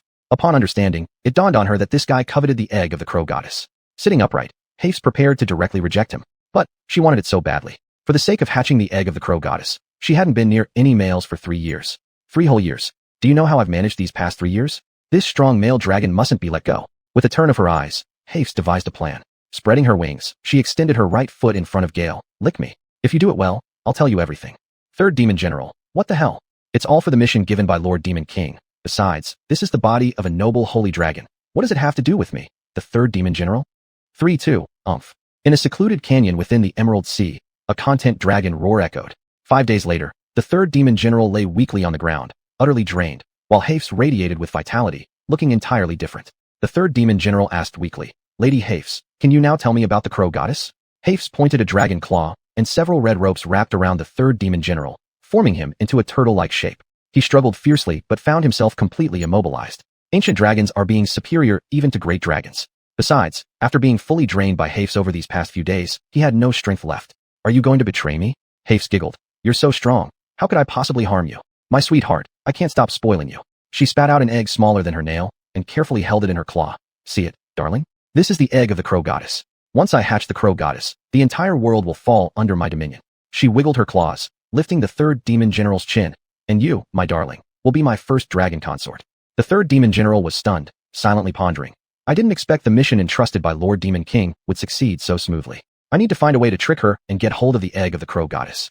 Seeing Gale bound like a turtle, harboring resentment, Hafes suddenly felt that this was more exciting than before. Just when her thoughts had settled, they were stirred up again. She carefully put the egg back into her mouth and let her wings and claws explore southward on Gale. Big brother, my treasure, I've thought of something even more thrilling. Let's play together. The third Demon General closed his dragon eyes painfully. It's all for Lord Demon King. It's all for Lord Demon King. Chapter 58, The Punishment Stick. Du Guangbai had arranged to meet the students at 5:30 in the morning, when it was still dark. When Lucia arrived at the training ground dressed neatly, Du Guangbai was already standing there solemnly. Beside him, leaned a stick as tall as his waist. Big brother Du, good morning. Du Guangbai nodded slightly, and gestured for Lucia to stand aside. He didn't assign any martial arts tasks, so Lucia began learning Chinese characters on her own. A little while later, Green came lazily, standing by like Lucia. At that moment, the 5:30 bell had rung 3 times. Turning around, Du Guangbai looked at Green and Lucia and asked, the others aren't here? Lucia, go bring Angelica and Jones over. Green, let's find certain. Understood. Lucia, who knew Du Guangbai's temper well, sensed some danger and quickly ran toward the magic tower. Angelica, it's past 5:30. If we don't head over now, Master Du will get angry. Jones said helplessly, shaking Angelica's arm. Angelica grabbed Jones and pulled him into the bed. Sleep for a bit more. They probably haven't reached either. 5:30 is too early. Who can wake up this early? Just as the two were fooling around, there came an urgent knocking sound from outside the door. Who is it? It's me, Lucia. Jones quickly opened the door to find Lucia out of breath, holding her hand and urging her. Hurry, time for training. Big brother Du is about to get angry. Angelica turned over. What's to be afraid of? You fear him. I sure don't. He's just a new guy. Before she finished speaking, Lucia reached out, grabbing the collar of her nightgown, dragging her right out of the bed. All right. I'm going. Stop dragging me already. Angelica hurriedly tidied herself up, her hair still disheveled, then together with Lucia and Jones, got dragged to the training field. Du Guangbai was already waiting for them. In front of him stood Certain with an unwilling expression on his face. Master Du, good morning. The two girls hesitated nervously, greeting Du Guangbai lightly and trying to sneak behind Green. Stop. Angelica and Jones jumped in surprise, turning around stiffly looking at Du Guangbai. What's wrong, Master Du? You're late. Go join Certain and run 20 laps around the training ground. 20 laps? Master Du, isn't that a bit too much? Make it 25 laps, another word, and add 5 more. Annoyed, Angelica frowned, preparing to say something, but was pulled back a few steps by Jones. Suddenly, Certain loudly shouted, I won't run. I want to go back and sleep. Let's see who dares to block me. With the short stick in hand, Du Guangbai coldly blocked his way. Do you dare? No matter which side Certain tried to take, he was stubbornly obstructed by Du Guangbai. Go and run. Certain was provoked by Du Guangbai's action, opening his mouth angrily cursing. You're nothing but a brand new teacher. Only because I dislike seeing people being bullied did I consider helping. And you dare to manage me? Look in the mirror first. Du Guangbai snorted, pointing the stick at Certain's chest. Beat me, go back to sleep, lose, roll away, and start running. He had anticipated all along that these new students wouldn't respect him. Youngsters often look down upon those less experienced. Without a firm and severe warning, they would never submit wholeheartedly. That was why he deliberately set the time at 5:30, intending to use Certain as the example to warn Angelica and Jones. As soon as Du Guangbai said this, Certain hit his left palm fiercely with his right fist. Fine. That's what you said, my punch is heavy. If I kill you, it's on your head. Angelica stood by the side, a smirk playing on the corners of her lips. You're just a new teacher. How dare you discipline us? If you can't beat Certain. Her following words were muffled by Jones' hand covering her mouth tightly. By then, Certain was already rushing forward with both fists, unable to wait any longer. Being the child of a dragon and a demi-human, since birth he had extraordinary strength, his entire body covered in dragon scales. Neither knives nor axes could harm him in the slightest. Hence, regarding Du Guangbai's wooden stick, he wasn't the least bit afraid. Jonas worriedly asked, Lucia, do you think Teacher Du can defeat Certain? She thought highly of Du Guangbai, not wanting to see him beaten up by Certain. Lucia simply shook her head without speaking. Although Du Guangbai had lost most of his strength, his combat experience was too rich. Even if she used all her power to attack, she wouldn't last more than half a minute before being defeated. For Certain, it was merely a question of how much loss he'd suffer. Just as thoughts flowed through their minds, there suddenly came an anguished cry from Certain in the field. It turned out Du Guangbai's stick had landed squarely on Certain's bottom, making him shout in pain. Disrespecting elders deserves punishment. Certain had always beaten others since he was a child, and no one dared to hit him back, let alone hurt him. As this thought crossed his mind, shame and anger welled up in him, and a faint fighting spirit ignited throughout his body. He rushed at Du Guangbai with even greater speed. Slap. Another crisp sound echoed as Certain grabbed his ribs and screamed in pain. Obstinate and disobedient, this deserves punishment. Slap. Foolish and stupid, this deserves punishment. In less than a few minutes, Certain was thoroughly beaten by Du Guangbai, rolling on the ground in agony. He had never experienced such intense pain in all his life, as if he had suffered more pain in this single morning than in half of his life combined. Have you surrendered? Not yet. Even though he was writhing in pain on the ground, Certain refused to utter a single word of submission. However, instead of the rod coming down again, Du Guangbai extended a hand towards him. Come on, stand up. I don't need your help. Certain swatted away Du Guangbai's hand and struggled to stand up himself. Since he had made the bet, he Certain wasn't afraid to lose. If anything, he'd just pay it back later with another fight. With that thought, he limped towards the side of the field. Watching Certain's retreating back, Du Guangbai nodded in satisfaction. A spirited student is indeed a good student. Then, he turned around to look at Angelica and Jones and noticed that the two were already obediently running laps. These sly kids knew how to change their tune quickly. He chuckled helplessly and walked toward Green on the sidelines. Green was nervously eyeing Du Guangbai, fearing that he might suddenly decide to make him train as well. You're practicing family-inherited martial arts, aren't you? Would you be interested in learning something new from me? It doesn't matter if you refuse. Family martial arts can still. Before Du Guangbai could finish his sentence, Green interrupted him firmly. Report to Teacher Du. I'm willing to learn. Very willing to learn. Joking. A teacher who could use wooden swords to effortlessly dominate students and casually subdue dragon men. Would Green really give up the chance to learn such skills and stick with inherited ones? No way would Green be that old-fashioned. Great ancestors, and dear father, today I, Green Beckland, have made a decision that goes against our ancestral ways. I hope for your support. Even if you oppose, it's fine. We'll settle this when my fists become stronger. Chapter 59. Teaching according to individual aptitude. Green's swordsmanship had already taken shape. To completely change it would require a great deal of hard work. Du Guangbai didn't think he had that kind of perseverance. Therefore, he only made improvements on the basis of Green's existing skills. The advantage of doing so was that the results were quick, but the disadvantage was that it would be more difficult for him to reach a higher level in the future. After pondering for a moment, Du Guangbai said to Green, since that's the case, I'll teach you a set of sword techniques and a cultivation method. Let me borrow your dual swords for a moment. As he spoke, he took the double-handed greatsword from Green. These two swords were perfect for Green, but they were too large for Du Guangbai. Nevertheless, it didn't affect his demonstration of the sword technique. The Northern Emperor Sect was renowned for its swordsmanship, and Du Guangbai naturally wielded all sorts of sword techniques with ease. He moved slowly, yet there was an underlying sense of continuous fluidity within his movements. How much have you remembered? Green sheepishly replied, a small portion. Due to his astonishment, he hadn't fully focused on memorizing and instead found himself immersed in that continuous and fluid atmosphere. He instinctively felt that this might be what was missing from his family's martial arts training. Try it yourself. Du Guangbai returned the sword to Green and gestured for him to try it out on the field. Initially hesitant to admit he hadn't memorized everything, Green reluctantly began mimicking Du Guangbai's motions. At first, he could somewhat replicate the form, but as he progressed, he mixed in some of his own family techniques due to forgetting parts. Suddenly stopping, Green looked at his sword tip in shock. Despite having practiced diligently, something always felt off in his daily routine. Each move felt powerful individually, but when combined, they seemed to break apart at certain points. But today, something felt different. The barrier that had troubled him for years suddenly seemed to loosen. staring in disbelief at Du Guangbai. Green wanted to say something, but found himself speechless. Why did you stop? Keep going. I forgot the rest. I'll demonstrate it again. The sword technique was simple. After just a few demonstrations by Du Guangbai, Green had memorized it entirely. However, the sword intent embedded within it was not something that could be understood overnight. Lucia also watched from the side. When their demonstration ended, she couldn't help but exclaim, "What beautiful swordsmanship. It's just like flowing water." Hearing her comment, Green, who had been deep in thought, suddenly realized a deeper understanding of the sword technique. Eagerly practicing on the spot, a subtle trace of continuous flow appeared in his movements, which perfectly compensated for the inadequacies of his inherited martial art. Du Guangbai glanced at Lucia, admiration unmasked on his face. "I didn't expect that after only watching a few times, you would understand the true essence of this sword technique." "Yes, the name of this sword technique is flowing water sword technique. Why don't you practice it for me once?" "All right." Lucia lifted her hand, and her sword glimmered as it emerged from her waist. Du Guangbai seemed to see a clear waterfall rushing down from a secluded valley, then scattering into pools, forming gurgling streams winding into roaring rivers, and rising into 10,000 roars of waves. His admiration grew even stronger, and he nodded unconsciously. Seeing mountains as mountains and water as water, this was indeed the highest talent one could possess. And she was diligent too, making her almost seem tailor-made for the Northern Emperor's lightning arts. Du Guangbai clenched his fist unconsciously. "Perhaps it won't be long before I witness her surpassing me in strength." At this time, Certain had already finished running his laps, and upon seeing Lucia practicing swordsmanship, he clenched his fists tightly, his eyes blazing with fierce battle intent.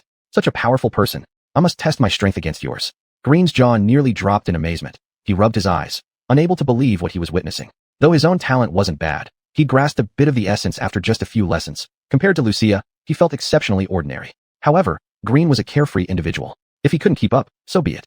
What could he do about it anyway? Others were smarter and worked harder. It was only natural for them to excel. Shouldering his dual blades, Green approached Lucia humbly. "Lucia, I'm still unfamiliar with this set of sword techniques. Could you help me by being my sparring partner?"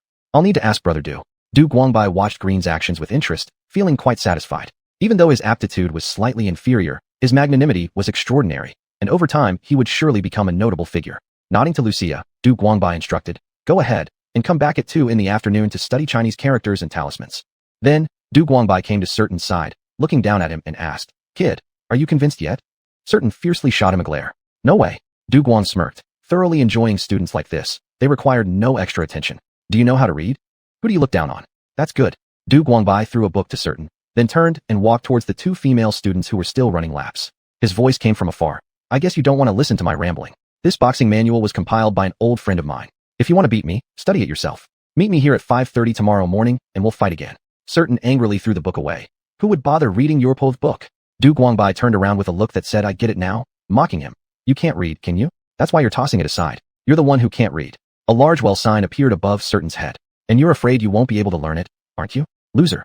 Yen ####. An infuriated Certain rushed to the boxing manual, picked it up. "Just wait for me, little brat. I'll master this by tomorrow and knock your teeth out. Call me teacher if you lose the bet." Certain hesitated but said nothing as he turned and walked away holding the book. Du Guangbai didn't stop him as he watched Certain leave, his lips curling into a faint smile. The pride and stubbornness of this student reminded him of himself back in the day when he was always being mouthy. He deeply understood that only through challenges and stimulation could such students unleash their maximum potential. Next came the duo lagging behind during the run. Angelica was panting heavily, and Jones behind her wiped the sweat quietly. "Teacher, we've finished." Good job finishing." Once they'd recovered enough, Du Guangbai slowly said to them, "Actually, embarrassingly, I'm not very knowledgeable about magic." Angelica quickly waved her hands. "Teacher, there's no need for you to say more. Jones and I have magic scrolls ready. They will allow us to use magic at the level of a mage.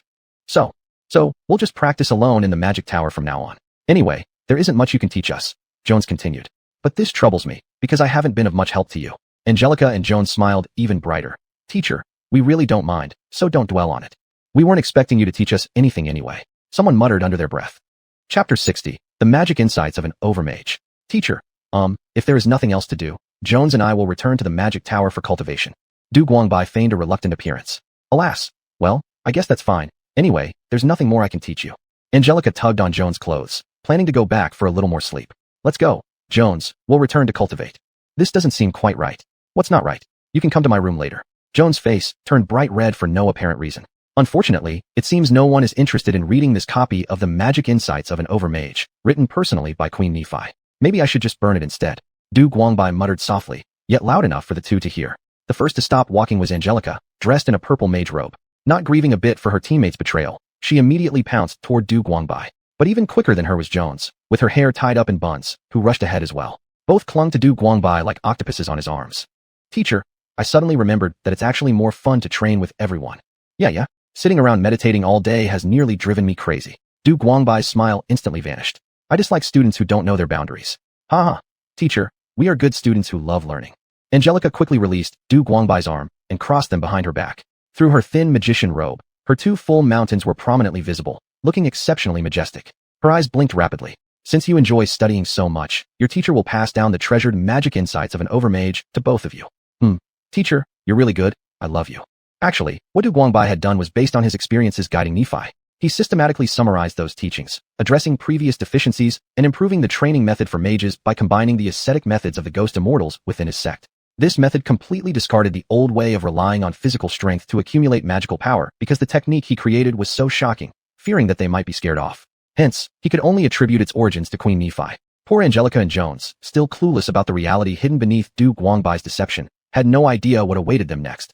Ordinary mages always focus their meditation in the mind, extracting magic elements compatible with their own body attributes while discarding other elements. When casting spells, they use their own accumulated magic as leverage through incantations, drawing upon surrounding similar magic elements for use. Therefore, they are often only able to use one or several types of spells. Even individuals with extraordinary talent, who can simultaneously manage 4 kinds of magic, have already reached their limit, risking chaotic magic force leading to explosive death. But since I began practicing magic, I have been able to freely manipulate all 7 types of magical elements. Why? In fact, it's very simple. It's because of soul spellcasting. What exactly is soul spellcasting?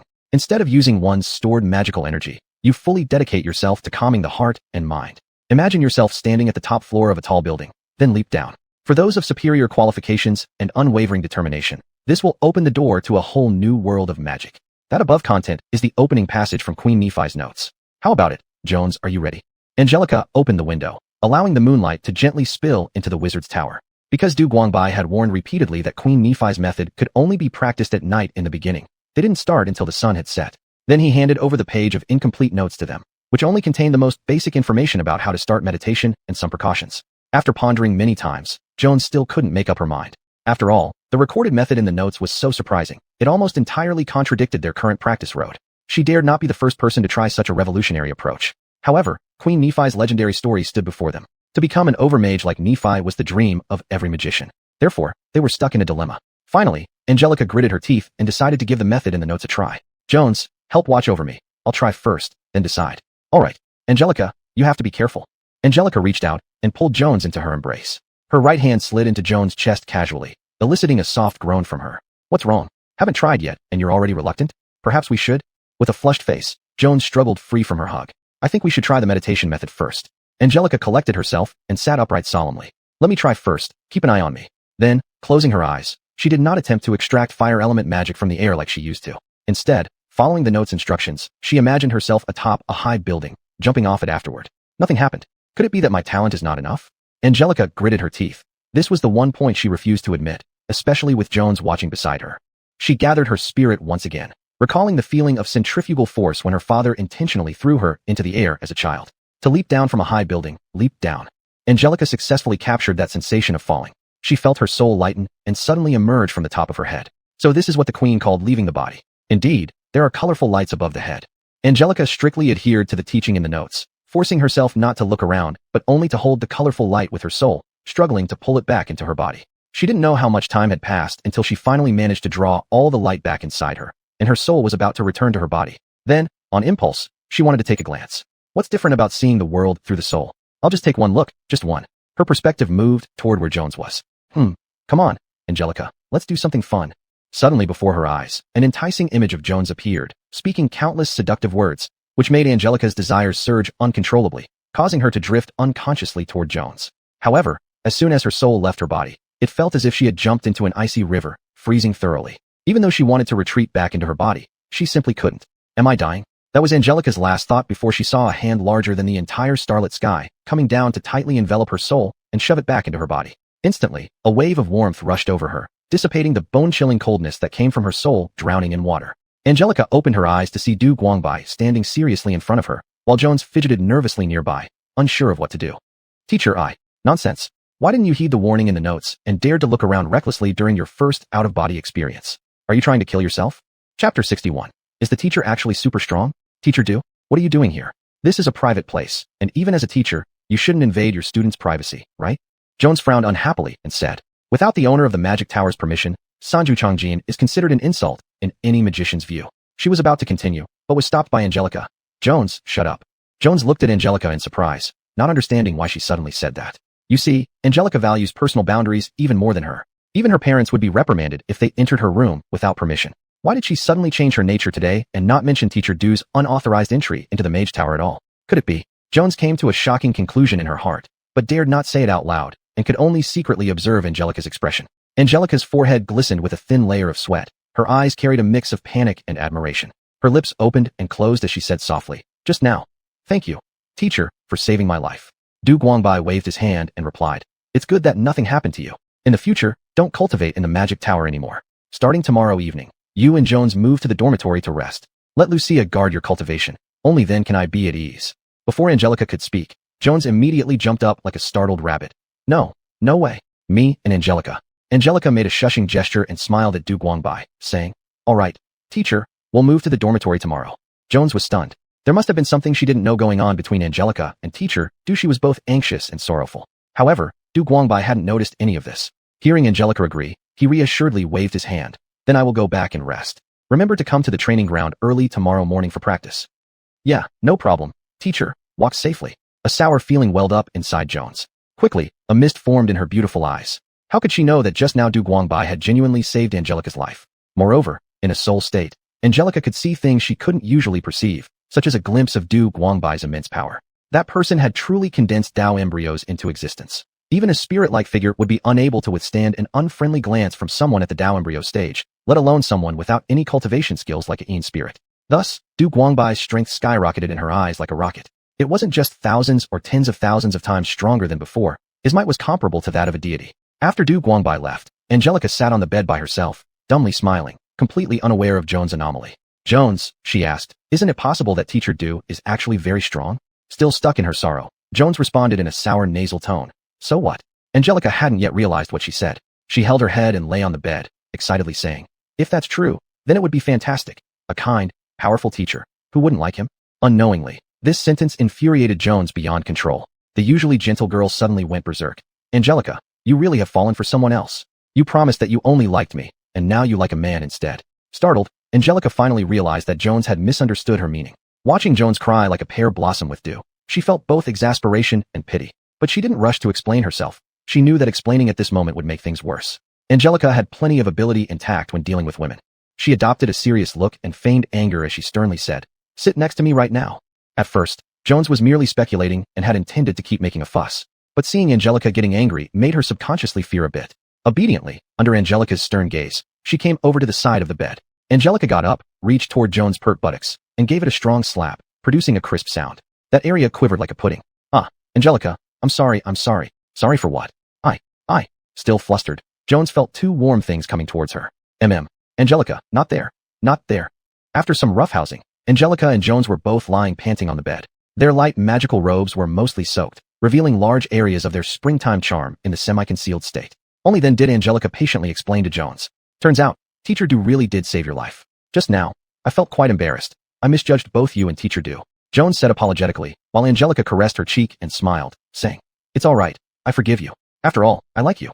Angelica, you're so kind. The night passed without any further words. The next morning, the group gathered early on the training grounds. Even Sertan, who had been moody the previous day, was already waiting there. Angelica and Jones approached and greeted Du Guangbai. Mr. Du, good morning. You both look radiant today with good complexion. Angelica pulled Jones and stood by Lucia's side. Now that everyone is here, let's begin today's training. Just as Du Guangbai finished speaking, Sertan stepped forward. I'm here to challenge, not for training. After returning home yesterday, he glanced at the martial arts manual and was immediately deeply captivated. He had always had excellent talent, but due to this very gift, he hadn't needed much practice in combat. His natural ability allowed him to defeat most opponents easily. Thus, Sertan never thought about cultivation or improvement, spending most of his time eating, sleeping, or fighting. That martial arts manual wasn't actually written by Du Guangbai. It was obtained in a past life when he exchanged a sword technique with a monk during an exchange visit at an ancient temple. This monk, though little known, possessed extraordinary skill, and his annotated martial arts manual demonstrated profound insights, often succinctly explaining complex issues, similar to the Zen school's straightforward method. Sertan, being highly intelligent, upon seeing such content, felt like a poor person who suddenly discovered a treasure mountain. His heart raced and couldn't let go. Holding the book, he read continuously until dawn before reluctantly going to sleep. Today he came early to try out what he'd learned against Du Guangbai once more. However, Du Guangbai glared at him. Step back. Finish your exercises first before engaging in battle. What the hell? Accept defeat willingly. Also, no foul language. Call me teacher. Did you hear? Seraton stepped back begrudgingly, standing next to Klein. Yes, I heard, teacher. Chapter 62. Growing Through a Beating. The morning exercises Du Guangbai taught them were the basic techniques of the Northern Emperor Sect.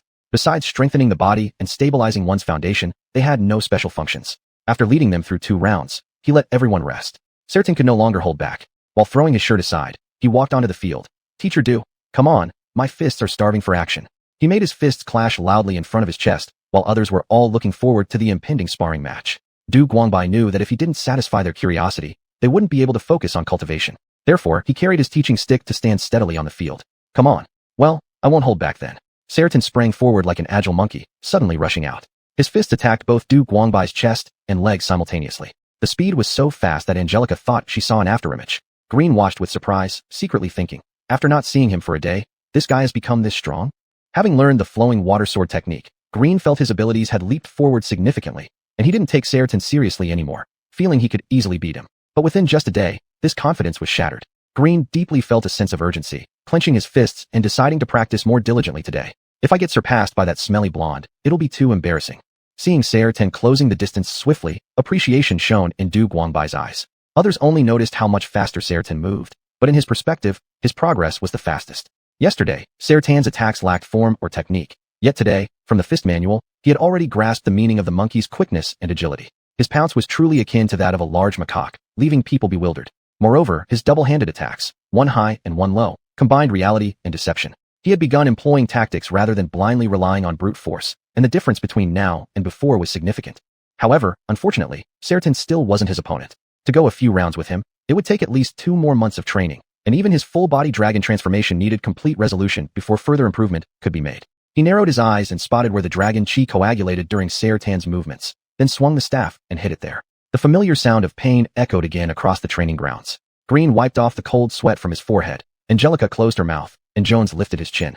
I thought this guy had improved. Damn, guess I was mistaken. With Seraton being struck, the atmosphere on the sidelines relaxed quite a bit. Then Jones spoke up. Did you guys notice something? Aren't Seraton's scales becoming lighter? What? Is that true? Green was always careless and hadn't paid attention to such details until hearing Jones mention it. This immediately caused him to widen his eyes and scrutinize Seraton, who had exposed his upper body. Seems like, yeah, they are slightly lighter than when we first met him. It's like a little golden statue losing its luster, haha. Lucia approached them. Didn't you guys notice? Every time Brother Du hits him, his scales become fainter.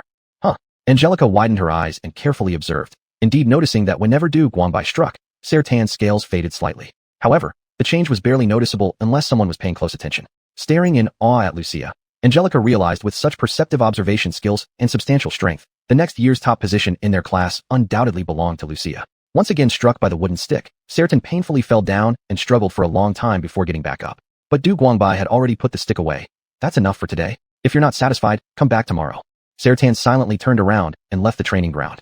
In today's battle against Du Guangbai, he had clearly understood that what he'd learned yesterday still had significant problems, and all his flaws had been identified and dismantled by Du Guangbai. He couldn't wait to return and learn something new. Watching Seraton leave, Du Guangbai didn't stop him. With a sigh, he walked towards the group nearby. Impatiently, Angelica blurted out the question everyone wanted answered. Teacher, are you actually helping Seraton refine the power inside him? I'm not. Don't make things up. I was just itching to hit someone. That's all. Angelica looked disbelieving. Teacher, don't fool us. We all saw it here on the sidelines. Du Guangbai chuckled and didn't respond directly. Green, come out. Lucia, go review yesterday's lesson. As for the two of you, we'll deal with it later. In fact, their speculation was correct. Du Guangbai beating Seraton wasn't merely for training. He also intended to help him refine the dragon force within his body. Being covered in dragon scales all over was not actually a good sign. It indicated that Seraton had not fully absorbed the dragon power and transformed it into his own. Although the dragon scales might grant him powerful defensive capabilities and strength, they would also restrict the growth of his abilities. In the future, once Seraton's strength surpassed the power brought by the dragon force, it would become extremely difficult to dissolve the dragon scales and seek further progress. Every day, when Du Guangbai hit Seraton with the wooden stick, he was actually breaking up the areas where the dragon force in his body couldn't circulate smoothly.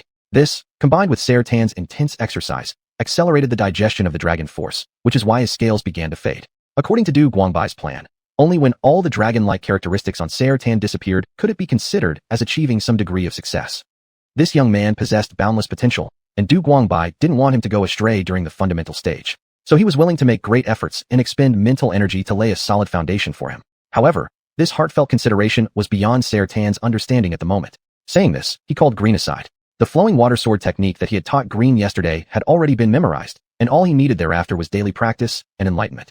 Today he planned to pass on another method, the tide method, to Green. It was clear that Green had strong competitive spirit towards Sertan.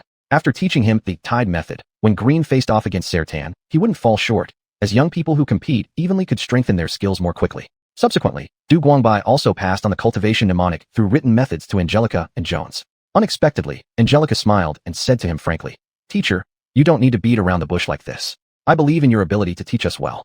Angelica had already experienced the effects of transcending ordinary states earlier that morning. When she and Jones cast the flying spell while going downstairs, it was faster than usual by 1/10. Seeing such considerate students, Du Guangbai was delighted by their ease. During his leisure time, he sat by the side of the field watching them practice. A frost had fallen again that morning, making the weather increasingly cold.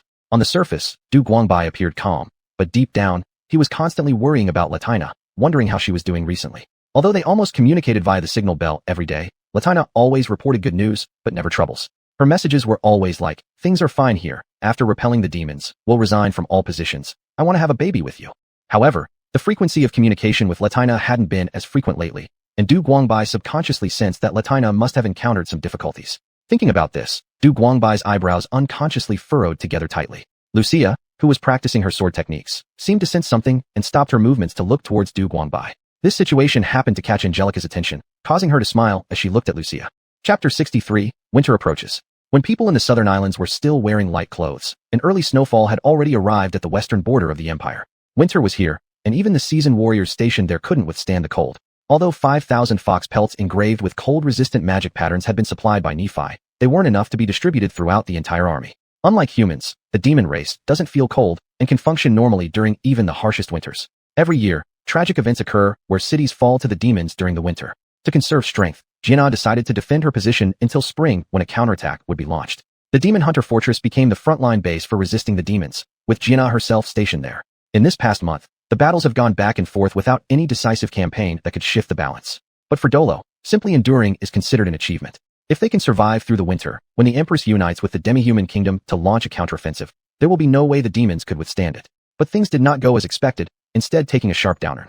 3 days ago, Strand Fortress fell, and South Army Commander Brett was killed by a demon general. The rest of the Southern Army regrouped and retreated back to Talon Pass. To ensure Talon wasn't lost, Jinnah hastily reassigned nearly half of the Phoenixes to reinforce the pass, but morale inevitably dropped. Low morale wasn't the worst issue. More pressing was the fact that their supply lines had been cut. If they couldn't recapture Strand Fortress, the more than 10,000 troops stationed at the Demon Hunter Fortress would become isolated, starved to death.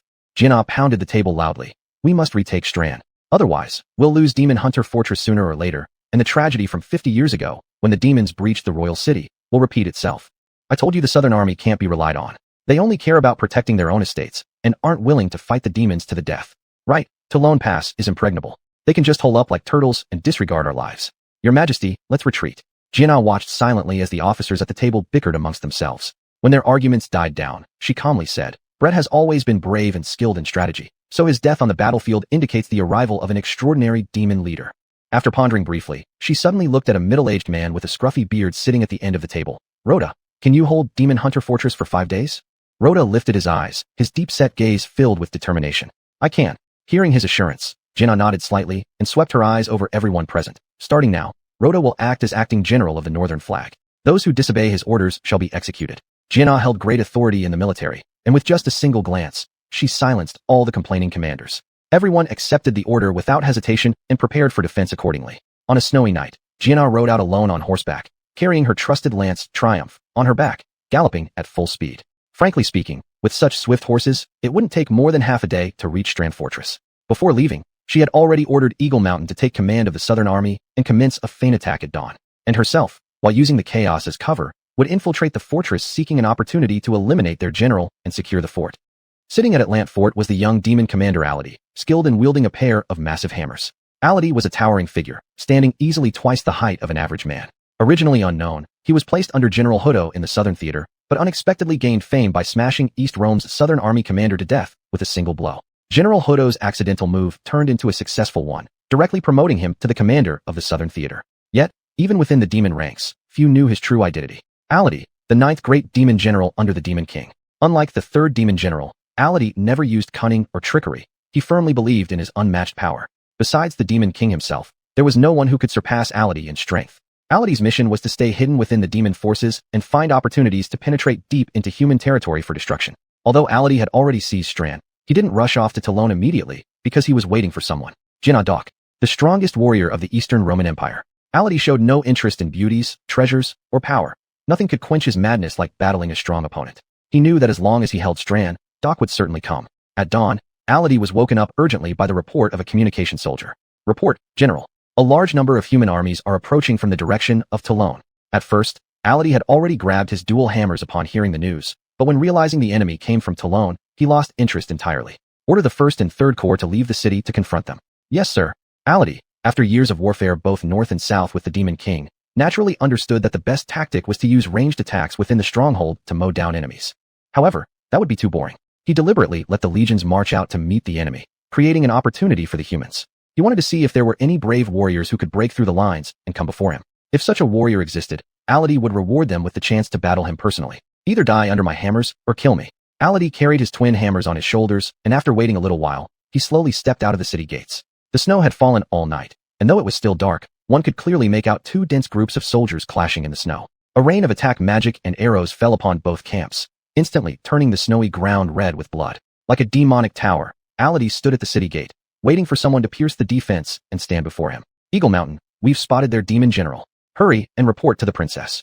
On the human side, a youth with a stern face pointed at Ality, towering like a demon tower. Understood. Hold off the demons. The princess will be here shortly. With a white steed and silver spear, the young man looked much like Joan dressed for battle. Swinging the reins, he charged straight toward Ality. Eagle Mountain, I'll draw the demon general's attention for the princess. You maintain the formation.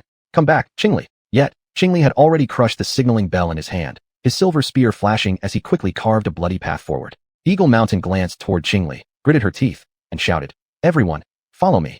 She led the troops closely behind Qingli, shielding him from the enemies attempting to surround him. Qingli's silver spear struck a demon warrior, sending him flying, then spurred his horse onward, charging towards Ality. Demon General, die. Ality smiled calmly, lifting his twin hammers from his shoulder, his eyes gleaming cruelly. Facing the rapidly approaching Qingli, he neither dodged nor flinched, instead swinging his hammers powerfully, rising like fire to the sky, smashing towards the silver spear.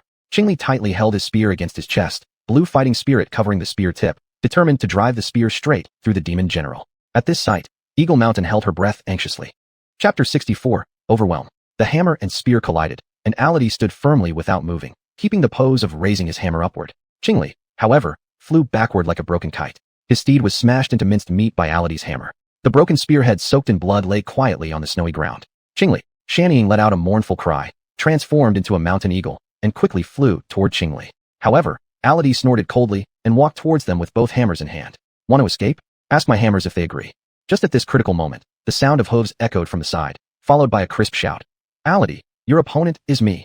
Ality turned around and saw a blonde, silver-armored woman charging at him with a cavalry lance. Could it be anyone other than Ranja? Ality sneered as he turned and rushed towards Ranja in great strides. Dark, I've been waiting for you. After killing you, I'll break through the Tuluan Pass and massacre Eastern Luo. Do you even have that ability? Stop talking nonsense and die. Ranja responded without hesitation. She rushed up close and thrust her spear directly at Ality's throat. Good move. Ality laughed loudly, blocking the cavalry lance with one hammer while the other swung down to crush Ranja and her horse together. He wouldn't rest until both were torn apart. Unfortunately, Fran and Ranja had perfect coordination. With just a light leap, Fran avoided the hammer and moved to Ality's side, where Ranja thrust her spear sharply towards his ribs. But how could Ality be an ordinary man? Without even turning his head, he casually deflected this fatal blow. With the clash of weapons, Ranja felt a tingling sensation in both hands. Even Fran struggled to stand steadily. She quickly patted Fran's back, signaling it to retreat and avoid Ality's next attack. The third Devil General grinned maliciously, placing the twin hammers back on his shoulder. What? Want to run before the fight even starts? Ranja dismounted, threw the cavalry lance to Fran, who caught it and galloped away, raising its tail as it fled far off. Ninth Devil General, I've heard you're the bravest among the 10 Devil Generals. Today, we'll decide our fates here. Both high-low and life-death will be settled. Upon hearing Ranja's words, Ality couldn't help but have his eyes shine. Great. Haven't had such an enjoyable opponent in a long time. His bare arms bulged with muscles resembling tree roots, effortlessly lifting what seemed to others as toy-like objects high into the air. Roar. Attila let out a soul-shaking roar, making the armies engaged in fierce battles nearby tremble. Qingli, Qingli, how are you? Qingli, lying in Shanying's arms, spat out mouthfuls of blood foam. Don't mind me. How about the princess?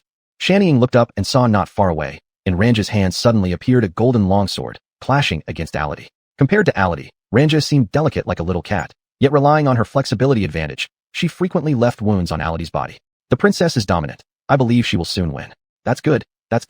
In Shanying's arms, Qingli's body gradually grew cold. Suddenly, he remembered when he was still a child, war spread to their village, and his parents, brothers, were all mercilessly slaughtered by the demons. Just as he fell into despair, Ranja in silver armor saved him from under the demon's cleaver and took him back to Chiefing City. Since then, the figure in his memory not only didn't fade but became clearer over time. He embarked on a lifelong journey, always chasing after that figure. What a pity, such a pity. Unable to help the princess, truly I am sorry. Qingli's hand, reaching towards the battlefield, fell limply. Shanying holding him already had tears streaming down. Qingli. Hearing Shanying's wail of grief, Ranja's mind wavered for a moment. Ality, being a formidable warrior, swiftly seized the opportunity, kicking Ranja in the waist. A sharp metallic clang resounded, and the armor on her waist was kicked in by Ality, hurling her into the stone wall outside the Strahlen fortress. She spat out a mouthful of blood. Excellent. To force me to this extent is truly remarkable. Ality was drenched in blood, his body covered in numerous sword cuts. Yet, there wasn't a trace of retreating intention in his gaze. Ranja's sword was conjured from a domain technique, edgeless and formless, thus not something weapons could withstand. Hence, Ality decisively abandoned his dual hammers, tightly clenched his fists, producing a loud crackle. Not giving Ranja a second to rest, he raised his fist large as a sandbag and punched straight towards Ranja's head. As the evil wind approached, Ranja instinctively dodged. The sound of a tremendous boom echoed beside her ear, smashing a colossal hole into the solid rock wall. As expected, the domain technique was a useless skill. If she still lingered in the condensation of her domain, there was absolutely no way she could defeat the 9th Devil General before her. She couldn't help but recall the words Du Guangbai had once said. Forget the domain technique entirely. The thought of avenging Qingli consumed Ranja's mind. Suddenly, with sheer determination, she clenched her fists and abandoned even her unparalleled domain technique. She chose to face Ality head-on, punch for punch. I'm going all out. Their strengths were originally evenly matched. But in this fleeting moment, Ranja discarded every hesitation, concentrating her essence, energy, and spirit into one point. This propelled her aura even further, coalescing her divine intent within her like the immortal golden elixir in Taoist practice. In that instant, she finally grasped the truth of the next level, insights flooding her mind. Neither sorrow nor joy, without worry or fear, a powerful mind capable of suppressing any calamity. Thus, with such simplicity, the collision of their punches made Ality's fist crumble like tofu, along with his entire right arm shattered into pieces. This can't be possible. Ality clutched his broken wound with his left hand, uttering a shocked voice. Ranja's blow reminded him of the terror he felt facing the first Devil General. That sense of helplessness despite any effort, where he could only be toyed with, instantly seized his mind. The initial resolve for a deadly battle disappeared completely, leaving only one thought in his mind. Escape. He must escape at all costs. Ality wildly screamed within himself, having lost all courage to face Ranja, but still feigned indifference, chuckling. I didn't expect you to have such power. I underestimated you. As he spoke, he pulled out a red gem from his waist and held it in his hand. Shall we try this move of mine then? Seeing Ality's sinister appearance, Ranja focused and prepared to respond, only to realize his figure was gradually fading. Immediately, she understood. He was running. Thinking of escaping? Stay where you are. Ranja gave a cold snort and leaped forward towards Ality. However, her strikes only met empty air as the 9th Devil General had already fled. Powerful human, next time, Lord Devil himself will deal with you. Until then, take care. Echoed from afar. Chapter 65. Driving the sheep like a galloping horse. Joanna originally intended to chase and kill the 9th Demon General. However, seeing that the demon army had already begun to retreat and planned to fall back to the Strand Fortress, she could only prioritize retaking Strand. Otherwise, this trip would have been in vain. Friends somehow rushed back again. Joanna leaped onto her horse, holding a lance, and charged towards where the most demons were gathered. With their commander having fled, the demons had already lost all fighting spirit. Joanna's arrival was like a tiger entering a sheepfold, driving the demons to scatter everywhere. The Mountain Eagle also took the opportunity to command his troops to breach the city. Looking at the countless demons scattered across the hillsides, Joanna suddenly had an idea. She spurred her horse towards Mountain Eagle, who still cradled Qingli's corpse in his arms. Seeing Joanna approach, Mountain Eagle withdrew one hand to salute Joanna. Your Highness. Most of the phoenixes maintain the habit of addressing Joanna as Your Highness, which Joanna did not mind. Nodding, she said, Mountain Eagle, you've worked hard. And Qingli. She restrained her sorrowful thoughts. Every second now was filled with urgency, leaving no time to mourn Qingli. Taking a deep breath, she commanded, Mountain Eagle, take your men to occupy the fortress. Huame, gather a team to follow me. Yes. Joanna took another deep breath, watching Mountain Eagle rush towards the fortress. After the battle ends, send Qingli back to Chiefing City. Mountain Eagle hesitated for a moment, then solemnly nodded before spurring his horse away. By then, Huame had already assembled 12 cavalrymen who had come to Joanna's side. Joanna looked at the cavalrymen beside her, then glanced at the fleeing demons who were scattering chaotically in every direction, and nodded, saying, "Very good. We'll drive this flock to relieve the siege of the Hunt Demon Castle." As she spoke, she urged her horse forward, chasing the demons from not too close or far away, intentionally driving them towards Hunt Demon Castle. These demons had already been scared out of their wits and could hardly distinguish how many people were pursuing them. They ran desperately, trying only to outrun their own comrades in order to survive. Joanna had fought battles with Hutu for years and knew he was greedy and cunning. Her plan to retake Strand was absolutely something he wouldn't fail to detect. The moment she left Hunt Demon Castle, Hutu surely would have besieged it afterward. But Hutu definitely wouldn't have imagined that she could retake Strand within a day and drive these demon offspring into his camp. Such chaotic armies, Joanna believed, even Hutu might struggle to suppress. At that point, coordinating with the defending troops inside Hunt Demon Castle would catch him off guard. Thinking about this, Joanna pulled out her communication bell. "Rhoda, how's the situation at Hunt Demon Castle now?" "Not great. Immediately after your highness left, the demons surrounded Hunt Demon Castle and are attempting to break through the walls. What about your end, your highness?" "We've already retaken the fortress. His Majesty is truly formidable. Listen carefully, Rhoda. Gather our forces and prepare to exit the city to attack the enemy in 20 hours. Driving the enemy actually requires immense skill. You can't let the enemy deviate from the intended route, but you also shouldn't pursue them too closely so as to prevent a desperate last stand. However, if you're too loose, once they have time to think, they might regain their senses and realize that the force pursuing them consists of merely over a dozen cavalrymen. In short, you need to keep them terrified while giving them hope of escaping with their lives, ensuring that they flee driven purely by fear." Joanna was highly experienced in this. Following slowly behind the retreating demons, Friend elegantly took small steps. From here to Hunt Demon Castle, the terrain was mostly plains, allowing him to fully display his riding prowess. With steps as light as a swan's dance, both swift and steady, Fran drew admiring glances from the surrounding knights. Whenever the demons in front began to slow down, Joanna would command her knights to quicken their pace, charging ahead to kill those demons unable to continue running. Their screams reignited terror among the demons in front, their exhausted bodies spurred by panic, continuing their relentless flight on the snowy plains. Another day passed, and within the inner city of Hunt Demon Castle, Rhoda placed his hand on the hilt of his sword and started rallying the troops for the upcoming battle. "Warriors, I have some good news for you. His Majesty has successfully retaken the Strand Fortress and will reinforce us today. Yura." The warriors gathered within the inner city of Hunt Demon Castle were mostly trained directly by Joanna herself. Not only were they highly capable fighters, but they had absolute trust in Joanna. Seeing their worn but orderly armor and steadfast eyes, Rhoda couldn't help but nod approvingly. With such soldiers under his command, he would even have confidence in attacking the Demon King's city immediately. Rhoda unsheathed his sword. "Soldiers, the time to annihilate these demon spawn is here. Everyone, follow me out of the city to fight the enemy." Hutu sat atop his magic lion, using magical assistance to observe the progress of the siege. "Order the 7,000-man squad to move up. Don't give them a single moment to catch their breath." The messenger wizard emitted a sharp cry, and the 7,000-man squad of the demon race filled the void left by their fallen comrades. "Humph, dare to go to Strand for relief. I'll destroy your nest, and see how you can still fight me." Hutu excitedly twirled his beard. He and Joanna had fought for years, with him losing more often than not. This was a once-in-a-lifetime opportunity. Once this city falls, he could march straight into Dongluo's capital and claim a great feat. Within half a day, the city would surely fall. Tell them not to mind casualties. Once the city is broken, let them. Before Hutu finished speaking, an extraordinarily familiar horn sounded from within the city walls. Was this Dongluo's charge? Were they insane to launch a counterattack now? As this thought occurred to Hutu, he saw the tightly shut gates of Hunt Demon Castle slowly opening. Dongluo's most elite wolf cavalry emerged en masse, launching a countercharge against the advancing demons. With a lifetime of warfare under his belt, Hutu had never seen anything like it. His mind faltered momentarily. This was the absolute main force guarding the city. If wiped out, the city would fall. Hutu cried furiously in his mind, but still subconsciously remained cautious. However, issuing any other command at this point was too late. The vanguard units of both sides were already face to face, blood flying everywhere. Giving a retreat order now would undoubtedly be foolish, causing a collapse in the ranks. "Order, full assault." Hutu pulled out his long fang blade and spurred his magic lion, personally initiating the charge. Demon hordes surged towards Hunt Demon Castle like tidal waves. Rhoda stood on the city wall, taking in all the developments clearly. "Issue orders. The wolf cavalry shall retreat back. Replace them with the Great Shield Infantry Legion." "Yes." The courier quickly conveyed the order accurately. The wolf cavalry, fleeting as the wind, immediately turned around upon receiving the command, leaving the demons behind. When the demons tried to retaliate, they encountered a wall of shields ahead, along with arrows raining down like locusts. Seeing such a situation, Hutu began cursing uncontrollably. He immediately ordered the heavy rhino squad forward, intending to forcefully break through the Great Shield Infantry's line. But Rhoda was prepared. Ahead of the shield soldiers, earth wizards continuously unleashed spikes and tree stumps to obstruct the rhino's charging speed. Chapter 66. Defeat spreads like toppling mountains. When the city siege turned into a prolonged tug-of-war, Hu Tu couldn't help but grin. Even though the commander of Dongluo fought with precise strategy, his obvious lack of experience was showing.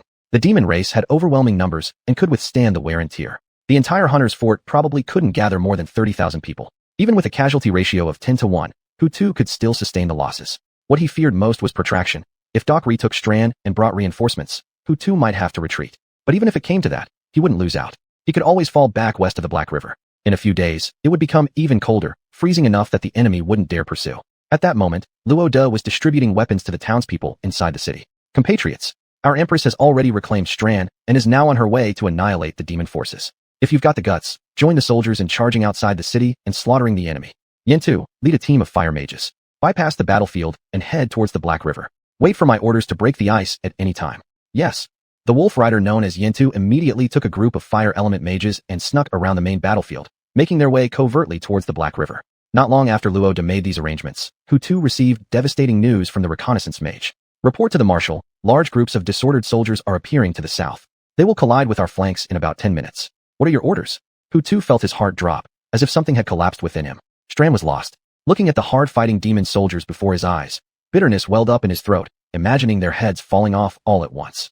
He finally understood why the commandants of the Hunter's Fort had insisted on dragging the whole demon army into this battlefield despite massive casualties. Order, the 10,000-man squad, go to the south and drive away the scattered forces. Any soldier who dares to charge through our camp will be executed without mercy.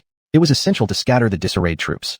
Especially with the attacking force losing momentum, an uncontrollable rout could follow. Hu Tu calmed himself and ordered his bodyguards toward the south to intercept the disorder personally. Run for your lives. The humans are coming. Make way ahead. Don't force me to act. Rather than veering clear upon seeing the 1,000-man squad, the retreating troops charged forward without restraint. The marshal orders that any soldier daring to disrupt our camp shall be killed without mercy. The captain of the 1,000-man squad unsheathed his curved sword, cutting down the nearest fleeing soldier. This momentarily shocked the retreating men back to their senses. However, before they could think further, a beam of silver light flashed. Triumph, thrown by Jean, pierced both the captain and his horse, pinning them to the snow. Charge and kill them. Jean had spotted this 1,000-man squad earlier and waited for them to cluster together before killing the captain with a single strike. Flee fast. Doc is here. Doc has arrived. With this, not only the scattering army but also the 1,000-man squad panicked, turning back toward the main army's flank in fear. Guard unit, stop them. Riding on a lion, Hu Tu rushed toward the 1,000-man squad. However, he heard an angry cry from ahead. Hu Tu dog, come take your death. Upon focusing his sight, Hu Tu saw Jean leading the charge boldly through the chaotic soldiers and beyond the 1,000-man squad, directly aiming at his personal guard units, as if she were commanding her own soldiers rather than the demons. Despite finding it ridiculous, Hu Tu urgently commanded his guards to obstruct her.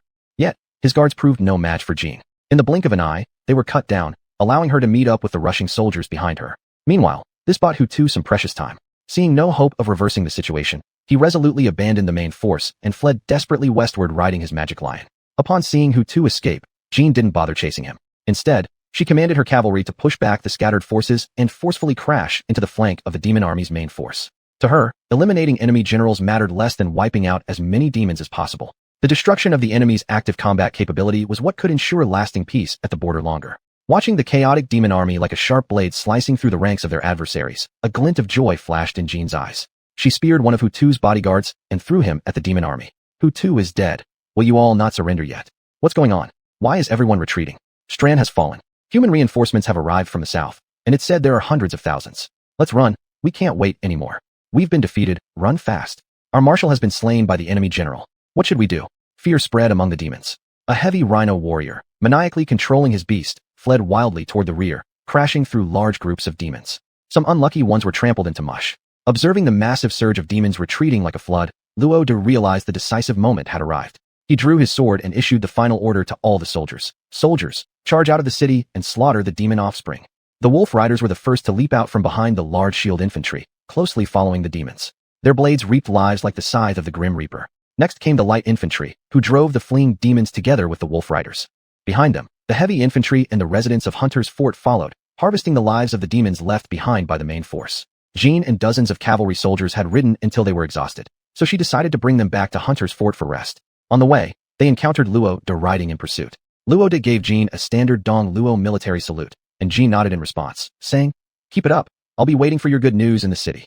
This great slaughter lasted until midnight. The majority of the demons crossing the frozen Black River were met with concentrated attacks from Yinto's team of fire mages. Sheets of fiery rain shattered the ice along with the demons, leaving scorched bodies and crimson rivers everywhere. The remaining smaller group of demons was forever left on the eastern bank of the Black River, mercilessly killed by the pursuing Dongluo soldiers. That night, the eastern shore of the Black River was covered in blood, and even the water turned red. Luo Da, sitting atop his horse, stared deeply at the already crossed remnants of the demon army, then issued the command to retreat as expected. At dawn, Jean, rubbing her sleepy eyes, arrived at the conference hall and found all the officers wearing expressions of excitement. "Your Majesty, the battle report is ready." The chief of staff, seeing Jean come in, hurriedly handed over the report for her review. 70,000 enemies annihilated, 2,000 of our troops killed, 5,000 lightly injured, 600 severely wounded. After reading the report, Jean felt a sense of relief. This winter would now pass peacefully. Do well to console the dead and care for the injured. They are the pride of the Empire. With that, Jean took her seat at the command table and said firmly, "Now it is time to reward merit." Luo Da stepped forward. "Present, you led this campaign with steady resolve and outstanding performance. In particular, the ambush of the Black River mages doubled, perhaps tripled, the results of this victory. You are hereby promoted to Deputy Marshal of the Northern Army, and when I am absent, you will command everything." Yes. In the envious gazes of his peers, Luo Da accepted the commission document from Jean's hands with excitement. "Commander of the Wolf Rider Legion, step forward to receive your commendation." Every officer who distinguished themselves in this campaign received their due rewards from Jean. Next, she planned carefully for the counterattack against the demons next spring. Chapter 67, Returning to the Tree. Phoenix had a tradition. Fallen members would be cremated, and their scattered ashes returned to the base of the Anka tree in Chiefing City.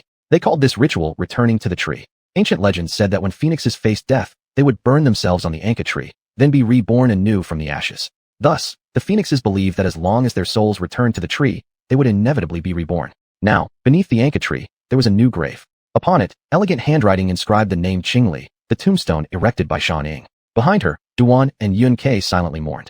Shan Ying wiped away tears at the corner of her eyes. Her face appeared somewhat pale from excessive grief. Qingli didn't like noise, so don't bother informing anyone else. Shan Ying. Yun Ke stepped closer, wrapping her arms around Shan Ying, quietly soothing her emotions. Shan Ying shook her head, patting Yun Ke's back in return. "Don't worry, I'm fine." Then, she turned to Duan. "The Empire is restless lately. The prince hopes you can assist me in completing some tasks." Duan furrowed her brows and asked, "What exactly is the task?" "In recent days, there have been multiple incidents of military provisions being robbed. 6 southern provinces are all unstable. His Highness hopes that you and the others can help me transport the supplies and eliminate the bandits." Duan frowned even more deeply. Both these tasks were troublesome. If she agreed, she wouldn't have time to teach her students, and the match with Du Guangbai in a few months would certainly be delayed. This was a matter closely tied to her honor. "What's wrong?" "Inconvenient." Seeing Duan seemed reluctant, Shan Ying narrowed her graceful eyebrows and questioned. Duan managed a strained smile. "Yeah, too many things going on lately. Can't really leave at the moment." You see, since joining the team, Shan Ying hadn't seen eye to eye with Duan. Seeing her unpleasant demeanor now, she couldn't help but let out a cold snort. "Fine, if it's inconvenient for you, go ahead and do as you please." If it weren't for the fact that most Phoenix members were already busy with urgent missions, she would have avoided any association with her altogether. Before Shan Ying could ask Yun Ke, he immediately patted his chest and said confidently, "No worries, Shan Ying, I'll go with you." You're the best." Duan suddenly had an evil idea, so she called out to Shan Ying, "Shan Ying, although I'm a bit tied up, haven't we had a new teacher come recently? Maybe he's available to assist you." "That's very kind of you. Thank you." "You're welcome." Duan put on a fake smile, watching the two leave the cemetery. She knew well that with Shan Ying's personality, she would surely give it a try. When Yun Ke led Shan Ying to the N13 area, Du Guangbai was on the training ground, locked in combat with Seaton, using only a teaching staff. After more than a month, Seaton had already skimmed through the fist cannon several times. However, its content was profoundly intricate, far beyond what 1 or 2 months could clarify. Nevertheless, his relentless focus on studying the fist cannon had paid off, allowing him notable progress. He could now trade a few blows with Du Guangbai instead of just getting beaten relentlessly as before. "Hey!" Seaton bent his finger and expelled a breath, deflecting the wooden staff aimed at his chest. His other hand followed the step of his right foot, chopping down straight towards Du Guangbai's face. The move carried considerable force. Though the palm hadn't yet arrived, the wind generated by it lifted the strands of hair on Du Guangbai's forehead, each strand rising up. Yet Du Guangbai showed no signs of panic. With a flick of his foot, he evaded to Seaton's side, found where the dragon chi condensed, and struck with the stick. With a sharp sound, Seaton was sent crashing to the ground, angrily punching the floor. TCH, lost again. This Seaton was no longer the one covered entirely in golden scales from before. Most of his upper body scales had shed. One wouldn't even notice the faint traces of gold unless looking carefully. "That's enough for today," said Du Guangbai. He retracted the staff, turning toward Yun Ke and Shan Ying who were watching on the sidelines. "Do you need something?" Shan Ying moved past Yun Ke, stepping forward twice until she was close to Du Guangbai. She bowed deeply. Subordinate Shenluo, greeting Mr. Du. Before she left, Rang Na had given her specific instructions. All Phoenix members now came under Du Guangbai's jurisdiction, and his orders took precedence above all else. Therefore, upon seeing Du Guangbai, Shenluo gave a deep bow. Stand up quickly. Du Guangbai extended a hand slightly to help her up, and Shenluo rose accordingly, standing respectfully by his side. Seeing how her black, shiny cloak tightly enveloped her thin frame, with sadness still hanging over her features, Du Guangbai asked, "You've come here for something specific, I assume?" Shenluo hesitated briefly and replied, "Yes, Mr. Du Yunke and I are here to bid you farewell. Additionally, there's something we'd like to request." Then, Shenluo recounted what Rang Na had tasked her with, asking whether Du Guangbai could offer his support. "Is that so?" Du Guangbai fell silent for a moment, pondering carefully. It seems that Rang Na's situation is very severe, to the point where not even Phoenix can spare any hands. "Sir, if you can't help, there's no need to feel uncomfortable." Shenluo thought Du Guangbai was hesitating about whether to help her. She knew that sending training members of Phoenix on missions was already a violation, and Yunke had told her about his wager with Duan. At such a critical moment, he clearly wasn't too willing to divert resources to help her. At this thought, Shenluo's eyes dimmed slightly. Du Guangbai hurriedly explained, "I was just thinking about something, don't misunderstand." He glanced at Seaton and paused for a moment before saying, "I can only arrange for people for you." Seaton is at a crucial stage in his training. Now is absolutely not the time to abandon it halfway. What do you think? Hearing what Du Guangbai said, Shenluo's eyes immediately lit up. She had not expected any hope from him, yet he did not refuse but instead generously assigned her 4 individuals, a truly unexpected pleasant surprise. Bear in mind, those who could be selected into Phoenix were 1 in 10,000 geniuses, each worth thousands of soldiers without exaggeration. Du Guangbai assigning her 4 at once was nothing short of lavish. But she quickly became aware of an issue and furrowed her brows, asking, "But, in that case, what about your bet with Duan?" Du Guangbai waved a hand dismissively and said unconcernedly, "You don't need to worry about the bet anymore. There's no way I'll lose. Matters concerning border conflicts take precedence." Touched to tears, Shenluo said, "On behalf of the soldiers, subordinate thanks Mr. Du. When do you plan to depart?" "We intend to set off right now. Speed is essential in warfare." Du Guangbai nodded and said, "Wait for a moment, I'll have a few words with them." With that, he stood up and called everyone to his side, giving instructions one by one. "Lucia, I've taught you all I could for now. The rest of your journey depends on you. Remember to look after your juniors once we're out." Lucia nodded vigorously. "Big brother Du, don't worry." Chapter 68, Fledgling Takes Flight. After speaking, he looked at Green again. "Have you mastered the flowing water sword technique and the tidal force secret yet?" Green nodded. "I've got it. No need to worry." Jones, Angelica, Nephi's notes. Half of them haven't been handed over to you yet. Follow me. I'll pass on the second half to you. As he spoke, he moved aside, with Angelica and Jones silently trailing behind Du Guangbai. The 3 arrived at a corner, where Du Guangbai spoke in a low voice. "These notes are transmitted orally from me. You must memorize them silently and absolutely not divulge them. Do you understand?" "Yes, teacher." Seeing their nods, Du Guangbai taught the 2 the latter half of the training method. Since they had already practiced to the level of Yin spirit, their memory abilities had significantly improved, so Du Guangbai wasn't worried about them forgetting. After they were fully memorized, he led them back to join the group. "Remember, if either of you has any questions about cultivation, seek help from Lucia." "All right, teacher Du." Du Guangbai took a deep breath and looked at his students' reluctant expressions as he waved his hand. "Go ahead, and remember to take care of yourselves." The sorrow of parting was almost unbearable. After everyone had left, Ser then lightly pounded Du Guangbai's back from behind. "That's it, teacher. Don't be sad. There's still me here." With that, he flashed a set of dazzling teeth. For over a month, although Du Guangbai beat him every day, Ser then wasn't stupid. He could see that his actions were for his own good. So, subconsciously, he had accepted Du Guangbai as his teacher. Seeing Du Guangbai feeling somewhat sentimental, he couldn't help but console him. "I hope everything goes smoothly." Du Guangbai sighed and headed toward his residence with little enthusiasm. "Regular training starts early tomorrow morning. From now on, I will give you special training." After this event, Du Guangbai realized more than ever how his time was becoming increasingly short. Therefore, during this period when everyone else was away, he would invest more energy into Ser then, aiming to cultivate him sooner. Special training? Hearing Du Guangbai's words, Ser then couldn't help but shiver. The fleeting sadness that had risen within him vanished in an instant. A mountain eagle led several birds of various sizes down from the Qifeng city. Their destination was Camelot in the south. There, a convoy of grain supplies is waiting for us. While we're on our way, let me brief everyone on the arrangements.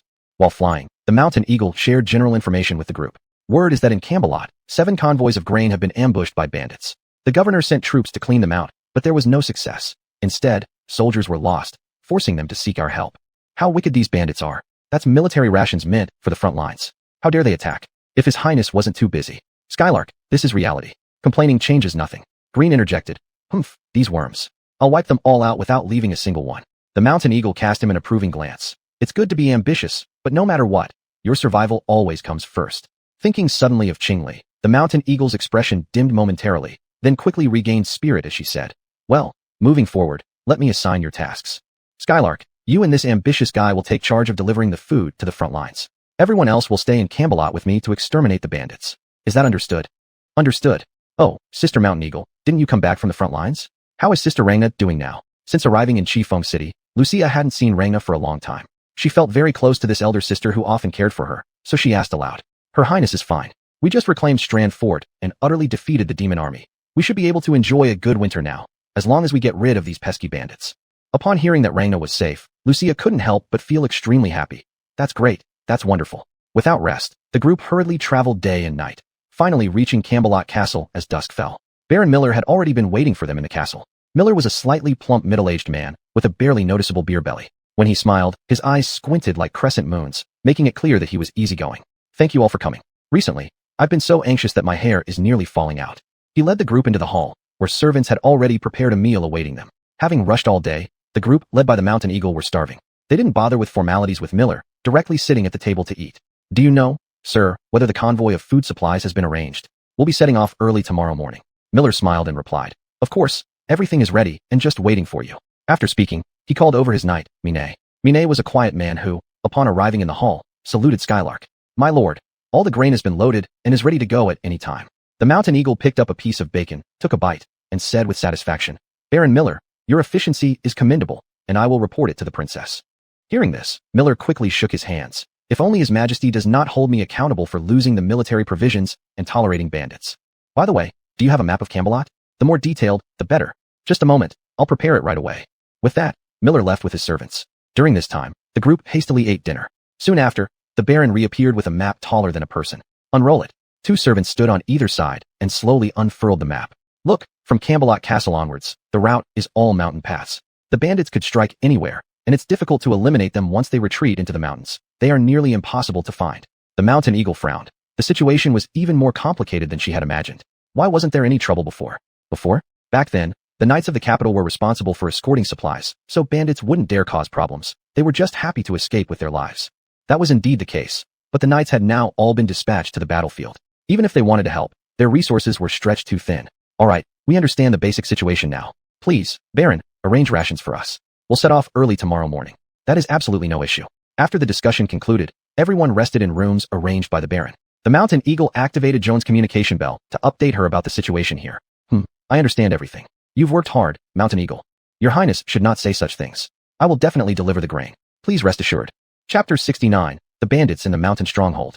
Even though it was winter, the mountains of Cambert still retained a bit of greenery. The grain convoy wound its way through these mountains, with a few birds leisurely perching on the wagons, pecking at the spilled grains. Green had always been a very lively person, but when he was alone with Yun-Kei, he instead became somewhat nervous, unsure of how to start a conversation. He just rode his horse, quietly trailing half a step behind her. Occasionally, he would glance at her slender waist with his peripheral vision, then quickly look away with a red face. His hands gripping the reins were already drenched in nervous sweat. Yun-Kei was someone who couldn't bear loneliness. With the bumpy journey underway, she couldn't help but want to chat with someone.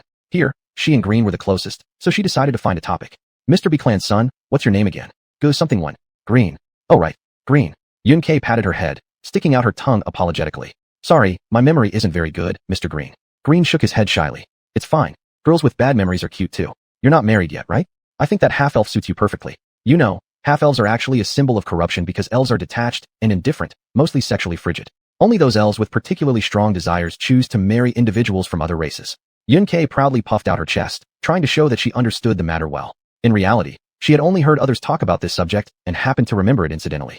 If she were really judged based on knowledge in this area, she probably wouldn't know as much as Green did. I don't like half-elves. Green didn't want to get tangled up in issues involving Amy and bluntly refused. Upon hearing Green's words, Yun-Kei responded disappointingly. Oh, then your life will lack a lot of fun. You wouldn't be still a virgin, would you? No way, right? This hit exactly where Green felt most sensitive. He had an extreme aversion to such matters. If it wasn't someone he liked, it was absolutely unacceptable. He previously liked Jean, but this was doomed without any outcome. Now he likes Yun-Kei, but Yun-Kei hasn't realized this at all, causing him immense pain. With a displeased expression, Green spurred his horse forward. I'll go ahead and scout the path. Don't go. We haven't finished talking. If you don't like half-elves, what kind do you like? Big sister here knows all kinds of women. There's bound to be one suited for you. Green lowered his head and mustered the courage to shout back. I like girls like you who chatter incessantly. Then, he ran off along the forward path. Yun-Kei scratched her head, looking confused. Like me. She looked down at herself, flat-chested, no curvy hips, and completely inexperienced. What does like me even mean? Noblemen are indeed different from others. They definitely need a good correction. Far off on a tree branch, the mountain eagle spared a glance at Yun Kei and cursed angrily.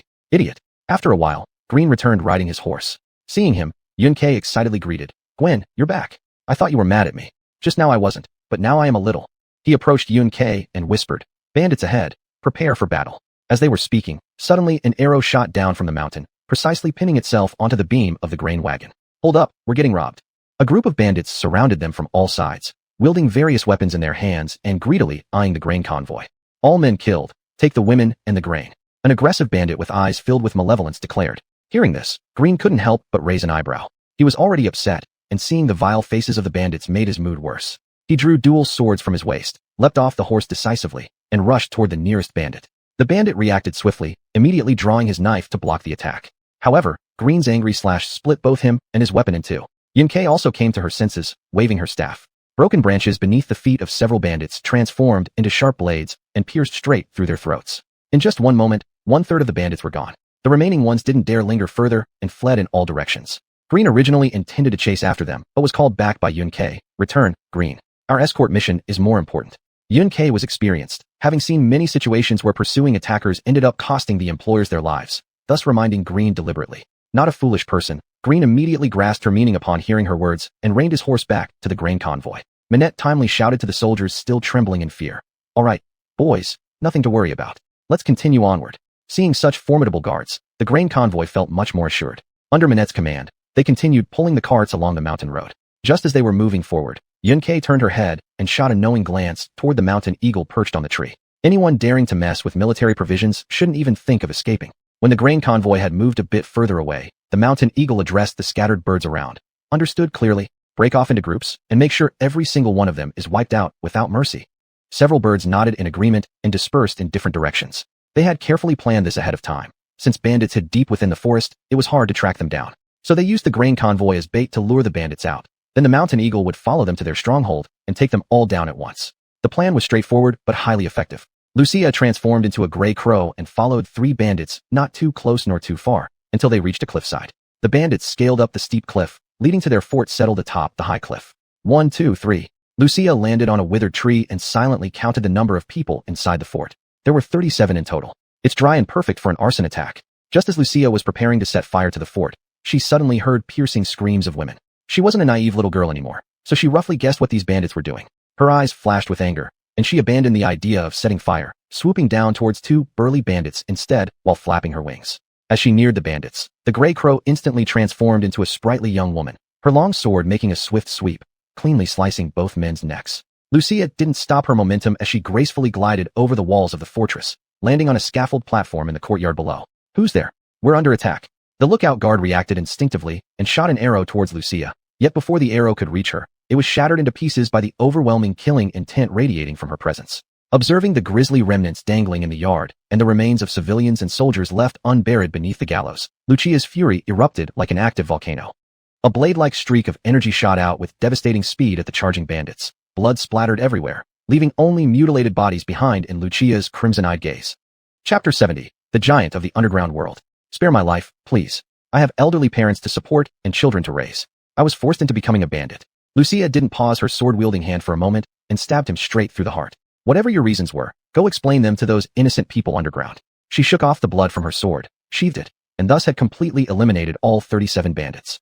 Rounding the courtyard, Lucia followed the cries and turned into a room where an overpowering mix of blood and indescribable rotten smells hit her nose.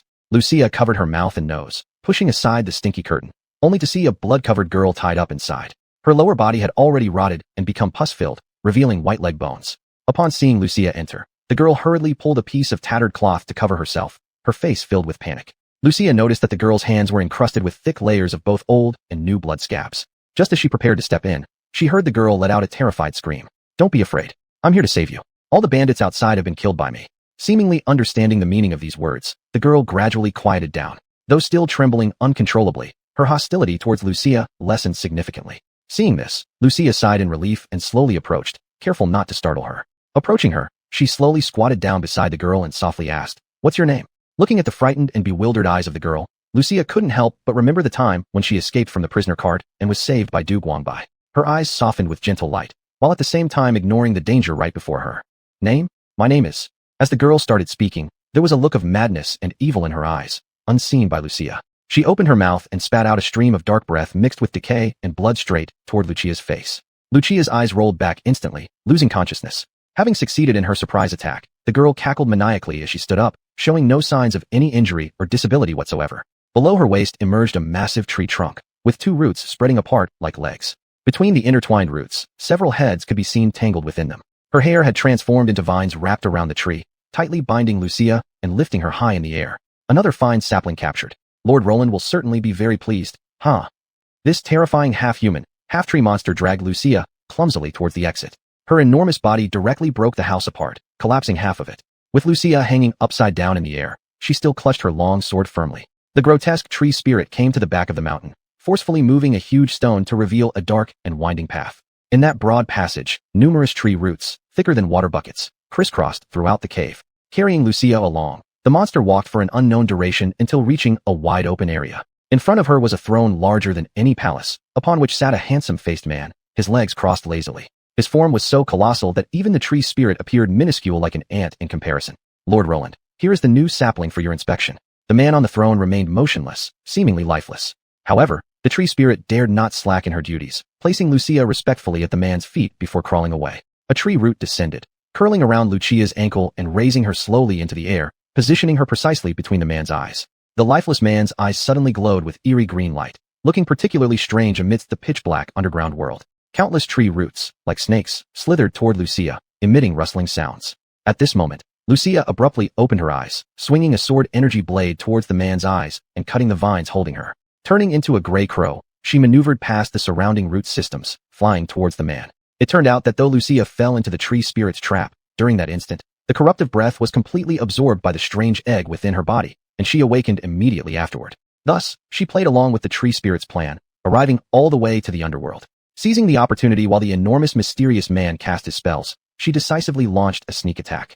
The sword energy arrived swiftly, catching him unprepared and striking across the man's left eye, emitting a dull sound. A crack formed on his left eyeball, the glow rapidly dimming. Immediately after, Lucia was close by, gripping her longsword tightly and stabbing it fiercely into the crack created by the sword energy. Roar! A cry of anguish echoed through the underground world, so loud that it made the rock walls rumble and caused boulders to fall like raindrops, producing splash, splash sounds. Furiously, he swung his hands as if swatting a fly, determined to kill Lucia with one strike. However, Lucia had already sheathed her sword and spun down, landing a kick on the giant's nose before gracefully swinging away like a cloud sparrow. The giant missed with a powerful slap, creating a thunderous sound, which made even the tree roots entwined in the stone crevices tremble as if they were alive. As soon as Lucia landed, she saw the giant rise to his feet. His remaining eye opened, revealing a fierce light as he began muttering an ominous incantation. Countless tree roots surged toward Lucia, wildly lashing out in every direction.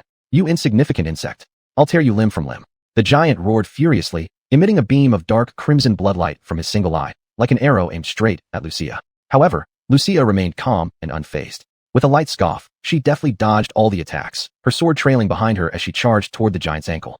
Her weaving through the forest swift technique was already ingrained in her being. This style was originally devised for fighting multiple opponents, making the giant's approach seem like walking into her trap. She evaded the attack and thrust her blade into the giant's foot, then dragged it upward along his leg, leaving a sharp gash that reached all the way to his knee.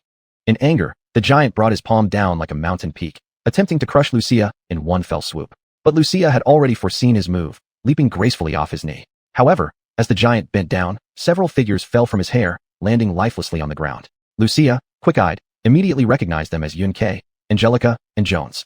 Angelica! Lucia cried out in worry, instantly realizing her mistake, but it was too late now. Hearing Lucia's shout, the giant sneered malevolently at the people on the ground and raised his hand high, preparing to slam it down with enough force to turn them into pulp. Lucia understood at once. The giant was gambling, betting on whether she would risk her life to save them, because he lacked confidence in capturing her outright.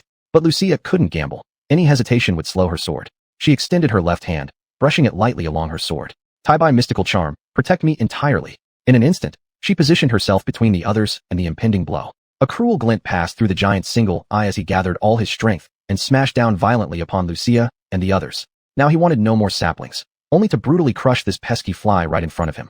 Chapter 71. Indifference to life and death. Lucia propped up a semi-transparent golden shield, blocking the giant's heavy blow with a crisp sound. The massive vibration made the entire underground valley tremble incessantly, and broken stones kept falling from the ceiling. Lucia coughed up a mouthful of congealed blood with a wah sound. Her sword leaned on the ground, and she panted slightly. Although she had barely blocked the giant's palm strike, her internal organs were severely injured, and there was no way she could withstand the next one. Obviously, the giant also realized this. Without giving Lucia a chance to rest, it immediately lifted its right fist and came crashing down furiously. Should I escape? Lucia glanced at the three people lying on the ground, a flicker of hesitation flashing through her mind. They were just companions who she had known for less than 2 months. Was it really worth risking her life for them? But what would Brother Du do? Thinking of Du Guangbai, Lucia's determination suddenly became firm. Do we, of the Beatty sect, have any special warning? Be indifferent to life and death. Don't back down if you're dissatisfied. A faint smile lingered at the corner of Lucia's lips, her demeanor carefree, as if she was not facing something that could threaten her life, but rather an everyday occurrence. As her mindset shifted, the Beatty scripture flowed continuously within her. The lotus in her inner landscape blossomed slightly, and the cultivation barrier that had troubled her for many days was quietly broken. Indeed, for a genius, the best way to break through is to be placed in a situation of life or death. Of course, this only applies to extremely individualistic children of fate. For ordinary people, if you court death, then you will die. Even so, it still couldn't make up for the gap in strength between Lucia and the giant. However, Lucia still had a trump card. That was the spirit-gathering talisman. This was one of the 3 talismans left by Du Guangbai when they were at Jin's mansion. Although she had already learned the 7 elements talisman, compared to the effectiveness of the talismans drawn by Du Guangbai, hers was still much weaker. She pulled out the talisman from her bosom and pasted it on herself. Immediately, an overwhelming force surged into her, stretching her meridians until they felt slightly swollen. Clang! Brilliant golden light lit up, illuminating the dark underground world. The giant looked at Lucia with disbelief, his right fist throbbing with pain, and blood dripping from between his fingers onto the ground, making a dripping sound. He couldn't understand where the problem lay. Why did the bug he thought he had under control suddenly explode with such immense power? However, no matter what, it was only the struggle of a trapped beast. I don't believe you can continue to burst forth like this. The giant detested Lucia, ignoring his own wounds, intent on killing her. Die! The enormous hand blotting out the sky rushed over, and Lucia, instead of passively defending, turned around and sent 3 surging sword chi flying towards the giant, akin to a silver vase bursting apart. The duration of the spirit-gathering talisman was only 5 minutes, and she had to resolve the battle as quickly as possible. The giant's hand, like a banana, was effortlessly sliced into several segments by the sword chi. If he hadn't dodged fast enough, part of his head would probably have been chopped off. The sword chi crossed over the giant and cut the root-like growths attached to the stone wall neatly. Then, it blew away the entire stone wall, breaking through to the sky. A ray of sunlight pierced through the gap opened by the sword chi, illuminating the giant's face stained with blood.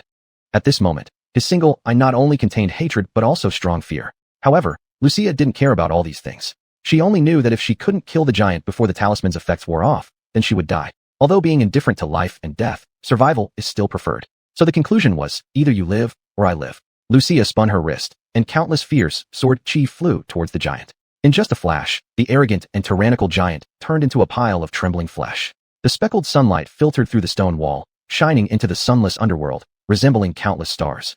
Lucia squinted her eyes and returned her sword to the scabbard, as if unable to endure the interrogation of the sunlight. After a series of twists, the lump of blood and flesh transformed into black smoke and disappeared, leaving behind a goose egg-sized, snow-white plant seed on the ground, which was still enveloped by a chilling magical aura. What is this? Lucia approached the seed cautiously, tilting her head while observing it carefully. She suddenly realized that inside her, there seemed to be a voice continuously telling her to pick up this seed. Thus, Lucia cautiously squatted down and held the white seed, emitting a magical aura gently in her hands. In an instant, the seed vanished, as if it had never existed at all. This scene seemed somewhat familiar. Lucia thought for a moment, and suddenly remembered that the strange egg she had contracted also disappeared in the same way. Or, should she try to meditate to see if the seed exists in her inner vision? Just as she was about to begin meditating, a heart-rending pain struck Lucia. The sword in her hand clattered to the ground, and she curled up like a shrimp, drenched in cold sweat. Lucia had never used a spirit-gathering talisman before and was unaware of its cost. Although she had anticipated some level of full-body pain, she hadn't expected it to be this intense. So this is how Brother Du felt after using the spirit-gathering talisman. He truly was incredible. Moreover, sharing the same experience of pain with Du Guangbai made Lucia's heart strangely flutter with a trace of sweetness amidst the agony. Does this mean I'm closer to Brother Du now? Not even Sister Jean has experienced this. How amazing am I, Lucia? As her lips twitched uncontrollably, Lucia couldn't help but flash an absurdly distorted smile. The idea of meditating to observe the seed within her was long forgotten. However, life's twists and turns are unpredictable. It always turns joy into sorrow. As Lucia let out a warped laugh, a soft rustling sound reached her ears, followed by several piercing roars. It turned out the tree spirits had returned. There were 4 of them in total, probably the ones responsible for bringing Lark and the others here. Damn it, just at this moment. Lucia cursed silently in her mind, but there was nothing she could do. After using the spirit-gathering talisman, Even lifting a finger now seemed like an insurmountable task. She strained her eyes toward Lark and the others. You blockheads, wake up already. Indestructible Lucia is about to kick the bucket, but they slept more soundly than ever. The nearest tree spirit raised its tough arm toward Lucia. Lord Roland? Lord Roland. In the grand hall of Dark Castle in the capital, a group of half-naked women writhed and cried out in various poses. Around each woman's body wound thick, arm-sized vines. The vines moved flexibly like tentacles, performing all sorts of actions on the bodies of the women. Amidst this scene of decadence, a handsome man pounded relentlessly on one of the women. As the waves of pleasure rose under his thrusts, like a surfer riding the tides, the woman suddenly looked back with confusion when he paused. A peculiar smile crossed Roland's face. I didn't expect my deep-root seeds to have been destroyed so easily. This is interesting. With that, Roland grabbed the woman's hair harshly and coldly asked, Who allowed you to interrupt me, Murine? He then revealed his spear and plunged it brutally inside her once again.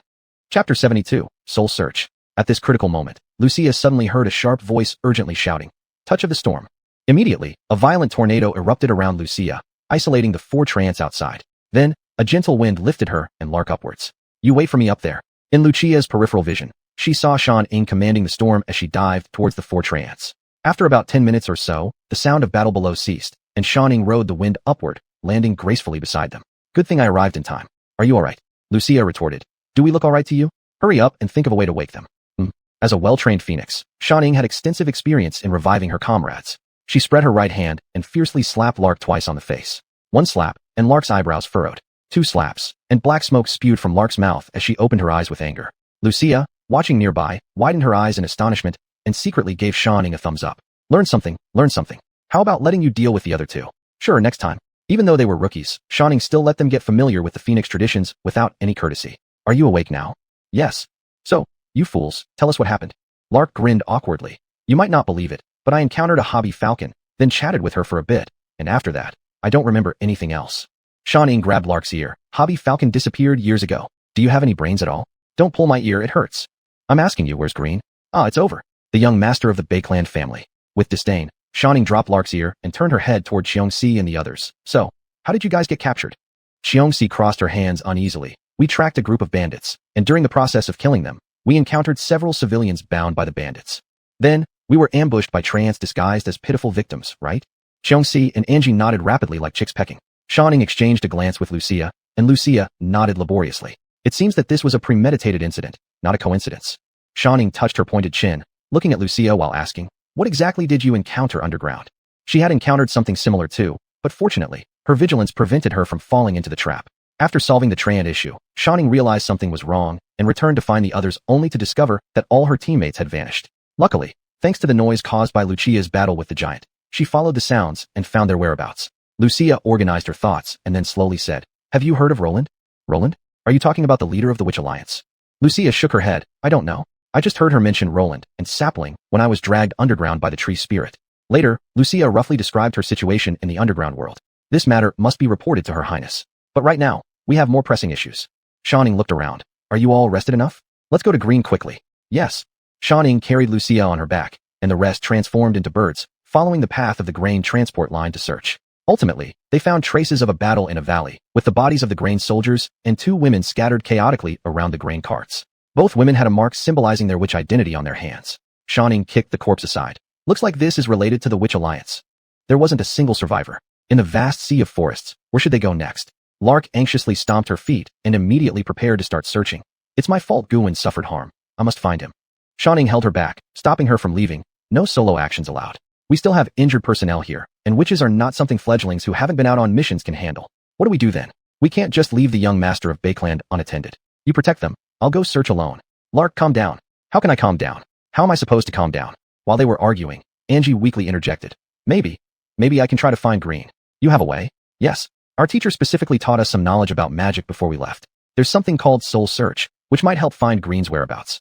Soul Search? Yes, it searches through the memories of the dead souls. However, I've never tried it before, so I don't know if it will succeed. Xiongxi grabbed Angie tightly. Are you crazy? That's a spell only usable in Ghost Wonderland. Are you not afraid of retaliation? Angie gave a faint smile. With Green's life uncertain, who cares about these risks now? After finishing her words, she brushed off Xiongxi's hand and said to Shenluo and Lark, Please help keep an eye for me, and make sure no one disturbs me. Lark nodded. Don't worry. Without further delay, Angie sat cross-legged with the protection of her companions. Her head bowed, and her soul left her body. Under the guidance of Du Guangbai, She had already mastered traveling during the day and was not afraid of sunlight. In her spiritual form, she clearly saw that the souls of several grain soldiers had been dispersed by the daylight. Only the lingering spirits of the two witches were still aimlessly wandering nearby. Wandering ghosts, where do you stay? I command thee, come quickly. Capture. Reciting the incantation taught by Du Guangbai, Angie opened her almond-shaped eyes wide. Instantly, two chains emerged from the void and captured the residual souls of the two witches before her. Angie extended her hand, forming a claw with her 5 fingers, grabbing onto the head of one witch. Let me see your memories.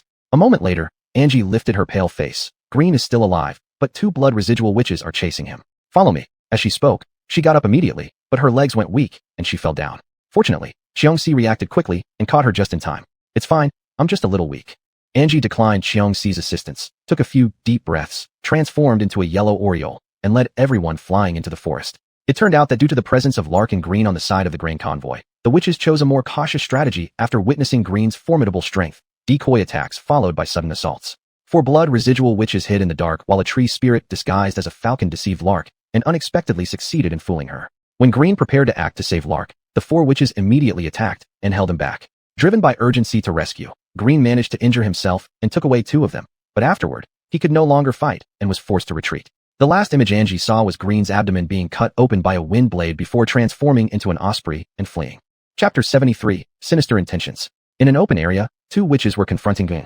On Gung's body, the silver-gray armor was covered in blood, especially a prominent wound on his abdomen. He held dual swords, blocking a witch's bone hammer. This witch was agile, her body defined by distinct muscles. Her skin, hardened by years of training, glowed with a healthy wheat color. Apart from some cloth strips covering important areas, she wore nothing else. Even during intense movements, her chest barely moved. With one swing of her hammer, she sent Gung flying, then pulled a bone spear out of nowhere and threw it at him, licking her lips excitedly. You have nowhere to run. Drop your weapons, and we'll make your death pleasurable. Fa. If you've got the guts, come cut me down. I'd rather die than surrender. With great effort, Gulin deflected the bone spear and knelt panting. At this moment, another witch, clad in a black fishnet combat suit and endowed with ample assets, had already set up 8 magic cannons behind him. Nimmo, stop fooling around. Finish him. Hold on, Afro, don't you think conquering someone so big and strong would be extremely satisfying? Once we're done playing, we can kill him. Afro glanced at Glean and swallowed hard. Then hurry, or Lord Roland won't be pleased. Things like this can't be rushed, right? Nimmo grinned and conjured a bone whip, binding in, then walked towards him arrogantly. Gulin had no strength left.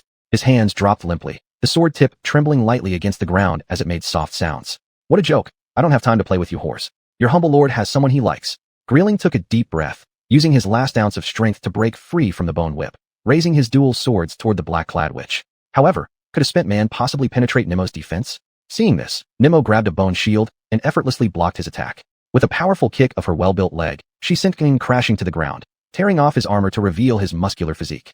Realizing there was no escape, Gulin decided to slash his own neck instead. Knowing his fate, he screamed his final words. Lark, I love you. Farewell forever. By the time Nimmo reacted, it was too late. She spat at him in contempt. Humph, dying means no fun. However, at that very moment, a shrill cry came from behind her. Simultaneously, a strong wind struck from behind. Reacting instinctively, she ducked just as an arrow whizzed past her head and embedded into the rock wall with a sharp sound. Lark, it's wonderful that you're safe. Greeling looked at the girl suddenly shielding him and called out in delight, lowering his sword. Remembering the embarrassing words he had just blurted out, he lowered his head with red cheeks. Lark's face was also flushed. She turned back at Greeling angrily. Young Master Beckland, how dare you easily give up your life? If we hadn't arrived in time, you'd have you. Humph. Turning away, though her heaving chest betrayed that she wasn't as calm as she appeared. This was the first time in her life that anyone had said they liked her, making her so flustered that she lost focus even while casting spells. Otherwise, this black-skinned witch would already be lying dead. Damn woman, accept my Lark's punishment. Shaking her staff, a golden glow emanated from its tip like a spear point. Lark hugged the staff tightly, wielding it as if holding a spear. Who dares interrupt my affairs? One who shall take your life. Lark launched a fierce attack, clashing with Nimmo. Nimmo was no match for Lark under normal circumstances, let alone now after being delayed so long by Greeling, leaving her physically drained. Seizing an opportunity, Lark's attack was momentarily pushed aside as Nimmo retreated and shouted anxiously. Afro, why aren't you attacking? Without any response from Afro, Nimmo internally panicked as Lark coldly smiled. Still calling for backup? Let's see what this is. As she spoke, Nimmo saw something tossed from above, rolling twice on the ground before stopping precisely in front of her. It was none other than Afro's severed head. Startled and disheartened, Nimmo lost all intention of fighting. Feigning an all-out attack against Lark, she performed a deceptive maneuver, fleeing quickly into the forest. But she didn't get far when a breeze brushed past her ear. Feeling pain in her neck, her head separated from her body, spinning a few times before landing on the ground. She saw a graceful woman in a robe standing against the wind in the sky, looking at her with interest. She also noticed her headless corpse lying not far away. While the woman who had been fighting her was anxiously helping Greeling up, his face flushed red. She suddenly became enraged. Turns out, you're actually Lark. Unfortunately, those words would never escape her lips. Lark, are you alright? No, I'm perfectly fine. Greeling didn't finish speaking before he collapsed into Lark's arms. Lark had to hold him and gently placed him on the ground, resting his head on her thighs. Mountain Eagle, come quickly. Greeling has fainted. It turned out that Greeling had already lost too much blood and severely overexerted himself. If it hadn't been for sheer determination holding him up, he would have fainted long ago. Now, seeing Lark safe and sound, his worries put to rest, he immediately gave in to exhaustion and passed out. Mountain Eagle rushed over upon hearing the commotion. After checking Greeling's wounds, he took out a piece of cloth and bandaged Greeling. He handed Lark a pill casually. No problem, just an extreme physical drain. Hurry and feed this to him. Okay, sure. Lark accepted the pill and gently inserted it into Greeling's mouth. As her finger grazed his parched lips, she felt something stir within her and inexplicably blushed. You still blush? TSK. Mountain Eagle, stop teasing me. Lark frowned cutely as she said, what do you think I should do? Guwen is much younger than me. Already thinking that far ahead. Stop joking around. Listen to what I have to say. Taking advantage of Lucia and the others' absence, Lark wanted to hear Mountain Eagle's opinion. Mountain Eagle glanced at Greeling, whose sword-gripping fingers had gone white, lying helplessly in Lark's arms, then at the flustered Lark herself, and decisively declared, I don't know. Then he strode off toward where Lucia and the others were. By the way, if you don't wake up soon, Becklin will suffocate under you. Upon hearing Mountain Eagle's words, Lark lowered her gaze into her own embrace, only to find Greeling had unconsciously buried his face in her chest, turning crimson red.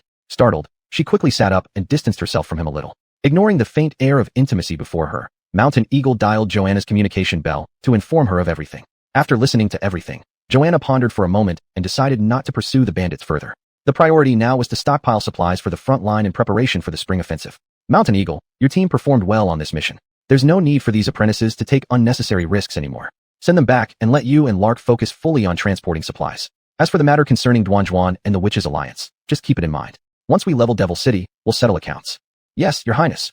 In Roland's castle, a beautiful cuckoo descended from the clouds, slipping through the window and making its way past winding corridors to where Roland was hosting a silver party. In an instant, it transformed into a voluptuous and gorgeous woman, Duanjuan herself.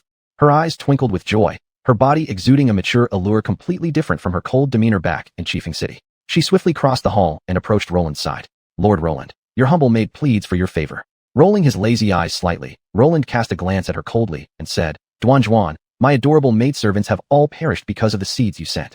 I am quite angered. Whenever Roland spoke these words, Duanjuan understood that the noble master required her services. As usual, Duanjuan allowed her sleeve to slip off her shoulder, revealing a patch of whiteness. Licking Roland's toes like a lowly dog, she pleaded humbly, Master, what task may I perform for you? Unexpectedly, instead of using his toe to lift her chin as he usually did, Roland disdainfully retracted his foot and coldly stated, I am very disappointed in you, Duanjuan. Shocked, Duanjuan immediately prostrated herself on the ground. Master, please tell me what sin I've committed to anger you so greatly? Please grant your humble servant a chance to correct myself. Continuously banging her head against the ground despite the blood trickling from her forehead, she showed no sign of stopping. That's enough. Roland rose to his feet and moved forward 2 steps, lounging comfortably on a soft wool blanket and crossing his legs as he said, One of the seeds you sent devoured my deep root seed. Hearing this, Duanjuan's breath hitched, icy chill radiating from her being. No one could infringe upon Lord Roland's interests. Not to mention the deep root seed was a carefully nurtured clone derived from Roland's tree of desire after years of cultivation. For it to be consumed by mere seeds was unforgivably grave, a crime punishable by death. I will immediately clear them all and provide new seeds for the master to compensate for my sins. As she was about to rise, Roland waved his hand to stop her. Did I tell you that you could leave? Yes, I overstepped my bounds. A hint of indescribable smile crept onto Roland's lips. I want that girl. I can clearly feel a mighty power within her, a power even the mother tree of desire fears. If I consume her, I shall become the god who rules over everything. Duan was slightly startled and excitement flashed in her eyes. Then allow me to congratulate you, master. Duan, I need your help to figure out a way to bring me to that girl. I intend to indulge fully in her beauty. Roland licked his lips and shamelessly let his gaze wander over Duan's snow-white bosom. Suddenly intrigued, he straightened his crossed legs and reclined on the wool blanket as he commanded. Sit up here and take care of it yourself.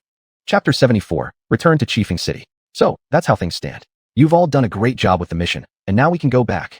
But we've only been out for a few days. I was just thinking about him. Before Angelica could finish speaking, Lucilia quickly covered her mouth. Joke aside, she hadn't seen Du brother for 3 whole days and was already suffering from severe Dugwangbai element deficiency syndrome. She'd die if she stayed another second. Mountain Eagle glanced around at everyone. Since no one objects, let's return immediately. Wah. I do. I have objections. Angelica's teary eyes went unnoticed by everyone except Jones, who quietly grabbed her hand and whispered in her ear, "Don't worry, we'll sneak out together some other time." Suck. Angelica felt a rush of warmth in her ears and instinctively squeezed her legs together, obediently closing her mouth. "Well, I'll carry Lucilia on my back. Lark, you take Green. Let's go." With that, Mountain Eagle hoisted Lucilia onto his back and led the way toward Chiefing City. The others shared a knowing smile and took off without waiting for Lark to say anything.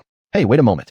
An awkward silence settled over the group as Green hesitantly said, Miss Lark, if it doesn't work out, you can go back with them first. I'll hire a carriage and return slowly." "You shut up." Lark shot him a glance, hesitated for a moment, and finally mustered the courage to help Green up, draping him over her shoulder. "We're taking off. Make sure you hold on tight. If you fall, I won't care." Although she said this with words, her arms tightened firmly around Green's waist. Due to their height difference, her head rested perfectly beneath Green's chin, and the breath he exhaled gently brushed against her scalp, sending tingles down her spine. Yet, the son of a duke was far beyond what a commoner like her could aspire to. As for the words he had spoken, they would be forgotten as if never heard. Without stopping to rest, the group hurried along and finally reached Chiefing City early the next morning. Though tired, the joy in everyone's hearts couldn't be hidden, especially Lucilia. Her usually cold face finally softened slightly. "Look, who is that?" Jones noticed 2 men and 3 women walking in the square. The leader was none other than Duan, and the others were her students. Ignore them. Let's go." Mountain Eagle held no affection for Duan and was ready to leave after giving an indignant sniff, but Lark pulled him back. "No matter what, since we've completed our task, we should at least greet them." Saying this, ignoring Mountain Eagle's protests, Lark waved at Duan. "Duan, over here. Where are you heading?" Seeing Lark and the group, Duan walked over with an icy expression. "Is the mission finished? Go report back to the hall right away. What are you doing here?" After saying this, she started to lead her students away. "What are you going to do?" Mountain Eagle frowned, confused by Duan's actions. Her teaching area was supposed to be in S13, so she shouldn't have been there. "It's none of your business." Duan ignored everyone, striding ahead while her students followed suit without giving the dusty group a second glance. Only Amy greeted everyone cheerfully, responding excitedly to Mountain Eagle's question. "Our teacher plans to take us outside for practical combat training." She thrust her chest out provocatively towards Green, who was still lost in thoughts of Lark and didn't notice her. Amy rolled her flirtatious gaze into nothingness when it fell on someone indifferent. So she stepped forward, stomped hard on Green's foot, gave a sharp humph, then strutted off proudly after Duan. "What was that about? Must be something personal. Let's break up here. Lark and I will report to the hall. You guys can go back." Angelica and Jones helped bring Green and Lucilia back after their farewell, and the group parted ways. In N13 district, Dugwangbai leisurely sipped tea, guiding Sitten's cultivation. Sitten moved his hands delicately, carefully mimicking fishing in water. He was practicing Tai Chi, a martial art almost universally known in Dugwangbai's past life. Tai Chi is remarkable. Not only does it integrate the entire body's strength, but it also focuses the mind and spirit, helping practitioners achieve a higher realm through martial arts. Unfortunately, fewer people truly understood its essence, leading it to become merely a set of flashy moves like the lightning 5 whips in popular culture. Fortunately, Dugwangbai understood some of it. At his guidance, Sitten was currently practicing Rui Body, a method recorded in a certain martial scripture. It was also the foundation for all divine abilities. The Rui Body emphasizes achieving perfect compliance, forging and melting everything within the body, recasting it into a truly lustrous crystal form. When fully achieved, one becomes as crystalline and transparent as lustrous crystal, impervious to all forms of magic, with merely a thought possessing immense power. Earlier, Dugwangbai had helped Sitten refine the dragon force within him as part of the foundation for learning the Rui Body. Yesterday, Sitten finally managed to completely refine all the dragon force, integrating it fully into his body. This brought many benefits. The most noticeable change was that his stamina had improved more than double what it used to be. Additionally, he could now freely control his combat intent, no longer being easily enraged or berserk, but instead developing an air of refined gentleness akin to Dugwangbai. Compared to before, Sitten appeared even more polished and elegant. "Do brother. Teacher, we're back." While guiding Sitten, Dugwangbai suddenly heard several calls from behind. Turning around, he saw Lucilia break free from Angelica's support and rush directly into Dugwangbai's embrace. "Lucilia, why are you back already? Is the mission complete?" Dugwangbai hugged Lucilia, gently patted her back, surprisingly asking. Seeing the disheveled state of the group, Dugwangbai knew they must have endured quite a lot on their journey. "Come, sit down. Tell me in detail about your experience this time." Sitten was also glad that they were back, sitting cross-legged on the ground, laughing and talking with everyone. After listening to their stories, Dugwangbai fell into deep contemplation. Unexpectedly, behind the robbery of military provisions lay the shadow of the witch union, making matters somewhat complicated. Being a witch wasn't something anyone could just become. Dugwangbai had thoroughly researched this and found that witches experienced a phenomenon of magical poisoning, especially powerful witches. Abundant magical energy triggered madness, irritability, and other emotions, necessitating faith in the moon to stay clear-headed.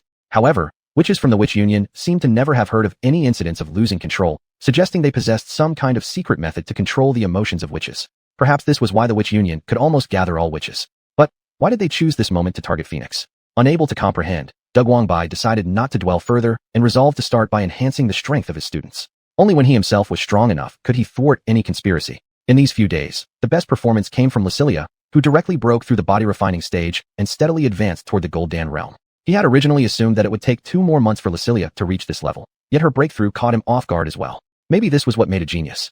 Also, the most notable progress was seen in green. The flowing water sword technique combined with the tidal heart method had significantly boosted his strength. He was actually able to instantaneously kill 2 witches while surrounded by 4 witches and survive, a feat that even veterans like Skylark would find difficult.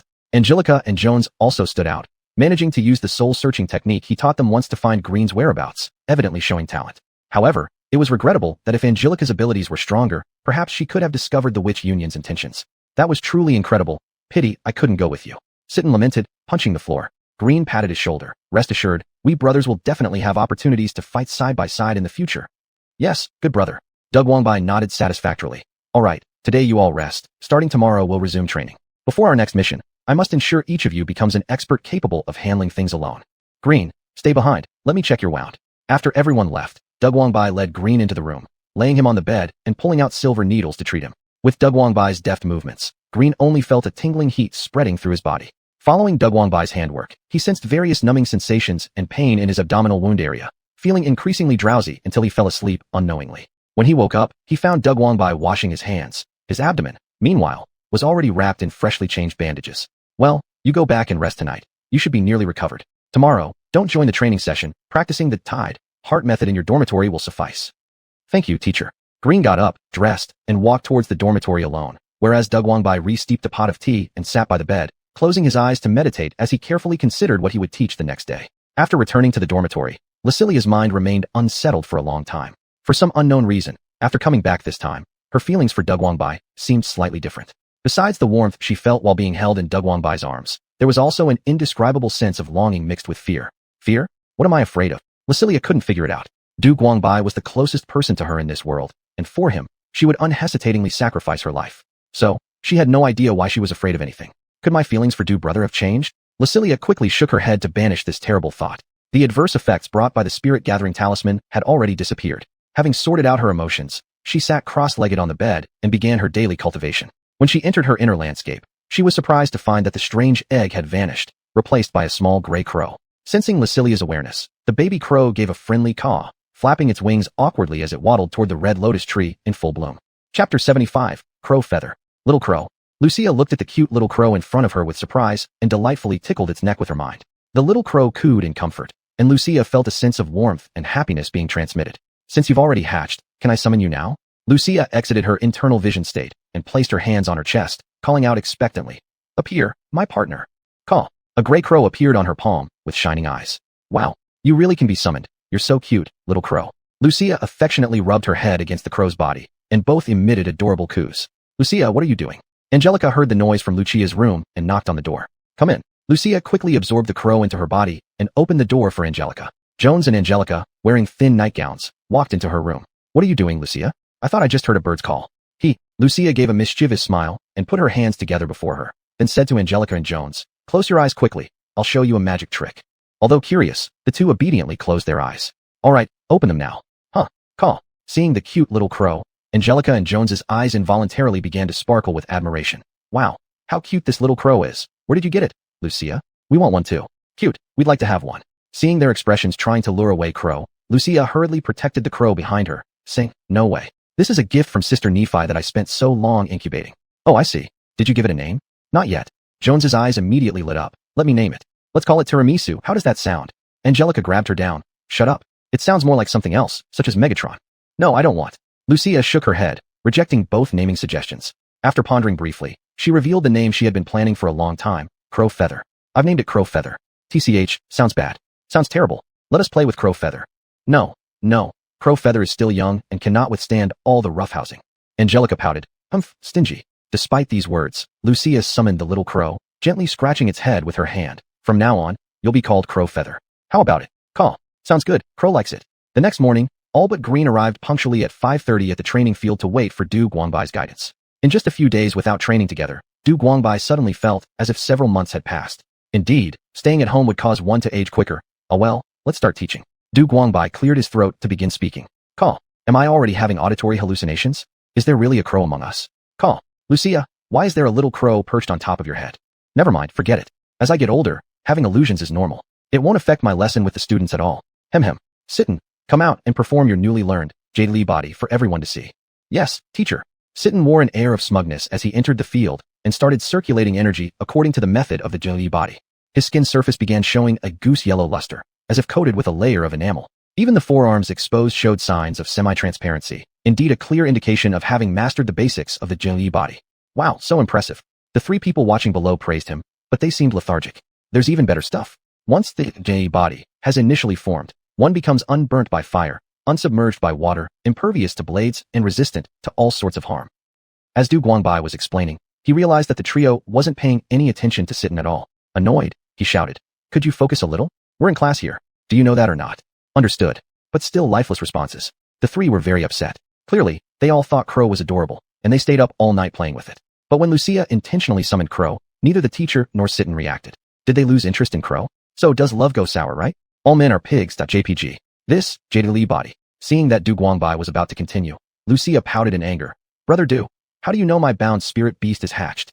Huh, what? So it wasn't an illusion after all. Anyway, little Crow is really adorable. After Du Guangbai earnestly praised it, Lucia reluctantly absorbed Crow feather back into her body and stood contentedly by Du Guangbai's side, waiting for the lesson to start.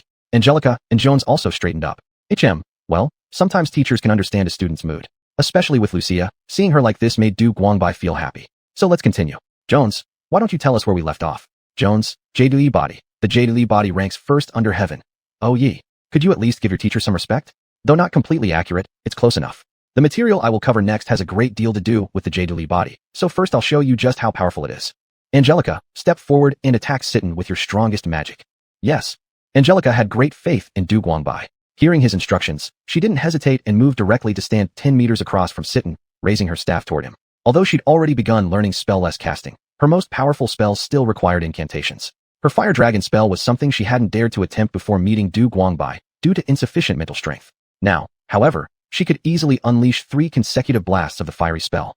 Great Dragon of Flames, consume the enemies before you. In front of her, a phantom dragon's head formed.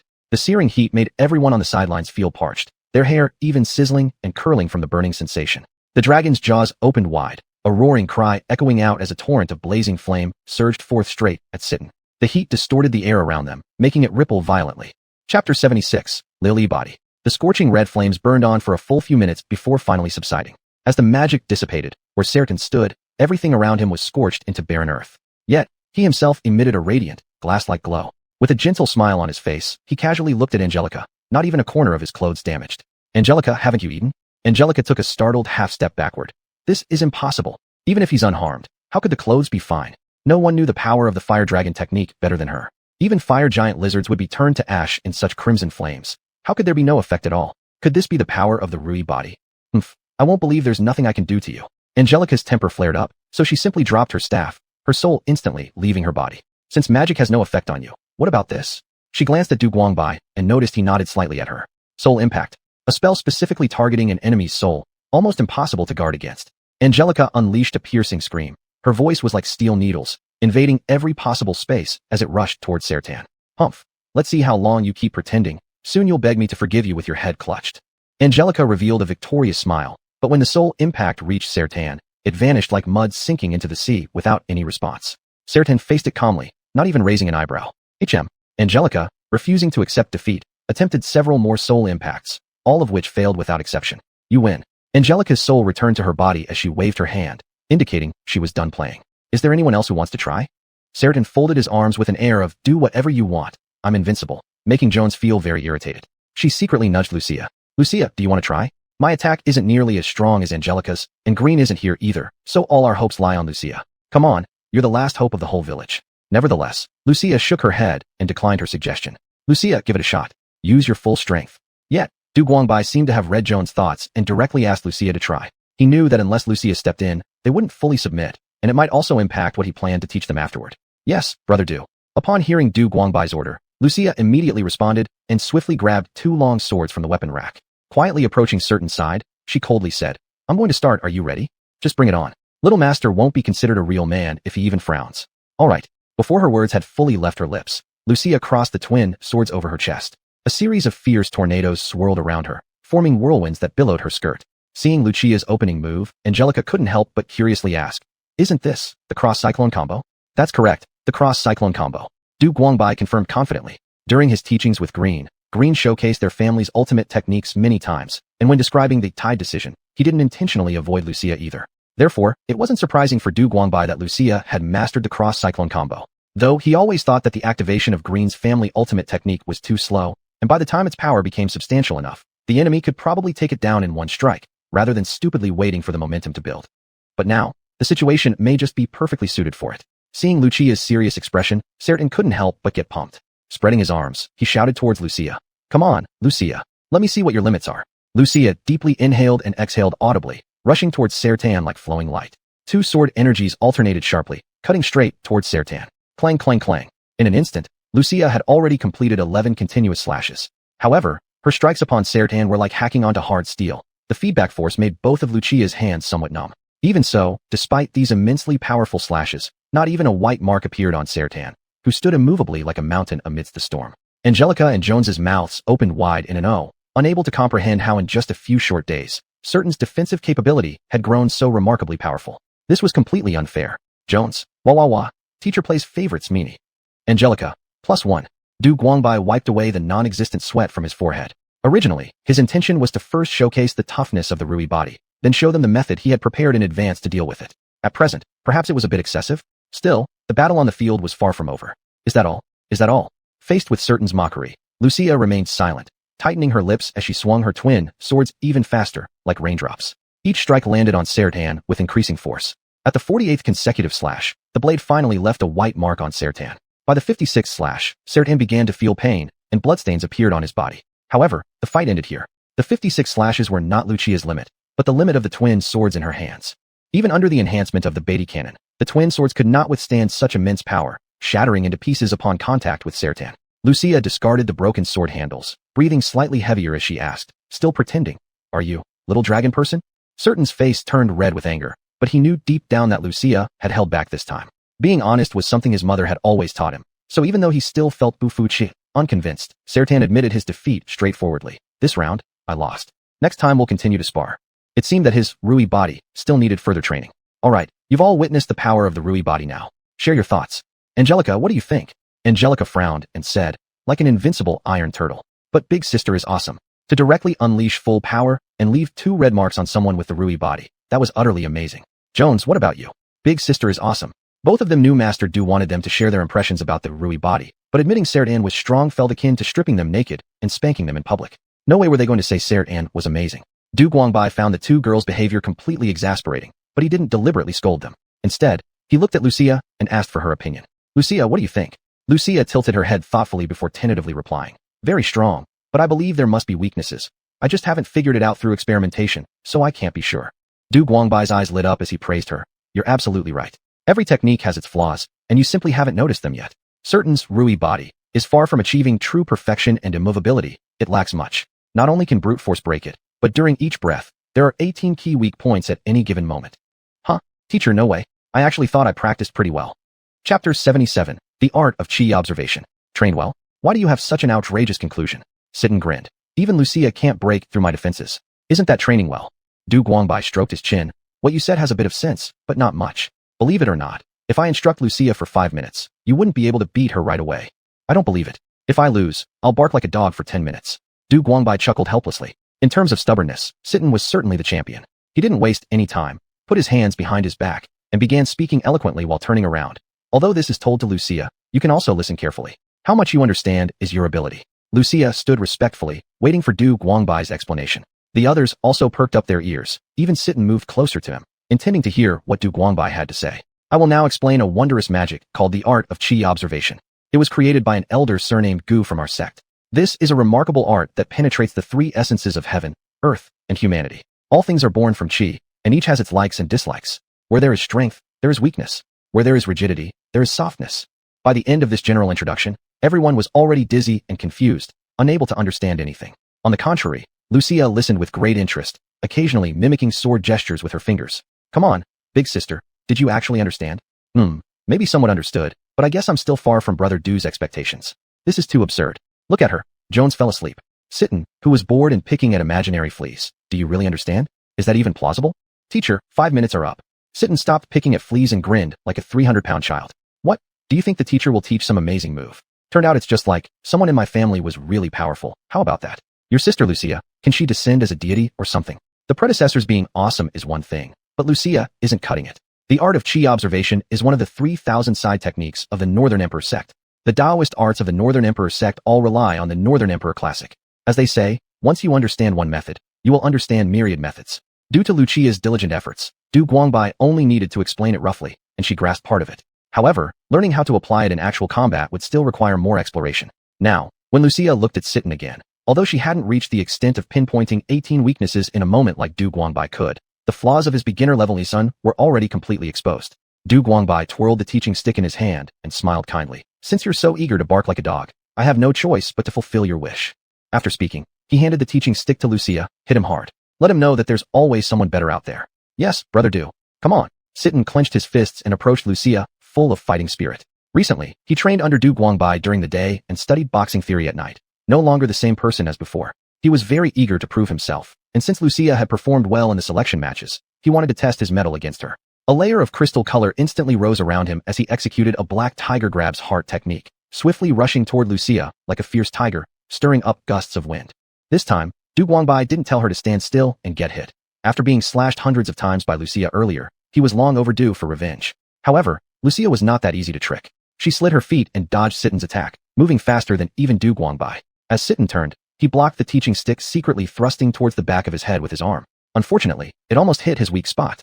Missing the target, Lucia remained focused, engaging in another skirmish with Sitten. Though the stick touched Sitten frequently, because it wasn't striking his Isun's weakness, the effects were trivial, causing Sitten to Rinbuju mock her. Lucia, are you hungry? Your strength is even less than my mother's. Give up if you can't do this. Lucia nearly hit his weakness several times and was fully concentrating on observing. She ignored his insults and didn't utter a word.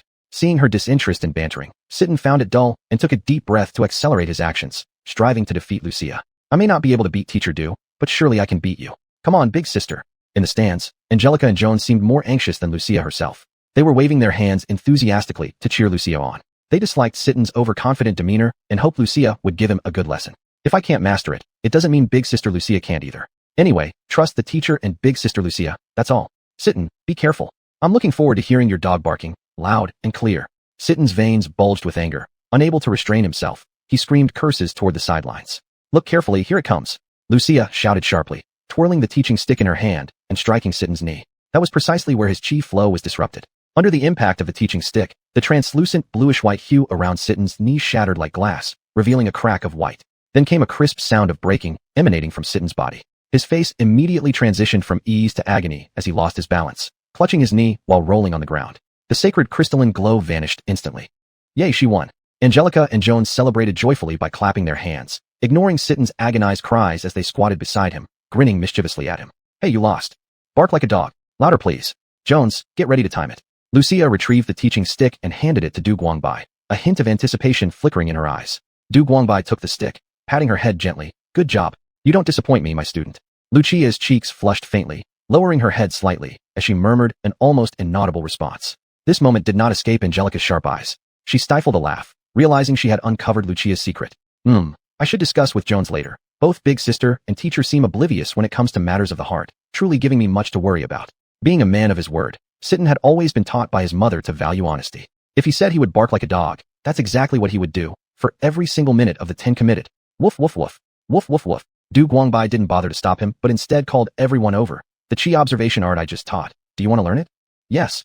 Who wouldn't want to master the technique that allowed such brutal domination over Sitten? But evidently, mastering it would prove more challenging than anticipated. Noticing their hesitant expressions, Du Guangbai understood immediately. Rest assured, I'll make sure all of you can learn chi observation before our 6-month agreement. This was the kind of profound skill that genuinely set one apart. Imagine this. Any move you made, your enemy could instantly identify your weaknesses and exploit them without fail. How could you possibly fight back? Thus, Du Guangbai planned for their next training sessions to involve battling against Sitten. This way, they could practice chi observation while also honing Sitten's jade glass body into an even greater art. To be continued.